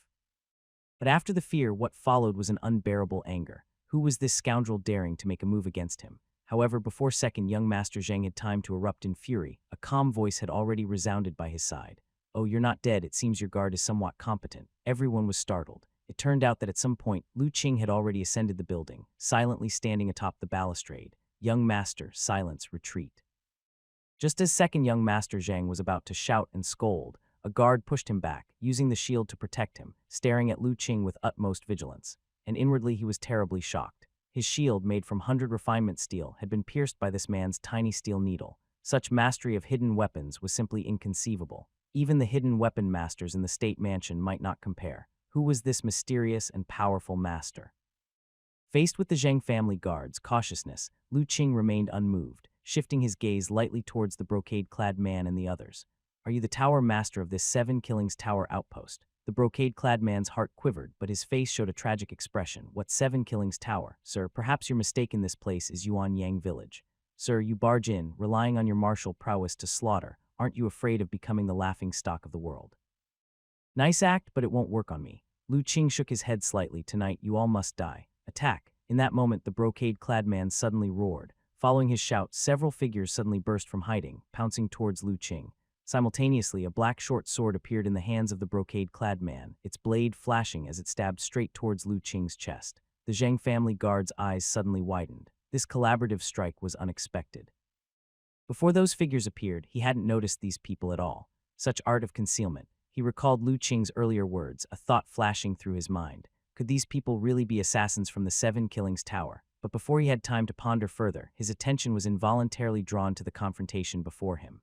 The aura burst from these figures, and the brocade-clad man was extremely powerful, all reaching the realm of internal organs. Even if the man in black was powerful, he surely couldn't resist the attack of so many masters. However, just as this thought flickered through the Zhang family guard's mind, the next instant his eyes were compelled to widen again. Suddenly, an immensely powerful aura burst forth from the man in black. Immediately after, the brocade-clad man and the several figures emitting powerful auras were all sent flying. How is this possible? The Zhang family guard could no longer hold back, exclaiming in shock. Facing the assault of the people from Seven Killings Tower, Lu Qing remained calm. As the attack was about to land on him, his aura suddenly exploded. His body spun like a top, twirling rapidly. With his hands moving as swiftly as lightning, he struck consecutively. In an instant, a myriad of fist shadows appeared, blossoming like a black lotus. Those several powerful assassins from Seven Killings Tower, without exception, were all struck in the chest by Lu Qing's punches. As the sound of cracking bones rang out, they all flew backward, spewing blood which scattered all over the ground. Boom, boom, boom, accompanied by a series of noises, the figures who attacked Lu Qing all smashed through the walls and windows behind them, falling to the ground, lifeless and unidentifiable in their fates. How is this possible? Witnessing the richly dressed man and those powerful figures being blasted away by the man in black, the Zhang family guards showed an expression of disbelief. The auras emitted by those figures were each no weaker than his own, all of them possessing the cultivation of the internal organ realm. Even the village chief from Yuan Yang Village was a martial arts grandmaster in the internal organ realm, great success. Yet the combined forces of these great masters could not subdue the man in black, and were all defeated under a single maneuver. A sneak attack by 4 men ended in 3 dead and 1 severely injured. Such strength was truly terrifying. "Who exactly are you?" The richly dressed man slammed against the wall behind him, spitting out a mouthful of blood, his face filled with horror. He was incredulous as he looked at Lu Qing. Just now, this man had effortlessly neutralized their long-prepared deadly moves. With just a single move, he had defeated them all, 4 against 1, yet only he had survived. The level of his boxing skills was simply inconceivable. Even among the boxing grandmasters he had encountered, none seemed to possess such a terrifyingly exquisite technique. "I've already told you, the person who will kill you." Lu Qing looked at the richly dressed man, seeing through the clothes shattered by his fist force the dark golden soft armor underneath. "It seems this soft armor has saved your life." The richly dressed man hesitated. Indeed, if not for this soft armor, which he never removed, he would have likely met the same fate as his companions. Dead and gone, even so, he was still gravely injured. Of his full strength, only 2 to 3% remained. The punching power of this mysterious man in black was too terrifying. Even with the protection of soft armor, it had still severely damaged his vital veins and dispersed his martial arts chi blood, which he found difficult to gather again. More importantly, even now, he had yet to see through Lu Qing's cultivation. The opponent stood as if enshrouded in layers of thick fog, perfectly concealing his realm even as his chi blood erupted. Could this be an old monster from the innate realm? Yet the power he utilized was chi blood power, not innate true chi. The richly dressed man was in utter turmoil, thoughts swirling chaotically, unable to clear his mind. But one thing he understood very clearly, and that was that today his troubles had indeed become immense. The man in black in front of him was clearly targeting Seven Killings Tower. Although he found it hard to believe that anyone in the world would dare provoke Seven Killings Tower, the fact was right before his eyes, undeniable. Seeing that the richly dressed man wasn't dead, Lu Qing flipped his hand and from nowhere produced a fist-sized stone, weighing it lightly. A chill shot through the richly dressed man's heart. Having witnessed Lu Qing's skill with hidden weapons, he dared not underestimate him. He hurriedly exclaimed, "Sir, there must be some misunderstanding. This place is not what you call Seven Killings Tower. I am merely a businessman, with no ties to Seven Killings Tower. If it's money you want, I am willing to offer all the wealth here with both hands, however. Before the richly dressed man could finish speaking, the stone in Lu Qing's hand had already flown out. Driven by formidable power, the stone's speed was extreme. The richly dressed man, his vitality severely damaged and chi blood dispersed, couldn't react in time to dodge. Bang! The stone struck the richly dressed man's head with incredible precision. Despite the tough skull of a martial artist at the internal organ realm great success, it was as fragile as an eggshell under the terrifying force of the stone hurled by Lu Qing. It exploded instantly, scattering a gruesome mix of red and white. The richly dressed man dead. Second young Master Zhang, who had never seen such a horrifying spectacle, screamed in terror. Not good. The Zhang family guard, holding a shield, was shocked and tried to cover the young master's mouth, but it was too late. Lu Qing's gaze had already turned in their direction. Sir, we are from the Zhang family of the State Mansion, here just for amusement and have no connections with these people. We kindly ask for your discernment. The Zhang family guard spoke bravely. As for second young Master Zhang, facing Lu Qing's gaze, he was already shivering, his face pale. At this moment, he knew all too well that the man before him was a true killer, unlike any martial artist he had ever encountered. Seeing Lu Qing remain silent, the Zhang family guard felt incredibly uneasy. Although the Zhang family held substantial power, ranking highly in the entire state mansion, and could even garner some recognition from the major sects that dominated Kang State, faced with such a bloodthirsty and ruthless man, he wasn't sure if the other party would show any consideration. Zhang family, what of it? Lu Qing's voice was hoarse as he sneered darkly. Don't talk to me about some small Zhang family. Even if people from the Yan family of the royal capital offend me, they must die too. The guard had felt something was wrong the moment Lu Qing spoke the first word, and by the time Lu Qing uttered the word dead, he hadn't hesitated at all to make a decision. He suddenly pushed second young Master Zhang behind him with a gentle force. At the same time, his right hand reached to his waist, drawing a short knife, while he himself held a shield, using his left shoulder as a pivot. Integrated with the shield, he charged at Lu Qing with fierce bravery. He wanted to push Lu Qing away to buy his young master time to escape. However, his plan was far too optimistic. Facing the imposing shield coming at him fiercely like a battering ram, Lu Qing didn't flinch or dodge. His fingers splayed. His palm drew a circular arc, pressing down on the shield with the force of a mountain. Boom. Under the overwhelming force, the 100 refinement steel shield shattered into pieces, and the Zhang family guard hidden behind it vomited blood wildly, his bones breaking more than he could count. How could he be so strong? After just one move, nearly disabled, the Zhang family guard sat collapsed on the ground, his face filled with despair.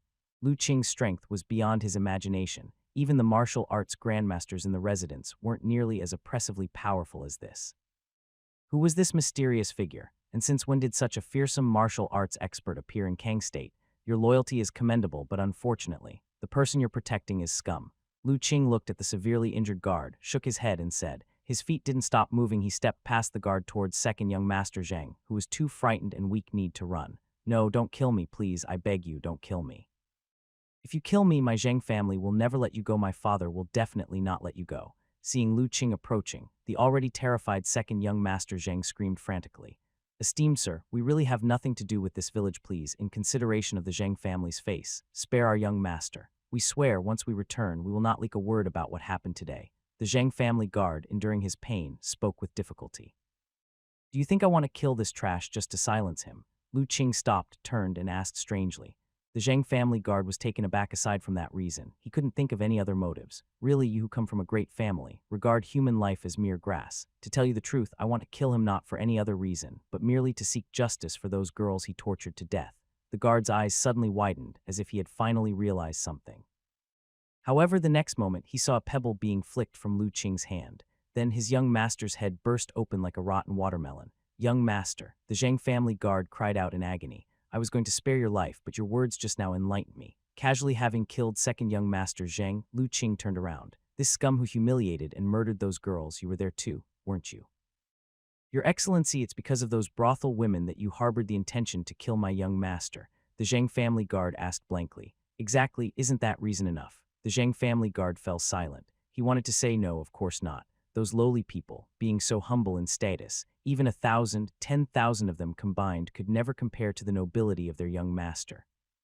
But he also knew, since Lu Qing asked this way, obviously in his mind, this reason was already sufficient, so he could only remain silent. However, although he didn't speak, Lu Qing discerned the answer he wanted from his expression. He sneered. It seems just as I thought. Well then, you two go and accompany your young master. a swishing sound was heard as another pebble was flicked by Lu Qing, directly aiming for the guard's head.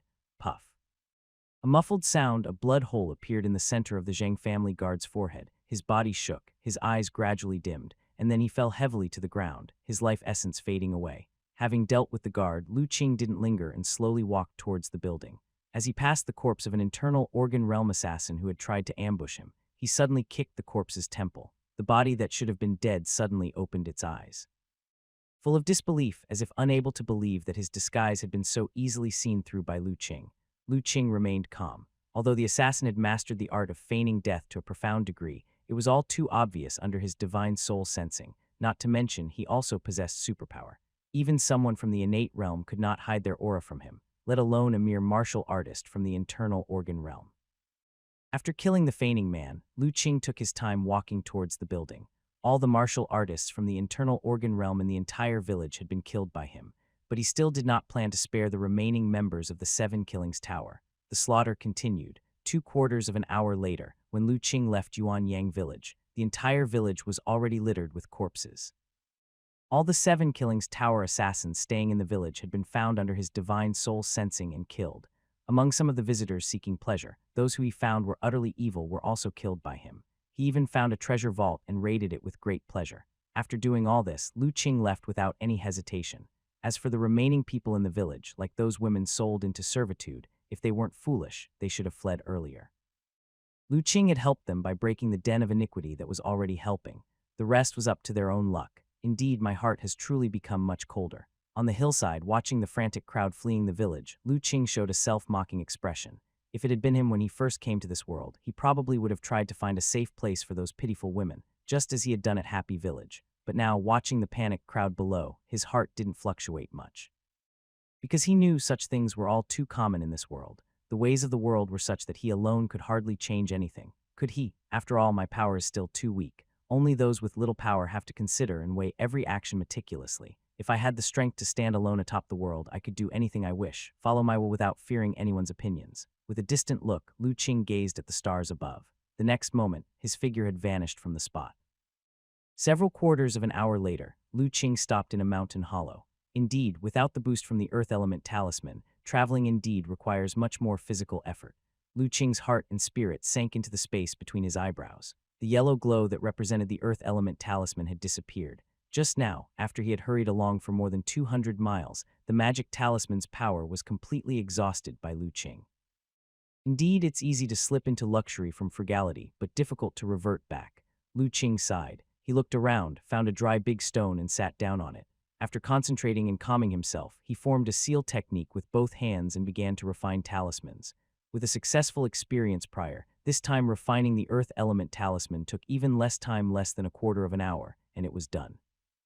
With a slight movement of the spell, he stored the earth element talisman back into the space of the talisman between his eyebrows. Looking at the earth element talisman turning into a glow, Lu Qing showed a faint smile of satisfaction. It's not that he didn't want to gather several earth element talismans for emergencies, but with his current strength of divine soul, there were limits to the divine soul talisman. At a time, he could only accommodate no more than 5 magic talismans, and for talismans of the same attribute, only one could be stored. If he wished to store and control more talismans, unless his divine soul power broke through, it would not be possible. Feeling the glow in the cavity, Lu Qing's will flickered and that strange power reappeared, making his body light again. With a small smile, he exerted force with his legs, once again heading towards home. When Lu Qing returned to Jiulai village, it was still dark and dawn had not yet come.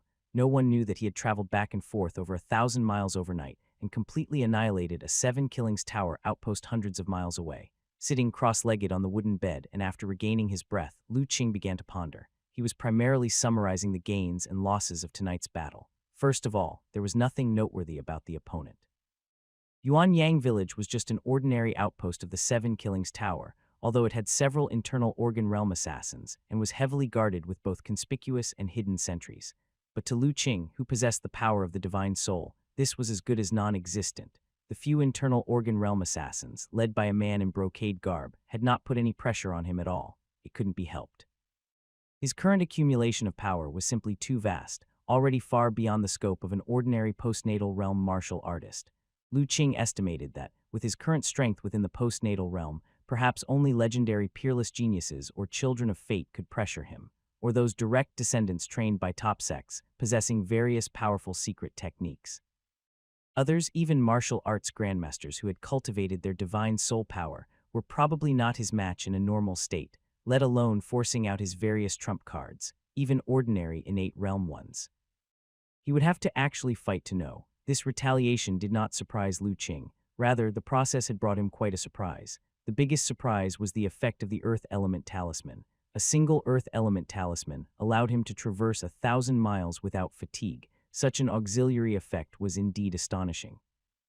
This also made Lu Qing realize that although he could currently only store 5 magic talismans in the space of his brow chakra, and only one of each attribute if used properly, these 5 talismans would become one of his greatest trump cards. With a talisman condensed from primordial chi having such miraculous effects, I wonder what power those spirit talismans, refined with spiritual energy in the legacy, would possess. Lu Qing couldn't help but imagine. The rune path is a very unique cultivation system. It takes the natural world as its teacher, thus it has strong adaptability and is not constrained by the immediate cultivation environment. In periods where spiritual energy is rich and the path of immortal cultivation thrives, it bases itself on spiritual energy to condense various strange spirit talismans for combat and self-enhancement. In eras where spiritual energy is scarce, it uses heaven and earth primordial chi to condense primordial energy talismans, and although its power is much less than that of spirit talismans, it still possesses various unusual abilities. Lu Qing had already experienced the strength of the primordial energy talismans. Naturally, he anticipated even more the stronger spirit talismans. With the recovery of spiritual energy imminent, if the power of the spirit talismans is strong enough, then his cultivation in the rune path, even without switching to immortal cultivation, would not fear anyone. After mulling over the rune path, Lu Qing thoroughly reviewed the process of this journey.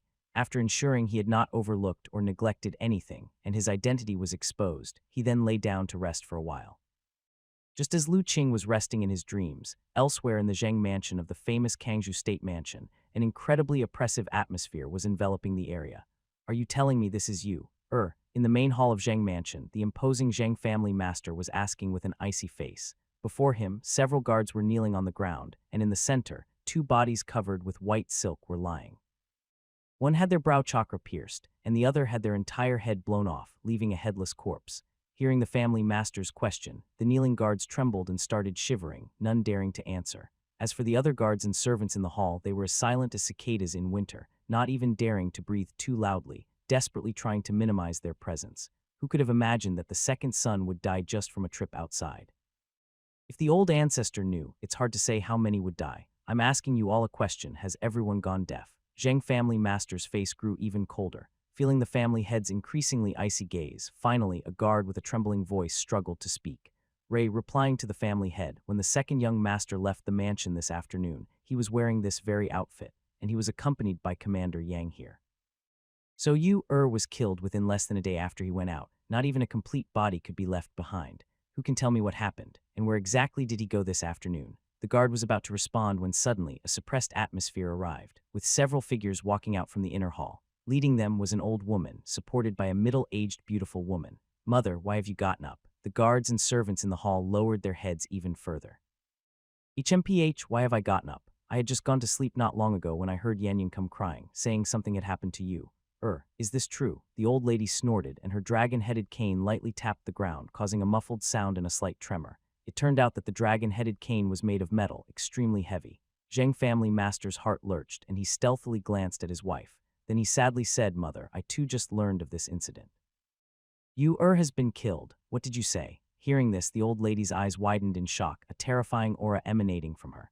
"Yu has been killed. Where is he?" "Right in front of you. The guards say that this headless corpse is Yu, but I haven't had time to verify it yet." The old woman suddenly turned her head to look at the 2 corpses on the ground. When she had come out earlier, she had not failed to notice these 2 corpses, but because they were covered with white silk.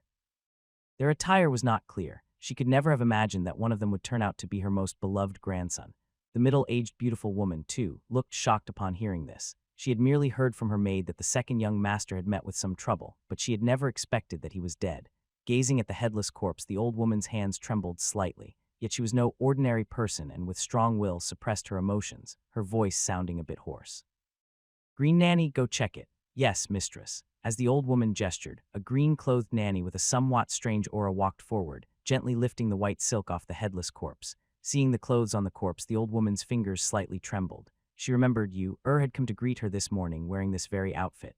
Green-clothed nanny's hand also paused momentarily, but she gently unfolded the clothing on the corpse. Then when she saw a distinctive birthmark on the corpse's chest, she did not continue, but covered the body again and stepped back. She approached the old woman and softly reported, "Mistress, it is indeed young Master Yu." The old woman's body swayed as if she was about to collapse. "Mother, get away." However, in the next moment, a terrifying aura burst forth from the old woman, directly pushing him back. Who was it who would dare kill my Yu, and with such cruel methods? It was as if chilling words had ascended from the nine netherworld, spoken by the old woman. Her clenched teeth and demeanor seemed as though she would tear someone apart. In the main hall of Zhang Mansion, an old woman exuded an asphyxiating chill as she stared at the few kneeling guards. Her lips, wrinkled like old tree bark, uttered each word deliberately. Although the guards were chilled to the bone, they still shivered as they recounted what they knew.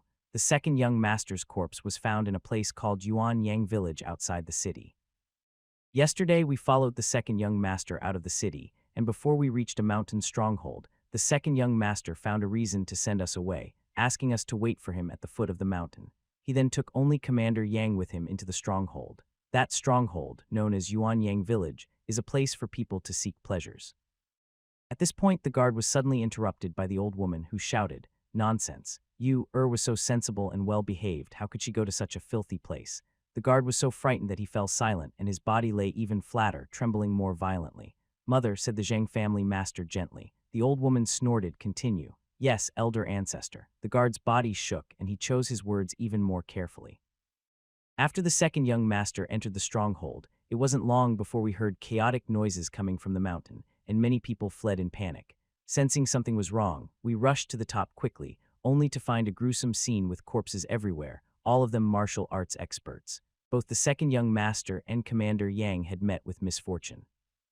Commander Yang's refined iron shield had been shattered by a single palm strike, his bones broken, and a fatal hole pierced through his brow. At this point, the guard's heart began to tremble uncontrollably. Commander Yang was a formidable martial arts expert, having achieved small success in the internal organ realm, and his technique with the shield and sword was exquisite. Even great success martial artists from the internal organ realm might not necessarily be able to defeat him. Yet such a powerful figure as Commander Yang had met his end, and one could only imagine the terrifying strength of the assailant. "So you mean to say that as Er's guards, you didn't even catch a glimpse of the murderer?" the old woman said faintly. The guard felt a deep chill and quickly replying to elder ancestor, "Although we didn't capture the assassin, once we discovered the young master's body, we immediately detained a group of people trying to flee the village to interrogate them. From them we learned that the killer was a person in black night clothes. This person was incredibly strong, like a ghostly apparition, and he alone was responsible for all the slaughters in Yuan Yang Village. Moreover, we learned from some guests that the black-clothed person loudly proclaimed that Yuan Yang Village was actually a base of the Seven Killings Tower. His massacre was meant as revenge against the Seven Killings Tower, which is why he spared those guests." "What did you say? Seven Killings Tower?" "Are you sure you heard correctly?" asked the Zhang family master, his body trembling as he hurried to ask. The old woman's expression also stiffened, and a sharp glint flashed in her eyes. "Subordinate swears I did not mishear. We interrogated more than 10 people, and they all said the same." The guard insisted urgently. "So the Seven Killings Tower has already set up a base here." The Zhang family master looked grave. This sect, which dominated most of the assassin world's forces, had always been in Central State. When did it become interested in a remote place like Kang State? What shocked him even more was that someone dared to provoke the Seven Killings Tower, eradicating one of its bases so brazenly. Then who was this person, and what was their purpose? For a moment, Zhang family master sharply sensed an unusual meaning. Many thoughts also emerged in the old woman's heart. Yet all of this still did not compare to the pain of losing her grandson. "Since you say the target was Seven Killings Tower, why did he kill my Yu?" The old woman's eyes emitted a terrifying light, staring intensely at the house guard. "Are you lying? What exactly is going on here?" "Your venerable ancestor, every word I spoke is true, with no exaggeration or deceit. I dare not lie to your venerable ancestor." The guard immediately cried out in a grievance. "Then tell me, why did the man in black want to kill you, isn't you? A guess too." It's because the guard stammered, clearly afraid to speak. "Because of what? Speak. If you don't speak, I'll take your life with one slap," the old woman said fiercely. "I only learned this from a guest," that guest said. "When the second young master and Commander Yang were killed, he was hiding in a corner in the tower. He overheard the man in black say, the reason for killing the second young master was to seek justice for those brothel girls who died under the second young master's insult and abuse. Damn it. Before the guard could finish speaking, the old woman could no longer contain her rage. Her refined iron dragon-headed cane suddenly lashed out, fiercely striking the guard in the chest. Struck heavily, the guard had no strength to resist. With the sound of snapping bones, his body flew backward, spewing a mouthful of fresh blood mid-air before crashing heavily to the ground. His chest caved in. Clearly he wouldn't survive. Those worthless brothel whores, utterly despicable, how can they compare to my you? Even 1,000, 10,000 of them, they are not worth a single hair of my you. Shameless villain, how dare you dishonor you, dishonor our Zheng family no matter who you are. I will definitely find you, torture you to death, and crush you into thousands of pieces. After sending a guard flying, the old woman's fury did not subside in the slightest, her face full of vicious wrath as she enunciated each word. The terrifying aura emanating from her not only made it hard for everyone in the hall to breathe, it even alarmed the people outside the mansion. Seeing the old matriarch so ruthless, the kneeling guards trembled even more violently, their legs weakening, almost unable to stay kneeling, collapsing to the ground. Even so, the old woman still did not intend to spare them. And I tasked you with protecting you, yet you all shirked your duties. Not only must you die, but your families as well must accompany you, to the afterlife. The guards were shocked upon hearing this and were about to beg for mercy when they saw the old woman's dragon-headed cane rapidly striking their vital points. Suddenly, the kneeling guards trembled, their gazes became vacant, and they collapsed to the ground, lifeless. On their faces remained the horror of their final moments. The scent of blood permeated, turning everyone in the hall pale without a trace of color. It took a while before Zheng family master stepped forward, supporting the old woman. Mother, the dead cannot be brought back to life. You're in poor health, you should take care of yourself. Don't worry, I'm not dead yet, the old woman said coldly. Have someone prepare the best coffin. I want to properly tend to you, body. And those useless guards who failed to protect you, have now died. That's too light a punishment for them. Bring their families here. I want all of them to accompany you, in burial. Mother, Zheng family master exclaimed in alarm, sacrificing the living is a great taboo. Both the royal capital and Holy Mountain have strictly forbidden it. HMPH, who said I'm going to sacrifice the living. As long as people die before they are buried, that doesn't count as a living sacrifice, does it? You died so miserably, he lost his father at a young age, and now below, who knows how lonely and helpless he must be. If I send more people down to serve him, is that not right? But mother, Zheng family master still wanted to say something. But he saw the old woman glaring at him. What do you think that with your elder brother dead, there's no one left to decide for you, that even my commands are to be defied? Seeing his mother's gaze, Zheng family master's heart shuddered. He could only say, I wouldn't dare. I will arrange it for you right away. I will not rest until he is tortured to death and his body is torn into 10,000 pieces. The old woman gritted her teeth as she spoke. Her tone was chillingly cold, making one's heart feel cold upon hearing it. Mother, Zheng family master hesitated upon hearing this. Since that person dared to oppose 7 Killings Tower, his identity and background must also be extraordinary. If we investigate further, however, before he could finish, the old woman looked at him with an icy gaze. So we should just let go of you, vengeance. Is that it? Zheng family master hesitated, swallowing his saliva before saying, my child did not mean that, but he believes we should consider this matter in the long term. Consider in the long term. It seems to me you wish to drag this matter out, preferably until after my death, right? Old lady Zheng scoffed. My child dares not. Zheng family master shuddered and quickly bowed his head. HMPH, only you know what you are really thinking. Now I want to know if this dying old woman can still be the head of the Zheng family. Mother is the pillar of our family, holding up the entire Zheng family. Naturally, you are in charge. If I can still be in charge of the Zheng family, then you simply do as I say. I don't care what the cost is, but before the 7th day of Er's passing, you must find that man's whereabouts. I don't care who he is or how powerful his background is. I will personally take his head and place it in front of you, Er's tomb, to appease his spirit in heaven. Observing his mother's fierce and fearsome demeanor, Zheng family master knew that any objection was futile. He could only lower his voice and comply. Yes, your child will handle it immediately. Watching Zheng family master's defeated silhouette receding, old lady Zheng's face remained indifferent. Her aura of killing intent was chillingly dense, lingering long and unyielding. The hall was deadly silent, with no one daring to make a move, not even daring to breathe loudly. Even that middle-aged beautiful woman was dripping in cold sweat, with her back entirely soaked.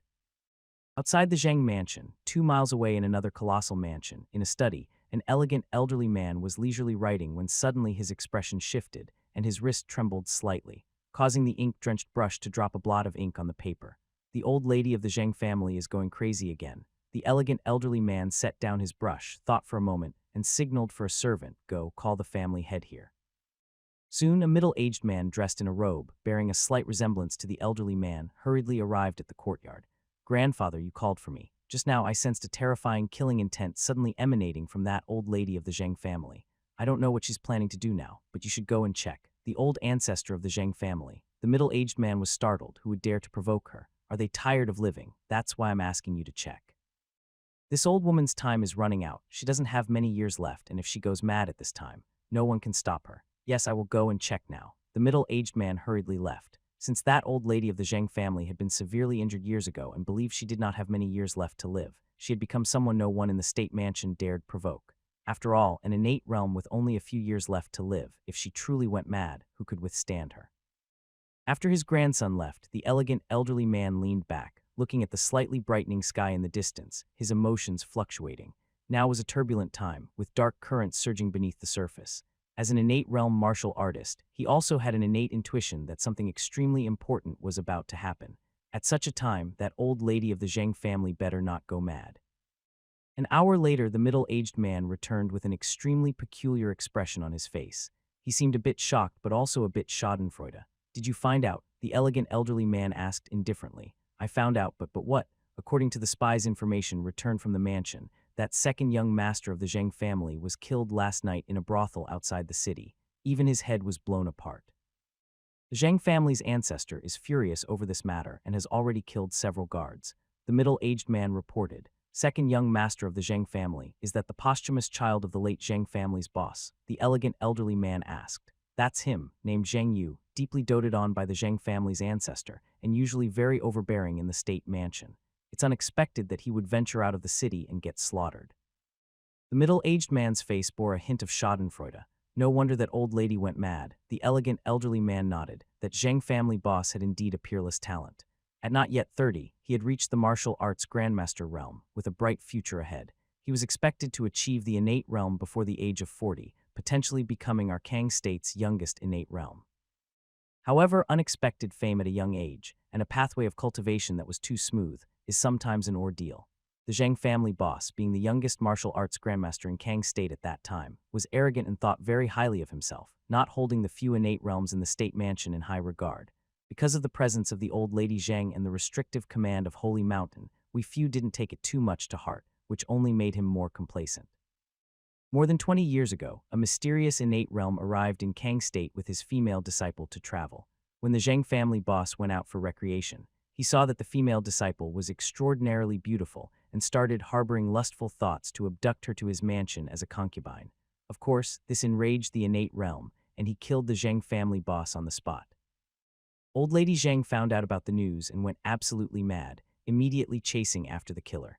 She ran down the murderer for more than 300 miles, and with a fighting skill resulting in mutual destruction, finally fought that unfamiliar innate realm martial artist to the death. Moreover, she also captured that innate realm's female disciple and brought her back to bury with her son. That old woman herself was so severely injured that her lifespan was greatly reduced, and to this day she still hasn't fully recovered. I never thought such a significant event had occurred back then, that Zheng family's boss died because of this. The middle-aged man exclaimed. At that time you were still young and traveling with your master. Furthermore, Zheng family's boss died in an unglamorous way, and that old woman was desperate for face, so not many people know the inside story. The refined elder said, the Zheng you're talking about should be the posthumous child of Zheng family's boss. After his death, old lady Zheng's disposition changed dramatically, becoming extremely cruel. Every day there were servants beaten to death in Zheng mansion. Everyone in the Zheng family lived in fear. It was later, when the wife of Zheng family's boss found out she was pregnant, that the old lady, overjoyed, began to gradually reign in her tyranny. Later, when Zheng family's boss's wife gave birth. It was a difficult labor. After giving birth to a son, she left this world. With only this one line of descent left by Zheng family's boss, old lady Zheng naturally cherished the child to her bones. You said he was killed, no wonder her killing intent was so intense earlier. The refined elder felt somewhat relieved as long as it wasn't someone from his own mansion who had provoked that old woman. Everything was still negotiable. However, he was also a bit curious. Have you found out who exactly killed Zheng Yu? I haven't. The middle-aged man shook his head. The spies report that the Zheng family only knows the murderer of Zheng Yu was a martial artist in black clothing. His other identities remain a mystery. Moreover, it seems that the black-clothed martial artist wasn't specifically targeting Zheng Yu. He just happened to kill Zheng Yu while raiding that brothel.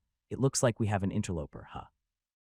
Zheng family's boss back in the day was killed by a foreign innate realm martial artist. I never expected his son to follow in his footsteps. The refined elder felt some regret. If it was a martial artist from Kang State, probably no one would dare risk angering that old woman by laying a finger on Zheng Yu. It must have been an external martial artist, unaware of the situation in Kang State, who dared to take such a huge risk.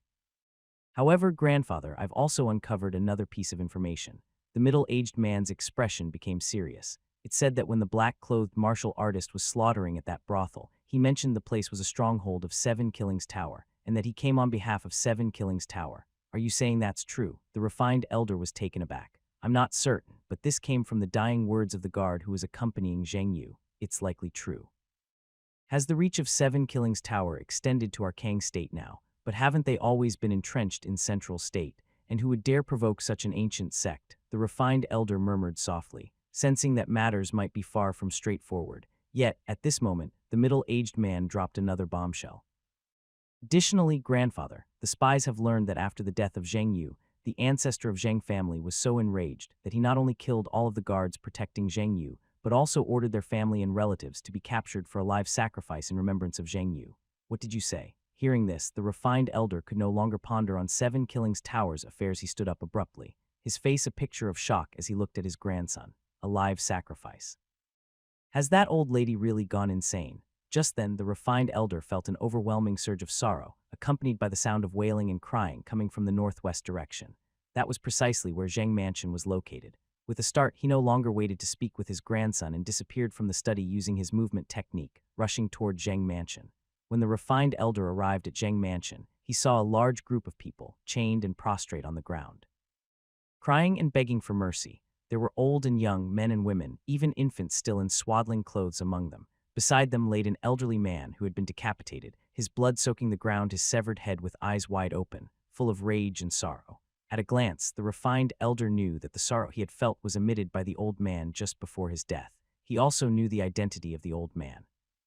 He was a steward of the Zheng family with a cultivation in the internal organ realm, quite extraordinary, fairly well known in the state mansion. This old man had always been loyally devoted to the Zheng family and managed many of their properties efficiently. It is said that his eldest son also worked as a guard in Zheng Mansion, but unexpectedly, he was killed here. Ancestor, please forgive us, spare us. The cries echoed from the crowd. People continuously kowtowed to the old woman of the Zheng family on the stairs above, smashing their foreheads until they broke, staining the blue stone floor with streaks of blood. But there was someone silent, staring at the old woman with eyes full of hatred. Spare my life. The old woman looked indifferent, completely untouched by the scene before her. I spared you, but who spared my you? You let your men promise to protect you, yet they neglected their duty, leading to my you's death. Those useless fools deserve to die 1,000 deaths. You, as their wives and kin, are unforgivable. All must be buried with my you. No, please, ancestor of the Zheng family, it's not our fault. Please have mercy. Mercy. The people locked in chains below became even more terrified upon hearing this, desperately kowtowing and begging for mercy. However, the old woman remained unmoved by the scene. She waved her hand dismissively. Take these lowlifes away and lock them up. On the day of you's burial, they will be sent down to serve you, in the afterlife. Yes. Immediately, the guard stepped forward, took the chains, and started to drag everyone away. I won't go. Ancestor of the Zheng family, have mercy, mercy. The crowd was in turmoil. Some didn't want to leave, but the strong guards dragged them away forcibly. Those who tried to escape were whipped until their skin split open and flesh burst. In an instant, the front of Zheng Mansion was filled with incessant screaming, too horrible to bear. Finally, when everyone had been dragged away, the area in front of the Zheng Mansion's gate once again returned to calm. The nearby residents had not failed to hear the screams, but out of fear of Zheng family's tyranny, nobody dared to come out to watch, let alone to intervene. Old fellow, since you've come, then stop hiding and show yourself. After everything had quieted down, old woman Zheng suddenly spoke. The refined old man appeared, his face somewhat unsightly. The Zheng family guards shuddered in unison. Before the old man made an appearance, not one of them had been aware of his presence. The way he managed to hide his aura and form so well right under their noses, the answer was clear. This old man must undoubtedly be one of those few from the state mansion who were in the innate realm and not to be trifled with. Old Lady Zheng, don't you think your actions are a bit too much? The refined elder said with a displeased expression. I was merely disciplining my Zheng family servants. How is that going too far? Old woman Zheng's face showed a hint of mockery. They all have contracts with my Zheng family. Even if I kill them all, it's the Zheng family's affair. Since when is it your business, you old thing? If you want to discipline your servants, I naturally have no say, but if you intend to perform a living human sacrifice, then it does concern me. The refined elder stated gravely, living human sacrifice, too brutal, unacceptable to the heavens and the earth, and also to Holy Mountain. You're committing an act against the natural order of heaven and earth, and anyone has the responsibility to stop it. Ha ha ha, unacceptable to the heavens and earth, the natural order. Old woman Zheng laughed as if she had heard a joke. Then a malicious expression crossed her face. If the heavens truly had eyes, then why didn't they protect my Yu? My Yu was so good, merely went out to play, and then met with such misfortune. Those worthless servants failed to protect my Yu, don't they deserve to die? I want all of them to be buried with my grandson. Whoever dares to stop me, I'll fight them to the death. With that said, a powerful aura burst forth from the old woman. She struck her dragon head cane heavily on the ground, fracturing the bluestone beneath her feet. Her eyes fixed deadly on the refined elder. Lin, you old thing, are you sure you want to stop me? Feeling the imminent force of the old woman's aura and the madness in her eyes, the refined elder's face changed, and he immediately found himself in a difficult position. After a standoff with old woman Zheng, ultimately the refined elder chose to temporarily step back. Firstly, they were all within the city, and if the two innate realm martial artists were to fight here, it would certainly affect nearby residents. At that point, violating the sacred laws of the Holy Mountain, they would definitely be held accountable, even arrested and imprisoned. Although he had sufficient reasons, the old woman had not actually conducted a human sacrifice, and if they really came to argue about it, it was feared that in the end, both would be equally chastised for their faults. Secondly, the elder saw madness and determination in old woman Zheng's eyes. He could feel that if he truly wanted to stop this old woman, she would indeed fight him desperately without caring for anything else. This old woman had not much life left and did not have many years to live. So she cared for nothing, but the elder did not want to join her in madness and risk himself, so he decided to take a step back for now. However, before leaving, the refined elder still advised, Old Lady Zheng, sacrificing living people is too cruel. It goes against the heavenly Tao and harms your virtue. You are dragging the Zheng family toward a disaster without redemption. Please reconsider. HMPH. Old fool, if you don't dare to fight, then hurry up and scram, don't block my view. And which of your eyes saw that I was going to perform a human sacrifice? I am merely dealing with some disobedient servants. Even if the Holy Mountain sends someone, they can't meddle in the affairs of the Zheng family. Old woman Zheng said coldly. Seeing this, the refined elder knew that old woman Zheng was completely delusional and beyond persuasion. He shook his head and turned to leave. Watching the elder's departing figure, old woman Zheng's eyes showed a scornful expression. When her eldest son was killed by that outsider innate realm martial artist, she had visited these old fellows in the city to plead for their help in avenging him, but they all made excuses, one after another, unwilling to assist. If they had been willing to help back then, how could she have suffered severe injuries and reduced her lifespan? Now, it was just about dealing with some servants, and they all jumped out to stop her. A bunch of hypocrites, pa. The refined elder walked home with a heavy heart, and suddenly his expression changed as he looked towards the top of a tower not far away. He saw an elderly man with a youthful appearance and a middle-aged man with a face like white jade standing there smiling. You've come too. The refined elder's figure fluttered slightly, and with a few jumps he too reached the top of the tower. Your innate pressure is almost enveloping half of the prefecture. How could we not come? Said the elderly man with a youthful appearance helplessly. Brother Lin, why bother provoking that old woman? You know her temper is not the person we knew when we were young anymore, but she is about to perform a human sacrifice. That method is too cruel. It damages the harmony of heaven and will certainly invite punishment from the Holy Mountain. When the time comes, I'm afraid the entire Zheng family will suffer. Then let her conduct it. Said the man with the face like white jade nonchalantly. If that old lady Zheng wants to drag the Zheng family down with her, can the elder really stop her? The refined elder just smiled bitterly and shook his head, saying nothing. But the elderly man with the youthful appearance understood his thoughts. They, along with old lady Zheng and the now deceased ancestor of the Zheng family, had been close friends. When they were young. There was a bond between them. It's just that later on, due to ideological differences and life events, they slowly drifted apart and gradually ceased to have any contact.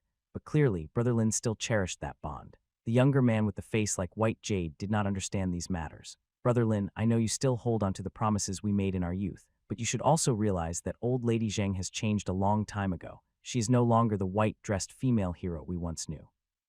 The person she is today is ruthless, stubborn, insane, and indifferent. She has long become someone else. The white-haired, youthful-faced elder earnestly advised. The refined elder remained silent, and after a while finally sighed and said, Of course I'm aware of that, but even if I disregard that old woman, I still must stop this. You all didn't see the dreadful state of those people, including infants not yet a year old. How could I bear it in my heart? I think you're being overly concerned, Mr. Lin. Don't forget that we still have the City Lord mansion. Our City Lord is far from weak. If that old lady really intends to perform a living human sacrifice, the City Lord mansion will never stand idly by. Otherwise, how would they continue to command respect in Kang State? The gentleman with a complexion as fair as white jade said. The refined elder paused, then his eyes slightly brightened, and he fell into deep thought. Although the conflict between the old woman Zheng and the refined elder did not erupt, their conversation ultimately fell into the ears of many. Thus, the rumor that the Zheng family's ancestor intended to hold a live human sacrifice to appease the spirit of her recently deceased grandson quietly began to spread in the prefecture. Yuan Hao, I had you look into the thief who killed you, how is the investigation going? In the Zheng mansion, the old woman asked the Zheng family master with an indifferent face. Mother, the Zheng family master said with some difficulty, I've mobilized all the power we have in the mansion to investigate, but not a trace has been found. We only know that the black-clothed martial artist who killed you, must be a martial arts grandmaster who is skilled in hidden weapons and boxing. As to his identity, we've been unable to determine anything. The man seems to have appeared out of thin air. There's absolutely no information about him throughout Kang State. Unable to find out. Are you saying you, died in vain? Old woman Zheng looked at her second son. It's not what I meant, it's just that the person's appearance was truly mysterious, and with the mansion's power, it's truly difficult to discover anything. If the people in the mansion can't find out, can't you make use of other forces? 7 Killings Tower lost a base, shouldn't they show some response?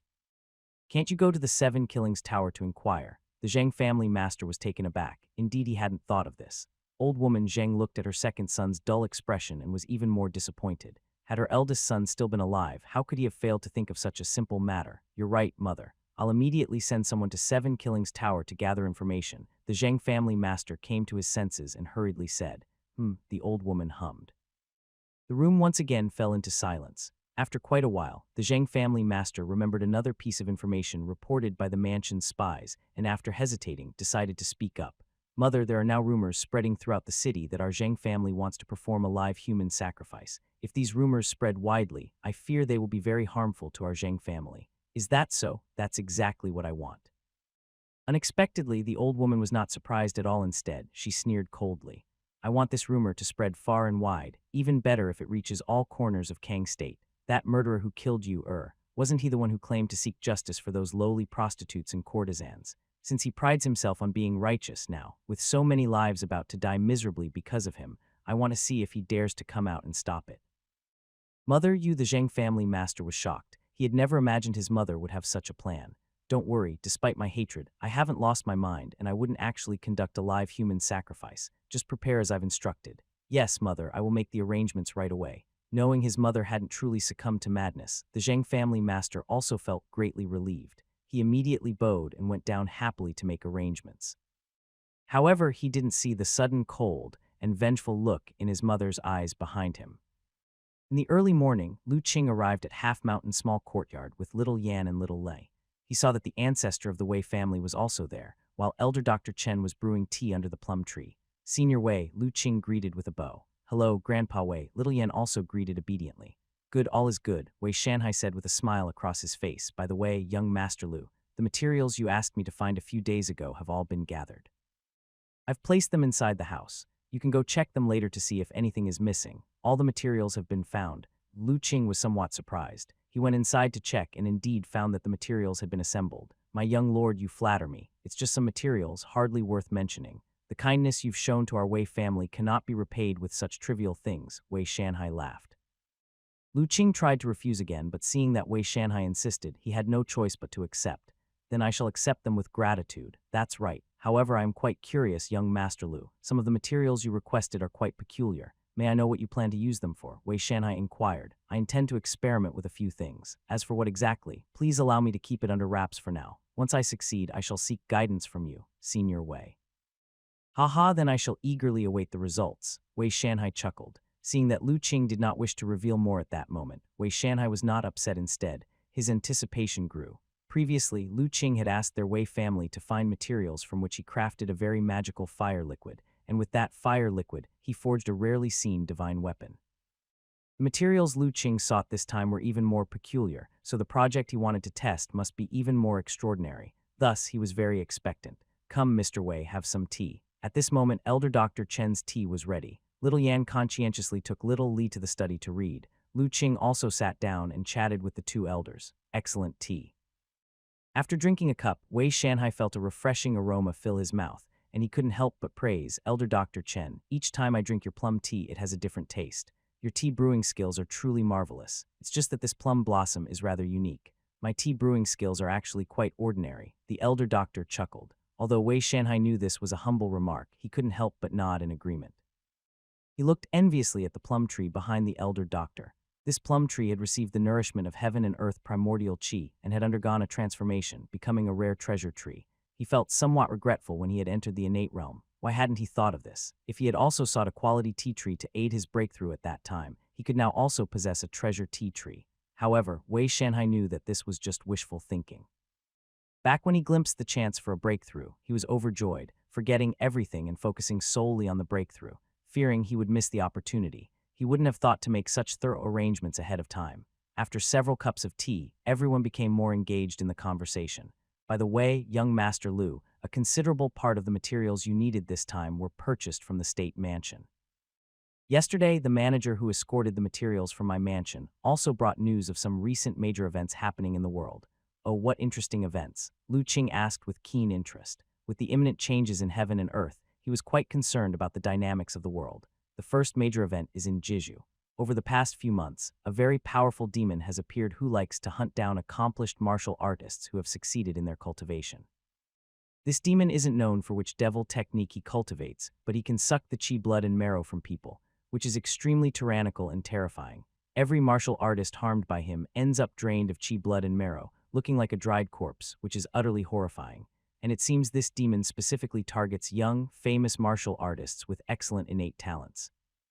So far, he has already harmed dozens of young martial artists, many of whom were disciples of sects from Jiju, and among them were even experts of the internal organ realm.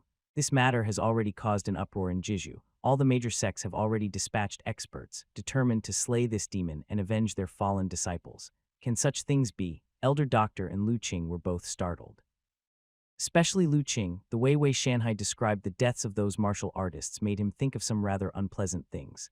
This matter is absolutely true. Now in Jiju, there is already quite a bit of panic. Many young martial artists no longer dare to travel outside, for fear of encountering that demon and becoming his prey, said Wei Shanhai solemnly. A thought struck Lu Qing. Senior Wei, I remember that your esteemed house's eldest son is studying in Jiju, so that's not something to worry about. How has already left Jiju half a year ago with several fellow disciples to travel to Central State. Talking about this, Wei Shanhai also felt somewhat relieved. Otherwise, given the cruelty of that demon, he truly couldn't guarantee that Wei Zihao wouldn't encounter harm. Elder Doctor pondered for a moment, then asked, can suck human bone and blood? Could it be that this demon is a high-ranking expert of the demon path in the innate realm? I'm not sure about that either. Wei Shanhai shook his head. Since the establishment of Holy Mountain 1,000 years ago, the demon path has been declining, and it has been quite a while since a demon of the innate realm has appeared. If this demon truly were a demon of the innate realm, Holy Mountain would have taken action. If he's not a demon of the innate realm, does that mean Holy Mountain won't intervene? Asked Lu Qing. Exactly, Holy Mountain holds such an exalted status naturally, it can't possibly handle everything personally, nor can it manage every matter. Aside from certain principle-based prohibitions, it generally doesn't intervene in the conflicts of martial artists below the innate realm, even if it's a war between commanderies that could put hundreds of thousands of people in dire straits. It remains an indifferent observer. If that demon hasn't reached the innate realm, Holy Mountain is likely to continue standing by. After all, the world is vast and martial artists are born continuously. It is only the death of a few dozen young martial artists. In Jiju, it might be a big issue, but in the grand scheme of things, it's hardly significant. Hearing this, Lu Qing pondered deeply, gaining further insight into the stance of Holy Mountain. If that demon is only causing trouble in Jiju, it's still better, continued Wei Shanhai. What I'm worried about is that now that the major sects of Jiju have already dispatched experts to hunt this demon, the moment that demon sees that the situation is unfavorable, he might flee to our Kang state, which would be troublesome. For example, young Master Lu, you have to be extremely careful. That demon likes to target young, talented martial artists, and he might come for you. People of the demon path, their techniques are strange, and they are vastly different from our martial cultivation. You really must be extra cautious. Upon hearing this, Elder Doctor also said solemnly, indeed, Ah Qing, you must be vigilant. Lu Qing was known in the Hidden Dragon list, a true peerless genius. Given the tendencies exhibited by that demon, Wei Shanhai's concern was not unfounded. Yes, I will be careful, Lu Qing responded earnestly. Although he was confident, he also didn't feel that there was nobody in the world who could pose a threat to him. According to what Wei Shanhai said, if the cultivation technique that Demon practiced was really as he suspected, he truly couldn't afford to be careless. Besides the Jiju matter, there's another significant issue. Seeing that Lu Qing had taken the words to heart, Wei Shanhai also felt relieved and continued to chat. However, this matter happened here in our Kang state, and it's something from the past few days. Hearing Wei Shanhai mention an incident in Kang State, Lu Qing's thoughts stirred slightly, and he asked without revealing any emotion. A couple of days ago, something happened at the state mansion. There was a brothel that for some unknown reason was slaughtered. It wasn't considered a big deal at first. These small forces lingering on the fringes of society often offend others. Disputes are common, and their annihilation isn't surprising. But unexpectedly, at the time of the massacre, the second young master Zheng of the prefecture's Zheng family was there, and he was killed in the process. That truly stirred up a hornet's nest. Why is that? Is this prefecture's Zheng family that formidable? The elder doctor asked curiously. The prefecture's Zheng family is a very powerful, long-standing noble family. Their influence ranks high throughout the entire state mansion. They are considered one of the strongest families in Kang State. The Zheng family's ancestor, although a woman, has profound cultivation. Many years ago, she was already a powerful martial artist at the peak of the initial innate realm. Although she later suffered serious injuries due to certain events and could no longer progress in her realm, she's still considered one of the most powerful innate realm beings in the prefecture. Wei Shanhai explained. Senior Wei, is the major event you mentioned related to the Zheng family? Lu Qing continued to ask. It seemed that the affair of Yuan Yang village being a stronghold for 7 Killings Tower hadn't spread. He wondered whether someone had deliberately suppressed the news, or if the guests who'd escaped simply hadn't spread the word. Indeed, Wei Shanhai nodded. Initially, the death of second young Master Zheng wouldn't have been a major issue. In these times, even the disciples of the top sects can perish in their travels due to a slight misfortune, let alone just a noble son of a family. But the problem is, this second young Master Zheng was the beloved grandchild of the Zheng family's ancestor. After his death, she went mad. Not only did she execute all of second young Master Zheng's guards, but she also detained their wives, children, and relatives, proclaiming that on the day of her grandson's funeral, she would perform a living human sacrifice with all of them to accompany him in burial. When hearing about the living human sacrifice, Lu Qing did not react much. He was just surprised by the Zheng family ancestors' ruthlessness. It was one thing to execute guards who failed to protect, but quite another to not spare their families. Could such actions really belong to a great family? But the elder doctor, upon hearing the words living human sacrifice, showed a look of extreme shock, his face filled with horror. Living human sacrifice? Is the Zheng family's ancestor really that cruel? Master, what is a living human sacrifice? Lu Qing, rarely seeing his master so troubled, could not help but ask. A living human sacrifice is an extremely cruel method of burial sacrifice. Before the elder doctor could answer, Wei Shanhai began to explain. Typically, the sacrificial victims are given life-sustaining medicine, then they are tortured with various cruel punishments, and just when their last breath remains, they are sealed with clay to make clay figures, which are buried with the tomb owner. Due to the effects of the life-sustaining medicine, even after becoming clay figures, the victims within do not die immediately, maintaining just a breath of life. Then in the darkness of the tomb, filled with unspeakable fear, they slowly experience the fading of their own lives, ultimately dying in endless resentment. Lu Qing shivered slightly. He had not anticipated that the method of living human sacrifice could be so cruel. No wonder his master was so moved. Elder Doctor's expression turned grave. I remember that this method, because it's excessively cruel and damages the harmony of heaven, had already been ordered to be abolished and prohibited by the royal capital. Wei Shanhai nodded. It's not just the royal capital. Even the Holy Mountain also issued a decree that the living sacrifice of human beings must not be practiced. Thus, such incidents have become rare throughout the world. Even if someone were to perform this method, they would only dare to do so stealthily, definitely not openly. Then why would the Zheng family's ancestor take such a huge risk to carry out this cruel and inhumane method? The elder doctor inquired. Indeed, isn't she afraid of the Holy Mountain sending someone to punish her? Lu Qing echoed. I do not know about that. Wei Shanhai shook his head. However, there are rumors outside that the Zheng family's ancestor has gone mad. In her early years, she had 2 sons, of which the eldest son possessed an extraordinary martial arts talent, being one of the most renowned young talents in Kang State at that time. The Zheng family's ancestor doted on him heavily and intended to groom him to become the head of the Zheng family. Unexpectedly, due to some matters, the Zheng family's eldest son offended an innate realm martial artist passing through Kang State and was killed on the spot. On hearing this, the Zheng family's ancestor fought a fierce battle with the outside innate realm warrior and avenged her son.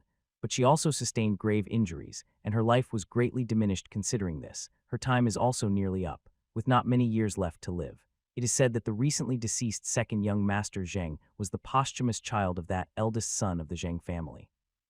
With such successive blows and her own impending death, it's feared that the Zheng family's ancestor's reason has faded, and thus she disregards the Holy Mountain's decree. Even so, she should not resort to the practice of living human sacrifice. This method is too cruel, and it is rumored that the people tortured by this method have their resentment lingering, their 3 souls and 7 spirits trapped within earthen effigies, unable to enter the cycle of reincarnation, unable to be liberated, which is greatly against the harmony of heaven, said the elder doctor, still looking disturbed. Senior Wei, since the royal capital had also issued a clear command to abolish this practice, hasn't anyone from the state mansion tried to stop it?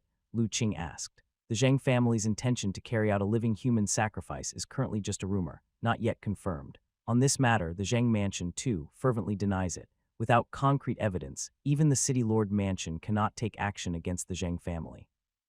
Yet strangely enough, knowing that these rumors are highly detrimental to themselves, the Zheng family does not suppress them and allows them to spread widely, which is truly baffling. Additionally, the Zheng family indeed has taken prisoner the wives and relatives of those several guards. Because of this, many people began to feel that the rumors may not be unfounded. In any case, the entire prefecture is now somewhat tense. We do not know whether the Zheng family's ancestor will actually go mad and carry out that inhuman act on the day of her grandson's funeral. Hopefully, the Zheng family's ancestor will have mercy in her heart and not commit such a sin. Upon hearing there might still be a chance, the elder doctor breathed a sigh of relief. He has always been kind-hearted, and if the Zheng family's ancestor indeed intended to proceed with a living human sacrifice, he would likely not be able to refrain from trying to stop it. Let's hope that is the case. I've heard that among the relatives of those deceased guards captured, there are even children not yet of age. If even the children are subjected to such extreme punishment, it would be too horrendously inhumane, Wei Shanhai also lamented. On hearing this, the elder doctor's expression sank once more. On the other hand, Lu Qing, having heard Wei Shanhai's previous remarks, suddenly had a thought and guessed at something. However, he did not reveal anything on his face and continued to keep company with the 2 elder men in conversation. Subsequently, Wei Shanhai shared some of the recent events happening in the world. The Wei family, although living in seclusion, always kept an eye on external affairs. Especially after the near extinction of their family 2 years earlier, and knowing that great changes were imminent in the world, they were very sensitive to the developments outside. Thus, Lu Qing also obtained a lot of information about worldly matters. After Wei Shanhai was done chatting and returned to his separate residence, Lu Qing went back home, his expression solemn as he silently pondered. Lu Qing pondered in his heart. When Wei Shanhai mentioned that the Zheng family did not acknowledge the live human sacrifice, yet did not stop the spread of the messages, Lu Qing had roughly guessed the other party's intentions. Previously, when he attacked Yuanyang village, he had made several layers of disguises, and he had also used the earth element talisman, a mysterious talisman. Even if his master had been present, it was unlikely that he would be able to see through his true identity. Let alone the Zheng family. According to Wei Shanhai's description of the Zheng family's ancestor's character, she had even taken out her anger on innocent clan protectors, being so narrow-minded and vicious. It was impossible for her not to hate him, the murderer who personally killed her grandson, to the bone. It was just because he had hidden his tracks too well, making him impossible to trace. But obviously, the Zheng family's ancestors' hatred for him was not going to disappear. She would certainly try all means to find him. Did she find out from the guests the reason why I slaughtered Zheng Yu? So now she wants to use morality as a bait to force me out. Lu Qing tapped his fingers lightly on the table, roughly figuring out some of the Zheng family's ancestors' thoughts. Originally, he had not killed those guests and prostitutes.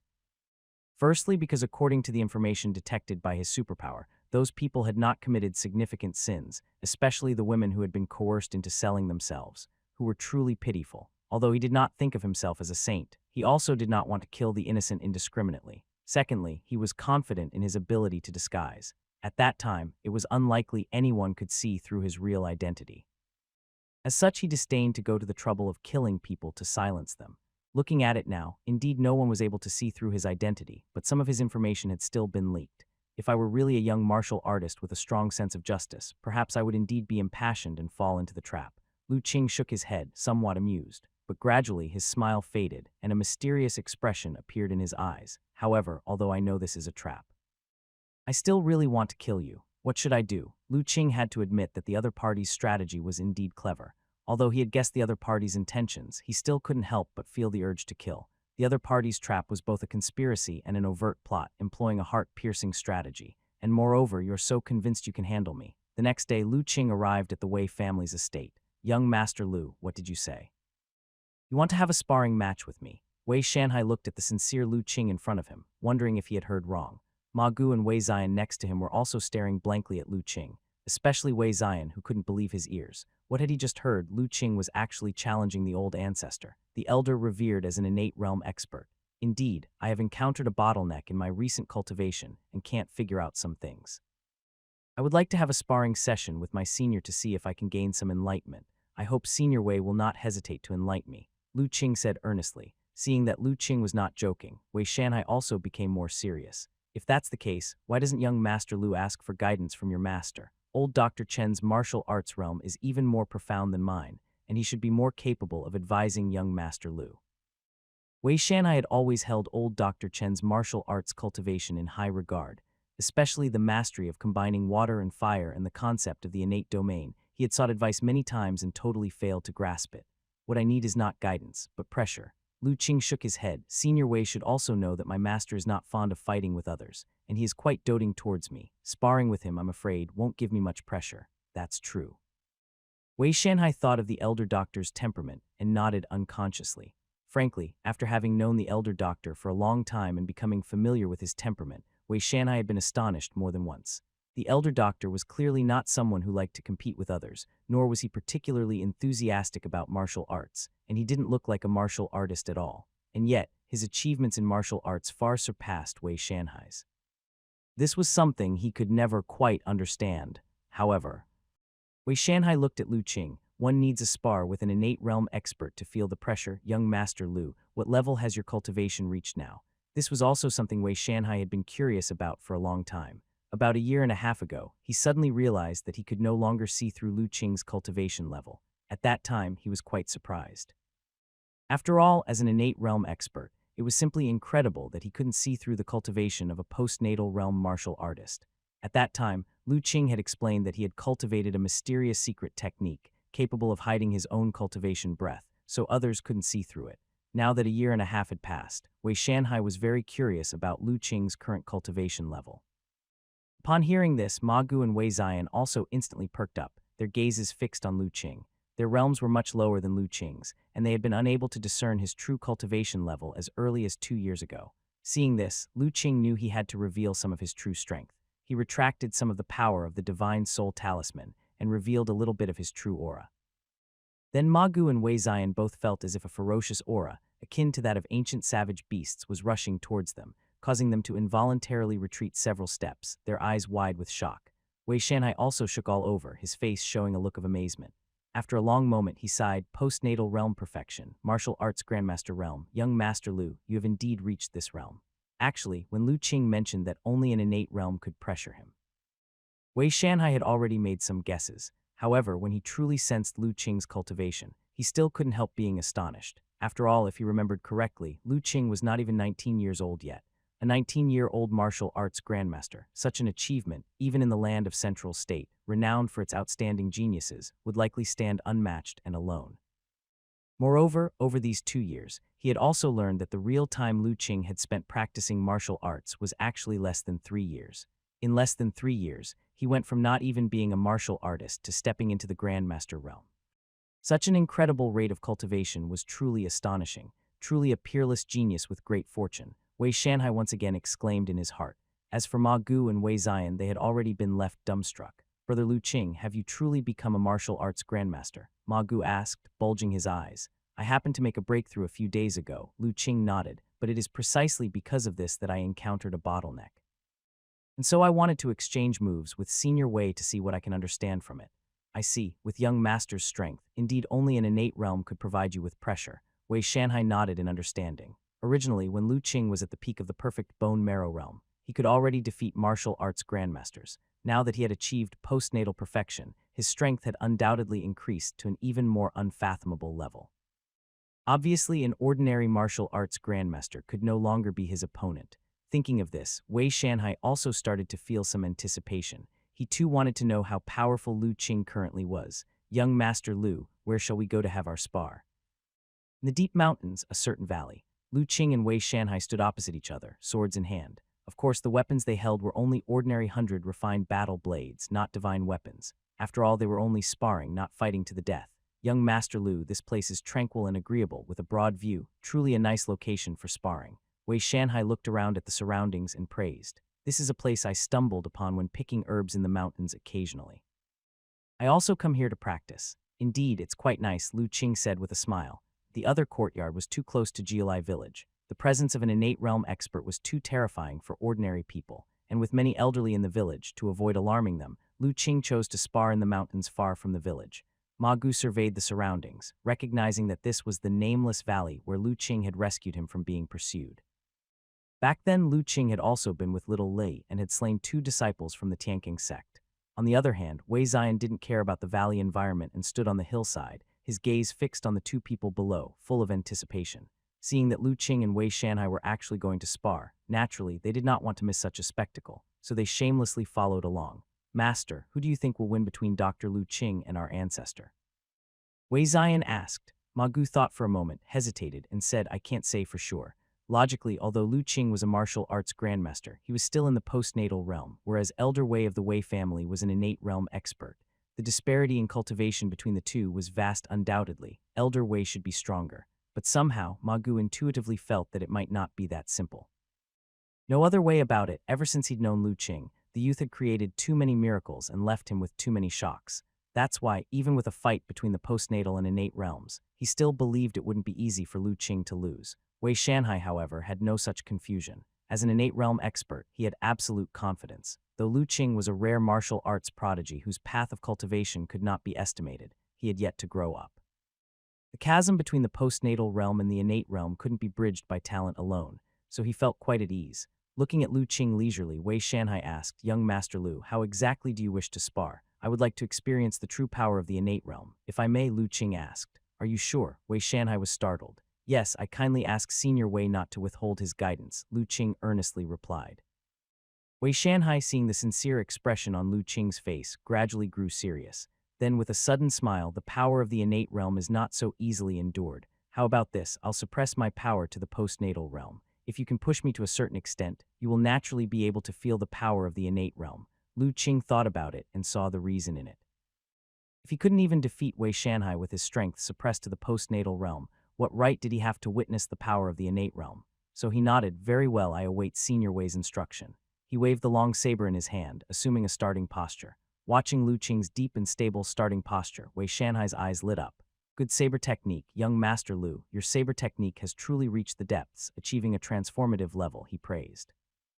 Wei Shanhai was also skilled in the saber skill, and feeling the realm of Lu Qing's saber technique, he was instantly delighted. Still, he did not move, waiting for Lu Qing to make the first strike. As an innate realm martial artist, Wei Shanhai was quite proud. He couldn't possibly make the first move when sparring with a postnatal realm martial artist. Lu Qing understood this, and after saying, please forgive my offense, the next moment, he lunged forward. As he neared Wei Shanhai, Lu Qing's wrist flicked lightly, and in an instant the saber unsheathed. The frigid sword light emerged swiftly, slashing fiercely at Wei Shanhai. The chill within the sword light caused Ma Gu and Wei Zion on the hillside to break out in goosebumps, their eyes revealing shock. This saber technique, even Wei Shanhai, feeling the might of Lu Qing's strike, was quite astonished. The power and sophistication of Lu Qing's strike had already far surpassed that of a mere saber master. He remembered the scene of Lu Qing's fight with Zhao Xing, the leading disciple of Wang Kengyi, 2 years ago. At that time, even though Lu Qing was far less cultivated than Zhao Xing, he managed to fight on equal footing simply through his saber technique. Now, it appeared that in 2 years, Lu Qing had made significant progress in the art of saber. However, Wei Shanhai was after all an innate realm expert, and likewise, his accomplishments in the way of the saber were profound. Even though his mind was surprised, his hand movements were not slow. With light flowing, Wei Shanhai's saber traced a circular arc, releasing a slash as well. The timing of his strike coincided exactly with the peak of Lu Qing's saber skill. He aimed to counter strength with strength, attack with attack, intending to shatter Lu Qing's assault head-on. Clang, the sabers collided, and the next moment, countless sword lights shone from around both men. In an instant, it was impossible to tell how many strikes each had made. One could only see layers of strong energy and sword chi erupting from between Lu Qing and Wei Shanhai, like a storm, surging fiercely. Both had simultaneously chosen to compete with speed, sword against sword. Ma Gu and Wei Zion standing on the hillside watched with bated breath, so tense they almost forgot to breathe. No one expected that as soon as the two began to exchange blows, they would fight to such an extent. Just like that, Lu Qing and Wei Shanhai attacked each other with rapid saber moves for a dozen or so breaths. Suddenly, the sword light dissipated, and a figure retreated sharply backward. He took a dozen steps back before stabilizing himself, looking ahead with a shocked expression on his face. His clothing bore several noticeable rips. What? The old ancestor actually retreated. Did brother Lu Qing win? On the hillside, Ma Gu and Wei Zion couldn't help but exclaim when they saw this scene. The person who had retreated turned out to be Wei Shanhai. Sword in tension at this moment, the shock in Wei Shanhai's heart was overwhelming. He swallowed, watching Lu Qing in disbelief. Young Master Lu, have you actually stepped into the realm of sword intention and fully comprehended complete sword intention? Some days ago when practicing the saber, I happened to have an insight by chance. Lu Qing sheathed his war saber, his clothes intact. It's really sword intention, although he was somewhat prepared. Wei Shanhai's heart still skipped a few beats when Lu Qing confirmed it. Using a postnatal realm body to comprehend complete sword intention, young Master Lu, both you and your teacher possess a monstrous talent for martial arts. The elder doctor was capable of exhibiting a hint of the innate realm intent, even with the initial cultivation of the initial innate realm, and later he even comprehended the integration of water and fire to simultaneously cultivate dual systems of innate true qi, which had already shocked Wei Shanhai enough. But Lu Qing was just as exceptional as his teacher. He had managed to comprehend complete sword intention while still in the postnatal realm. You should know that the realm of will is extraordinarily mysterious. Even seasoned innate realm experts may not be able to comprehend their own unique will. Even he took decades after stepping into the innate realm before he gradually honed his own sword intention. Yet Lu Qing, at such a young age and without even breaking through to the innate realm, had already grasped complete sword intention. If this news were to spread, it would certainly send a shockwave throughout the entire cultivation world. What's more important, Wei Shanhai vaguely felt that Lu Qing's sword intention was even more mystical than his own as an innate realm expert. In the last few dozen moves of the rapid saber exchange that had just occurred, he had been thoroughly suppressed by Lu Qing. With his own sword intention driving his saber technique, he couldn't find any flaws in Lu Qing's saber technique. On the contrary, his own moves were several times found flawed by Lu Qing, slashing his clothes. Had it not been for Lu Qing's mercy, he would have been injured by now. Senior Wei, would you still like to continue testing my strength in the postnatal realm? Lu Qing asked. What's the point of testing further? Wei Shanhai said with a wry smile, judging by saber technique alone, I've been completely defeated by you. While saying this, Wei Shanhai's heart still tasted some bitterness. Before sparring with Lu Qing, he had been full of confidence. He believed that although Lu Qing was an exceptional talent, rare in hundreds of years, he would hardly be able to withstand his innate realm martial consciousness. Instead, it was he who ended up being defeated. Am I qualified to witness the power of the innate realm level now? Lu Qing continued. Of course you are. Wei Shanhai was, after all, an innate realm expert, quickly adjusting his mindset and becoming serious. But young Master Lu, I also must tell you, the power of the innate realm compared to the postnatal realm is entirely on a different level. The innate realm cultivates innate true qi, using the heart and spirit as a guide to absorb heaven and earth primordial qi and refine it into innate true qi, which is extraordinarily mysterious and contains immense power. The moves driven by this are shockingly powerful, far beyond anything the postnatal realm can compare to. The same set of martial arts, when driven by an innate realm martial artist with innate true qi, can exert at least several times or even dozens of times the power of when they were in the postnatal realm. The two cannot be mentioned in the same breath. I understand, Lu Qing said solemnly. Wei Shanhai's meaning was clear. That is, although he might have been slightly inferior in saber technique just now if he were to use innate true qi, the outcome would be entirely different. The so-called overwhelming force can negate any technique, applies when one's strength reaches a particular level, effectively rendering skill irrelevant. Moreover, Wei Shanhai had also comprehended the existence of sword intention. If he were to use his innate true qi, the one to be crushed would be himself. However, Wei Shanhai had not given it his all just now had he already played his trump card. A fighting spirit emerged in Lu Qing's eyes. How could he prepare for his upcoming undertakings without truly fighting and experiencing the real power of the innate realm? Good, very good. Truly a peerless genius born before the great changes of heaven and earth. Only with such boldness can one be worthy of the title, Child of Fate. Wei Shanhai felt Lu Qing's combativeness and was also stirred with high-spirited enthusiasm. He loudly applauded. Lu Qing smiled slightly. He always dismissed the so-called title of Child of Fate. He believed more in his own strength than the saber in his hand. Please enlighten me, senior. Good. As the word good was uttered, a torrential and overwhelming momentum suddenly burst forth from Wei Shanhai's body. The incredibly dominant innate pressure materialized out of thin air and weighed down upon Lu Qing. On the hillside, Ma Gu and Wei Ziyan felt this pressure and immediately sank. Their legs went limp, and they couldn't help but fall to the ground, looking at the scene below with shock and growing concern for Lu Qing. Even at such a distance, having only been touched by a trace of the innate pressure was like having a great mountain bearing down on them, almost too much to bear. What kind of terrifying mental pressure then must Lu Qing, who was directly facing such oppression, be enduring? However, when the two saw Lu Qing's condition, they couldn't help but widen their eyes in surprise. Lu Qing appeared calm and showed not a trace of discomfort, as if the profound and ocean-like innate pressure was no more than a spring breeze on his face, not putting any pressure on him at all. Even Wei Shanhai was momentarily stunned. Senior Wei, there's no need for these intangibles. The likes of momentum don't work on me, Lu Qing said with rare boastfulness, laughing loudly amidst his surging fighting will. Very well, then take care. Although he did not know what secret technique Lu Qing had cultivated to completely withstand his innate pressure, Wei Shanhai did not wish to ponder these questions at the moment.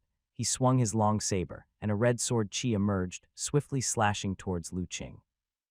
Lu Qing didn't even think he met the sword qi with a slash of his own. Boom. After all, it was just sword qi condensed by true qi, and naturally not as sturdy as a fine steel battle knife that had been forged and refined hundreds of times. Lu Qing easily dispersed it. But at the same time, Lu Qing felt his arm shake violently. The power of the sword qi was astonishing, causing a numbness in his arm. Swish, swish, swish, but it wasn't over yet. Wei Shanhai consecutively slashed several times, and multiple bands of red sword qi, tracing mysterious paths, intertwined as they flew towards Lu Qing. Can't my postnatal perfection physical body and qi blood power withstand sword qi attacks condensed by innate true qi? As the sword qi approached, a thought flashed in Lu Qing's mind. Then, perfect burst. As Lu Qing's thoughts shifted, the qi blood power within his body boiled instantly, and a powerful aura flashed by. In the next instant, the sword light flashed, and with a few crisp sounds, the several red bands of sword qi were already shattered by Lu Qing in a blink of an eye. Boom! After shattering the sword qi, Lu Qing forcefully stomped, shattering a large rock beneath him, and his figure shot toward Wei Shanhai like an arrow released from a bow. Standing still and taking hit after hit was not Lu Qing's style. He had yet to advance to innate and did not have the innate sword qi for long-range attacks. His only chance of victory was to engage Wei Shanhai in close quarters combat, deploying an explosive secret technique. Well done. Facing Lu Qing's assault, Wei Shanhai was not shocked but pleased, and he shouted loudly, delivering a saber strike reminiscent of one that could split mountains directly towards Lu Qing. This slash brought Lu Qing an oppressive feeling completely different from before. The mighty saber force completely enveloped him, and even before it erupted, the strength contained within the saber made Lu Qing feel a suffocating sensation. Is this the real power of the innate realm? Feeling the might of Wei Shanhai's saber and the faint sense of trepidation in his heart, Lu Qing harbored no trace of fear, but instead, infinite fighting spirit arose within him. Without a thought, his war saber danced in his hand, striking out at Wei Shanhai. He chose to counter with force once again. Within the nameless valley, Lu Qing and Wei Shanhai were engaged in an indistinguishable fight. The splattering sword qi and strong energy carved crisscrossing cracks into the mud and sand of the riverbed within the valley, a frightening sight to behold. Atop the hillside, Ma Gu and Wei Ziyan were already dumbstruck, watching this scene in astonishment. Even Wei Shanhai could hardly believe what was happening in his heart. He hadn't expected that even after he had utilized his innate true qi, he still couldn't swiftly defeat Lu Qing. He had only managed to barely suppress him, gaining a slight advantage. Moreover, this advantage was not stable, for Lu Qing's resilience was extremely strong. Even when at a disadvantage, his saber technique remained fierce and unmatched. A moment of inattention could lead to an instant reversal by Lu Qing. Meanwhile, Wei Shanhai was also shocked by Lu Qing's physical strength. Logically speaking, a martial artist who had unleashed an explosive secret technique should rapidly deplete their strength, and their burst could certainly not be sustained for long. However, Lu Qing had been fighting him for so long without showing any signs of weakening. Even his breathing remained undisturbed, maintaining a frightening level of composure. It was unknown what kind of explosive secret technique Lu Qing had executed. Not only did the strength it erupted with surpass the normal, comparable to the initial innate realm, but its effects lasted so long, it was simply inconceivable. Do I also need to use a secret technique? As the fight dragged on without conclusion, such a thought suddenly popped into Wei Shanhai's mind, but he quickly dismissed this idea. It was a joke. As someone from the innate realm, engaging in a friendly spar with a junior from the postnatal realm, It was tolerable not to take him down quickly, but to use a secret technique would be too much of an embarrassment. During the fluctuations of Wei Shanhai's thoughts, he and Lu Qing crossed blades once again. Bang, another crisp sound. This time, however, it was not Wei Shanhai's sword qi that shattered. Instead, it was Lu Qing's warsaber that could no longer endure the immense pressure and exploded instantly. His figure swayed slightly, dodging the scattered fragments of the warsaber. He staggered back several steps. He looked at the saber hilt in his hand and Wei Shanhai's almost unscathed warsaber and sighed silently to himself. The qi blood power of the postnatal realm could not, after all, be compared to the innate true qi obtained from the refinement of heaven and earth primordial qi. Though he had tried his best to protect his warsaber with qi blood power, it had still shattered due to the repeated clashes. In contrast, Wei Shanhai's warsaber, empowered by innate true qi, had not suffered much damage. Young Master Lu, would you like to continue the spar? If I recall correctly, you have a self-forged divine weapon battle saber. Shall you retrieve it? Seeing Lu Qing's war saber shatter, Wei Shanhai also felt it was a pity. He was rather enjoying the fight. Lu Qing's sword intention was broader and deeper than his own. From sparring with Lu Qing, he faintly felt that his own sword intention was also showing signs of improvement. The sudden interruption left him feeling rather uncomfortable. Oh, you've had an insight, Wei Shanhai asked with some surprise. Have you glimpsed the path forward and felt the opportunity to step into the innate realm? Knowing that Lu Qing had already achieved postnatal realm perfection, Wei Shanhai subconsciously assumed that Lu Qing's so-called bottleneck was the barrier between the postnatal realm and the innate realm. That's right, nodded Lu Qing. The path to the innate realm seems quite clear to me now. With some more accumulation, breaking through shouldn't be difficult.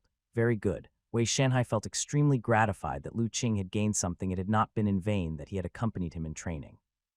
Senior Wei, how much of your strength did you employ when sparring with me earlier? Lu Qing asked a very important question. If we're talking about conventional strength, I had already given it my all. To continue fighting, I'm afraid I'd have to resort to using secret techniques to defeat you, replied Wei Shanhai truthfully.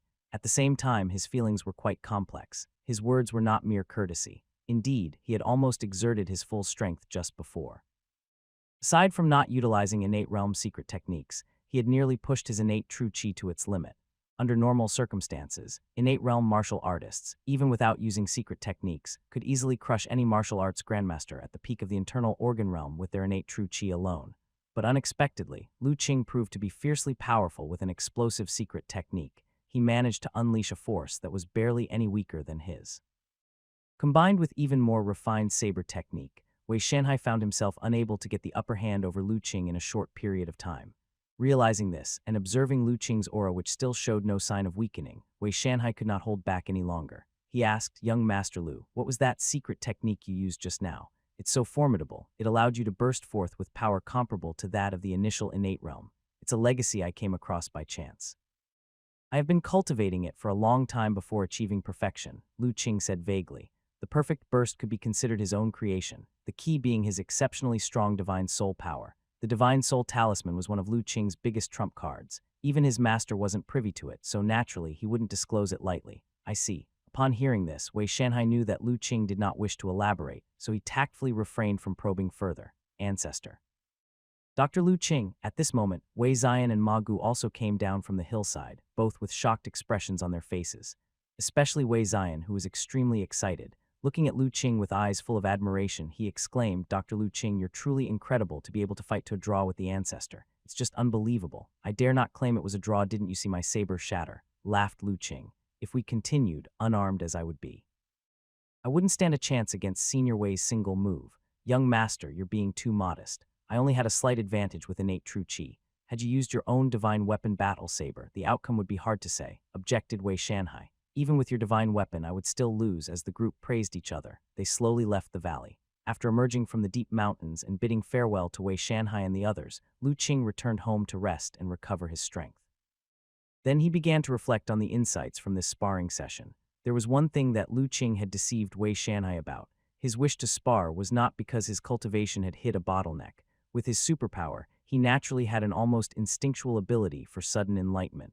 There was hardly any cultivation technique he couldn't comprehend. The line between the postnatal and innate in his eyes was already crystal clear, devoid of any confusion, readily crossed at any moment. It was just a certain intuition that had prevented him from taking that step until now. Lu Qing's real purpose for inviting Wei Shanhai to spar was to personally experience the power of the innate realm and to understand what made the innate realm so formidable. so he could have a reference for his future actions. The only difficult part to estimate is the power of an innate-level secret technique. Sitting cross-legged on the bed, Lu Qing was deep in thought. Wei Shanhai, a seasoned innate realm expert, had long reached the pinnacle of the initial innate realm. However, it was his unfinished breakthrough in sword intention that kept him from stepping into the minor success realm of innateness. This time around, if Wei Shanhai wasn't being modest. Lu Qing could generally figure out the strength level of a martial artist in the initial innate realm who had comprehended the realm of will without using any secret techniques. At the same time, he had made an estimation of his own strength. That is, after a perfect burst of power, he was already capable of directly confronting a martial artist at the pinnacle of the initial innate realm. Lu Qing wasn't too surprised by this result. Innate realm martial artists are undoubtedly powerful. Having been nurtured by innate true qi and baptized by the heaven and earth laws, even their physical strength alone is several times stronger than that of a common martial arts grandmaster at inner organs perfection. Plus, the mysterious nature of innate true qi makes a casual strike from an innate expert more fierce than a martial arts grandmaster using a secret technique in full force. But that's only relative to a typical martial arts grandmaster. Lu Qing was different. Having consumed earth vein spirit liquid, his own talent had been boosted to its limit. Even at inner organs perfection, his physical quality was much stronger than that of a typical martial arts grandmaster. Moreover, considering the enhancement from a perfect burst and the level of his saber technique, Lu Qing didn't feel too intimidated by martial artists of the initial innate realm. The sparring session this time confirmed his prediction. Like Elder Wei, without a strong, unique inheritance and relatively ordinary among peers at the pinnacle of the initial innate realm, he is hardly a threat to me without using secret techniques. Lu Qing pondered. As for using secret techniques, a mysterious gleam appeared in his eyes. If the innate realm came with secret techniques, did he not have any trump cards? During this sparring session with Wei Shanhai, the opponent had only used the regular power of the innate realm.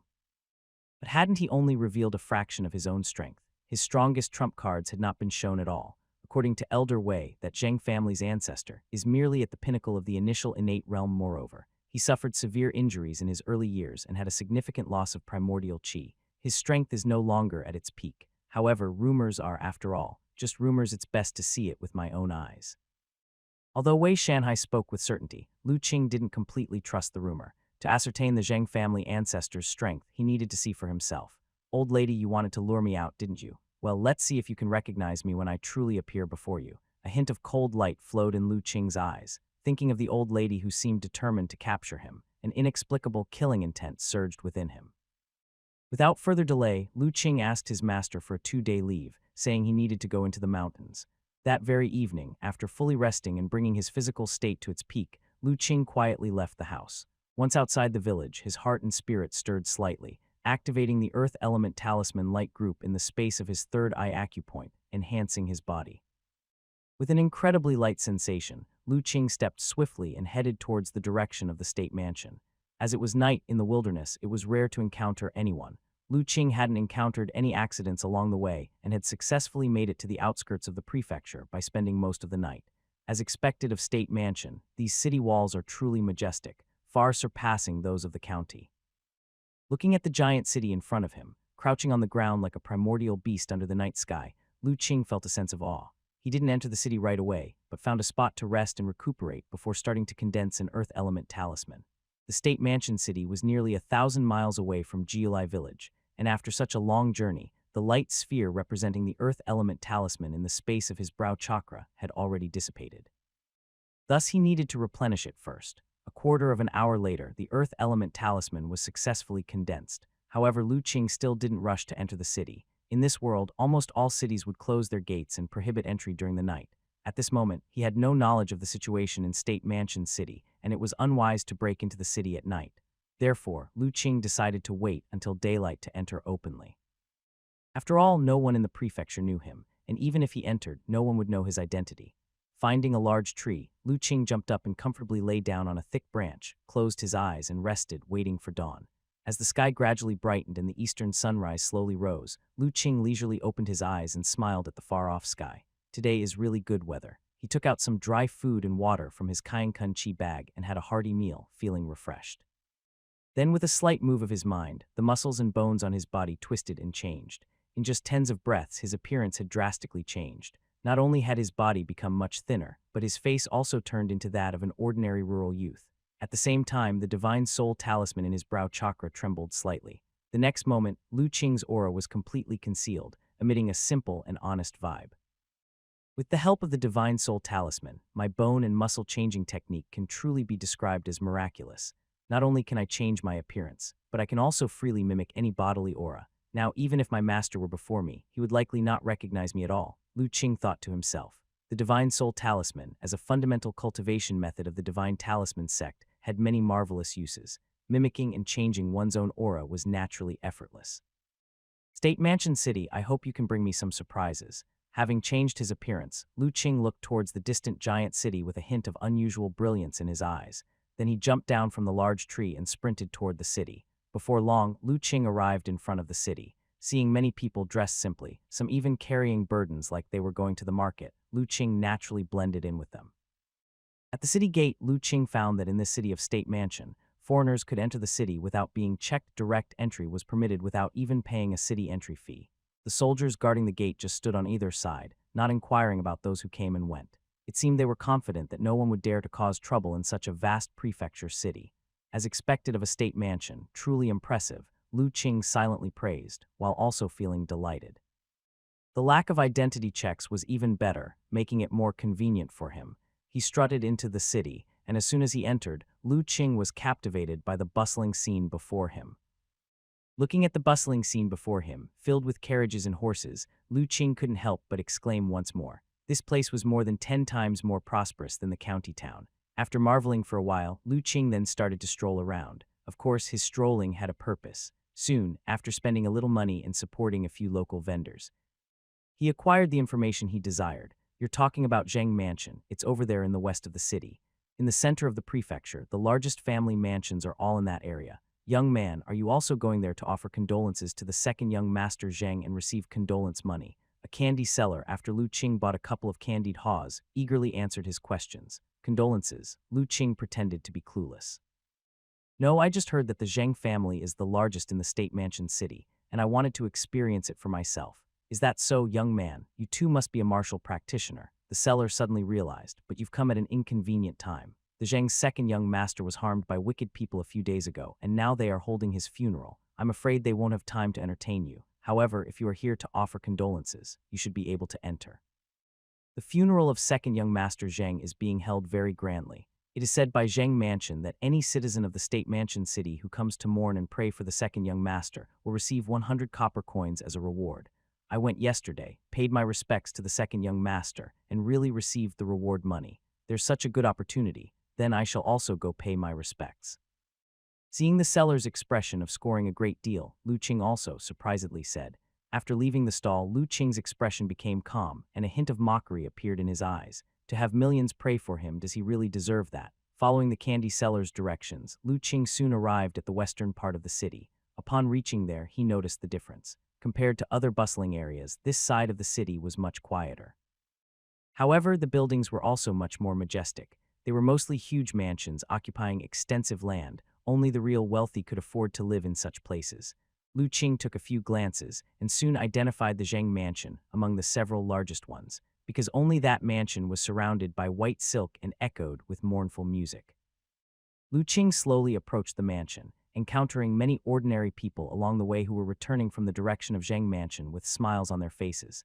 Clearly, they were just what the candy seller had described. Citizens who went to Zheng Mansion to pray for condolence money. As he walked, he observed the surroundings. Finally, he looked up several times at a tall tower in the middle of the city. Stop, what is your business here? As he approached the gates of Zheng Mansion, guards stopped Lu Qing. I am called Lin En from Jiju, traveling through Kang State. I heard that the Zheng's second young master was harmed by a villain and felt deeply saddened and wished to go in for a visit of mourning. May I? Lu Qing effortlessly fabricated an identity for himself. So it is Hero Lin. Since you are here to mourn the second young master, naturally you may enter. The two men briefly examined Lu Qing, and although his appearance was ordinary, they could sense fluctuations of Qi blood power from him. At least of Qi blood perfection level. Without further doubt, they courteously said, events like this had already occurred many times. After all, the Zheng family was a major household in the entire Kang State, well known everywhere. Every day, countless people wanted to join their ranks. If it were any other day, a Qi blood realm martial artist with low cultivation like Lu Qing naturally wouldn't be able to enter the Zheng Mansion. But as the mansion was currently holding the funeral for the second young master, the ancestral matriarch had ordered that no matter who came to mourn, none should be prevented. She wanted her to enjoy the worship of the masses, the incense offerings, to accumulate virtue so that even in the afterlife, he could enjoy eternal glory. Regarding the matriarch's decision, Zheng family naturally dared not disobey. Even to fulfill the matriarch's wish, they used money to entice city residents to come and pay their respects. Thus, Lu Qing smoothly entered into Zheng Mansion. Following the guidance of the servants at Zheng Mansion, he arrived at the location of the ancestral hall. At that time in the ancestral hall, a number of people were lining up to pay their respects. Judging by their attire, most seemed to be residents of the city, here for the money offer. While it wasn't yet his turn, Lu Qing began discreetly examining the situation inside the ancestral hall. The most eye-catching feature in the ancestral hall was the enormous coffin placed squarely in the center. It was unknown what kind of wood it was made from, inlaid with gold and jade, extremely luxurious. Clearly, the Zheng family wanted Zheng Yu to continue enjoying richness and honor even in the underworld. Near the coffin, there were several strong presences lying in ambush, obviously arranged by the Zheng mansion to guard the coffin. However, Lu Qing was not concerned about these guards. What really interested him was the figure seated next to the coffin. It was an ancient, decrepit figure, her face as wrinkly as tree bark, sitting there with a wooden expression. Looking frail, Lu Qing nevertheless felt a powerful aura emanating from her. This must be that old woman, right? Lu Qing quietly activated his superpowers, observing her covertly. Soon, a faint superpower light of gold emerged from the old woman's body, with several words floating out. Quietly finishing reading the words, Lu Qing's eyelids drooped, ceasing to observe the other party. The perception of an innate realm expert is very sharp, and even though he was concealing his own presence, focusing his gaze on her for too long could easily get him discovered. However, as he lowered his head, remembering the words he just read, Lu Qing could not help but feel a chill rise in his eyes. This old woman, truly killing her, was not enough to quench his anger. City Lord Mansion, Manager Wang is here. Just as Lu Qing was waiting, suddenly a loud voice echoed. Not only did it stir the crowd paying respects, but even the always wooden-faced old woman showed a slight change in expression, lifting her head with a hint of surprise. Very soon, a plainly dressed, straight-postured, square-faced, middle-aged man entered and bowed to the old woman. This time, the old woman did not continue sitting motionlessly instead. She stood up and slightly bowed back. Mrs. Zhang, Manager Wang, is here by the orders of the City Lord, representing the City Lord Mansion to offer condolences for second young Master Zhang. The square-faced, middle-aged man said solemnly. The City Lord is thoughtful this old body will remember this favor in heart, the old woman said mildly. Soon, incense candles were offered, and the square-faced, middle-aged man paused to pay respects and insert the candles afterward.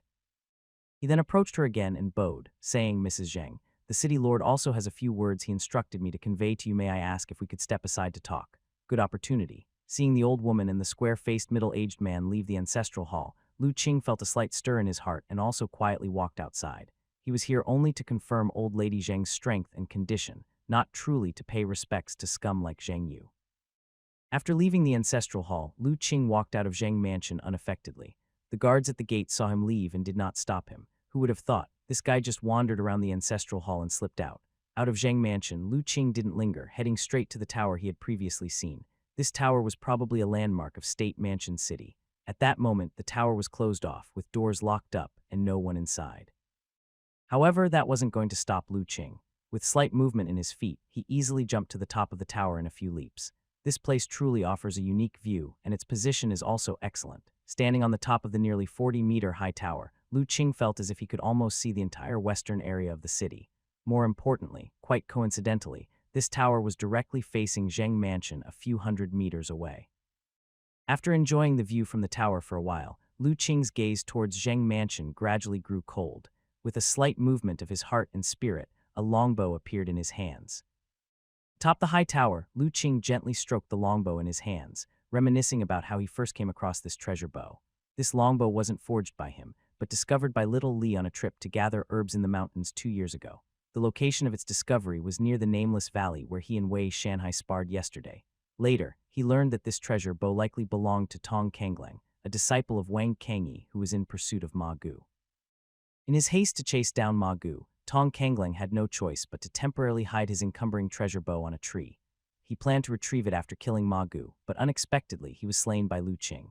The location of the treasure bow became unknown to all, if it weren't for little Li's miraculous intuition, who happened upon that part of the forest while gathering herbs with Lu Qing and found this longbow. it might have been corroded by the rain and ruined in another 2 years. After acquiring the longbow, Lu Qing used his superpower to investigate and discovered it to be a rare treasure bow. Its main parts were all made from the materials of a mutant beast known as the white-horned barbaric bull. Under the examination of his superpower, amidst the intensely vivid red light, there was a hint of gold, suggesting signs of a divine weapon. With such a treasure bow, Lu Qing didn't want to waste it, so he asked the Wei family to obtain a few arrow technique secret manuals for him to cultivate. Then, with the assistance of his superpower, he adeptly integrated the manuals and cultivated his arrow skill to the Grandmaster realm. After later comprehending the realm of will, his arrow skill also progressed, and he likewise grasped the essence of arrow will. Old witch, you think you can allow that scum Zhang Yu to enjoy the reverence of thousands? It won't be that simple. Is it not just a strategy to strike at the heart? I'm not the only one who understands this trick. Gazing out at the Zhang mansion some hundreds of meters away, Lu Qing had a determined look in his eyes. He took a deep breath, the divine soul talisman within his brow chakra minutely vibrated, suppressing all of his emotions, leaving his heart and spirit clear and bright. He then took out a treasure arrow, which he had personally forged using refined iron as the main material, from his Kainkun Chi bag. Drawing the bow and placing the arrow, the bow was like a full moon, poised to release. Lu Qing's Chi blood surged tumultuously within him, like a blazing furnace containing formidable strength. Yet all these fluctuations of aura were easily concealed by the divine soul talisman, drawing no one's attention. Everything was ready, but Lu Qing still didn't immediately release the string. Instead, he closed his eyes slightly and emptied his heart and spirit, sensing the flow of air currents around him. After sensing for several breaths, suddenly his eyes snapped open with a flash of sharpness, fixing his gaze on the Zhang mansion ahead. In the next instant, his Qi blood erupted and his fingers relaxed. With a loud bang, the air exploded in front of Lu Qing, and the shadow of the arrow vanished from the bow. Boom! Almost at the same moment, a thunderous noise erupted from the spirit hall in the Zhang mansion. Accompanied by it were bursts of shock and cries of hysteria. It was only then that a long stream of mist appeared before Lu Qing, connecting the space between him and the Zhang mansion, slowly dispersing. What's that noise? The old woman Zhang, who had been conversing with manager Wang from the city lord mansion in the garden, was startled by the loud noise from the spirit hall. She could not bother with manager Wang any longer, her aura bursting forth. In the span of a breath, she had already reached the spirit hall, but the scene before her was something she could hardly believe. The previously intact ancestral hall was now a complete mess, thrown into utter chaos. Most importantly, the luxurious coffin that had held Yu had been blasted to pieces, along his corpse, which had also been blown to smithereens, leaving no bone intact. Staring at the shattered coffin on the ground, old woman Zheng felt a darkness before her eyes and her body swayed slightly, almost unable to stand steady. Following closely, manager Wang arrived and was similarly wide-eyed upon seeing the scene. He couldn't understand why he and the ancestor of Zheng family had only left for a moment, and the ancestral hall had turned into this state. Who did this? Fortunately, as an innate realm expert, old woman Zheng possessed a strong will and immense power of the heart and spirit, which she used to forcefully stabilize her body. Meanwhile, an endless chill erupted from her body. Her gaze was ice cold, seemingly ready to devour someone. Ancestor, we don't know either. Young Master Yu's coffin just suddenly exploded. One guard cried out with a mournful face, clutching his arm. He was one of the guards responsible for protecting the coffin, and when the coffin had burst apart, he was too slow to dodge, and a wooden plank had injured his arm. But by now his arm was the least of his concerns. As a guard, not knowing how young Master Yu's coffin was damaged was inexcusable. He could already foresee his fate to come. Recalling the fate of his colleagues who had failed to protect young Master Yu before, the guard was filled with endless fear. As expected, old woman Zheng's gaze turned even colder when she heard that he didn't even know how the coffin was destroyed. Mother, someone has attacked from a distance, with a bow and arrow, look. Just then, the figure of the Zheng family master emerged from behind the ancestral hall and spoke in a serious tone. He handed a long arrow to the old woman. Just now this 1,000 refinement arrow flew in from outside the mansion, striking directly young Master Yu's coffin, destroying both the coffin and his corpse before embedding in the wall behind the ancestral hall. Zheng family master's voice carried shock. He was somewhat at a loss as to what kind of arrow skill could have such formidable power, to shoot such a strong coffin to pieces from such a distance. If this arrow had not been aimed at Zheng Yu's coffin, but at the people inside the mansion, he feared that, apart from the ancestor, no one would have been able to withstand it. An arrow was used, which means the person is still in the city. However, old woman Zheng's focus was entirely different from that of Zheng family master. Seeing the long arrow handed over by her son, murderous intent surfaced in her eyes, and her aura erupted as she vanished from the ancestral hall. In an instant, she appeared on the highest roof within the mansion. Her her gaze sweeping in all directions. Soon, she saw streaks of white mist in the sky that were about to dissipate completely. Following the direction of the mist, she saw the figure standing atop a high tower. "It's you." Seeing the figure holding a longbow, old woman Zhang instantly knew it was he who had destroyed her grandson's coffin and corpse. Upon being discovered by the old woman, Lu Qing revealed a crooked smile. "Old witch, didn't you go to great lengths to draw me out? Well, now I'm standing before you. What can you do to me? You wanted to use a living sacrifice to accompany your grandson in burial, hoping for thousands to worship and bless him.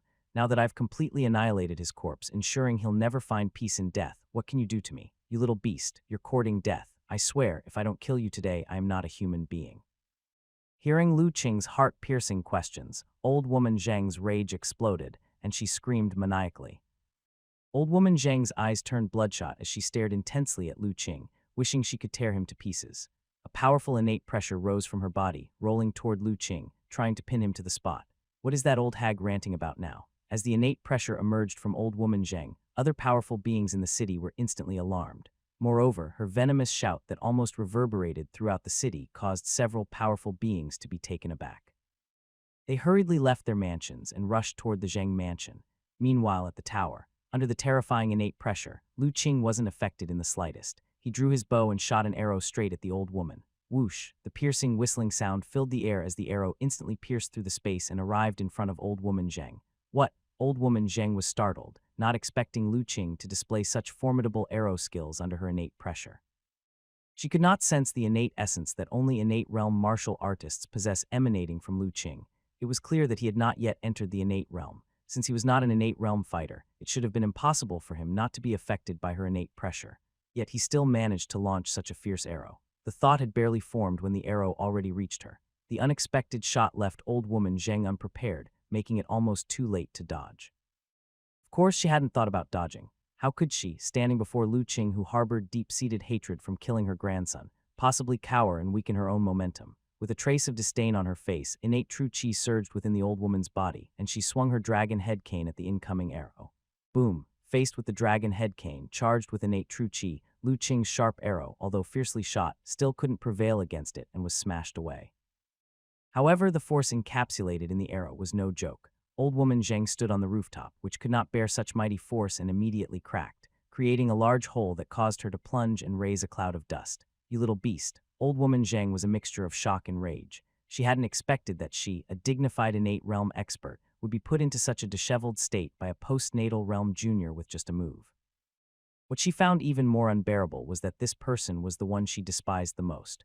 "Ha ha ha, true to an innate realm expert, it didn't kill you. Since that's the case, I won't entertain you any longer. Chase me if you can." Lu Qing could sense that the arrow hadn't really harmed the old woman. He wasn't surprised. The tower was hundreds of meters away from the Zhang mansion. From such a distance, if his one arrow could hurt her, the innate realm wouldn't be much either.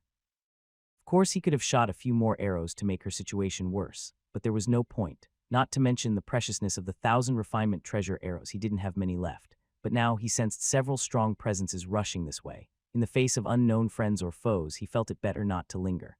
So after blasting the old woman off the rooftop with one arrow and taunting her, he didn't hesitate for a moment, jumped down, and vanished from the top of the tower. "You little beast," thinking of escaping. How could old woman Zhang possibly let Lu Qing leave? Seeing Lu Qing disappear atop the tower, panic surged in her heart. Without a second thought, her figure shot out like an arrow, rushing toward the tower. At the same time, she utilized her divine soul sensing ability, fully concentrating on sensing Lu Qing's aura to prevent her escape. However, just as she left the Zhang mansion and was still hundreds of meters away from the tower, she suddenly found that Lu Qing's aura had vanished, and she could no longer sense it.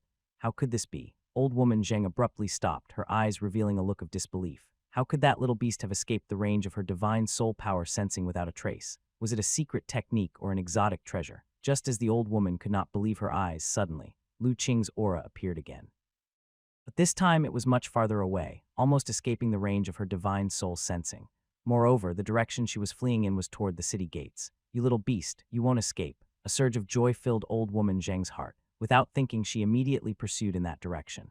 Regardless of whether Lu Qing used a secret technique or an exotic treasure to temporarily conceal her aura, what she knew was that if she missed this opportunity, she might never be able to find that little beast again. That little beast had clearly seen through the intentions behind the rumors she spread and was exceedingly cunning.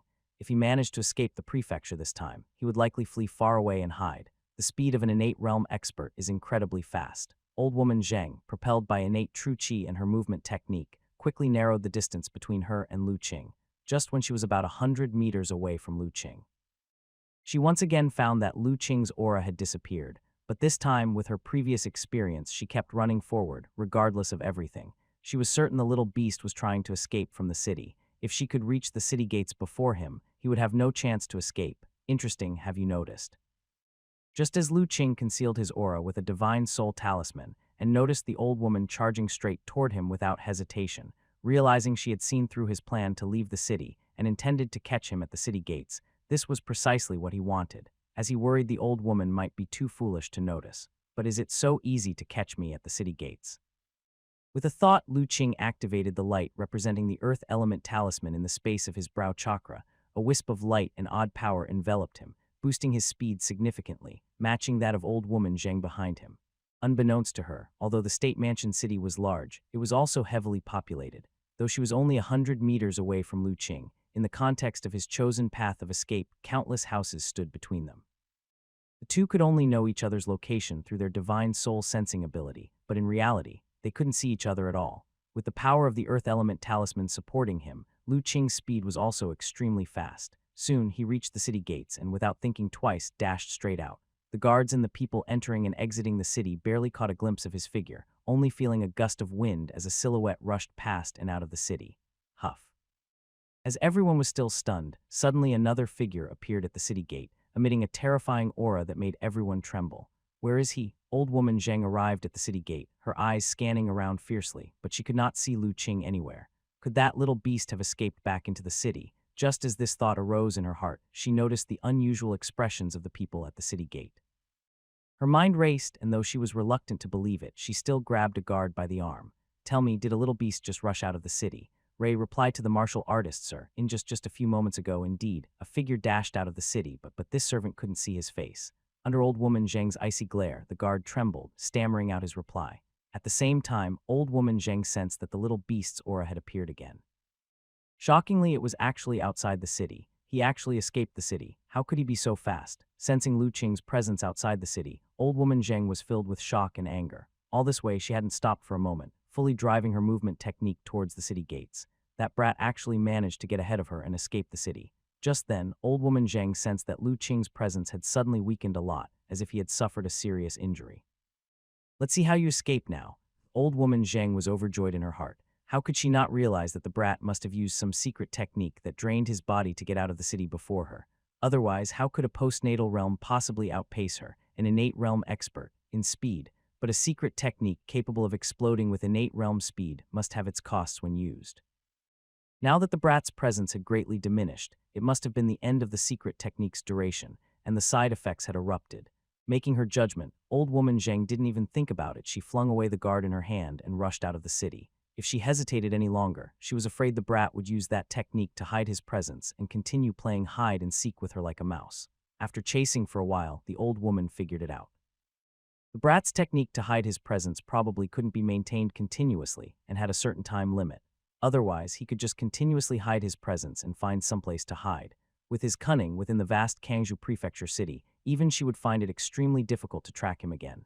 As old woman Zheng rushed out of the city, the guard she had thrown smashed heavily onto the ground, immediately bleeding profusely from his head. If he hadn't had some martial skills and achieved small success in bone marrow, that fall might have killed him. Old Chen, are you all right? His colleague, who had been cowering to one side, quickly stepped forward to help him up. I'm fine, it's just that half of my life is already gone. Old Chen showed a bitter smile, feeling his chi blood dissipating and his inner organs faintly aching, knowing that he must have suffered internal injuries and would need at least 10 days to half a month to recover fully. That person just now was that the Zheng family's old ancestress, right? Who is it that has made her so angry? His colleague hadn't finished speaking when suddenly, his body stiffened. Once again, he saw several figures emanating powerful auras appearing before the city gate. One of them he was quite familiar with. City Lord. Old Chen was equally shocked, stuttering. You're injured, who did this? Although the city lord didn't recognize old Chen and his friend, seeing their attire, he knew they were city gate guards. Reporting to the city lord, it was an old lady holding a dragon-headed cane. Seeing the city lord so kindly concerned about him, old Chen, moved, respectfully answered. Although he harbored resentment towards that old woman, he still dared not speak rudely. It really was her, said an elegant old man. Young fellow, do you know why that old lady wanted to leave the city? I'm not entirely sure, but that old lady seemed to be chasing someone.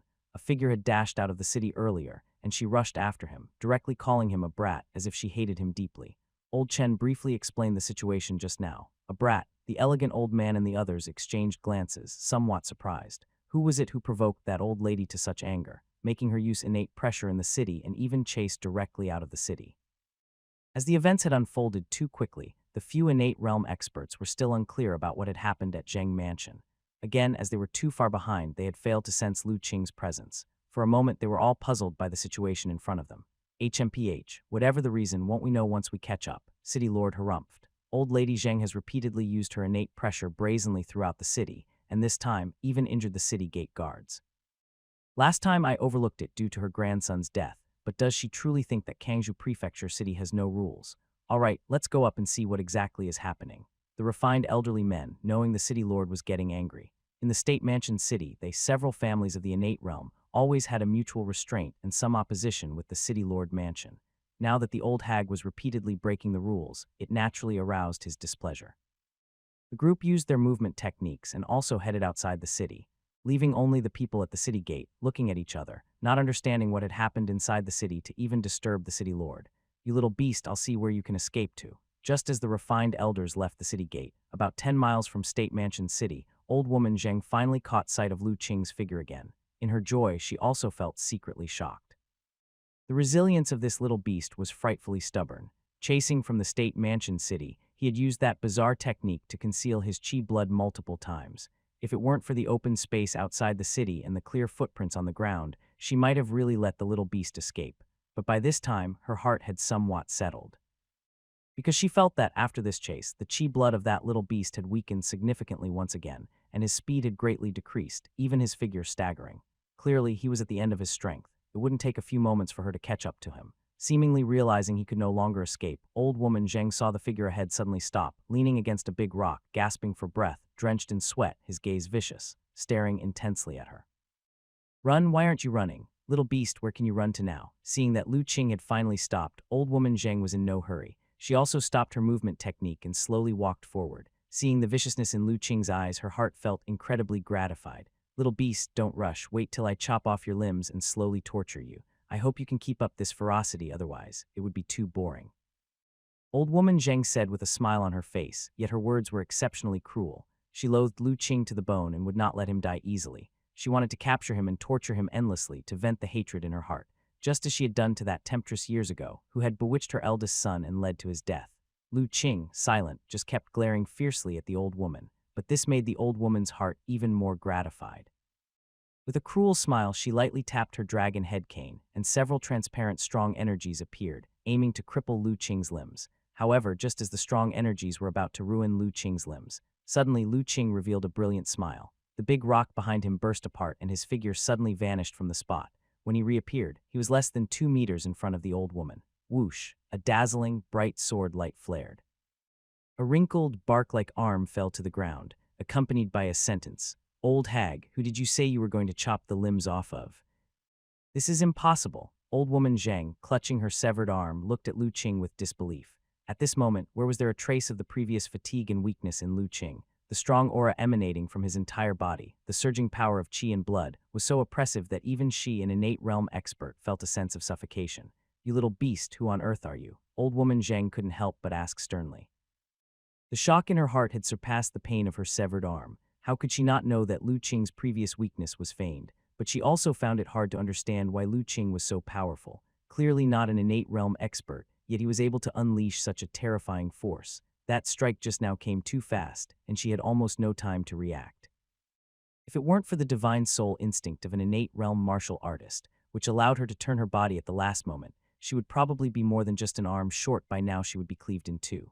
Moreover, she had seen very clearly that Lu Qing was unarmed just now, and did not carry a weapon, so where did the long saber, now revealing a terrifying sharp edge in his hand, come from? Could it be that he had premeditated this, hiding the weapon behind does she? And had calculated that she would pursue him at this moment? If that was the case, the craftiness of this little beast was simply too terrifying. A series of thoughts and guesses flooded old woman Zheng's mind in an instant, chilling her heart even more. This question you'll have time to find out when you're down underground. Lu Qing, however, had no interest in answering this question. Having landed a successful strike, he well understood the principle of striking at one's weak moment to take their life. The old witch might have lost an arm to his blade, but her cultivation remained, and she was still a formidable enemy not to be underestimated. His elaborate plans had lured this old witch out of the city, not for a friendly chat.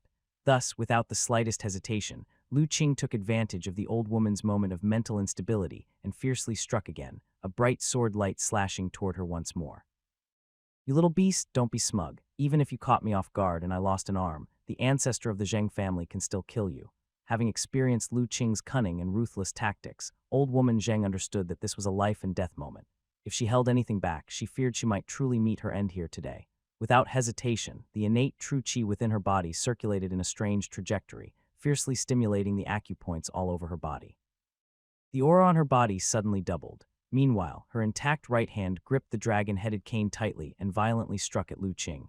Clang! The dragon-headed cane blocked Lu Qing's long saber, forcing him to retreat several steps. Innate level burst secret method. Feeling the sudden increase in the old witch's aura, Lu Qing understood in his heart. He was not completely ignorant of the innate level burst secret method. After all, in his mind, he possessed a top-tier innate realm legacy. Of course, it also included the inheritance of secret techniques. To be strict, the innate level burst secret method wasn't fundamentally different from the postnatal realm's qi blood burst secret method. Both relied on the body's internal energy to stimulate various vital acupoints, unlocking potential to obtain greater power in a short period of time. Just that innate realm experts, when stepping into the innate realm, are baptized by the heaven and earth laws, their physical bodies having undergone a transformation and enhancement once. Ordinary qi blood power is already insufficient to stimulate the physical body. Only by circulating innate true qi and stimulating crucial acupoints can one continue to unleash the body's potential. Moreover, innate level burst secret methods vary in strength. Normal secret techniques can at most double one's own strength, and those that achieve a twofold effect are already considered outstanding secret techniques. As for those exceeding twofold effects, they are extremely precious. Even within those top sect forces, they are few and highly valued. After all, a good innate level explosive secret technique can allow an innate realm expert to instantly burst forth with several times their power. At critical moments, it can be life-saving and thus truly a life-saving secret method. In Lu Qing's previous estimation of the Zheng family's ancestors' strength, the only uncertainty was the extent of power her explosive secret technique held. Now feeling that her aura had only increased by about double, he knew that this old woman possessed only the most ordinary explosive secret technique. In that case, things just got a lot simpler. A trace of coldness appeared in Lu Qing's eyes. With a thought, a golden sphere of light that had been slowly revolving around the divine soul talisman within his brow suddenly shimmered, and a strange power immediately surged from the acupoint on his forehead, augmenting Lu Qing. Benefiting from this strange power's augmentation, a barely discernible golden light flashed over Lu Qing's body. He then felt an immensely powerful force surging from within. Yet, under his overwhelmingly strong divine soul power, it was perfectly controlled. Gold Element Talisman, Vajra Great Power Talisman. Feeling the powerful force coursing through him, Lu Qing hesitated not a moment, stomping his foot on the ground, shattering it, and charged at the Zheng family's ancestor once again. Complex as it sounds, everything had happened in the blink of an eye. From the old woman Zheng using an innate realm secret technique to repel Lu Qing, to Lu Qing employing the magic talisman to charge again, at most, only a single breath had passed. The old woman Zheng, having seen Lu Qing repelled by her strike, was already greatly relieved. Knowing that no matter how cunning Lu Qing was with his plethora of secret techniques, he was ultimately postnatal realm. Even with one arm severed in terms of strength, she still held an absolute advantage. Seeing Lu Qing attacking once more, a hint of disdain appeared in her eyes. "Little beast, today I'll let you experience what true innate realm power is." With innate true qi coursing through her, the old woman once again unleashed a sophisticated staff technique aimed straight for Lu Qing's chest. This time, the old woman held nothing back with one move. She intended to destroy Lu Qing completely. Facing the old woman's all-out strike, Lu Qing did not retreat but stood firm, slashing out with his war saber. Boom. Saber and staff collided straightforwardly. The powerful impact shattered the flowers and plants on the ground around them, whipping up a fierce wind and lifting countless fragments of rock. In the violent clash, a withered figure spewed blood profusely and was sent flying backward. The dragon-headed cane in her hand was knocked from her grasp, flying high into the air. Swish, swish, swish. Having sent the old woman Zheng flying with one slash, Lu Qing didn't pause with forceful steps. He caught up to her mid-air, and with lightning-fast sword strikes, he severed the old woman's remaining limbs. Ah, such immense pain, even an innate realm expert could hardly bear. Finally, the old woman Zheng couldn't help but let out a sky-shaking scream. At the same time, several miles away, the elegantly dressed elder and others who were hurrying in this direction all changed their expressions upon hearing the scream, speeding up their movement techniques even more. Bang! The old woman from the Zheng family slammed against a large tree and once again spat out a mouthful of fresh blood. At the same time, blood continued to pour out from the severed limbs. But it has to be said, the life energy of the innate realm is indeed strong. Even having sustained such serious injuries, the old woman did not die, nor did she fall unconscious. The first thing she did was to activate the remaining innate true chi within her body, sealing the acupoints of her limbs to prevent herself from bleeding to death. So you're afraid of dying too? I thought you were really so fearless that you didn't even fear death. Lu Qing's voice sounded faint and full of mockery. Old woman Zheng lifted her head to look at Lu Qing. Her eyes were filled with more than just resentment. Little beast, what kind of monster are you? Her heart was filled with shock and disbelief. She couldn't believe that she was crushed so completely by a postnatal realm martial artist in a clash of pure strength. The previous slash from Lu Qing was unstoppable, and the force was so ferocious it was ridiculous. She, a mighty figure of the innate realm, could not defend against it at all. Not only was her proud divine weapon sent flying, but her inner organs were also heavily injured. Is this really the strength that a postnatal realm martial artist should possess? What kind of terrifying monster is this little beast? Old woman Zheng stared intently at Lu Qing. At this moment, under the shattered state of her martial heart, even the hatred for her grandson was temporarily cast aside in her mind. She only wanted to know Lu Qing's true identity. I've said before, if you want to know who I am, go find the answer in the underworld. Lu Qing said indifferently. Do you know why I didn't kill you immediately? The reason is actually very simple. It's just to let you experience a fraction of the pain that the girl back then had endured. Upon hearing this, old woman Zheng's eyes widened in an instant. Are you a relative of that little wench from back then? In her mind, the image of the enthralling woman who had seduced her eldest son suddenly emerged. The same woman who had been mutilated by her, having her limbs chopped off, tormented beyond recognition, and ultimately sealed by her into her son's burial site to accompany him in death. Suddenly she thought she could laugh, believing that she had finally found something to use to mock and counter Lu Qing. However, Lu Qing's next words wedged themselves in her throat. Not really, Lu Qing shook his head. I'm just an ordinary person who couldn't stand seeing you, not related to her at all. And your precious grandson, I just killed him on the way when destroying a 7 Killings Tower stronghold. I had no grudge against him, I simply found him annoying. Anyway, in my eyes, he was nothing more than an insect, easily crushed. Oh, and by the way, you are the same right now. Hearing Lu Qing's incredibly humiliating words, comparing herself to an insect, old woman Zheng could no longer restrain herself. She glared at Lu Qing with immense hatred, her teeth grinding together with a sound, appearing as if she wanted to devour him alive. Facing the old woman's frightening demeanor, Lu Qing's expression didn't change in the slightest. He continued in an unhurried tone, by the way, I've destroyed your beloved grandson's corpse, denying him reincarnation and spiritual liberation. Maybe after this I should go destroy your beloved son's grave as well, and free that poor woman's soul. You little beast, dare. Old woman Zheng's face drastically changed upon hearing this. She glared deadly at Lu Qing, her face full of resentment. If you dare to destroy my son's grave, even if I become a ghost, I will not let you off.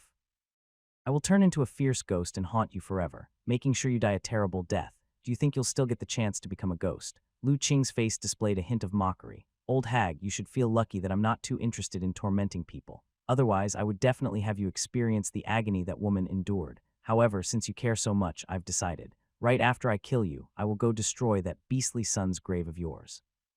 If you can turn into a fierce ghost, then even better. Please do watch closely as your precious son's grave gets shattered. You dare. Lu Qing's words, like piercing arrows that target the heart, struck old woman Zheng repeatedly. Unable to contain her fury and panic, she couldn't help but spit out another mouthful of fresh blood, shouting loudly. However, what responded to her was the long saber in Lu Qing's hand. Seeing that the provocation had sufficiently angered the old woman, Lu Qing didn't waste any more words. He lightly swung his blade, aiming to cut the old woman's throat. Stop! Just then, a loud shout rang out. At the same time, a streak of Qing-colored sword chi shot toward the war saber in Lu Qing's hand, attempting to stop him from killing the old woman. It was the refined elder and the others who finally arrived. Hearing this voice, a hint of ecstatic madness flashed in the old woman's eyes as she shouted, Brother Lin, save me, humph. However, the next moment, along with Lu Qing's cold snort, the war saber in his hand drew a mysterious arc, avoiding the sword chi and swept across the old woman's neck. No, a look of terror flashed across the old woman's face. Whoosh, a head tumbled through the air and amidst a spurt of fresh blood landed in the mud, its expression still filled with shock. Sister Yun. A cry of anguish and rage sounded, and at the same time, several sharp sword chi attacked Lu Qing. Golden light shimmered around Lu Qing as he casually swung his saber, dispersing the sword chi, and turned his head to look at the newcomers. He spoke in a displeased tone. "What is the meaning of this? Gentlemen, are you here to avenge this wicked woman?" Although he could sense that the newcomers were all innate realm experts, Lu Qing showed no fear. In fact, he had sensed their arrival long ago, but was slightly surprised that the Qing-robed elder would suddenly attack him. Wasn't it rumored that this old lady had a bad reputation and poor relations with the other innate realm experts of State Mansion City? It seemed that rumors indeed could not be trusted. "Brother Lin, calm down." The white-haired, youthful-looking elder reached out to stop the refined elder while feeling a bit helpless. His good friend indeed still had a place for the old lady in his heart and had lost composure in such a moment. Yet looking at the scene before him, he was equally shocked. The old lady had been killed, and her death was so brutal. How long had it been since they'd given chase out of the city? The city lord and the middle-aged man with a countenance as white as jade were also extremely shocked. They had pursued out of the city, wanting to see who had angered the old lady. But they hadn't expected that upon arriving here, they would witness her being beheaded. Moreover, her limbs had been severed, a death of extreme misery. A mighty innate realm expert had been reduced to a mutilated corpse, and the terrifying sight sent chills up the city lords and the jade-faced man's spines. It was well known that, despite their dislike for her, old Lady Zheng's strength was formidable. If they really were to fight for their lives, they might not have been able to defeat her securely. Who could possibly be the person that killed her in such a short span of time? Involuntarily, the eyes of several innate realm experts fell upon Lu Qing. As the gazes of several innate realm martial artists fell on Lu Qing, their expressions were shaken once more. For from Lu Qing's body, they couldn't sense the unique innate essence of the innate realm. What did this imply? It implied that Lu Qing was not yet an innate realm martial artist, yet he had managed to kill old Lady Zheng so effortlessly. For a moment, the several innate realm martial artists were greatly shaken in heart and spirit and became exceedingly wary of Lu Qing. Facing the scrutiny of 4 innate realm experts, Lu Qing's expression remained calm. However, invisibly, he had already activated his superpower and was unobtrusively investigating the backgrounds of the people in front of him. Seeing that Lu Qing was silent, merely gazing back at them quietly with no sign of fear, the innate realm experts felt even deeper trepidation. After a long silence, the crane-haired, youthful-faced elder spoke solemnly. "Young hero, I don't know how to address you. What vendetta do you have against this old Lady Zheng that you would torment her to death like this? Oh, must one have a vendetta against her to be allowed to kill her? Can't it be because I came across something unfair, didn't like the look of her, and so simply chopped her down?" At this point, Lu Qing had already finished probing the information of the several innate realm individuals opposite him. He had even lingered a bit longer on the refined-looking elder. Hearing the crane-haired, youthful-faced elder's words, he simply replied indifferently. "You," the refined elder suddenly widened his eyes as his aura faintly showed signs of exploding. "If you found her disagreeable, you could have simply taught her a lesson. Why did you have to deal her such a vicious blow? With such a venomous woman, what use is there in keeping her around? Old fart, surely you don't fail to realize just how malicious that old hag's heart is." Although the information probed revealed that the refined elder wasn't a man of great wickedness, Lu Qing still had no good impression of him. An obtuse old fool who, without a clear understanding of the situation, had lashed out at him. The fact that Lu Qing had tolerated it up to now already showed great restraint. This old hag, in her anger, wanted to perform a live human sacrifice for her good-for-nothing deceased grandson. Such cruel and inhumane acts, heaven and earth would condemn. "What's wrong with chopping her to death?" The refined elder hesitated but still attempted to defend. "These are but rumors. After all, the Zheng family has not committed such a wrongdoing. Isn't it too arbitrary to condemn someone for something that hasn't happened? Old fool, I think you're so besotted with that old hag you've lost your mind." Seeing the refined elder still trying to excuse the old woman, Lu Qing no longer held back and directly scolded him. "With that old woman's viciousness, can you guarantee that she truly wouldn't have performed the live human sacrifice ritual?" Called "old fool" directly by Lu Qing, the refined elder's anger surged, but the subsequent statement made him hesitant. He wanted to say she wouldn't, but even he knew how feeble such a guarantee would be. Given old Lady Zheng's character, she might truly dare to commit such a heinous act in the end.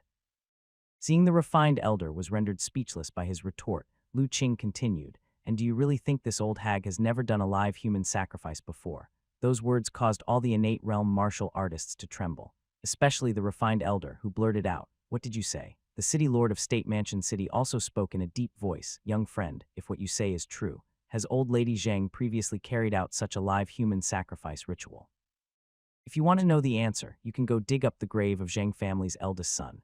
There you'll find everything you want to know," Lu Qing said with a cold laugh. "The grave of Zheng family's eldest son. The thoughts of several innate realm experts were stirred, and they recalled the major incident of the past, along with the crazed appearance of old Lady Zheng at that time.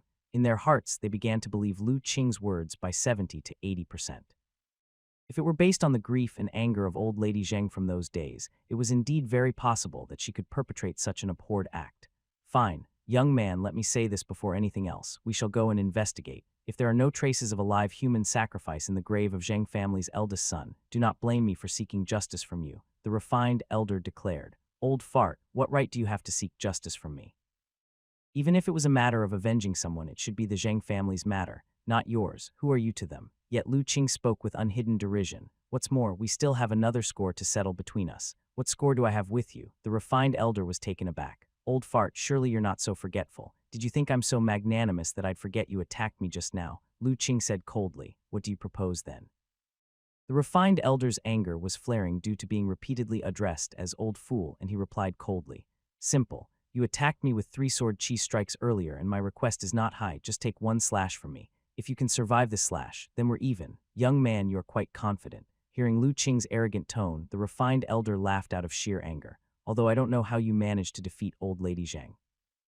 Do you really think we innate realm martial artists are so easily molded? Cut the crap. Do you dare to take it? Fine, then why shouldn't I take your 1 slash? Hearing the refined elder agree, the crane-haired, youthful-faced elder was immediately shocked. Brother Lin, it's nothing. The refined elder waved his hand offhandedly. I also want to see what this person can do, seeing that even Sister Yun is no match for him. Seeing his old friend utter the words, Sister Yun, the elder with crane hair and a youthful face knew he couldn't dissuade him. He could only retreat to one side with some worries. As for the 2 city lords, they were even less likely to object. They were eager for someone to volunteer to test the strength of this mysterious youth before them. How could they possibly stop it? But at this moment, the way they looked at the elegant elder had some playfulness to it. They hadn't expected that this senior of the Lin family still held such affection for old Lady Zheng. Truly, the world was full of surprises. Please make your move, sir. The elegant elder, holding his long sword, stood quietly and calmly, indicating for his opponent to proceed. Good. Lu Qing, seeing this, wasted no time at all. A flash of golden light barely flickered around his form when an enormous aura burst forth from him, and like a beast unleashed, he pounced toward the elegant elder. Clang. The long saber was drawn from its sheath. A gleaming sword light carrying endless murderous intent streaked toward the elegant elder. The saber's momentum enveloped every direction, leaving no avenue of escape. This saber technique, feeling the force of Lu Qing's strike, the elegant elder's heart trembled wildly. The terrifying intent to kill made his eyelids twitch uncontrollably. He had not imagined that Lu Qing, so still before, could unleash such a horrifyingly deadly move upon action. He could feel that Lu Qing's saber strike was supremely powerful yet deceptively simple, appearing to be a straightforward move but in reality, containing endless variations. For a moment he found not the slightest flaw to counterattack. This mysterious youth's saber technique seemed even superior to his swordsmanship. Though he could scarcely believe it, the elegant elder still instantly made his judgment. He could not break Lu Qing's move, nor could he evade it. His only option was to meet it head-on. But to do so meant he was very likely to die. Faced with the imminent threat of death, the elegant elder lost all traces of his former composure. His eyes wide, his innate true chi circulated at high speed, and in an instant he employed his explosive secret technique. He then channeled all of his innate realm true chi into the long sword in his hand, and with a fierce thrust, he met Lu Qing's saber attack. Boom. The sword and saber collided, terrible sword chi and saber chi scattering and lacerating the air, cutting through everything in the vicinity. It was fortunate that the onlookers were all powerful innate realm martial artists otherwise. In a bustling market, just this clash alone would have killed who knows how many people. In the midst of the violent collision, the elegant elder's complexion drastically changed, feeling an overwhelmingly unstoppable force issued from Lu Qing's saber. His treasure sword, which was infused with all his strength, couldn't fully withstand it.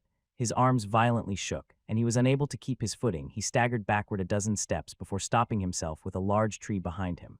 Looking up with a trace of fresh blood seeping from the corner of his mouth, he looked toward Lu Qing in utter shock. Clearly, in the exchange with Lu Qing's move, he had suffered internal injuries. What? Seeing the elegant elder forced back by a single blow from Lu Qing, with blood trickling from his mouth, the other 3 innate realm experts were all shocked, hardly believing their eyes. It was known that among them, the elegant elder's strength ranked within the top 2.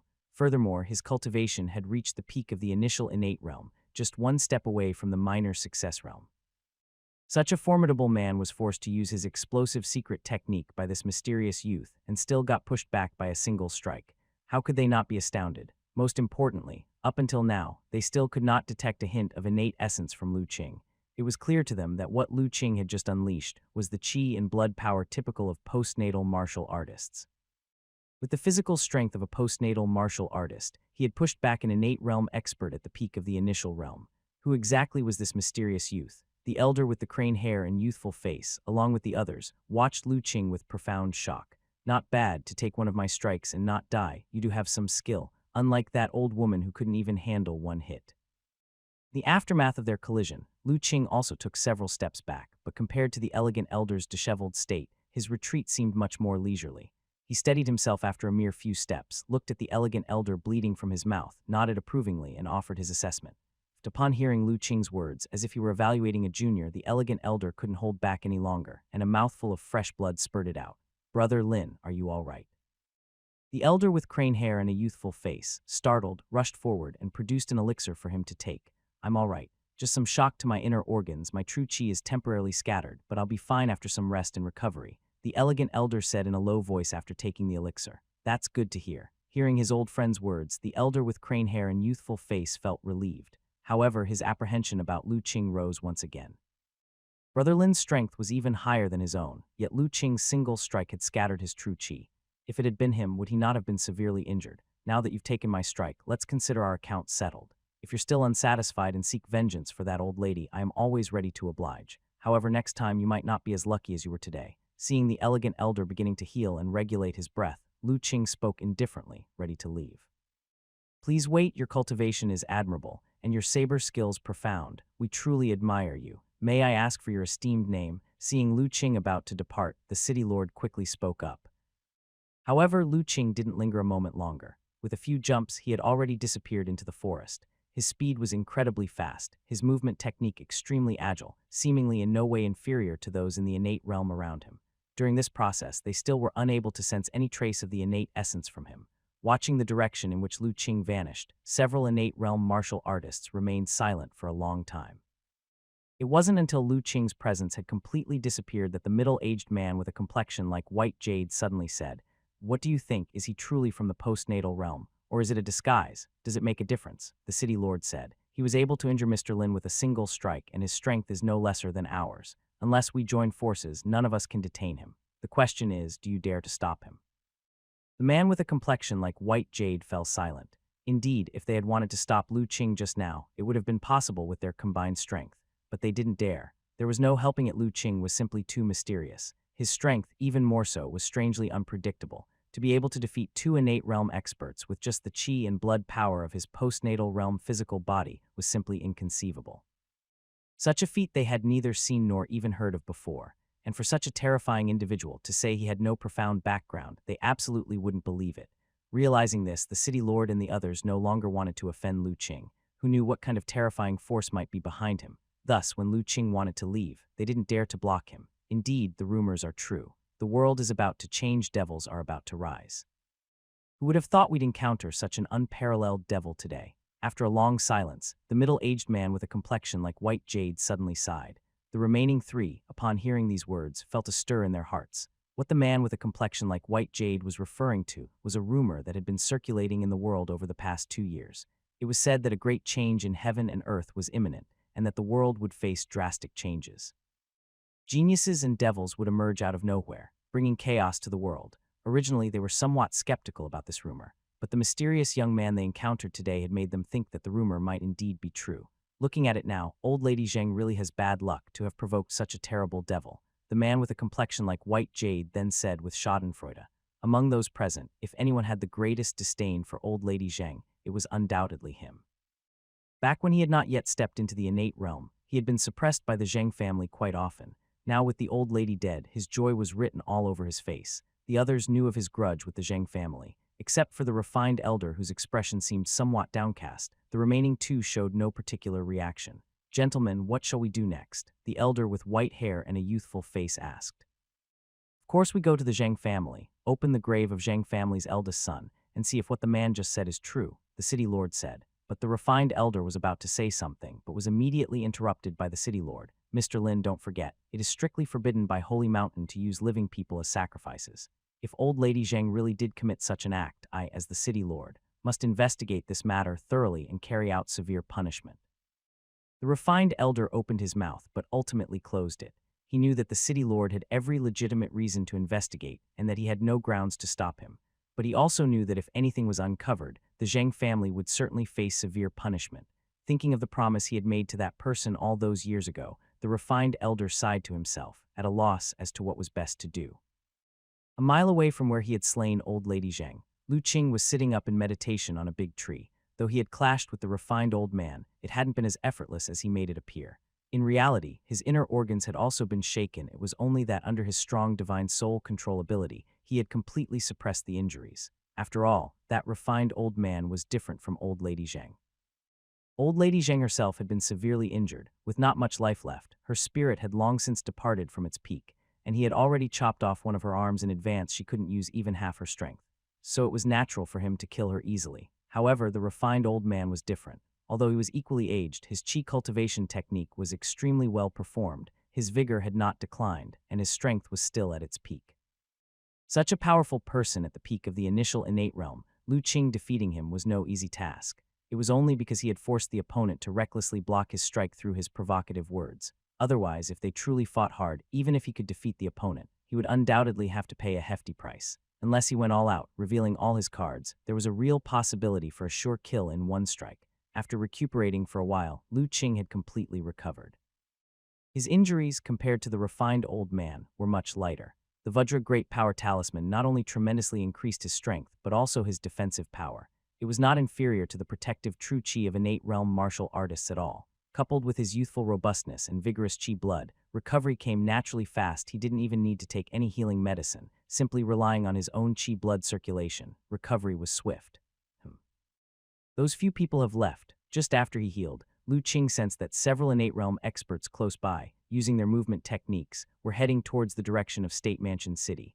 This was the formidable aspect of Lu Qing's divine soul power after refining the divine soul talisman. With the enhancement from the divine soul talisman, his divine soul sensing ability far surpassed that of ordinary martial artists in the initial innate realm. Plus, he could perfectly hide his own energy fluctuations. Therefore, he could sense the movements of the refined old man and others, but they knew nothing of his whereabouts. Sensing that the people were leaving, Lu Qing immediately moved. Once he reached the previous site, he found that old lady Zhang's body had already been taken away. Only bloodstains on the ground proved that a fierce battle had occurred. Looking in the direction the refined old man and others had gone, Lu Qing immediately followed. There was still something he had yet to finish. How could he just leave so easily? Carrying the body of old woman Zhang, the refined old man and others went back toward State Mansion City, first tidying up old woman Zhang's body before heading to Zhang Mansion. Meanwhile, the people of Zhang family were anxiously waiting inside. The family ancestor had gone to hunt down the evildoer who had destroyed the second son's coffin and corpse and had yet to return, making them understandably worried. And they saw the refined old man and others visit, but not their own mother. Zhang family master felt a bad premonition in his heart. Uncle Lin, city lord, how come you are here? Were you here to visit my mother? But she just went out not long ago and hasn't returned yet. Seeing several innate realm experts coming together, Zhang family master felt a tremor in his heart and hurriedly welcomed them without delay. He brought up his mother's name to bolster his confidence. However, what made Zhang family master uneasy was when he finished speaking. He noticed that the several innate realm experts all looked at him with strange gazes. City lord and uncle Bao both showed pity in their eyes, whereas the Cheng family patriarch, who had always had disputes with their Zhang family, had a face filled with schadenfreude. You, Uncle Lin, could it be that my mother? Has she encountered some misfortune? Zhang family master's bad premonition grew stronger, and he stuttered as he asked. The refined old man sighed. Nephew, your mother, she has passed away. How is that possible? Upon hearing this, Zhang family master felt like he'd been struck by lightning and could not believe it. My mother was an innate realm expert with profound cultivation. Who could have killed her? People around Zhang Mansion were similarly shocked. HMPH, just because she was an innate realm does not mean she can't be killed. With your mother's dying state, it's not strange that someone slaughtered her. A middle-aged man with a face as pale as jade scoffed derisively at that moment. Seeing him insult his mother, Zhang family master's anger surged, about to shout furiously, but the refined old man preemptively stopped him.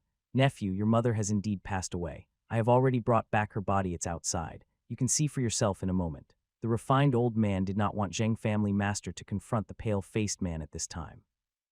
Zhang family and Cheng family had always been at odds. Only because old lady Zhang was alive had the two families temporarily lived in peace. Now that old lady Zheng had died, Zheng family had lost a pillar, and the power balance between the two families had already shifted.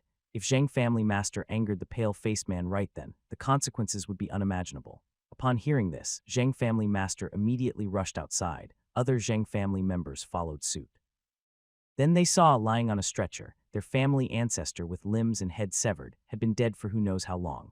Mother, Zheng family master saw his mother's horrific condition. His anger was great and his grief profound. Other Zheng family members were also filled with horror, as if the sky itself were falling. Uncle Lin, who in the world could be so venomous, to humiliate and harm my mother in such a way? Zheng family master abruptly looked up, his eyes red with rage and sorrow. He remembered the force of Lu Qing's previous strike, and his fingers involuntarily trembled slightly. Zheng family master's expression faltered, and before he could continue speaking, the fair-faced man sneered again. Stop thinking about revenge. You should pray instead that your Zheng family can survive the coming disaster. Zheng family master jolted, watching the fair-faced man warily. Cheng clan leader, what do you mean by that? What do I mean? I ask you, has your Zheng family ever conducted a living human sacrifice as an evil burial rite? Absolutely not. Zheng family master felt a surge in his heart, but he shook his head without any hesitation. Those are merely baseless rumors from outsiders. My Zheng family has never engaged in such abhorrent actions. Zheng family master was still quite calm about this point. He knew his mother had such intentions, but hadn't had the chance to act as she was preoccupied with Er's funeral arrangements. So far, the family members of those few guards were still alive and well in the dungeon, not having suffered too much. Not conducted. That's good, we're going to exhume the tomb for verification. You should bring some people and join us, said the fair-faced man. Exhuming the tomb, Zheng family master was somewhat bewildered. Had not been buried yet, and previously even the corpse had been destroyed by evil men. What tomb was there to speak of?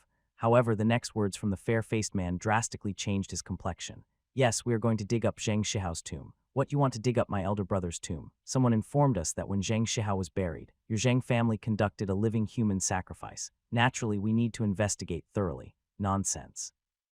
My elder brother has been dead for over 20 years. How can we verify something from over 2 decades ago? Cheng clan leader, this must be someone's malicious slander. My Zheng family operates uprightly. How could we do such a detestable act? Zheng family master trembled inwardly, but his face still showed outrage as he forcefully asserted, whether it's slander, we will discern for ourselves. Once we open Zheng Shihao's tomb, we'll know.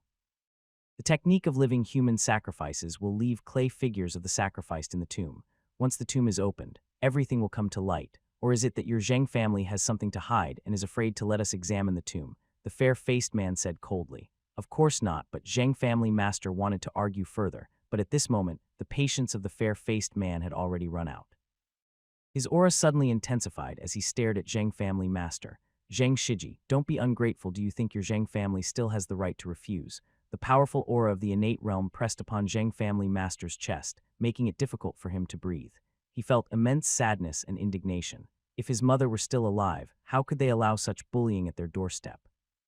Although he knew the situation was beyond his control, he also understood that allowing people to open his elder brother's tomb would lead to even worse consequences. Zheng family master looked around and saw that the city lord and an old man with youthful features both wore indifferent expressions, indicating their agreement with the excavation. Having no other choice, he turned his pleading gaze towards the cultivated old man. Uncle Lin, however, his vehement reaction had already aroused suspicion among the other innate realm experts. Therefore, even the cultivated old man found it difficult to intercede and could only sigh, just open the tomb. Seeing that even the cultivated old man, who had relations with his family, did not speak on his behalf, Zheng family master knew that all was lost. His hands involuntarily drooped, as though in mourning. Seeing his dejected appearance, the several innate realm experts became even more convinced of their suspicions. An hour later, at the Zheng family's graveyard in front of Zheng Shihao's tomb, the cultivated old man and others stood. Behind them stood many powerful martial artists. It turned out that the city lord, in the interest of fairness, had directly invited the heads of other families and forces from State Mansion City. These heads of various families and forces were a bit bewildered when summoned. They were shocked to learn that the innate ancestor of the Zheng family had already passed away. Now, hearing about the exhumation of Zheng Shihao's tomb, they were utterly perplexed, not knowing what exactly had happened. Only seeing the city lord and a refined elder both with serious expressions, no one dared to speak up and ask. These individuals, who usually kept to themselves in the city, appearing very rarely. Some small family heads had only heard of their names but had never seen their faces. Now that they had gathered together, the matter must be very important. None dared to inquire. Open the tomb. Following the city lord's order, immediately someone from the city lord mansion stepped forward, waving iron picks and shovels to begin excavating the tomb. Very soon, the tomb door was unearthed. As the tomb door opened, people entered to explore inside. The person exploring inside the tomb was a special talent recruited by the city lord mansion, particularly adept at investigating various tombs. Being from a prominent family, Zheng Shihao had once been extremely favored by old lady Zheng. His tomb was naturally extraordinary. Not only was the space large with many chambers, but there were also many traps to prevent tomb raiding. However, these mechanisms were virtually ineffective against the special tomb explorer dispatched by the city lord mansion. Soon, the individual sent down came out carrying a terracotta figure. City lord, under this tomb there are many chambers, splendid and regal. In the main chamber there is a magnificent coffin, flanked by terracotta figures. In positions of worship, this terracotta figure was in the center. All eyes inevitably fell on that terracotta figure. The figure was seen kneeling, resembling a young girl, with faintly discernible, beautifully contoured features. Yet her face was filled with a look of pain and resentfulness. The interweaving of beauty and vengeance gave the terracotta figure a particularly strange vibe. The moment they laid eyes on this terracotta figure, the faces of the city lord and others turned very unsightly. Even some of those behind with knowledgeable backgrounds, recognizing the origins of the terracotta figure, had their expressions drastically change. The refined elder murmured, "How could this be? How could she become so malicious? How could this?" The city lord's hand lightly brushed over the terracotta figure. The figurine shattered, a wisp of black air surged out, revealing the bones inside. A living human sacrificed, the condemned sealed underground, divine souls eternally trapped within the terracotta figure, never to be reborn. How dare this old woman, how dare you? Zhang family. The city lord's complexion turned ashen, his tone filled with a chilling coldness, his aura terrifyingly intense, as if about to burst forth at any moment. What a living human sacrifice. At that moment, the others who hadn't recognized the origins of the terracotta figure couldn't help but exclaim in shock. They all recalled the recent rumors in the city. They had thought it was someone deliberately targeting the Zheng family, not expecting that the Zheng family had actually held such a venomous ritual more than 20 years ago. City Lord, the younger generation, was completely unaware of this. The construction of my brother's tomb back then was entirely managed by my mother. I truly didn't know she had secretly conducted the ritual of a living human sacrifice. If I had known, I would have definitely stopped her. Please discern the truth. Zheng family master knelt on the ground, crying out in a terrified tone. Yet his cries did not move the city lord in the slightest. You claim you didn't know, then why did you repeatedly try to prevent the opening of the tomb just now? Zheng family master, do you really take me for a fool? Hearing the city lord's severely cold words, Zheng family master collapsed to the ground. He knew the Zheng family was completely doomed. Seeing his appearance, everyone knew his previous words were merely pleas for mercy. Boom, boom, boom, boom. Just as everyone was feeling disdainful, suddenly, loud noises erupted. Several incredibly strong blasts of energy, origin unknown, suddenly struck Zheng Shihao's grave. Not only did they shatter the tombstone, but they also pierced several large holes through the underground chambers. One of the blasts of energy went straight for the Zheng family master, piercing through his chest. The sudden attack took everyone by surprise. No one could see where the strong energy had come from. The Zheng family master was looking at the large hole in his own chest, his face showing a look of terror. Only the city lord and a few other innate realm martial artists promptly turned their heads to look in a certain direction. From atop a tree 100 meters away, a figure stood proudly, holding a longbow in hand. Who else could it be but Lu Qing? Sir, what is the meaning of this?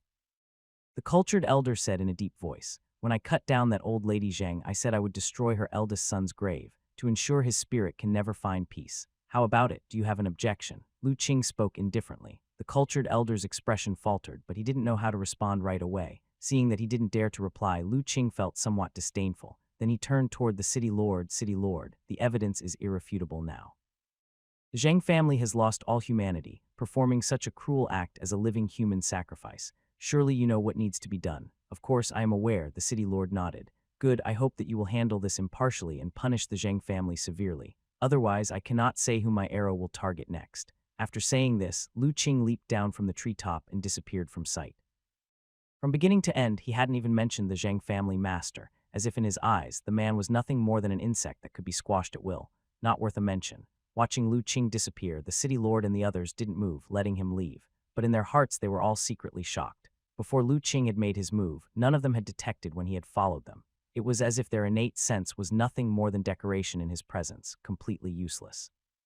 Such strange and unpredictable methods, coupled with the great combat strength Lu Qing had previously demonstrated, made the innate realm experts increase their wariness of Lu Qing once again.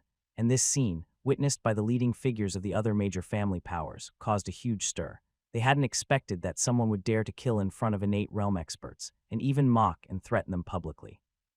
What was more important was that the city lord and the others, rather than becoming angered, even showed a hint of fear. Who on earth was this young man, to have such a deterrent effect? And it seemed that the Zheng family's ancestor had been killed by him as well. In a moment, a great wave stirred in the hearts of the leading figures of the major families. City lord, what should we do next? The man with a face like white jade asked after glancing at the Zheng family master, who had already breathed his last. What else can we do but carry out justice as usual? The city lord said as if nothing had happened. The man with a face like white jade felt a surge of joy, knowing that the Zheng family was thoroughly finished. The crime of human sacrifice was too serious. Now that both the old lady and the family master were dead, not to mention State Mansion City, even the whole Kang state would no longer have a place for the Zheng family. Upon hearing the city lord's words, many of the leaders from other families showed a curious expression, presumably each deep in thought.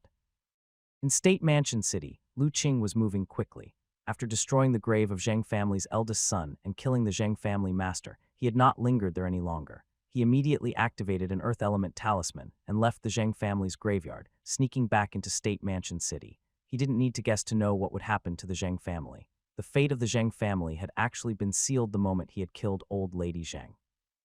Not to mention the fact that they had been publicly exposed for blatantly violating the prohibitions of the Holy Mountain and the royal capital. State Mansion City was prosperous, but at the same time, the situation was extremely complex, with many powers and jackals everywhere, competition fierce and cruel. The Zheng family right now was like a large slice of fat meat. It was destined to be devoured clean by the powers within the city. But Lu Qing did not wish for others to partake in the fattest bite of this feast. Soon, Lu Qing entered Zheng Mansion. At that time, Zheng Mansion was in turmoil. News of the ancestor's death had spread throughout the mansion. Although the guard servants in the mansion both feared and respected the ancestor, it was undeniable that the ancestor was the sky of the Zheng family. As long as she was there, the Zheng family remained one of the strongest families in State Mansion City. Everyone had to show them some respect. Now that the ancestor was dead, the sky of the Zheng family had fallen, and the family master was also taken by the city lord to open the graves. How could they not be panicked? If it weren't for the Zheng family's strict rules and severe punishment, the entire place would have been in chaos by now. Lu Qing sensed this atmosphere of panic, but he didn't care. Turning on his superpower, he began to search through the mansion. Concealed under the Divine Soul Talisman, and with his powerful strength, Lu Qing roamed freely inside Zheng Mansion without anyone detecting him. Before long, he found what he was looking for. Casually flicking out 2 steel needles, he disposed of 2 guards at the door. Then Lu Qing drew his saber, sliced through the lock, pushed the door open, and entered. As expected of a distinguished family, their foundation is deep, and this storeroom's collection is indeed abundant. Stepping into the storeroom, Lu Qing looked at the fully stocked shelves and couldn't help but admire the sight of red light occasionally punctuated by streaks of gold. He walked forward slowly. A light screen appeared in his hand. He swept it forward, and with a flow of thought, the items in the storeroom were quickly stowed away into his Kain-kun chi bag. Time was running out, and the elegant elderly scholars would likely return to the city before long. Lu Qing didn't have enough time to use his superpower to identify each treasure in the storage room, so he simply collected them all. After all, the space inside the Kain-kun chi bag was vast, so he wasn't worried about running out of space. Soon after, Lu Qing had completely looted the vast storage room. After all, activating the Kain-kun chi bag to store items also consumed a certain amount of divine soul power. After looting the storage room, Lu Qing found something strange. Although there were many treasures in the storage room, their quality and level were still lacking. He had briefly looked over them, and the highest quality he saw was only a red light mixed with a sliver of golden superpower light. Logically speaking, for a family like the Zheng family, with centuries of heritage, there should be some more impressive treasures. It seems that the Zheng family must have an even more hidden treasure trove. Lu Qing stroked his chin and muttered to himself. He had just stepped out of the storage room when he suddenly heard a fierce shout, "Who are you?" daring to trespass into the storeroom. Lu Qing looked up to see a middle-aged beautiful woman, with her eyebrows turned upside down and her face full of evil chi, staring at him, accompanied by 2 guards and a green-clothed nanny. Seeing the information appearing above the middle-aged beautiful woman, Lu Qing's eyes lit up. "You've come just at the right time. I was worried about not having someone to show me the way." When the middle-aged woman met Lu Qing's gaze, she felt an inexplicable chill rise in her heart. Before she had a chance to do anything, the green-clothed nanny had already stepped in front of her with a solemn face.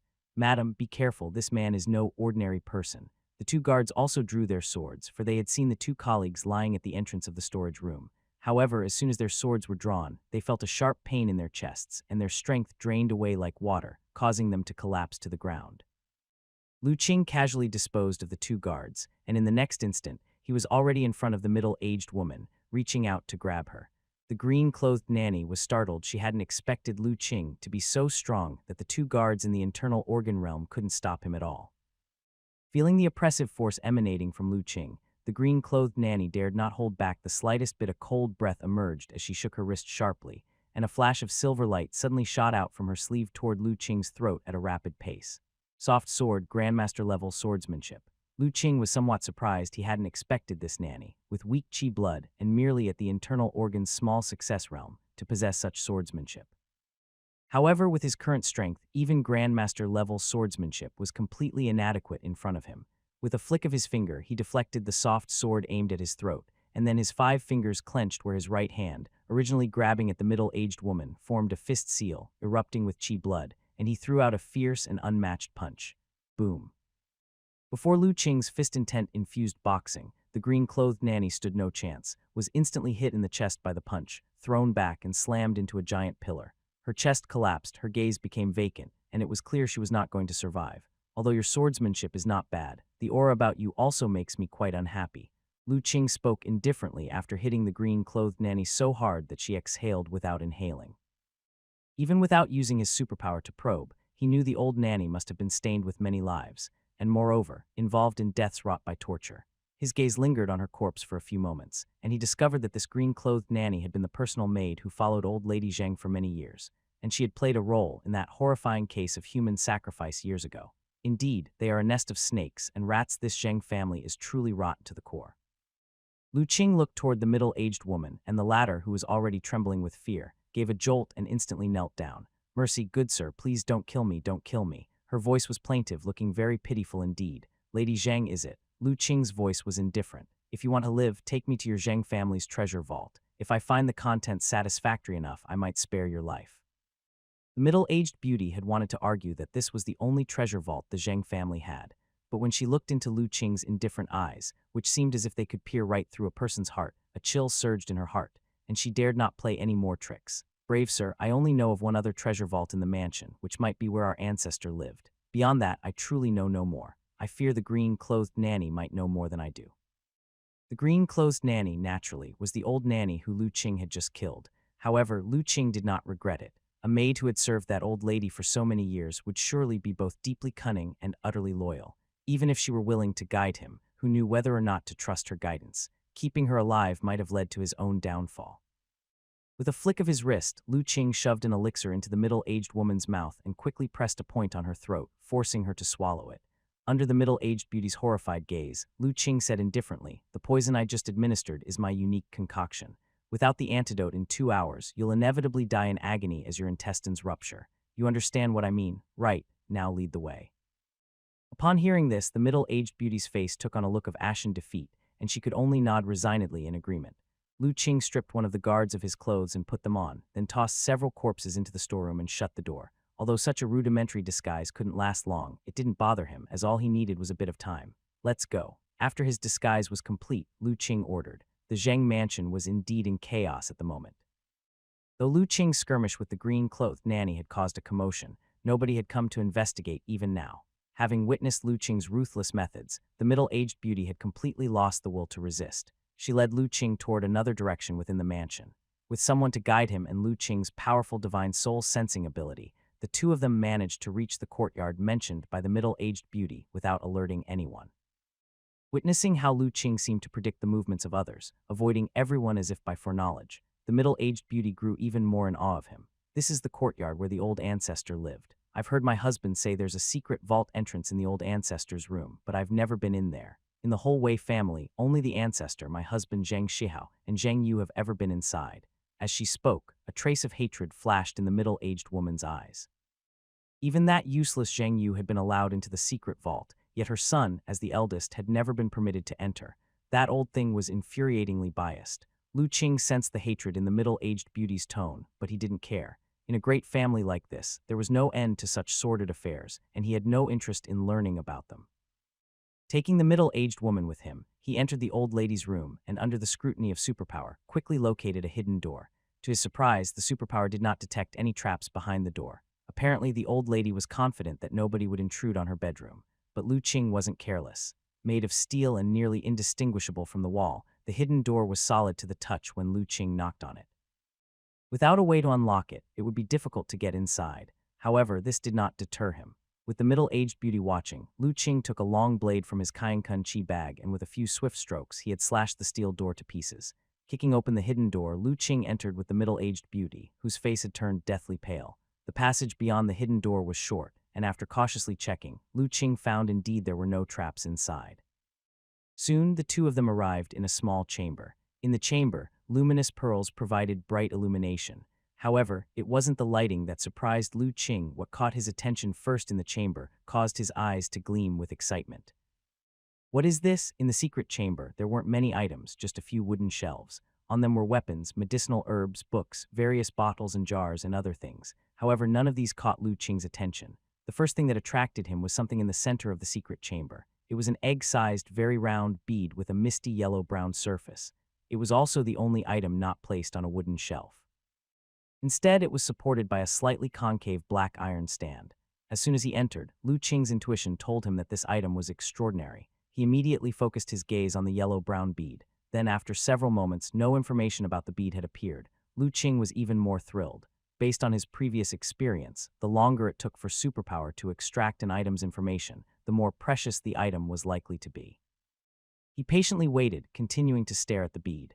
After several more moments, finally, a faint purple superpower light emerged from the surface of the bead. Purple light item. Lu Qing was taken aback and quickly looked at the information that appeared. Earth Spirit Pearl, a magical bead nurtured from the origin of the earth element, possessing many mysterious and strange functions. It is rumored that only in the deepest parts of the earth, where the power of the earth element is strongest, might an Earth Spirit Pearl be nurtured. It contains the power of the earth element law, making it the best natural spiritual artifact treasure embryo. Heavy as lead, though the bead is small, its weight is astonishing. An Earth Spirit Pearl, it's actually an Earth Spirit Pearl. When Lu Qing finished reading the information about the yellow-brown bead, his emotions could no longer be described simply as thrilled.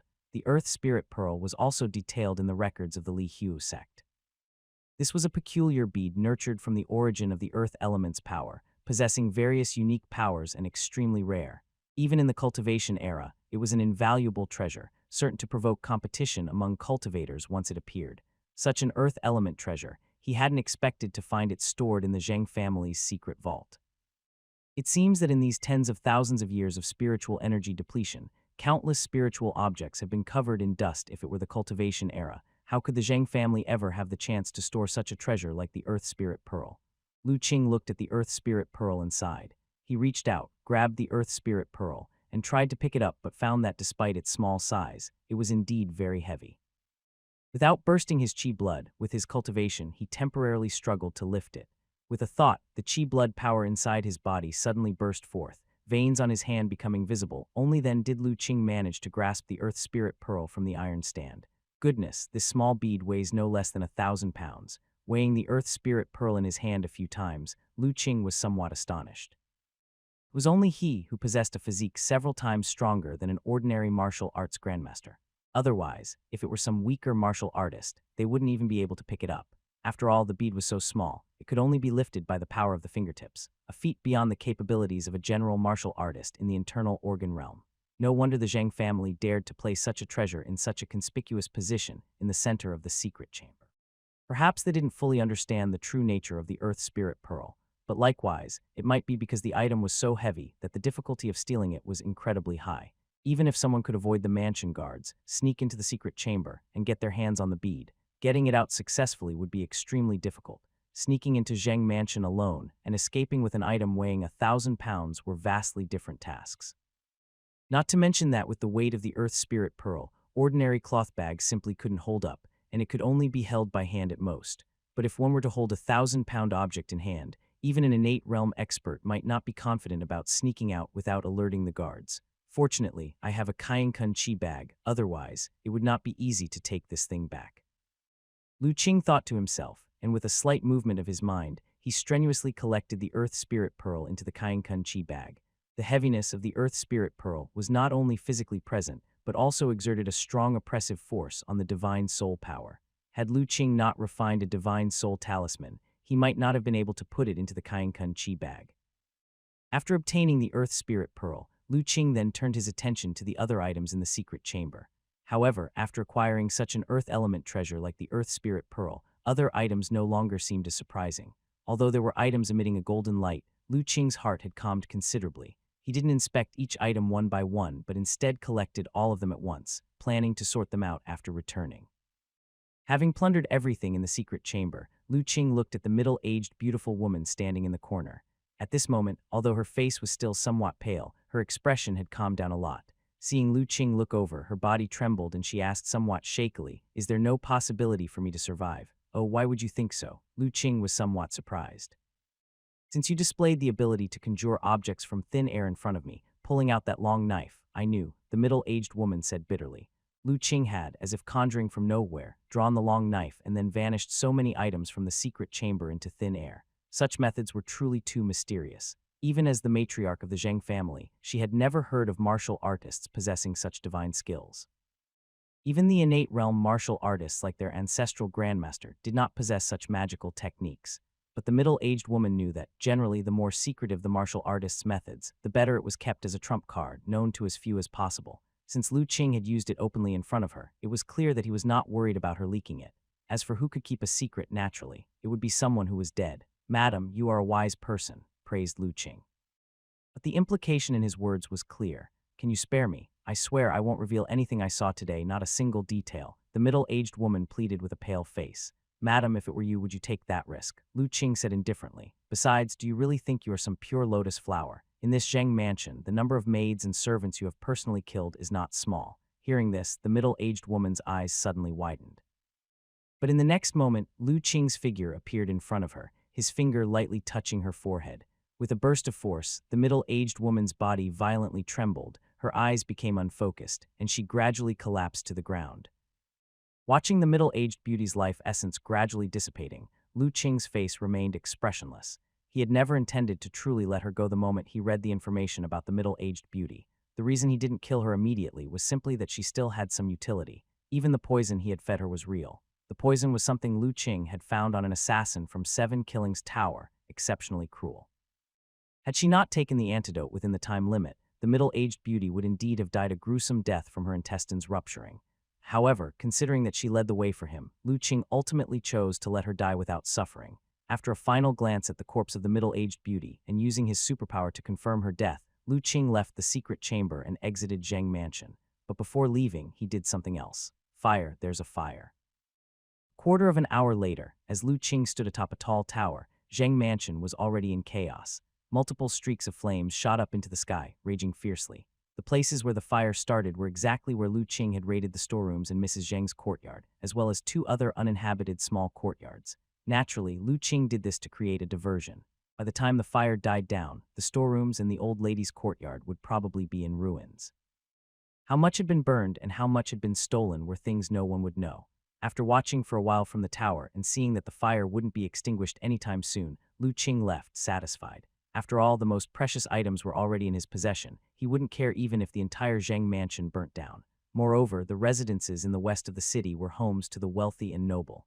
Each mansion was separate, with significant distances between them. The great fire at Zheng Mansion wouldn't reach any other homes, thus he left State Mansion City with great ease. While leaving State Mansion City, Lu Qing saw a well-dressed elderly scholar and a large group of people returning from outside the city. However, none of them noticed Lu Qing. Watching them hasten toward Zheng Mansion, Lu Qing felt somewhat amused. He wondered what their expressions would be when they discovered the Zheng family's treasury destroyed by fire. With a very pleasant mood, after leaving State Mansion City and entering the forest, Lu Qing immediately activated the Earth Element Talisman and used his movement technique, heading in the direction of Jiulai Village. After a long journey with frequent stops, Lu Qing returned to Jiulai Village without incident. However, he did not go home but directly entered the forest and went to the Jade Cave. Everything in the Jade Cave was as before. Lu Qing sat on the jade bed in the secret room and took out the Earth Spirit Pearl from the Kainkun Chi bag. The reason he hadn't gone home was precisely for this Earth Element treasure bead. Even in the cultivation era, the Earth Spirit Pearl would have been regarded as a treasure. Its value by no means inferior to those powerful high-tier spiritual artifacts. Because such a treasure, birthed from the earth element origin and imbued with the purest earth element power, had all sorts of incredible uses. Once refined, the cultivator would gain unimaginable benefits. Among them, one was my talent, which had already reached its limit, could, once again, obtain enhancement. A glint of light appeared in Lu Qing's eyes. According to the Li Huo sect's inherited records, the 5 fundamental spiritual pearls each possessed all sorts of wondrous uses. If one could refine any one of them for personal use, they could harness the power of the spiritual pearl to cleanse the physical body and enhance one's inborn talent. Lu Qing had previously ingested earth vein spiritual liquid, and his cultivation talent had been enhanced to a certain limit. Unless he could find something even more extraordinary than earth vein spiritual liquid, it was almost impossible for his cultivation talent to be further improved. Coincidentally, this earth spirit pearl was a cultivation spiritual object far more precious and magical than earth vein spiritual liquid. That Mrs. Zheng, her divine soul power is weak, and she lacks heritage. Therefore, she possesses the treasure bead but is completely unable to comprehend its mysteries, nor does she know how to refine it. She can only store it in her secret vault as a collected item. But I am different. Li Huo sect, as a cultivation sect proficient in both alchemy and artifact refining, holds numerous techniques for refining spiritual objects in its legacy, including a few powerful refining methods that I can currently use. After his emotions fluctuated for a while, Lu Qing then calmed his spirit, settling all his thoughts. Sitting cross-legged, he held the earth spirit pearl in both hands in front of him, ready to begin refinement. It was able to bear the weight of the earth spirit pearl. Once his thoughts had completely calmed, the divine soul talisman trembled lightly, and from the acupuncture point between his eyebrows, Lu Qing extended a wisp of divine soul power, which entwined towards the earth spirit pearl. The moment his divine soul power touched the surface of the earth spirit pearl, the first sensation Lu Qing felt was its heaviness, extreme solidity. When he had previously collected the earth spirit pearl, he had relied on the might of the Kainkun Chi bag, a spiritual artifact, and hadn't felt much. But now, as he directly contacted and felt the earth spirit pearl with his own divine soul power, he truly experienced the might of this earth element treasure. His divine soul power, when facing the earth spirit pearl, was like an ant climbing a high mountain, completely unable to shake it even slightly, truly a futile effort. However, Lu Qing was using his divine soul power not to move the spiritual pearl, but to refine it. With a thought, the legacy methods for refining spiritual objects with divine soul power in Lu Qing's mind from the Li Huo sect's inheritance began to flow. That wisp of divine soul power entwining the earth spirit pearl suddenly became incomparably gentle, like flowing water or mist, softly seeping into the internals of the earth spirit pearl to leave its divine soul imprint. Of course, as the earth element treasure, the inside of the earth spirit pearl wasn't so easily penetrated. This was destined to be a test of patience and will, a grind. Fortunately, Lu Qing was not lacking in either of these qualities. Time ticked away, and in the jade cave, unaware of day or night, whether it was dark or light, the walls of the cave on both sides always emitted a faint white glow. Lu Qing remained seated cross-legged on the jade bed, motionless. Only his slightly pale face showed that he was not having an easy time. Time passed, unknown how long, when suddenly Lu Qing's expression relaxed, he opened his eyes, and a trace of a smile appeared on his face. At last, the refinement is successful. Although it's only a preliminary refinement, at least I can now barely control this earth spirit pearl. Fortunately, now that the spiritual energy has not yet revived, and this earth spirit pearl has undergone tens of thousands of years of depletion in spiritual energy, its spiritual nature exhausted and might greatly diminished. Otherwise, with my current cultivation, thinking of refining it for my own use would be as fanciful as having. Heavenly opening, now, let me feel just how wondrous this legendary earth spirit pearl truly is. With a thought from Lu Qing, the painstakingly placed divine soul restriction imprint within the earth spirit pearl suddenly activated. The earth spirit pearl abruptly shrank, transformed into a beam of light, and entered the acupuncture point between his eyebrows. Earth spirit pearl had no sooner entered the acupoint between his eyebrows than it headed directly toward the center. At the same time, the divine soul talisman abruptly shrank and flew toward the earth spirit pearl. As the light flickered, and once everything settled down, the space within the acupoint between his eyebrows had transformed completely. In the very center of the space, the earth spirit pearl sat occupied, like an earthy yellow star, dignified and substantial, slowly revolving on its own. Surrounding it, 5 orbs of different colors, transformed from magic talismans, revolved like satellites orbiting around it. As for the divine soul talisman, it had entered inside the earth spirit pearl, positioning itself at the very core. As the earth spirit pearl slowly rotated, emitting threads of awe-inspiring power, Lu Qing began to feel the changes. With the earth spirit pearl's enhancement, the stability of the space within the acupoint between his eyebrows was greatly reinforced once again. Under the Earth Spirit Pearl's radiant influence, his physical body also underwent a peculiar change. Continuously washed and shaken, not only was his talent being elevated, but the strength of his physical body was also gradually increasing. According to common martial arts cultivation knowledge, Lu Qing, who had reached postnatal realm perfection, should have already been at the postnatal limit in terms of physical strength. Before stepping into the innate realm, he should have been unable to progress further, incapable of any enhancement, not even by a smidgen. But clearly, in the face of the earth element treasure like the Earth Spirit Pearl, that knowledge was broken. Most importantly, now that the Divine Soul Talisman had penetrated into the Earth Spirit Pearl being nourished and protected within, it too was slowly strengthening.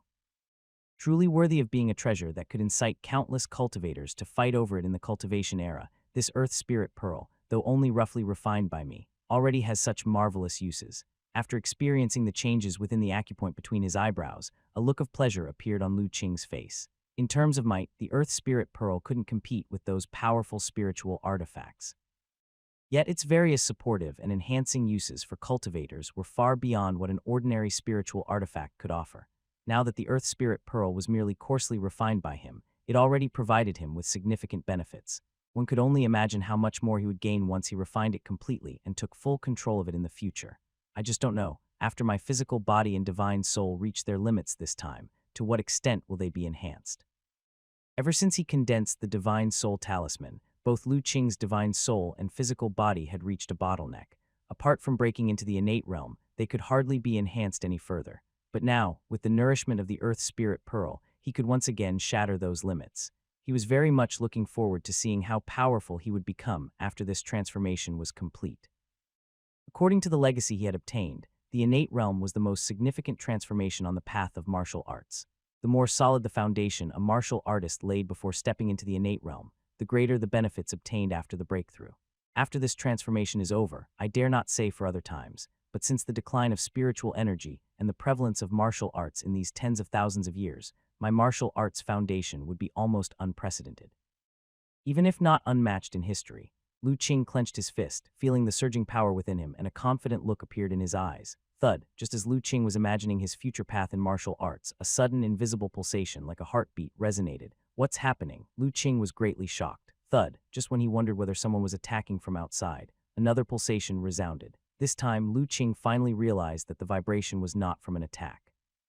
And it was a change in the cosmos far greater than any other. This fluctuation, like the heartbeat of heaven and earth, swept across the land, unstoppable by anything.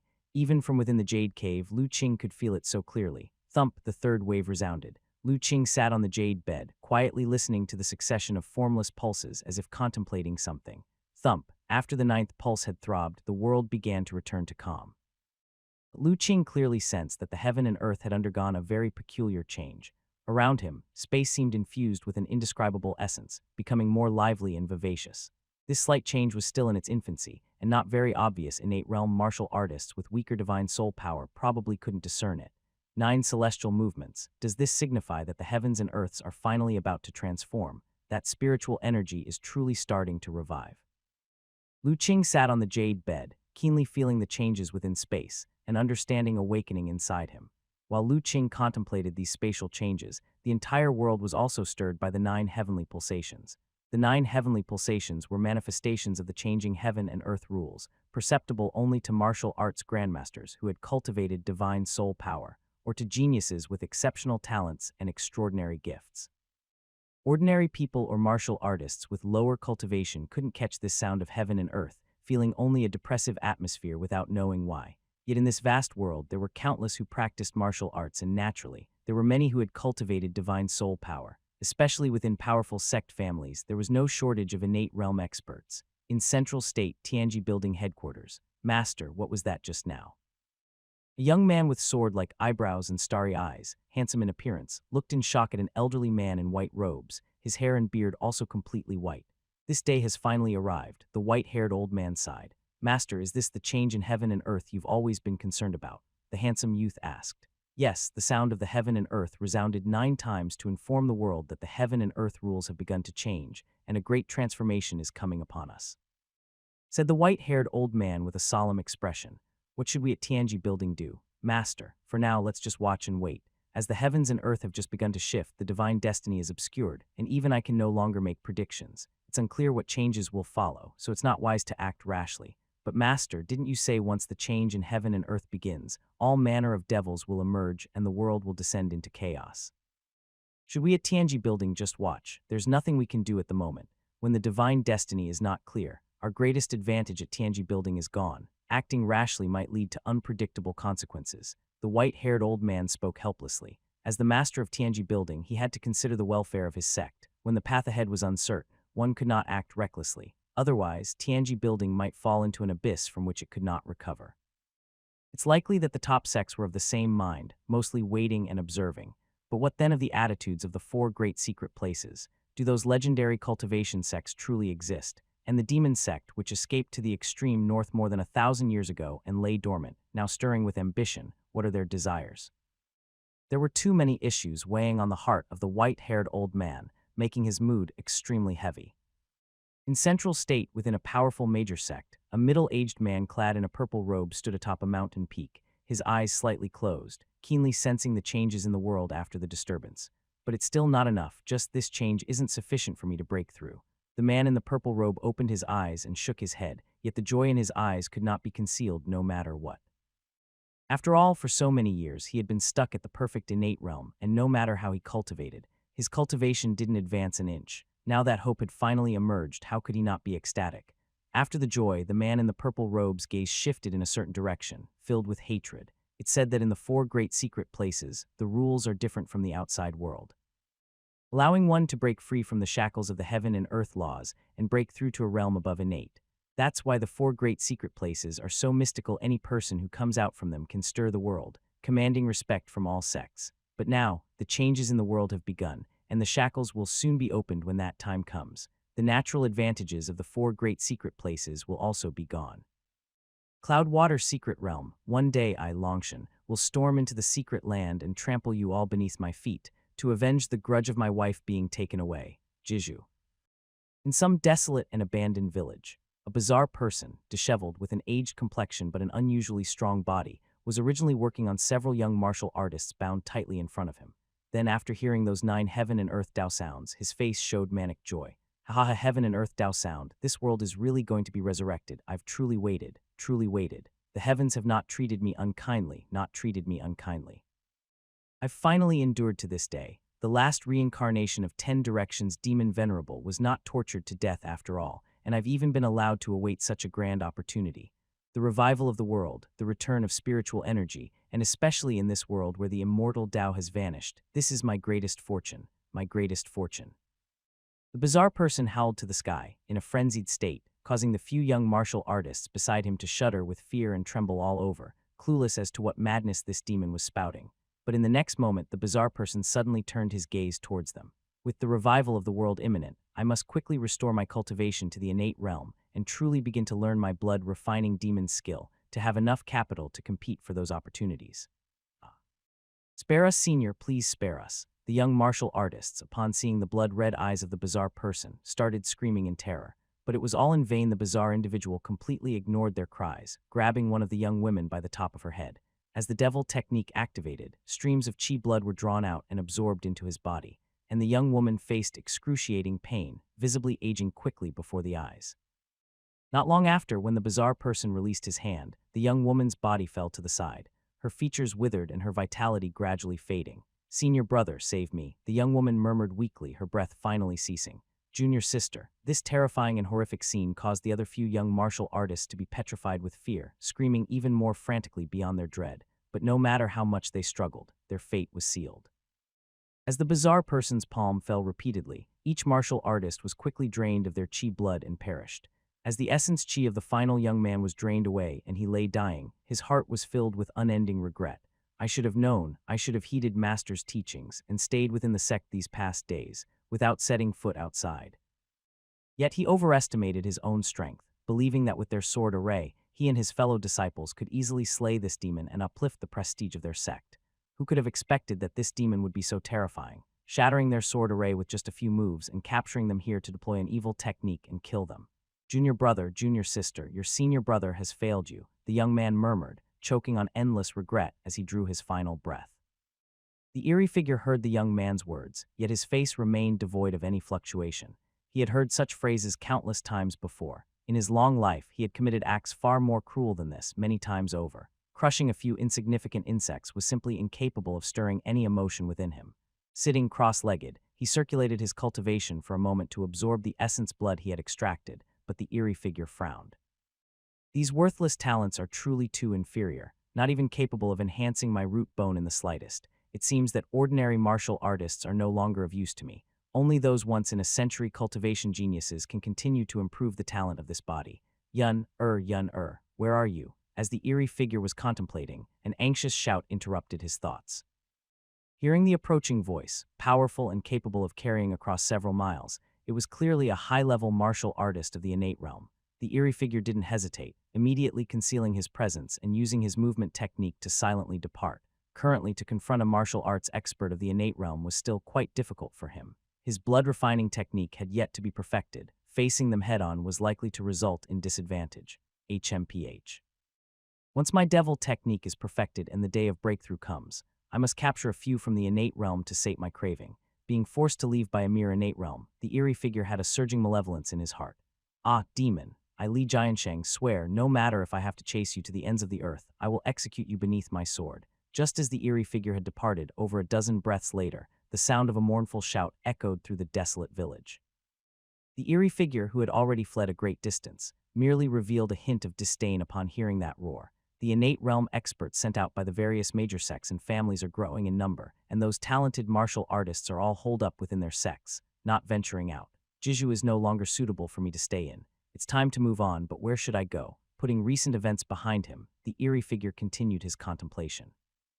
To further enhance my root bone, I must continue to absorb the chi blood and bone marrow of young, talented martial artists, usurping their foundation for my own use. The young martial artists in Jiju have already been terrorized by me and won't venture outside for a while, but the other states do not share this climate of fear. I've heard that in the neighboring Kang state, a true genius martial artist appeared 2 years ago. At just 17, he ranked highly on the hidden dragon list. Furthermore, rumors suggest that he may be the legendary child of fate. The more the eerie figure thought about it, the brighter the gleam in his eyes became. As heaven and earth revive and spiritual energy reappears, many scions of heaven blessed with fate will be born amidst this tremendous transformation of the world. If I can plunder the foundations of these peerless geniuses, I can certainly forge an unparalleled root bone. With this as my base, to lay down the strongest demon foundation, even becoming a revered demon could be effortless. That lad from Kang State, his name is Lu Qing if I recall correctly. The first nourishment on my supreme path will begin with you. Wei Shanhai looked to old Dr. Chen with a face full of shock. The two men were originally sitting under the plum tree drinking tea when they were suddenly jolted by an unexpected fluctuation of heaven and earth. Wei Shanhai was baffled and could only ask old Dr. Chen. He knew that old Dr. Chen's realm was far more profound than his own, so he should be able to discern something. Old Dr. Chen's expression remained serene, and after a fine sensing, he finally sighed. It probably signifies the beginning of that earth-shaking event foretold in legends. You mean the cataclysm mentioned by Tianji Building is about to start? Wei Shanhai's body shook with this revelation. I'm afraid so. The fluctuation just now was an emanation from heaven and earth, and I can vaguely sense that there have already been some subtle changes in the world, although these changes are not yet clear and hard to perceive. Old Dr. Chen nodded. So what exactly is changing in this heaven and earth transformation? Wei Shanhai was still somewhat at a loss. I do not know either. Old Dr. Chen shook his head, but since heaven and earth have already shown signs, clearly it won't take long, and we will be able to see what the changes truly entail. In fact, old Dr. Chen did know a bit. If the conjecture in the notes that Lu Qing once showed him was correct, then the so-called revival of spiritual energy might be about to truly begin. But that was merely a speculation in an ancient book, and before it was confirmed, old Dr. Chen dared not be sure if it was truly as such. If heaven and earth are truly going to change, it seems that turbulent times are really upon us. Wei Shanhai lamented. Old Dr. Chen also fell into silence. In actuality, he had also felt something else within the sounds of heaven and earth just now, but it wasn't suitable to speak of it at this time. Grandpa Chen, what was happening just now? It seemed quite noisy outside. At this moment, little Yan walked out of the house, rubbing her eyes sleepily and cradling little Li. It turned out that she and little Li were taking a nap in the house when they were suddenly awakened by the noise, but her words made both old Dr. Chen and Wei Shanhai jointly shudder in awe. Little Yan, you could hear the commotion just now, Wei Shanhai asked eagerly. Yes, it was so loud, how could I not hear it, Grandpa? Why? Is someone demolishing their house? Little Yan said vaguely. Then Wei Shanhai's mouth gaped slightly, his gaze fixed on Little Yan in disbelief. Old Dr. Chen knew why he was so astonished. The sound of heaven and earth previously was the manifestation of the vibration from the changes in the heaven and earth rules, not ordinary sounds, and beyond the hearing of mere flesh. By rights, only a martial arts grandmaster who has refined their divine soul power and an innate realm expert could sense that majestic sound. But little Yan, a mere child, was able to hear it in her sleep, which astounded Wei Shanhai. But old Dr. Chen understood some of the details. He knew that Lu Qing had once given little Yan earth vein spirit liquid to consume. Its miraculous effects he had experienced himself. Not only could it greatly enhance a person's talent, but with some luck, it could even stimulate some special innate talents. Apparently, after consuming the earth vein spirit liquid, little Yan must have acquired some special ability that allowed her to listen to that sound of heaven and earth. Old Dr. Chen, it seems little Yan's talent is also quite extraordinary. At this point, Wei Shanhai also realized. His eyes filled with wonder as he looked at little Yan, as if she were a rare treasure. Before, he only thought little Yan was smart and lively, and she appeared much more endearing and spirited than ordinary children. But considering she was Lu Qing's sister and was greatly cherished by old Dr. Chen, with the cultivation and insight of these two, it was only natural for little Yan to excel beyond ordinary children. Now it seemed things were far from simple. Without a trace of cultivation, she could listen. To the sounds of heaven and earth rules changing, it was evident that little Yan must possess some special talent. And it made sense Lu Qing was a once-in-a-millennium prodigy, a child of fate. So how could little Yan, born of the same mother and clothes in blood, be ordinary? It was simply that she was still young and had not yet revealed her inherent talents. The more Wei Shanhai pondered, the more he believed it to be true. The way he looked at little Yan became increasingly fervent. Old Dr. Chen, little Yan is over 7 now, isn't she? Why hasn't she started studying martial arts under your guidance? Wei Shanhai grew fonder of little Yan and then turned to ask. Old Dr. Chen saw Wei Shanhai's intent and recalled something Lu Qing once said, so he simply shook his head. Qing once mentioned that little Yan's path of cultivation is quite peculiar and should not be rushed. We need to wait until the right time when he personally arranges it, so I haven't interfered. Over the years, old Dr. Chen had also asked Lu Qing whether little Yan should begin practicing martial arts. But Lu Qing always said the time was not right, so until now, little Yan had yet to start formal cultivation. So young Master Lu had plans in place already. Upon hearing this, Wei Shanhai realized there was no chance of taking little Yan as a disciple. In his mind, Lu Qing was even more mysterious than old Dr. Chen. If he had plans in place, it was obviously not possible for little Yan to just take any mentor. Grandpa Chen, why hasn't my brother returned yet? How much longer will he stay in the mountains? Little Yan misses him. Hearing them talk about Lu Qing, little Yan's lips pouted, her voice tinged with grievance. It had been many days since she had last seen her brother. That's true, old Dr. Chen. Why has young Master Lu's seclusion taken so long this time? Wei Shanhai also asked. After Lu Qing sparred with him, he said he had gained some insight and went into seclusion, which has now lasted 7 days. Lu Qing rarely goes into seclusion for such a long time. Could it be possible that he is about to break through directly to the innate realm? At this thought, Wei Shanhai felt a shock in his heart. If that were true, it would be a significant event. Lu Qing is only a few years old. If he were truly to step into the innate realm and word spread, it could very well shake the entire world, and even the 4 great secret places would tremble. I don't know, Qing only mentioned he was going into seclusion for a while, but he didn't specify for how long. The elder doctor was also intrigued. He knew that Lu Qing must have gone into seclusion in the mountains, to that miraculous place where he and little Li once found the earth vein spirit liquid. But because of little Yan, he seldom goes into seclusion for such a long time. This time it was indeed a bit unusual. Unfortunately, he had never visited that miraculous place. Little Lei, ever inseparable from little Yan, beyond Lu Qing and little Yan, couldn't be directed by anyone else, not even himself.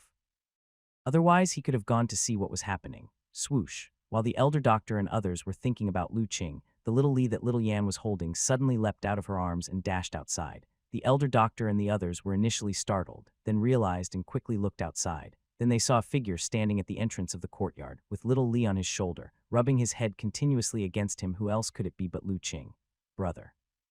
Seeing Lu Qing, little Yan immediately ran forward with her arms open and began to jump before she even got close, lunging toward Lu Qing. Afraid she might fall, Lu Qing could only extend his hands to catch her. Seeing the little one bury her head in his chest, looking as if she was about to cry, he tenderly ruffled her hair. Sorry, little Yan, brother was wrong this time for secluding so long.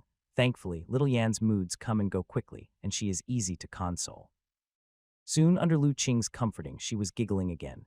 After calming little Yan down, Lu Qing then set her down and approached the elder doctor and the other person. He first greeted Wei Shanhai, then said to the elder doctor, "Master, I am back." "Good, it's good you're back." The elder doctor nodded his head, not asking why Lu Qing's seclusion this time was longer than usual. On the other hand, Wei Shanhai couldn't suppress his curiosity.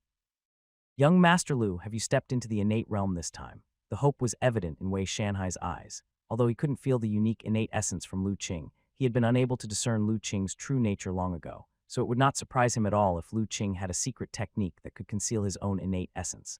"I have not," Lu Qing shook his head. "Although this seclusion has yielded some gains, it only further solidified my foundation. I have not yet reached the innate realm." "I see," Wei Shanhai said, somewhat disappointed but still comforting. "Young Master Lu need not be disheartened. The innate realm, though profound, is a matter of time for someone of your talent. I believe with some more cultivation, the breakthrough will come naturally." "Master, have you had lunch?" After chatting a bit more, Lu Qing asked. "Not yet. Perfect timing. I've been secluded these days and I've gotten a bit peckish," he said. "I'll go make some simple dishes to fill up." Lu Qing hadn't realized that refining the Earth Spirit Pearl had unconsciously taken up so much time. Had it not been for his profound cultivation and strong qi blood, his body would have probably given in long ago. "Go ahead," the elder doctor naturally had no objections. "Senior Wei, please stay and have dinner as well," Lu Qing invited. "I won't stand on ceremony then." Wei Shanhai smiled. "Young Master Lu, the meals you prepare have a unique flavor. Even Ning Yan and Zai, and often reminisce about them. Today I consider myself fortunate." Over the past 2 years, Wei Shanhai had sampled Lu Qing's cooking a few times. It was indeed unique, impressing even someone like him who wasn't particularly indulgent in culinary desires. Now that he heard Lu Qing was going to cook again, he was genuinely looking forward to it. "It's just some homely, simple meals." Mrs. Wei and the others praised them too highly. Lu Qing entered the kitchen and spent an hour preparing some dishes. Having not tasted Lu Qing's cooking for many days, little Yan and little Li were especially delighted. The elder doctor and Wei Shanhai naturally found the meal very satisfying as well. At the dinner table, Lu Qing subtly began to inquire about the affairs of State Mansion City. He had not anticipated that refining the Earth Spirit Pearl in the Jade Cave would suddenly take 6 or 7 days. He knew nothing about how the situation in State Mansion City had developed since he left and could only probe Wei Shanhai for insights. Surprisingly, Wei Shanhai was well informed. After all, many of the Wei family's industries had moved there years ago, so he was quite clued in on the happenings there. The chaos Lu Qing caused in State Mansion City, having even slain someone from the innate realm, was too big an incident to keep under wraps. On the second day after the incident, the Wei family's spies in State Mansion City relayed the news back. Subsequently, the Wei family continued to monitor the developments there closely. "Young Master Lu, you might not know, but that old lady Zhang secretly conducted a living person sacrifice years ago when her eldest son died. The city lord invited all major power holders to open the grave for verification and discovered dozens of clay figurines left from conducting that evil technique in the tomb. You can imagine how utterly cruel and vile old lady Zhang was. It's no wonder that it provoked a mysterious, powerful person to take action and angrily execute her. Honestly, if I had known about this, I probably couldn't have resisted taking action myself to teach that old lady a lesson. That mysterious strong person decisively killed her, destroyed her most cherished son and grandson's tomb and coffins, and even shot her second son with an arrow. It was truly satisfying." Wei Shanhai recounted the happenings in State Mansion City to Lu Qing and then sighed. "Such an incident. Who is that mysterious, powerful person? Does anyone know?" Lu Qing asked in surprise. The elder doctor, having already heard these stories, showed no surprise. "That's exactly the strangest part. This mysterious, powerful person appeared out of nowhere, and nobody could trace his origins. Yet his strength is extraordinarily alarming. It is said that when he killed old lady Zhang, it took him only about a dozen breaths. Mind you, although old lady Zhang's lifespan wasn't much, she was nonetheless a peak figure in the initial innate realm. She couldn't last even a dozen breaths before being executed. This illustrates how formidable that mysterious person is. Many suspect that he must be a fearsome figure, at least above innate minor achievement." Lu Qing. Rumors really do grow more exaggerated as they spread. He didn't even know that he had already become an innate minor achievement powerhouse. After suffering such a great calamity, what happened to the Zhang family? Lu Qing asked after a pause. What else could happen? Despite being prosperous, every piece of land in State Mansion City is worth its weight in gold. Countless people covet each plot. With the Zhang family losing their most crucial innate realm protection, and even their family head dead, on top of committing the great taboo of privately conducting a living person sacrifice, their fate was sealed. Just these past few days, all direct descendants of the Zhang family were arrested by the city lord, locked in the prison to await trial, while the rest of the collateral family members had their property confiscated and were expelled from the city. They are banned from entering the city for 3 generations, and anyone who violates this order will be executed. It can be said that the Zheng family is gone, completely wiped out. It seemed that the city lord, after all, dealt with affairs justly. After lunch, Wei Shanhai took his leave to return to the guest house. Old Dr. Chen's expression, however, grew more serious. "Ah Qing, come with me for a moment." Lu Qing, sensing the unusual look on his master's face, felt a chill in his heart and immediately followed him to the study. "Ah Qing, did you hear the 9 sounds of heaven and earth not long ago?" Old Dr. Chen asked. Lu Qing nodded and answered, yes. Disciple had just finished seclusion and felt that fluctuation of heaven and earth. It looks like the revival of spiritual energy you spoke of is really coming, and that legendary path of the immortals truly exists. Old Dr. Chen sighed. Master, is there something amiss? Logically speaking, the revival of spiritual energy should be a good thing for those like them who were cultivating. But Lu Qing saw a look of concern on his master's face and couldn't help but ask. Previously, when that fluctuation of heaven and earth occurred, I had a premonition, said old Dr. Chen. What premonition? Lu Qing's heart stirred. He thought of the merit light his master possessed. The merit light, wonderfully unique. Legend has it that those who possesses the merit light can turn calamity into safety, receive heaven's protection, and have profound luck. Could it be that the premonition his master felt was guidance and warning given by heaven and earth? I'm not entirely clear on the specifics, but I know that alarming changes are to come in this world. And it's not only a transformation of heaven and earth rules, but also changes in people's hearts and the global situation. When that time comes, various disasters may arise, causing living creatures to suffer, leaving no place in the world untouched. Old Dr. Chen's face became more severe than ever. His heart had been greatly shaken when he first felt this premonition, but since Wei Shanhai was present at that time, he had forced himself to calm down to avoid causing undue panic. Is it that serious? Lu Qing's heart was jolted. If his master's premonition was correct, then the upheaval brought about by the revival of spiritual energy would be even greater than he had imagined. Therefore, I've made a decision. Lu Qing was taken aback. Master, what decision? I want to make a trip to Central State. Central State? Lu Qing was very surprised, but he quickly understood. Master, do you plan to go to Holy Mountain? Exactly, since the world's chaos is unavoidable. We can only try our best to strengthen our own foundation. Only then will we have the strength to protect ourselves and shelter a region. Determination shone on old Dr. Chen's face. He had a heart of medical benevolence and could never bear to see others suffer.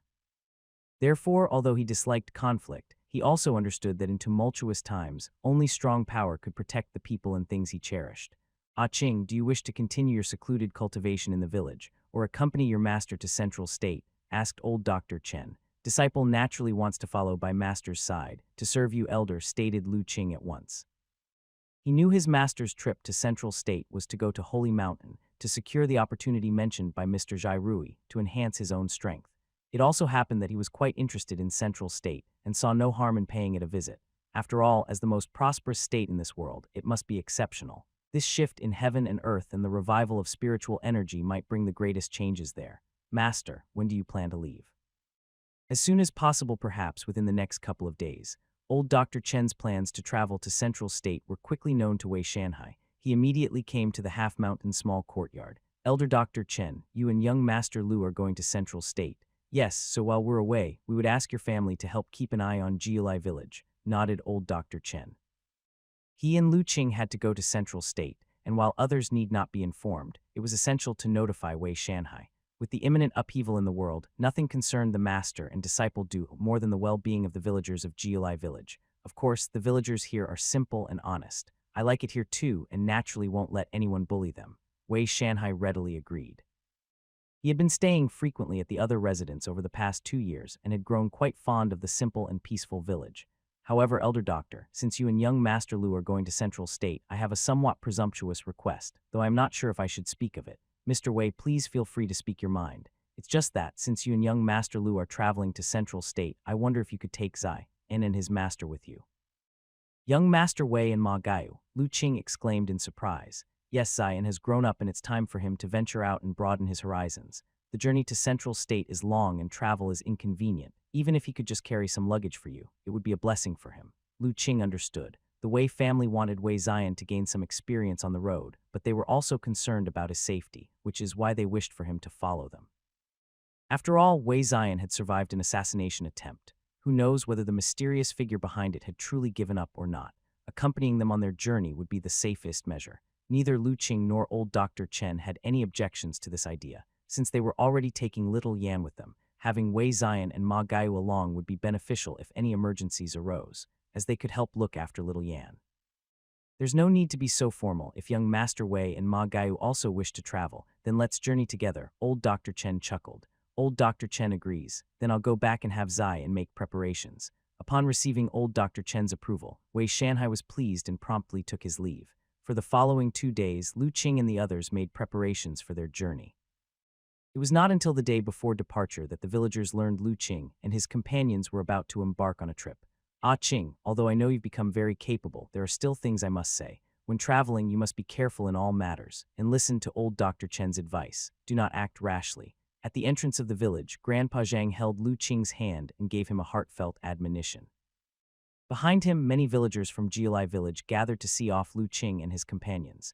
In reality, over these 2 years, Lu Qing had made rapid progress not only in his martial arts cultivation, but also in his medical skill.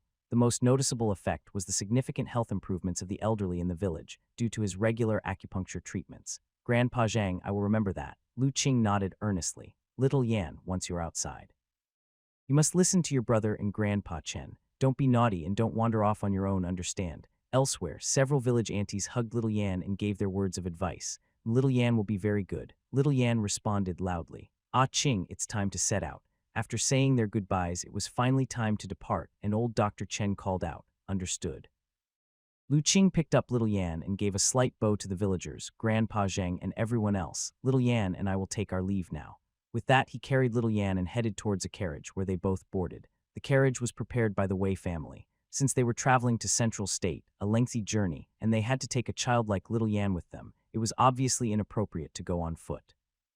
Therefore, the Wei family arranged a very spacious carriage, which could accommodate Lu Qing and his group with plenty of room to spare. Giddy up! Once Lu Qing and little Yan were inside the carriage, Ma Gaiu, serving as the coachman, cracked his whip and the sound of horse hooves echoed as the carriage began to move slowly, heading out of the village. Grandpa Zhang and other villagers stood at the entrance, watching the carriage gradually disappear with a feeling of reluctance. It wasn't until the carriage was out of sight that Grandpa Zhang suddenly remembered something and hastily asked, right, did they tie the red rope? Yes, father, his eldest son answered. Ah Qing had already wrapped their red ropes around the letter tree before coming out. That's good, that's good. Grandpa Zhang breathed a sigh of relief, but still feeling somewhat anxious, he began to remind the village's youth, on regular days, remember to keep an eye on those red ropes. Ah Qing and the others are headed for Central State, and we don't know how far away it is. They may not return for a year or even longer, so we can't let the wind and rain knock the red ropes down. Understood, the young villagers responded in unison.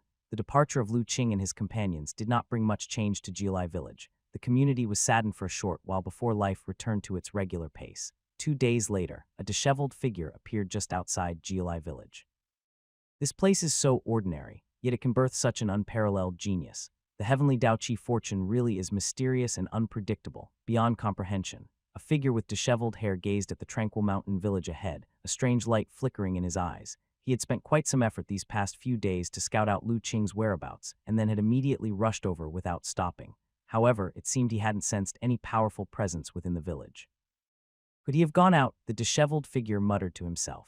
He didn't rush into the village. Rumor had it that Lu Qing's master was an enigmatic innate realm martial artist who had defeated Wang Kangyi of Tianqing sect with a single move.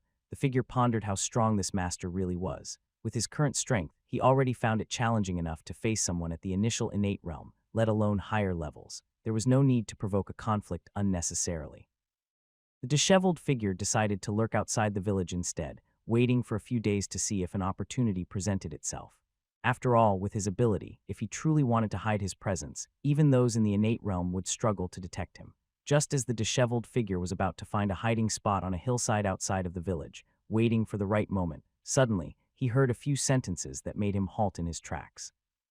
Aunt Ming, do you think Ah Qing and old Dr. Chen have left Kang State by now? It's not that quick. Kang State is quite big, you know, and the horse carriage Ah Qing and the rest are on doesn't look like it can go very fast. It's only been 2 or 3 days, so they probably haven't left Kang State yet.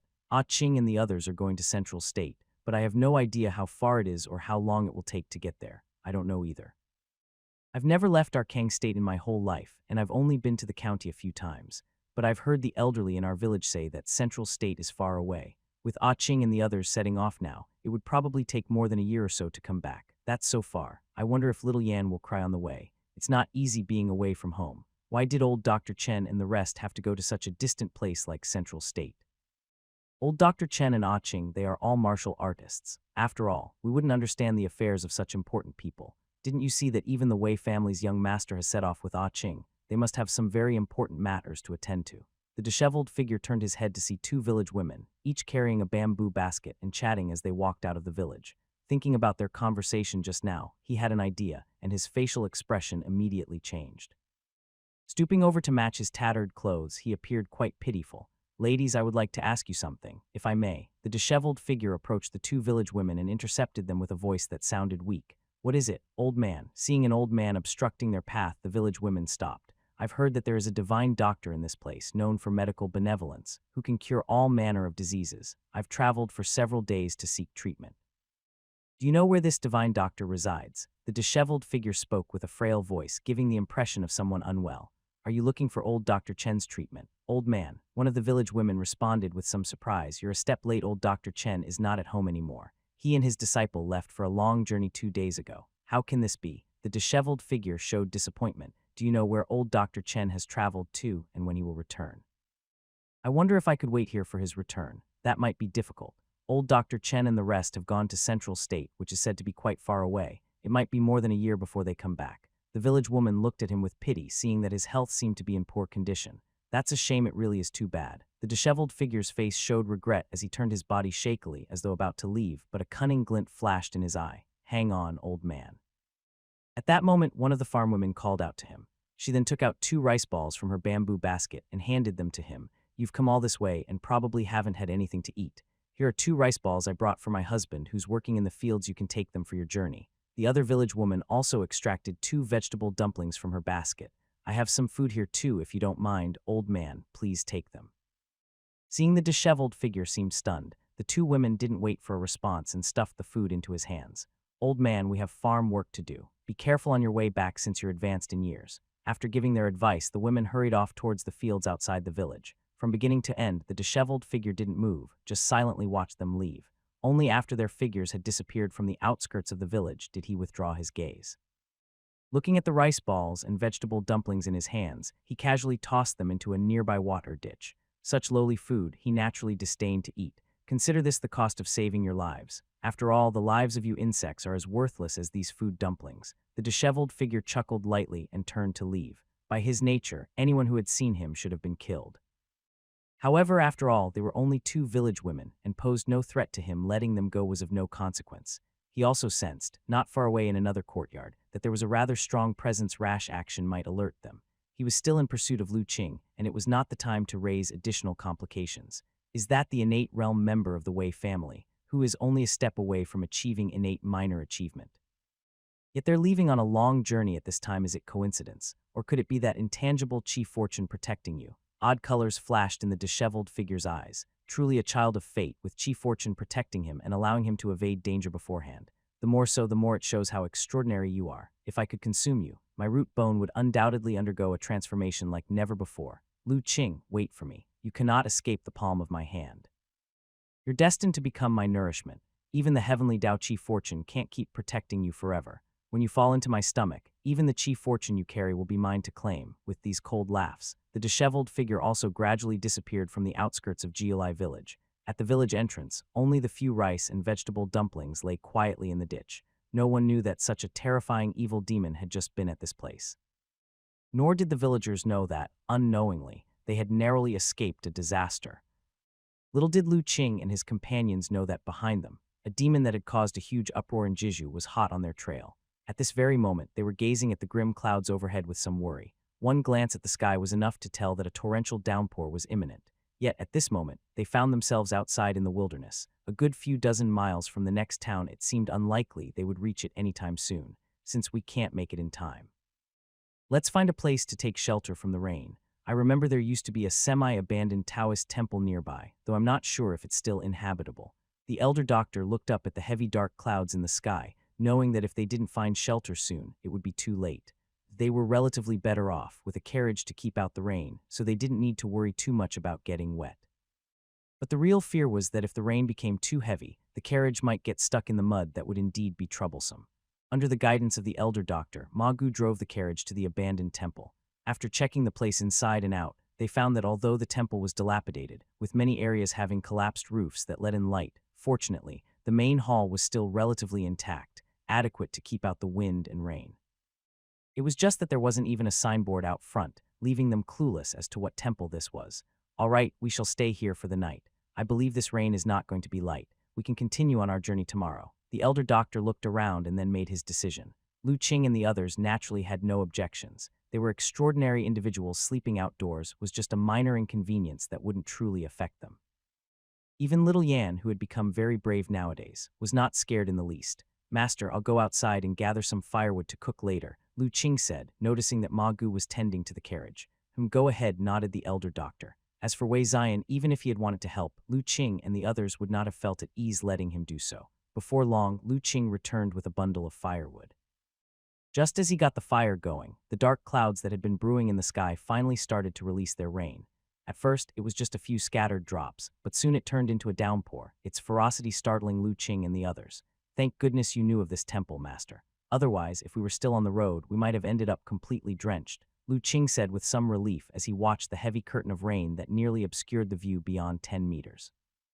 Ma Gu and Wei Zion nodded in agreement. The carriage they were in, though specially made by the Wei family to withstand wind and rain, might not have held up under such a severe downpour. As for little Lei, it had snuggled further into little Yan's embrace. It disliked the rain the most. This rain is indeed rather heavy. It's the heaviest I have seen in years. As for this temple, I once had some acquaintance with its master. After he passed away, there was no one to take care of the place, and it gradually became deserted, the elder doctor said as he looked out at the deluge, his tone tinged with a hint of melancholy. Hearing this, Lu Qing felt a slight stir in his heart. Truth be told, he knew very little about his master's past. The master seldom mentioned it. This was a rare occasion that his master had spoken of bygone days. Master, didn't this temple master have any disciples? Lu Qing asked. No, the elder doctor shook his head. He lived a solitary life and never took on disciples. What about the temple master's martial arts cultivation? Was he very powerful? Wei Zion also became curious. The elder doctor chuckled. My friend only practiced some qi cultivation techniques to nourish the body and mind. He didn't achieve much in the way of martial arts. However, he was a man of high moral character, someone I have always greatly admired. Wei Zion and Ma Gu immediately showed a deep respect. In their eyes, the elder doctor's medical ethics were already rare in the world. Anyone he admired must be of a character worth venerating, undoubtedly a highly respectable figure.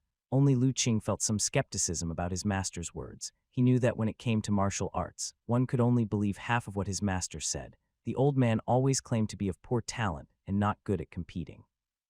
But as it turned out, while not being good at competing was true, his talent was incredibly good. Otherwise, how could he have created nourishing body boxing, grasped the harmony of water and fire, and the realms of the innate domain? So when he said that the temple master had no significant achievements in martial arts cultivation, it was probably an understatement. How could someone who survived alone in such a remote Taoist temple be an ordinary person? Unfortunately, the person had passed away, and they hadn't had the chance to meet him. As the group chatted idly, Lu Qing quickly made a pot of meat porridge and shared it with everyone. As for little Li, who didn't like to eat porridge, it had a large bowl of small dried fish to eat. This time, the Wei family had naturally prepared ample supplies for the trip, but Lu Qing's preparations were even more exaggerated, as he had a spiritual artifact like the Kainkun Chi bag. Not to mention anything else, just the small dried fish that little Li ate, he had put in dozens of pounds. This was only because there wasn't enough time to buy more fish. Otherwise, he would have wanted to prepare over 100 pounds. Of course, Lu Qing wouldn't use the items in the Kainkun Chi bag unless it was necessary. These past few days, they had been using the supplies carried on the carriage and supplemented from the towns along the way. In the slightly cool rainy weather, a few sips of hot porridge made everyone feel comfortable. Brother Lu Qing, your cooking skills are truly outstanding. Even this simple salted pork porridge has been made so delicious by you, Ma Gu said, unable to help but give a thumbs up after drinking a large bowl of porridge. Wei Zion, who was slurping his porridge similarly, nodded vigorously in agreement. It's not that exaggerated. It's just that I added some homemade seasoning to the bacon, which made it taste a bit special for you, Lu Qing said with a smile. When traveling, it was naturally not suitable to carry fresh meat, so Lu Qing brought all the bacon stored at home. These pieces of bacon had been air-dried and smoked by him over the past 2 years when he was idle, and it came in handy for this trip. Lu Qing and the others were comfortably drinking hot porridge inside the temple, but the rain outside was getting heavier and heavier. Later on, it was as if a hole had opened in the sky. Rain poured down more and more violently. Watching the pillar like streams of water from the eaves, Lu Qing and the others were somewhat alarmed. They feared that the main hall's roof might not hold and collapse, or that the water outside might backflow inside. Fortunately, although the main hall was somewhat old, it was indeed of good quality, and the location where it was built was also elevated. So until the rain weakened later on, in the end, there was no collapse and the water did not backflow, which relieved Lu Qing and the others. But the elder doctor was still worried. This rain is falling a bit too unusually. Lu Qing's heart stirred a bit. This was the first rain after the anomaly of heaven and earth, and such a fierce rain, could it be an omen of something? The elder doctor seemed to have thought of this too, and after exchanging a glance with Lu Qing, the worry in his eyes deepened. The main hall fell into a silence. However, this silence did not last long. Just as Lu Qing was pondering the implications of this heavy rain, his expression suddenly changed. At the same time, little Li's ears perked up. After a few breaths, the elder doctor also raised his head. Only Ma Gu and Wei Zion were still oblivious to anything amiss, but it wasn't long before they too heard a noisy commotion coming from outside. "Zio Ru, hang in there for a bit longer. We've found a place to shelter from the rain. Once we're inside the temple, we'll start a fire to warm up. You'll be all right." Amidst the noise, 5 or 6 people burst into the main hall, all completely soaked, carrying bundles on their shoulders, some even carrying weapons, clearly not ordinary folks. One of them was also carrying a young girl on his back. As the group entered the hall and saw that there were already people inside, they hesitated for a moment but soon didn't mind. After nodding to Lu Qing and his group, they hurriedly moved to the side and laid the girl down. But at this moment, the girl's condition did not look too good. Her face was pale, her lips a livid blue, her body trembling, and a faint smell of blood emanated from her. She had already fallen into a semi-comatose state. Zio Ru, wake up." The middle-aged man who had carried her and shook her shoulders, trying to wake her. However, the girl only barely opened her eyes to look at him, whispered "Dad" slowly, and then passed out again. "Zio Ru," the middle-aged man exclaimed in shock, shaking the girl again. Especially seeing that the girl's breathing was growing fainter, his eyes reddened with urgency. "Master, what should we do?" The others were also becoming anxious. Unfortunately, they had lost their luggage along the way and now had no medical supplies, completely unable to help. "Sir, could you allow me, an elder doctor, to take a look?" Just as everyone was extremely anxious, a gentle voice sounded. They looked up and saw a kindly and gentle old man standing before them. It was old Dr. Chen. In fact, the moment Elder Chen saw the girl, his expression had grown serious. Seeing that the group of middle-aged men seemed helpless after the girl had passed out, he couldn't hold back and said, "Who is the elder?" The middle-aged man asked hesitantly. "I am a doctor with some experience in treating diseases and injuries. Perhaps I can help." Elder Chen said kindly, "You are a doctor. That's wonderful." The middle-aged man exclaimed joyfully, hastening to make room. "Please, elder. My daughter has been injured and has also been drenched in the heavy rain for a long time. She's now unconscious. I beg you to save her. I will be greatly thankful. Let me check on her first." Elder Chen bent down to take the girl's pulse, but as soon as his fingers touched her wrist, his expression changed.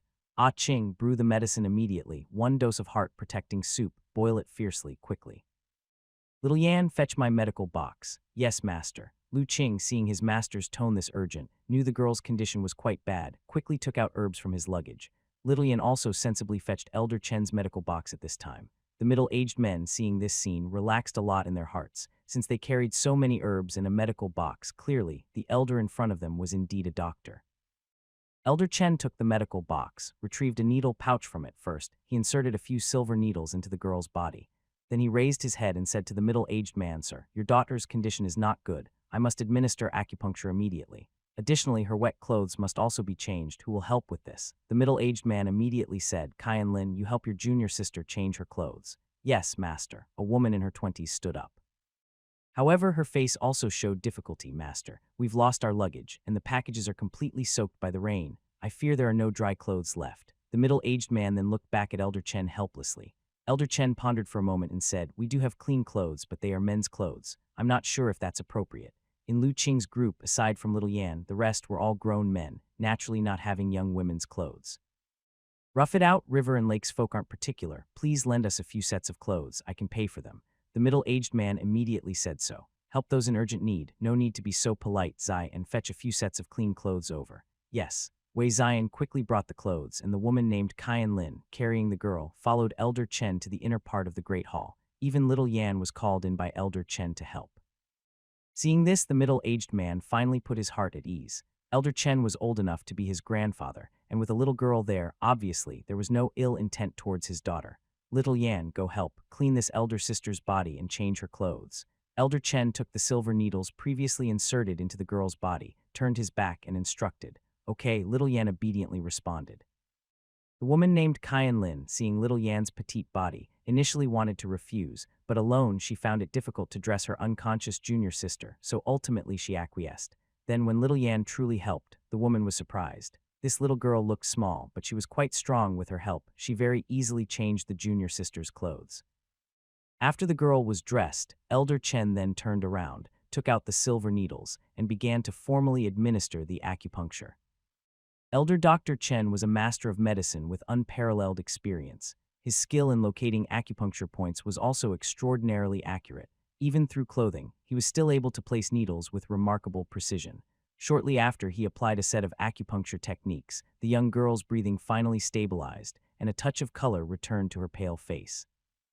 After finishing the acupuncture, Elder Dr. Chen continued to take the girl's pulse, but his expression grew increasingly grave. Seeing this, the woman named Kyan Lin became terrified, almost unable to resist asking about her junior sister's condition. Master, the medicine is ready. Fortunately, at that moment, Lu Qing's voice rang from outside, softening Elder Dr. Chen's countenance. Bring it in. After Elder Dr. Chen had administered the medicine to the girl and came out of the back hall with Little Yan, the middle-aged men immediately came forward to greet him. Elder Sir, how is my daughter doing? Thankfully you arrived in time. Your beloved's condition has been stabilized for now, and her wounds have been treated with antiseptic medicine. However, she still needs observation and 2 more doses of medication, Elder Dr. Chen said. Can I go in and see her? You may, but it is best not to have too many people go in at once. Hearing this, the middle-aged man immediately said, Does she? You and the others wait outside for now. I will go in and see our junior sister. The middle-aged man remembered how his daughter had looked earlier and was truly frightened. Her breath had been as thin as a thread, and he nearly thought she was going to perish. There's no need for such courtesy. Treating the ill and saving lives is simply our duty as doctors.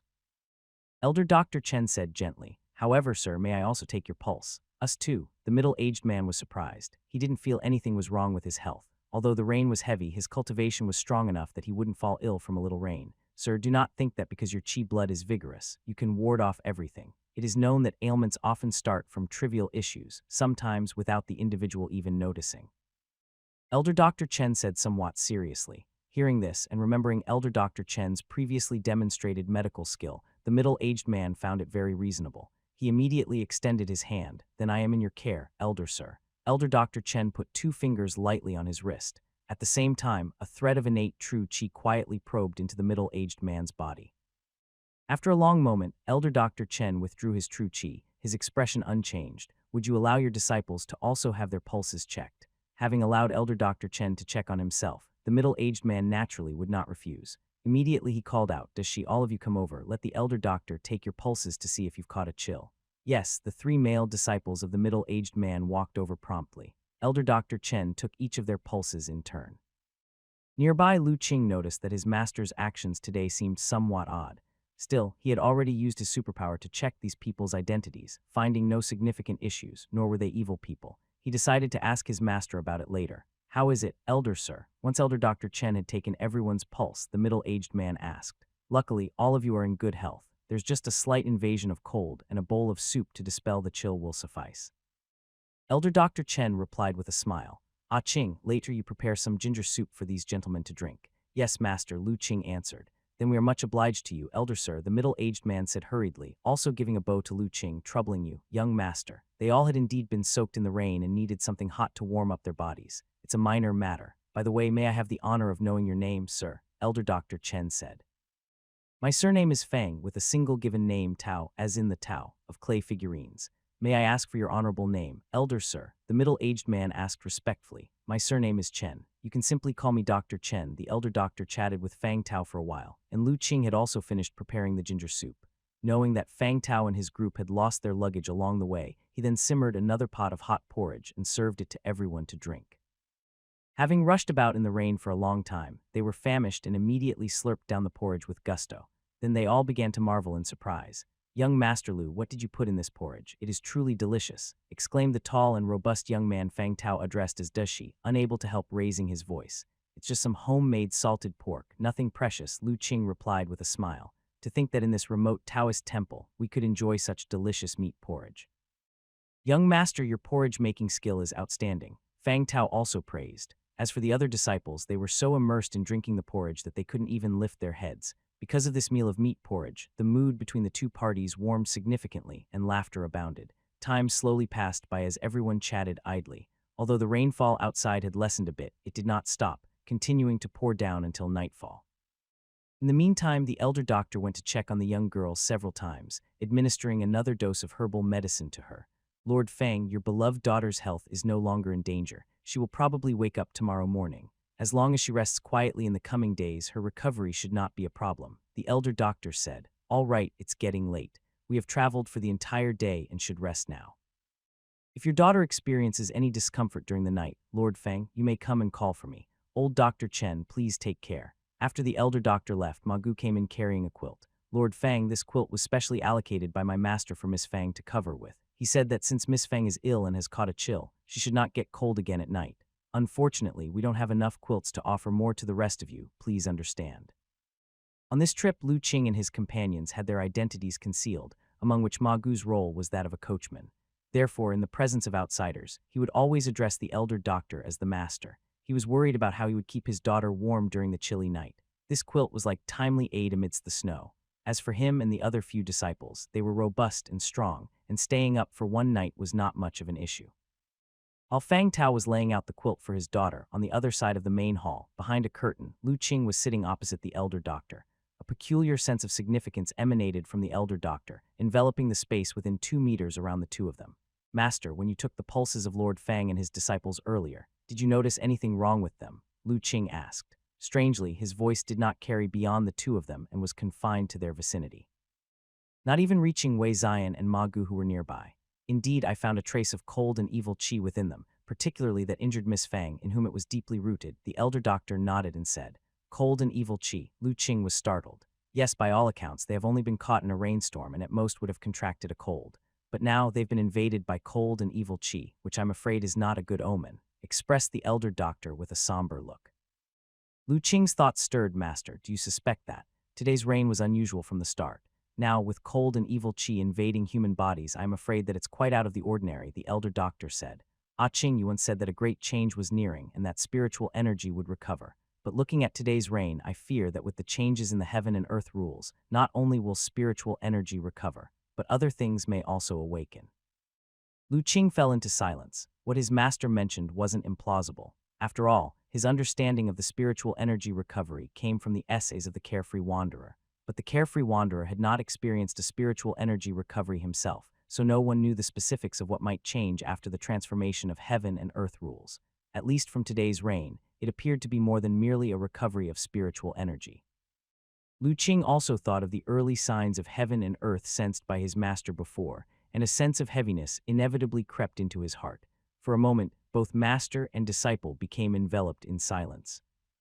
Master, I see that Miss Fang Ru's injuries are not simple. They seem to be caused by a knife wound. Moreover, that Lord Fang Tao has profound cultivation, having reached the realm of internal organs small success. Whoever injured them must be no ordinary person. After a moment of silence, Lu Qing said, his superpower allowed him to see through the information of all things in the world. However, the information he gleaned was not infinite and came with a certain level of randomness. Just like this time, he couldn't discern the cause of Miss Fang Ru's injuries from Lord Fang Tao and the others. Whoever it may be, as doctors, we've always focused solely on treating diseases and saving people. As for feuds and grudges, it's best to stay out of them if possible, the elder doctor said. Disciple understands, Lu Qing nodded. He felt the unique aura enveloping the surroundings and could not help but praise Master. Your innate domain is truly marvelous. I wonder when I'll be able to reach such a realm. Quit your flattery. Your talent far exceeds mine, and with the revival of spiritual energy imminent, it probably won't be long before you catch up to my realm. Elder Dr. Chen chided with a laugh. Lu Qing's cultivation talent was very clear to him. He even began to suspect that his disciple's delay in entering the innate realm was not because of an inability to break through, but a deliberate choice. Otherwise, it made no sense that he had only taken a few months to progress from barefoot beginner to stepping into the internal organ realm. It was unreasonable that after 2 years he couldn't even break through into the innate realm. Nevertheless, Elder Dr. Chen knew that Lu Qing always had his own plans regarding cultivation, so he had not inquired further. After the master and disciple chatted for a while, they each went to sleep. As for little Yan, she had already fallen asleep holding little Li, and Wei Zion was also asleep. Ma Gu was responsible for keeping watch during the night, and it would be Lu Qing's turn to relieve him in the latter half of the night. After all, caution was necessary. When traveling, one must always be careful. While Lu Qing and the others lay down to rest, Lord Fang Tao and his people were also whispering in the main hall. Master, now that we're trapped here by the heavy rain, with our junior sister seriously ill and unconscious, what should we do if the people from the Flowing Cloud sect catch up? The disciple named Dashi whispered. They probably won't. Fang Tao pondered for a moment before replying. Our escape route was quite secluded, and the heavy rain has washed away all our tracks. It won't be easy for the Flowing Cloud sect to find us. That Flowing Cloud sect is really despicable. Our manor has offered them so much money every year, yet they turned on us at the drop of a hat. That damn young sect master even wanted to snatch our junior sister to be his concubine. Master, why didn't you let me chop him down then? Dashi said indignantly. If we had killed that young sect master, we would have been doomed without any chance of escape. Fang Tao sighed. The Flowing Cloud sect is domineering with an innate ancestor at the helm. That young sect master is also the only great-grandson of the Flowing Cloud sect's innate ancestor. If he had died in the rage of the Flowing Cloud sect, I fear there would be no place in this vast world for us. But now, even without killing the young sect master, we are still being hunted by the Flowing Cloud sect. What's the difference, Master? Dashi asked, puzzled. Without a blood feud, there's still room for negotiation. I have some old connections with an elder of the Giyuan sect in Qing province. As long as we can escape to Qing province and pay the price to plead with the Giyuan sect to mediate, we might be able to turn enmity into friendship with the Flowing Cloud sect. Dashi remained silent. Remembering the young sect master's face that day, he wondered if his master was being overly optimistic. Given the vengeful nature of that brat, after suffering such a loss, would he really be willing to reconcile with them? In his view, it might have been better to have killed that scum that day even if they all died in the end. At least they would have taken someone down with them. Thinking of the scene where retainers and servants in the manor were brutally killed by the disciples of the Flowing Cloud sect, Dashi felt a surge of rage in his heart. If he had been strong enough, he would have liked nothing more than to storm the Flowing Cloud sect alone to avenge those familiar guards. But this was the master's decision, and as a disciple, even if he felt unwilling, he could only comply. However, this is just my hope, Fang Tao added. If we are caught by the people from the Flowing Cloud sect before reaching Qing province, then we'll have no choice but to fight for our lives. Dashi, if the Flowing Cloud sect comes to the temple in the next 2 days, remember to distance ourselves from old Dr. Chen and the others. They've been kind to us, and we mustn't repay kindness with ingratitude. Of course, Master, but what if the Flowing Cloud sect insists on targeting old Dr. Chen and the others? Dashi asked. Dashi couldn't forget how ruthless and unreasonable the pursuers had been. Fang Tao was startled and then clenched his teeth. Then we'll fight them, to give old Dr. Chen and the others a chance to escape. Lying on the ground with his eyes closed, pretending to doze off, Lu Qing's mouth curled into a slight smile. The voices of Fang Tao and his group, though low, were like loud whispers in front of someone like Lu Qing with his advanced martial arts skills. After hearing that Fang Tao and his group truly harbored no ill intentions, Lu Qing fell asleep at ease. The night passed without any particular incident. All was peaceful. There were no anomalies with Lord Fang Tao's daughter, and she didn't come to disturb Lu Qing and the others in the middle of the night. Since Lu Qing was responsible for keeping watch in the latter part of the night, he also had the chance to prepare breakfast early, so when everyone woke up, they were greeted with an aroma wafting through the air. Fang Tao was surprised to see Lu Qing busily engaged in his tasks. It's a habit, Lu Qing smiled. Just in time, Sect Master Fang, I have also prepared your portion of the morning meal as well as this medicinal kanji, intended for Miss Fang. I expect she will probably wake up soon. Really, a surge of joy filled Fang Tao's heart. Just as he was about to inquire further, the girl named Qian Lin ran out from the main hall. Master, junior sister has awoken. Xiao Ru is truly awake. Fang Tao was greatly surprised. His delight at the awakening of his daughter mixed with astonishment at Lu Qing's accurate prediction. Young Master Lu, please forgive my abrupt departure. Hold on, Sect Master Fang, now that your beloved daughter has awakened, it would be ideal for you to bring in this bowl of medicinal kanji. She has just recovered from a serious illness, her body is weak, and it is precisely the time for her to replenish her nutrients. Lu Qing brought over a bowl of medicinal kanji. Gratefully taking the medicinal kanji, Fang Tao hurriedly made his way into the main hall. There he saw his daughter sitting up weakly. Father. As Fang Tao entered, Fang Ru called out feebly. Xiao Ru, you're awake, how do you feel now? Fang Tao quickly approached to ask. I feel much better, father. Where are we now? Upon hearing his daughter's words, Fang Tao realized that she had no recollection of their earlier ordeal, which was to be expected. She had been semi-conscious before they arrived at the Taoist temple, and not remembering was natural. We are currently in an unnamed Taoist temple. You were injured before and had cold energies invading your body. The situation was very critical. Fortunately, old Dr. Chen, who was also taking shelter from the rain here in the temple, stepped in to help and saved your life, turning danger into safety, Fang Tao explained to his daughter. And the clothes on my body, a hint of blush appeared on Fang Ru's face. When she had just awoken, she had noticed that the clothes she wore were not her own and seemed to be men's clothing, but before she could ask about it, her senior sister had excitedly run straight out to inform her father. The clothes that you're wearing were also lent to us by old Dr. Chen and his group. They are men, so there were only men's clothes available. Don't worry though, your senior sister is the one who changed you into them. Fang Ru, relieved upon hearing this, said, It seems then that this old Dr. Chen really is greatly indebted to me. I must personally thank him, there's no rush. Later, when old Dr. Chen and the others wake up, Father will accompany you to express our gratitude. Fang Ru responded softly, then suddenly she caught a whiff of a very special aroma. Her gaze searched around, realizing that it was coming from the bowl in her father's hands. Father, what are you holding? It smells so good. Fang Ru's throat contracted slightly. She hadn't eaten a single grain of rice since the previous day, and although she hadn't felt it before, now, with the aroma tantalizing her senses, she was suddenly overwhelmed by hunger. Oh, I almost forgot, this bowl is a medicinal kanji specially made for you by Elder Chen's disciple, young Master Lu. He said you would likely wake up this morning, and just as we were discussing it outside, you did. It's truly as if he's got a divine insight. Fang Tao handed over the medicinal kanji to his daughter. Zio Ru, you haven't eaten for almost 2 days. Hurry up and drink this kanji while it's hot. Medicinal kanji. Fang Ru was somewhat surprised as she looked at the kanji in the bowl. In her memory, anything related to medicine was invariably both bitter and difficult to drink, yet this medicinal kanji smelled so fragrant. It was indeed strange. With curiosity, Fang Ru scooped a spoon of the kanji into her mouth to taste it, and almost immediately, her eyes lit up, and she began to consume the kanji spoon by spoon. Seeing this, Fang Tao knew the taste of the kanji must be agreeable to his daughter's palate, and he was put at ease. Before long, Fang Ru had finished the entire bowl, somewhat reluctantly passing the bowl back to her father. She felt that she could probably drink a few more bowls, but she also knew that since she was still ill, she should not overeat. Master, old Dr. Chen has arrived.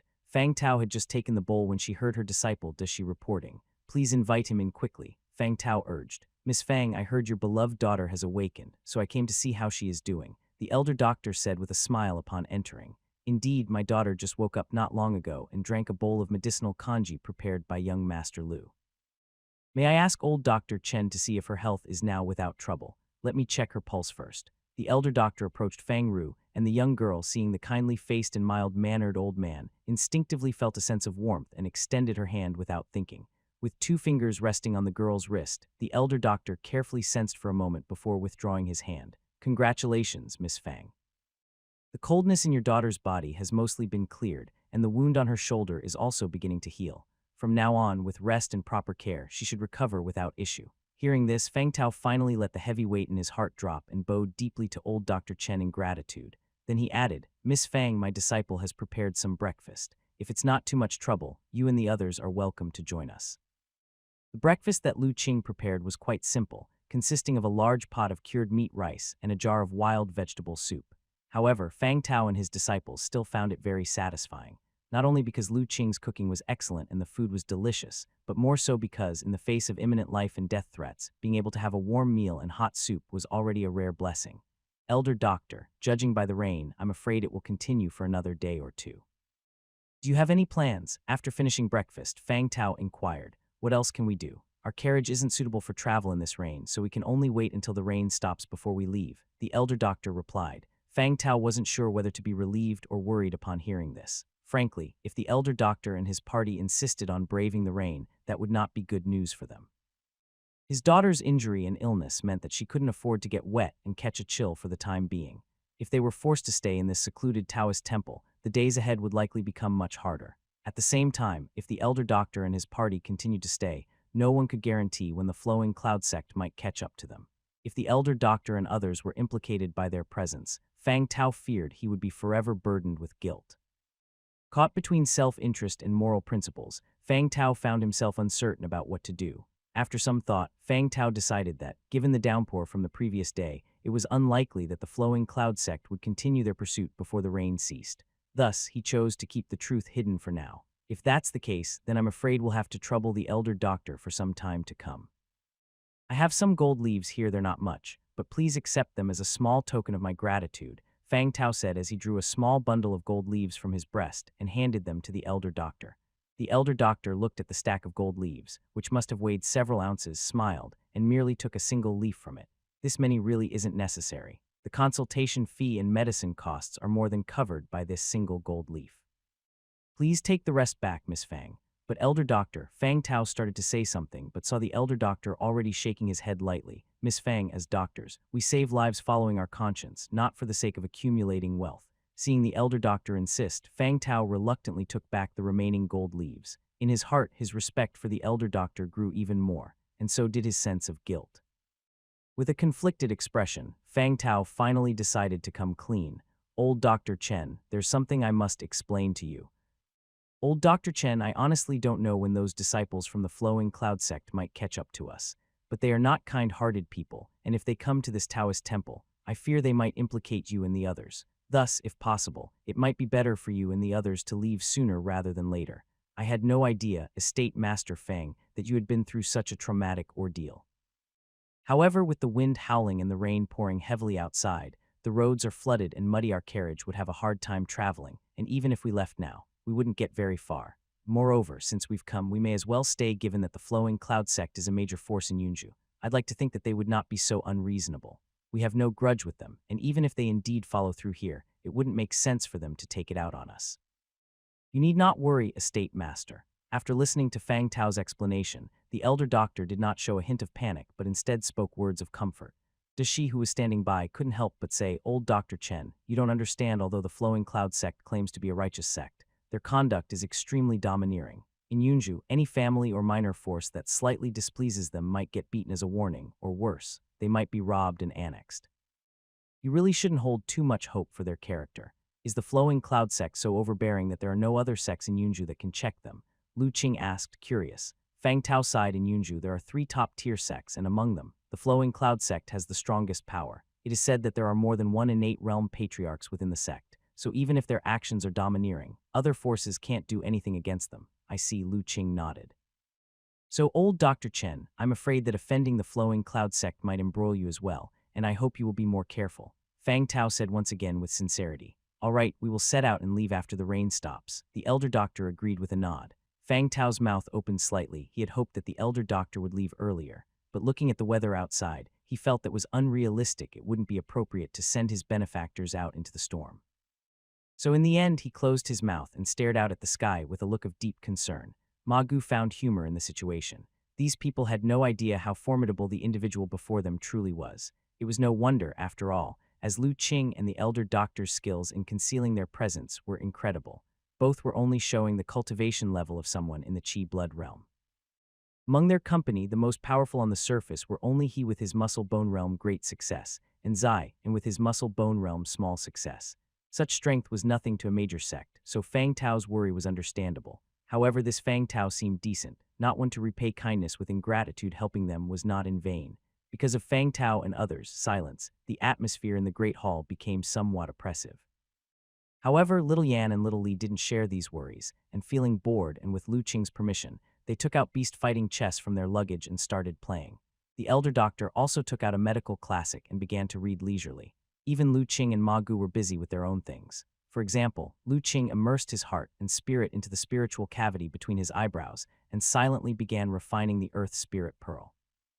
Although he had previously left the imprint of his heart and spirit within the Earth Spirit Pearl, making it recognize him as its master, he was still far from complete control and still needed to consecrate continually with his heart and spirit. Moreover, as an Earth element treasure, the Earth Spirit Pearl inherently possessed Taoist charm. During the refining process, he was also perceiving these charms. Lu Qing had an intuition that if he could comprehend even a small portion of their principles, it would be enormously beneficial for him. And so, after Lu Qing and others stopped speaking, the Great Hall finally became utterly quiet. However, the clear, rhythmic sound of chess pieces quickly caught the attention of Fang Tao and the others. Initially, they thought Lu Qing and his company were playing chess, but when they turned around, they saw Little Yan and a small black beast sitting opposite each other, earnestly engaged in the game, and their mouths slowly fell open in surprise. They had some impression of the small black beast, Little Lei, as it was often seen nestled in Little Yan's arms, but they had thought it was merely a pet. After all, based on their attire, old Dr. Chen and his company did not seem like ordinary folk. It was not unusual for a family of means to keep a pet. but now seeing little Li sincerely playing chess with little Yan threw Fang Tao and his companions into disarray. A chess-playing little beast. They had neither seen nor heard of such a thing. Do not take offense, esteemed guests. Little Li has been little Yan's playmate since childhood. They are used to frolicking together. If they're disturbing you, I'll ask them to quiet down, said the elder doctor, who was reading a medical book when he looked up and noticed the astonished expressions of Fang Tao and the others. No trouble at all. Fang Tao quickly waved his hands, yet he couldn't hide his intense curiosity. Elder Dr. Chen, can this beast truly play chess? Her name is Little Lei, and due to her high spiritual wisdom, she's picked up some of our human ways by being immersed in them, the elder doctor explained. Fang Tao and his companions were immediately filled with amazement. They had never expected a little beast to possess such high spiritual wisdom. Legends tell of spiritual monkeys in the famous mountains that can communicate with humans. This little black beast must be no less capable. Curiosity getting the better of them, they unconsciously moved closer to little Yan and little Li to watch the chess game, and after a few glances, they were surprised yet again. They realized the game little Yan and little Li were playing was a version of chess they had never seen before. Miss Little Yan, what kind of chess is this? With tigers and mice and such? Asked Dashi after watching for a while, unable to hold back his question any longer. Beast fighting chess, it's really fun. Little Yan happily replied, then casually made a move that took one of little Li's leopards. The small black beast's eyes suddenly bulged, looking shocked by the unexpected move. Beast fighting chess. Fang Tao and the others grew even more perplexed, as they had never heard of this kind of chess. This is a pastime my disciple invented when bored. It has simple rules and is meant for little Yan and the others for fun. It's not a game for prestigious events. I apologize if it seems ridiculous, the elder doctor said with a chuckle. I see. Fang Tao watched a little longer and indeed found that this beast fighting chess had straightforward rules. It was a simple case of the strong preying on the weak, and they could understand it without much effort. No wonder even an unusual creature like the little black beast could learn it. The game was indeed simple. Fang Tao chuckled and shook his head. He had been quite startled at first, thinking that little Li could play complex and profound chess games. If that were the case, the beast's intelligence would be frightening. Despite its simplicity, beast fighting chess was intriguing for Dashi and the other youngsters, who devoted most of their time to martial arts training and had little exposure to entertainment. This novel game captivated them immensely. While Lu Qing and the rest were leisurely waiting for the rain to stop in the Taoist temple, hundreds of miles away, in a dim cave, a disheveled figure was staring at the scattered stones in front of him, descending into madness. Disheveled, staring at the stones scattered on an odd array before him, madness flashed in his eyes. Why can't my divination techniques determine the whereabouts of that Lu Qing and his companions? Even though the heaven and earth laws are changing, they haven't completely changed yet. At most, they should only confuse ordinary prediction masters' senses by reason. They shouldn't be able to block my heart demon divination. Feeling baffled, he looked toward the still heavy rain outside the cave and suddenly had an epiphany. Is it because of this chill rain that their tracks have been completely concealed? Indeed worthy of being a child of fate, allowing nature itself to shield you and conceal your aura, Lu Qing. The fate on you is so rich it makes one envious. However, the more it is so, the more valuable you are to me. I really can't wait to devour you. A terrifying glint appeared in the disheveled figure's eyes. He had an intuition that if he could devour that youth called Lu Qing and strip his fate, it might prove more useful than consuming 100 young geniuses. Then he would become the most fated person at the beginning of the spiritual energy recovery era. Wait for it, Lu Qing, you can't escape my grasp. Since I can't find your trace, I'll just go directly to Central State to wait for you. I don't believe this heavenly fate can protect you all the time. I've killed children of fate before, after all. A sinister and ruthless voice echoed from within the cave, and the next moment the disheveled figure had vanished from the cave. He didn't know how long the chill rain would last, but he couldn't wait any longer. In case Lu Qing reached Central State before him, it would take a lot of effort to find him. The disheveled figure dashed quickly through the rain. A strange aura emanated from him, keeping the indescribable chill of the rain at bay. Though the chill was troublesome, as the heaven and earth had just begun changing, both spiritual energy and evil chi were still too weak to bother someone as powerful as him. The disheveled figure sprinted all the way toward Central State. Passing through towns along the way, he did not stop but pressed forward directly. Soon he had crossed a stretch of forest, but he was unaware of it and continued on his way. Lu Qing, who was in the midst of refining the earth spirit pearl, felt a disturbance in his heart and spirit and suddenly opened his eyes. At the same time, the elder doctor, who was reading a medical book, also looked up. Little Li's ears twitched too. Seeing Lu Qing unmoved, it did not matter and continued to play chess with little Yan. The divine soul talisman in the center of Lu Qing's brow trembled slightly, and the scope of divine soul sensing suddenly expanded outward. However, it turned up nothing. A trace of confusion appeared in his eyes. Just now, while immersed in refining the earth spirit pearl, he suddenly sensed an extremely evil presence that flashed across the edge of his divine soul sensing. But when he tried to sense it carefully, that presence had already vanished. Seeing his master's expression, he knew he likely hadn't found the reason for that presence either. After pondering for a while and failing to understand, and since the presence did not reappear, Lu Qing decided to let it go for now. Yet he was inwardly on high alert. Even though that presence wasn't very strong, its degree of evil was among the worst he had encountered. He recalled the words of Mr. Zhai Rui from the Tianji building, "With a great upheaval, devils abound." Could it be that the presence just now was one of them? Unfortunately, since he was focused on refining the Earth Spirit Pearl, he couldn't capture that presence immediately. Otherwise, he would have gone out to investigate. The rain continued for 3 days before finally stopping completely. During these 3 days, no one had come searching for them at the Taoist Abbey, which allowed Fang Tao and the others to truly relax. They knew that the people from the Flowing Cloud sect must have been blocked by the heavy rain and temporarily lost track of them. On the 4th morning, sunlight streamed in from outside, bringing great surprise to Lu Qing and the others. The rain had stopped, which meant they no longer had to be confined in the Taoist Abbey and could begin their journey. "Old Dr. Chen, young Master Lu, the rain has finally stopped. I think it's time for us to part ways." At this moment, Fang Tao, accompanied by his daughter and disciples, came over. Fang Ru bowed deeply to old Dr. Chen and Lu Qing. During these 3 days, under the elder doctor's acupuncture and Lu Qing's medicinal meals, Fang Ru's condition had rapidly improved. Not only were her injuries mostly healed, but she was also able to get out of bed and walk.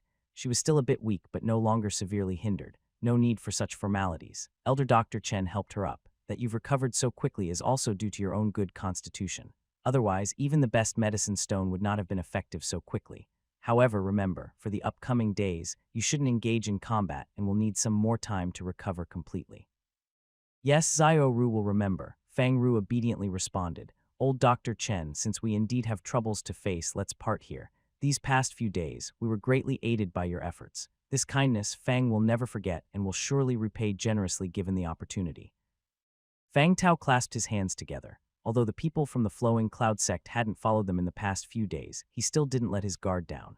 Now that the rain had stopped, it was a good opportunity to travel. Only when they entered Qing province would they truly be able to breathe a sigh of relief. "Elder Fang, take care," the elder doctor nodded in farewell. "Sister Fang, goodbye." Little Yan saw that Fang Ru and the others were leaving, so she came over to say goodbye. These past few days, she occasionally went to play with this sister, and they had developed some affection for each other. "Little Yan, goodbye." Amidst the reluctant farewells, the figures of Fang Tao and his companions gradually disappeared. "Master, should we also set off now?" Lu Qing asked at this time. "We've been delayed here for a few days. It's indeed time to depart." The elder doctor nodded. "I'll go get ready." Ma Gu walked out.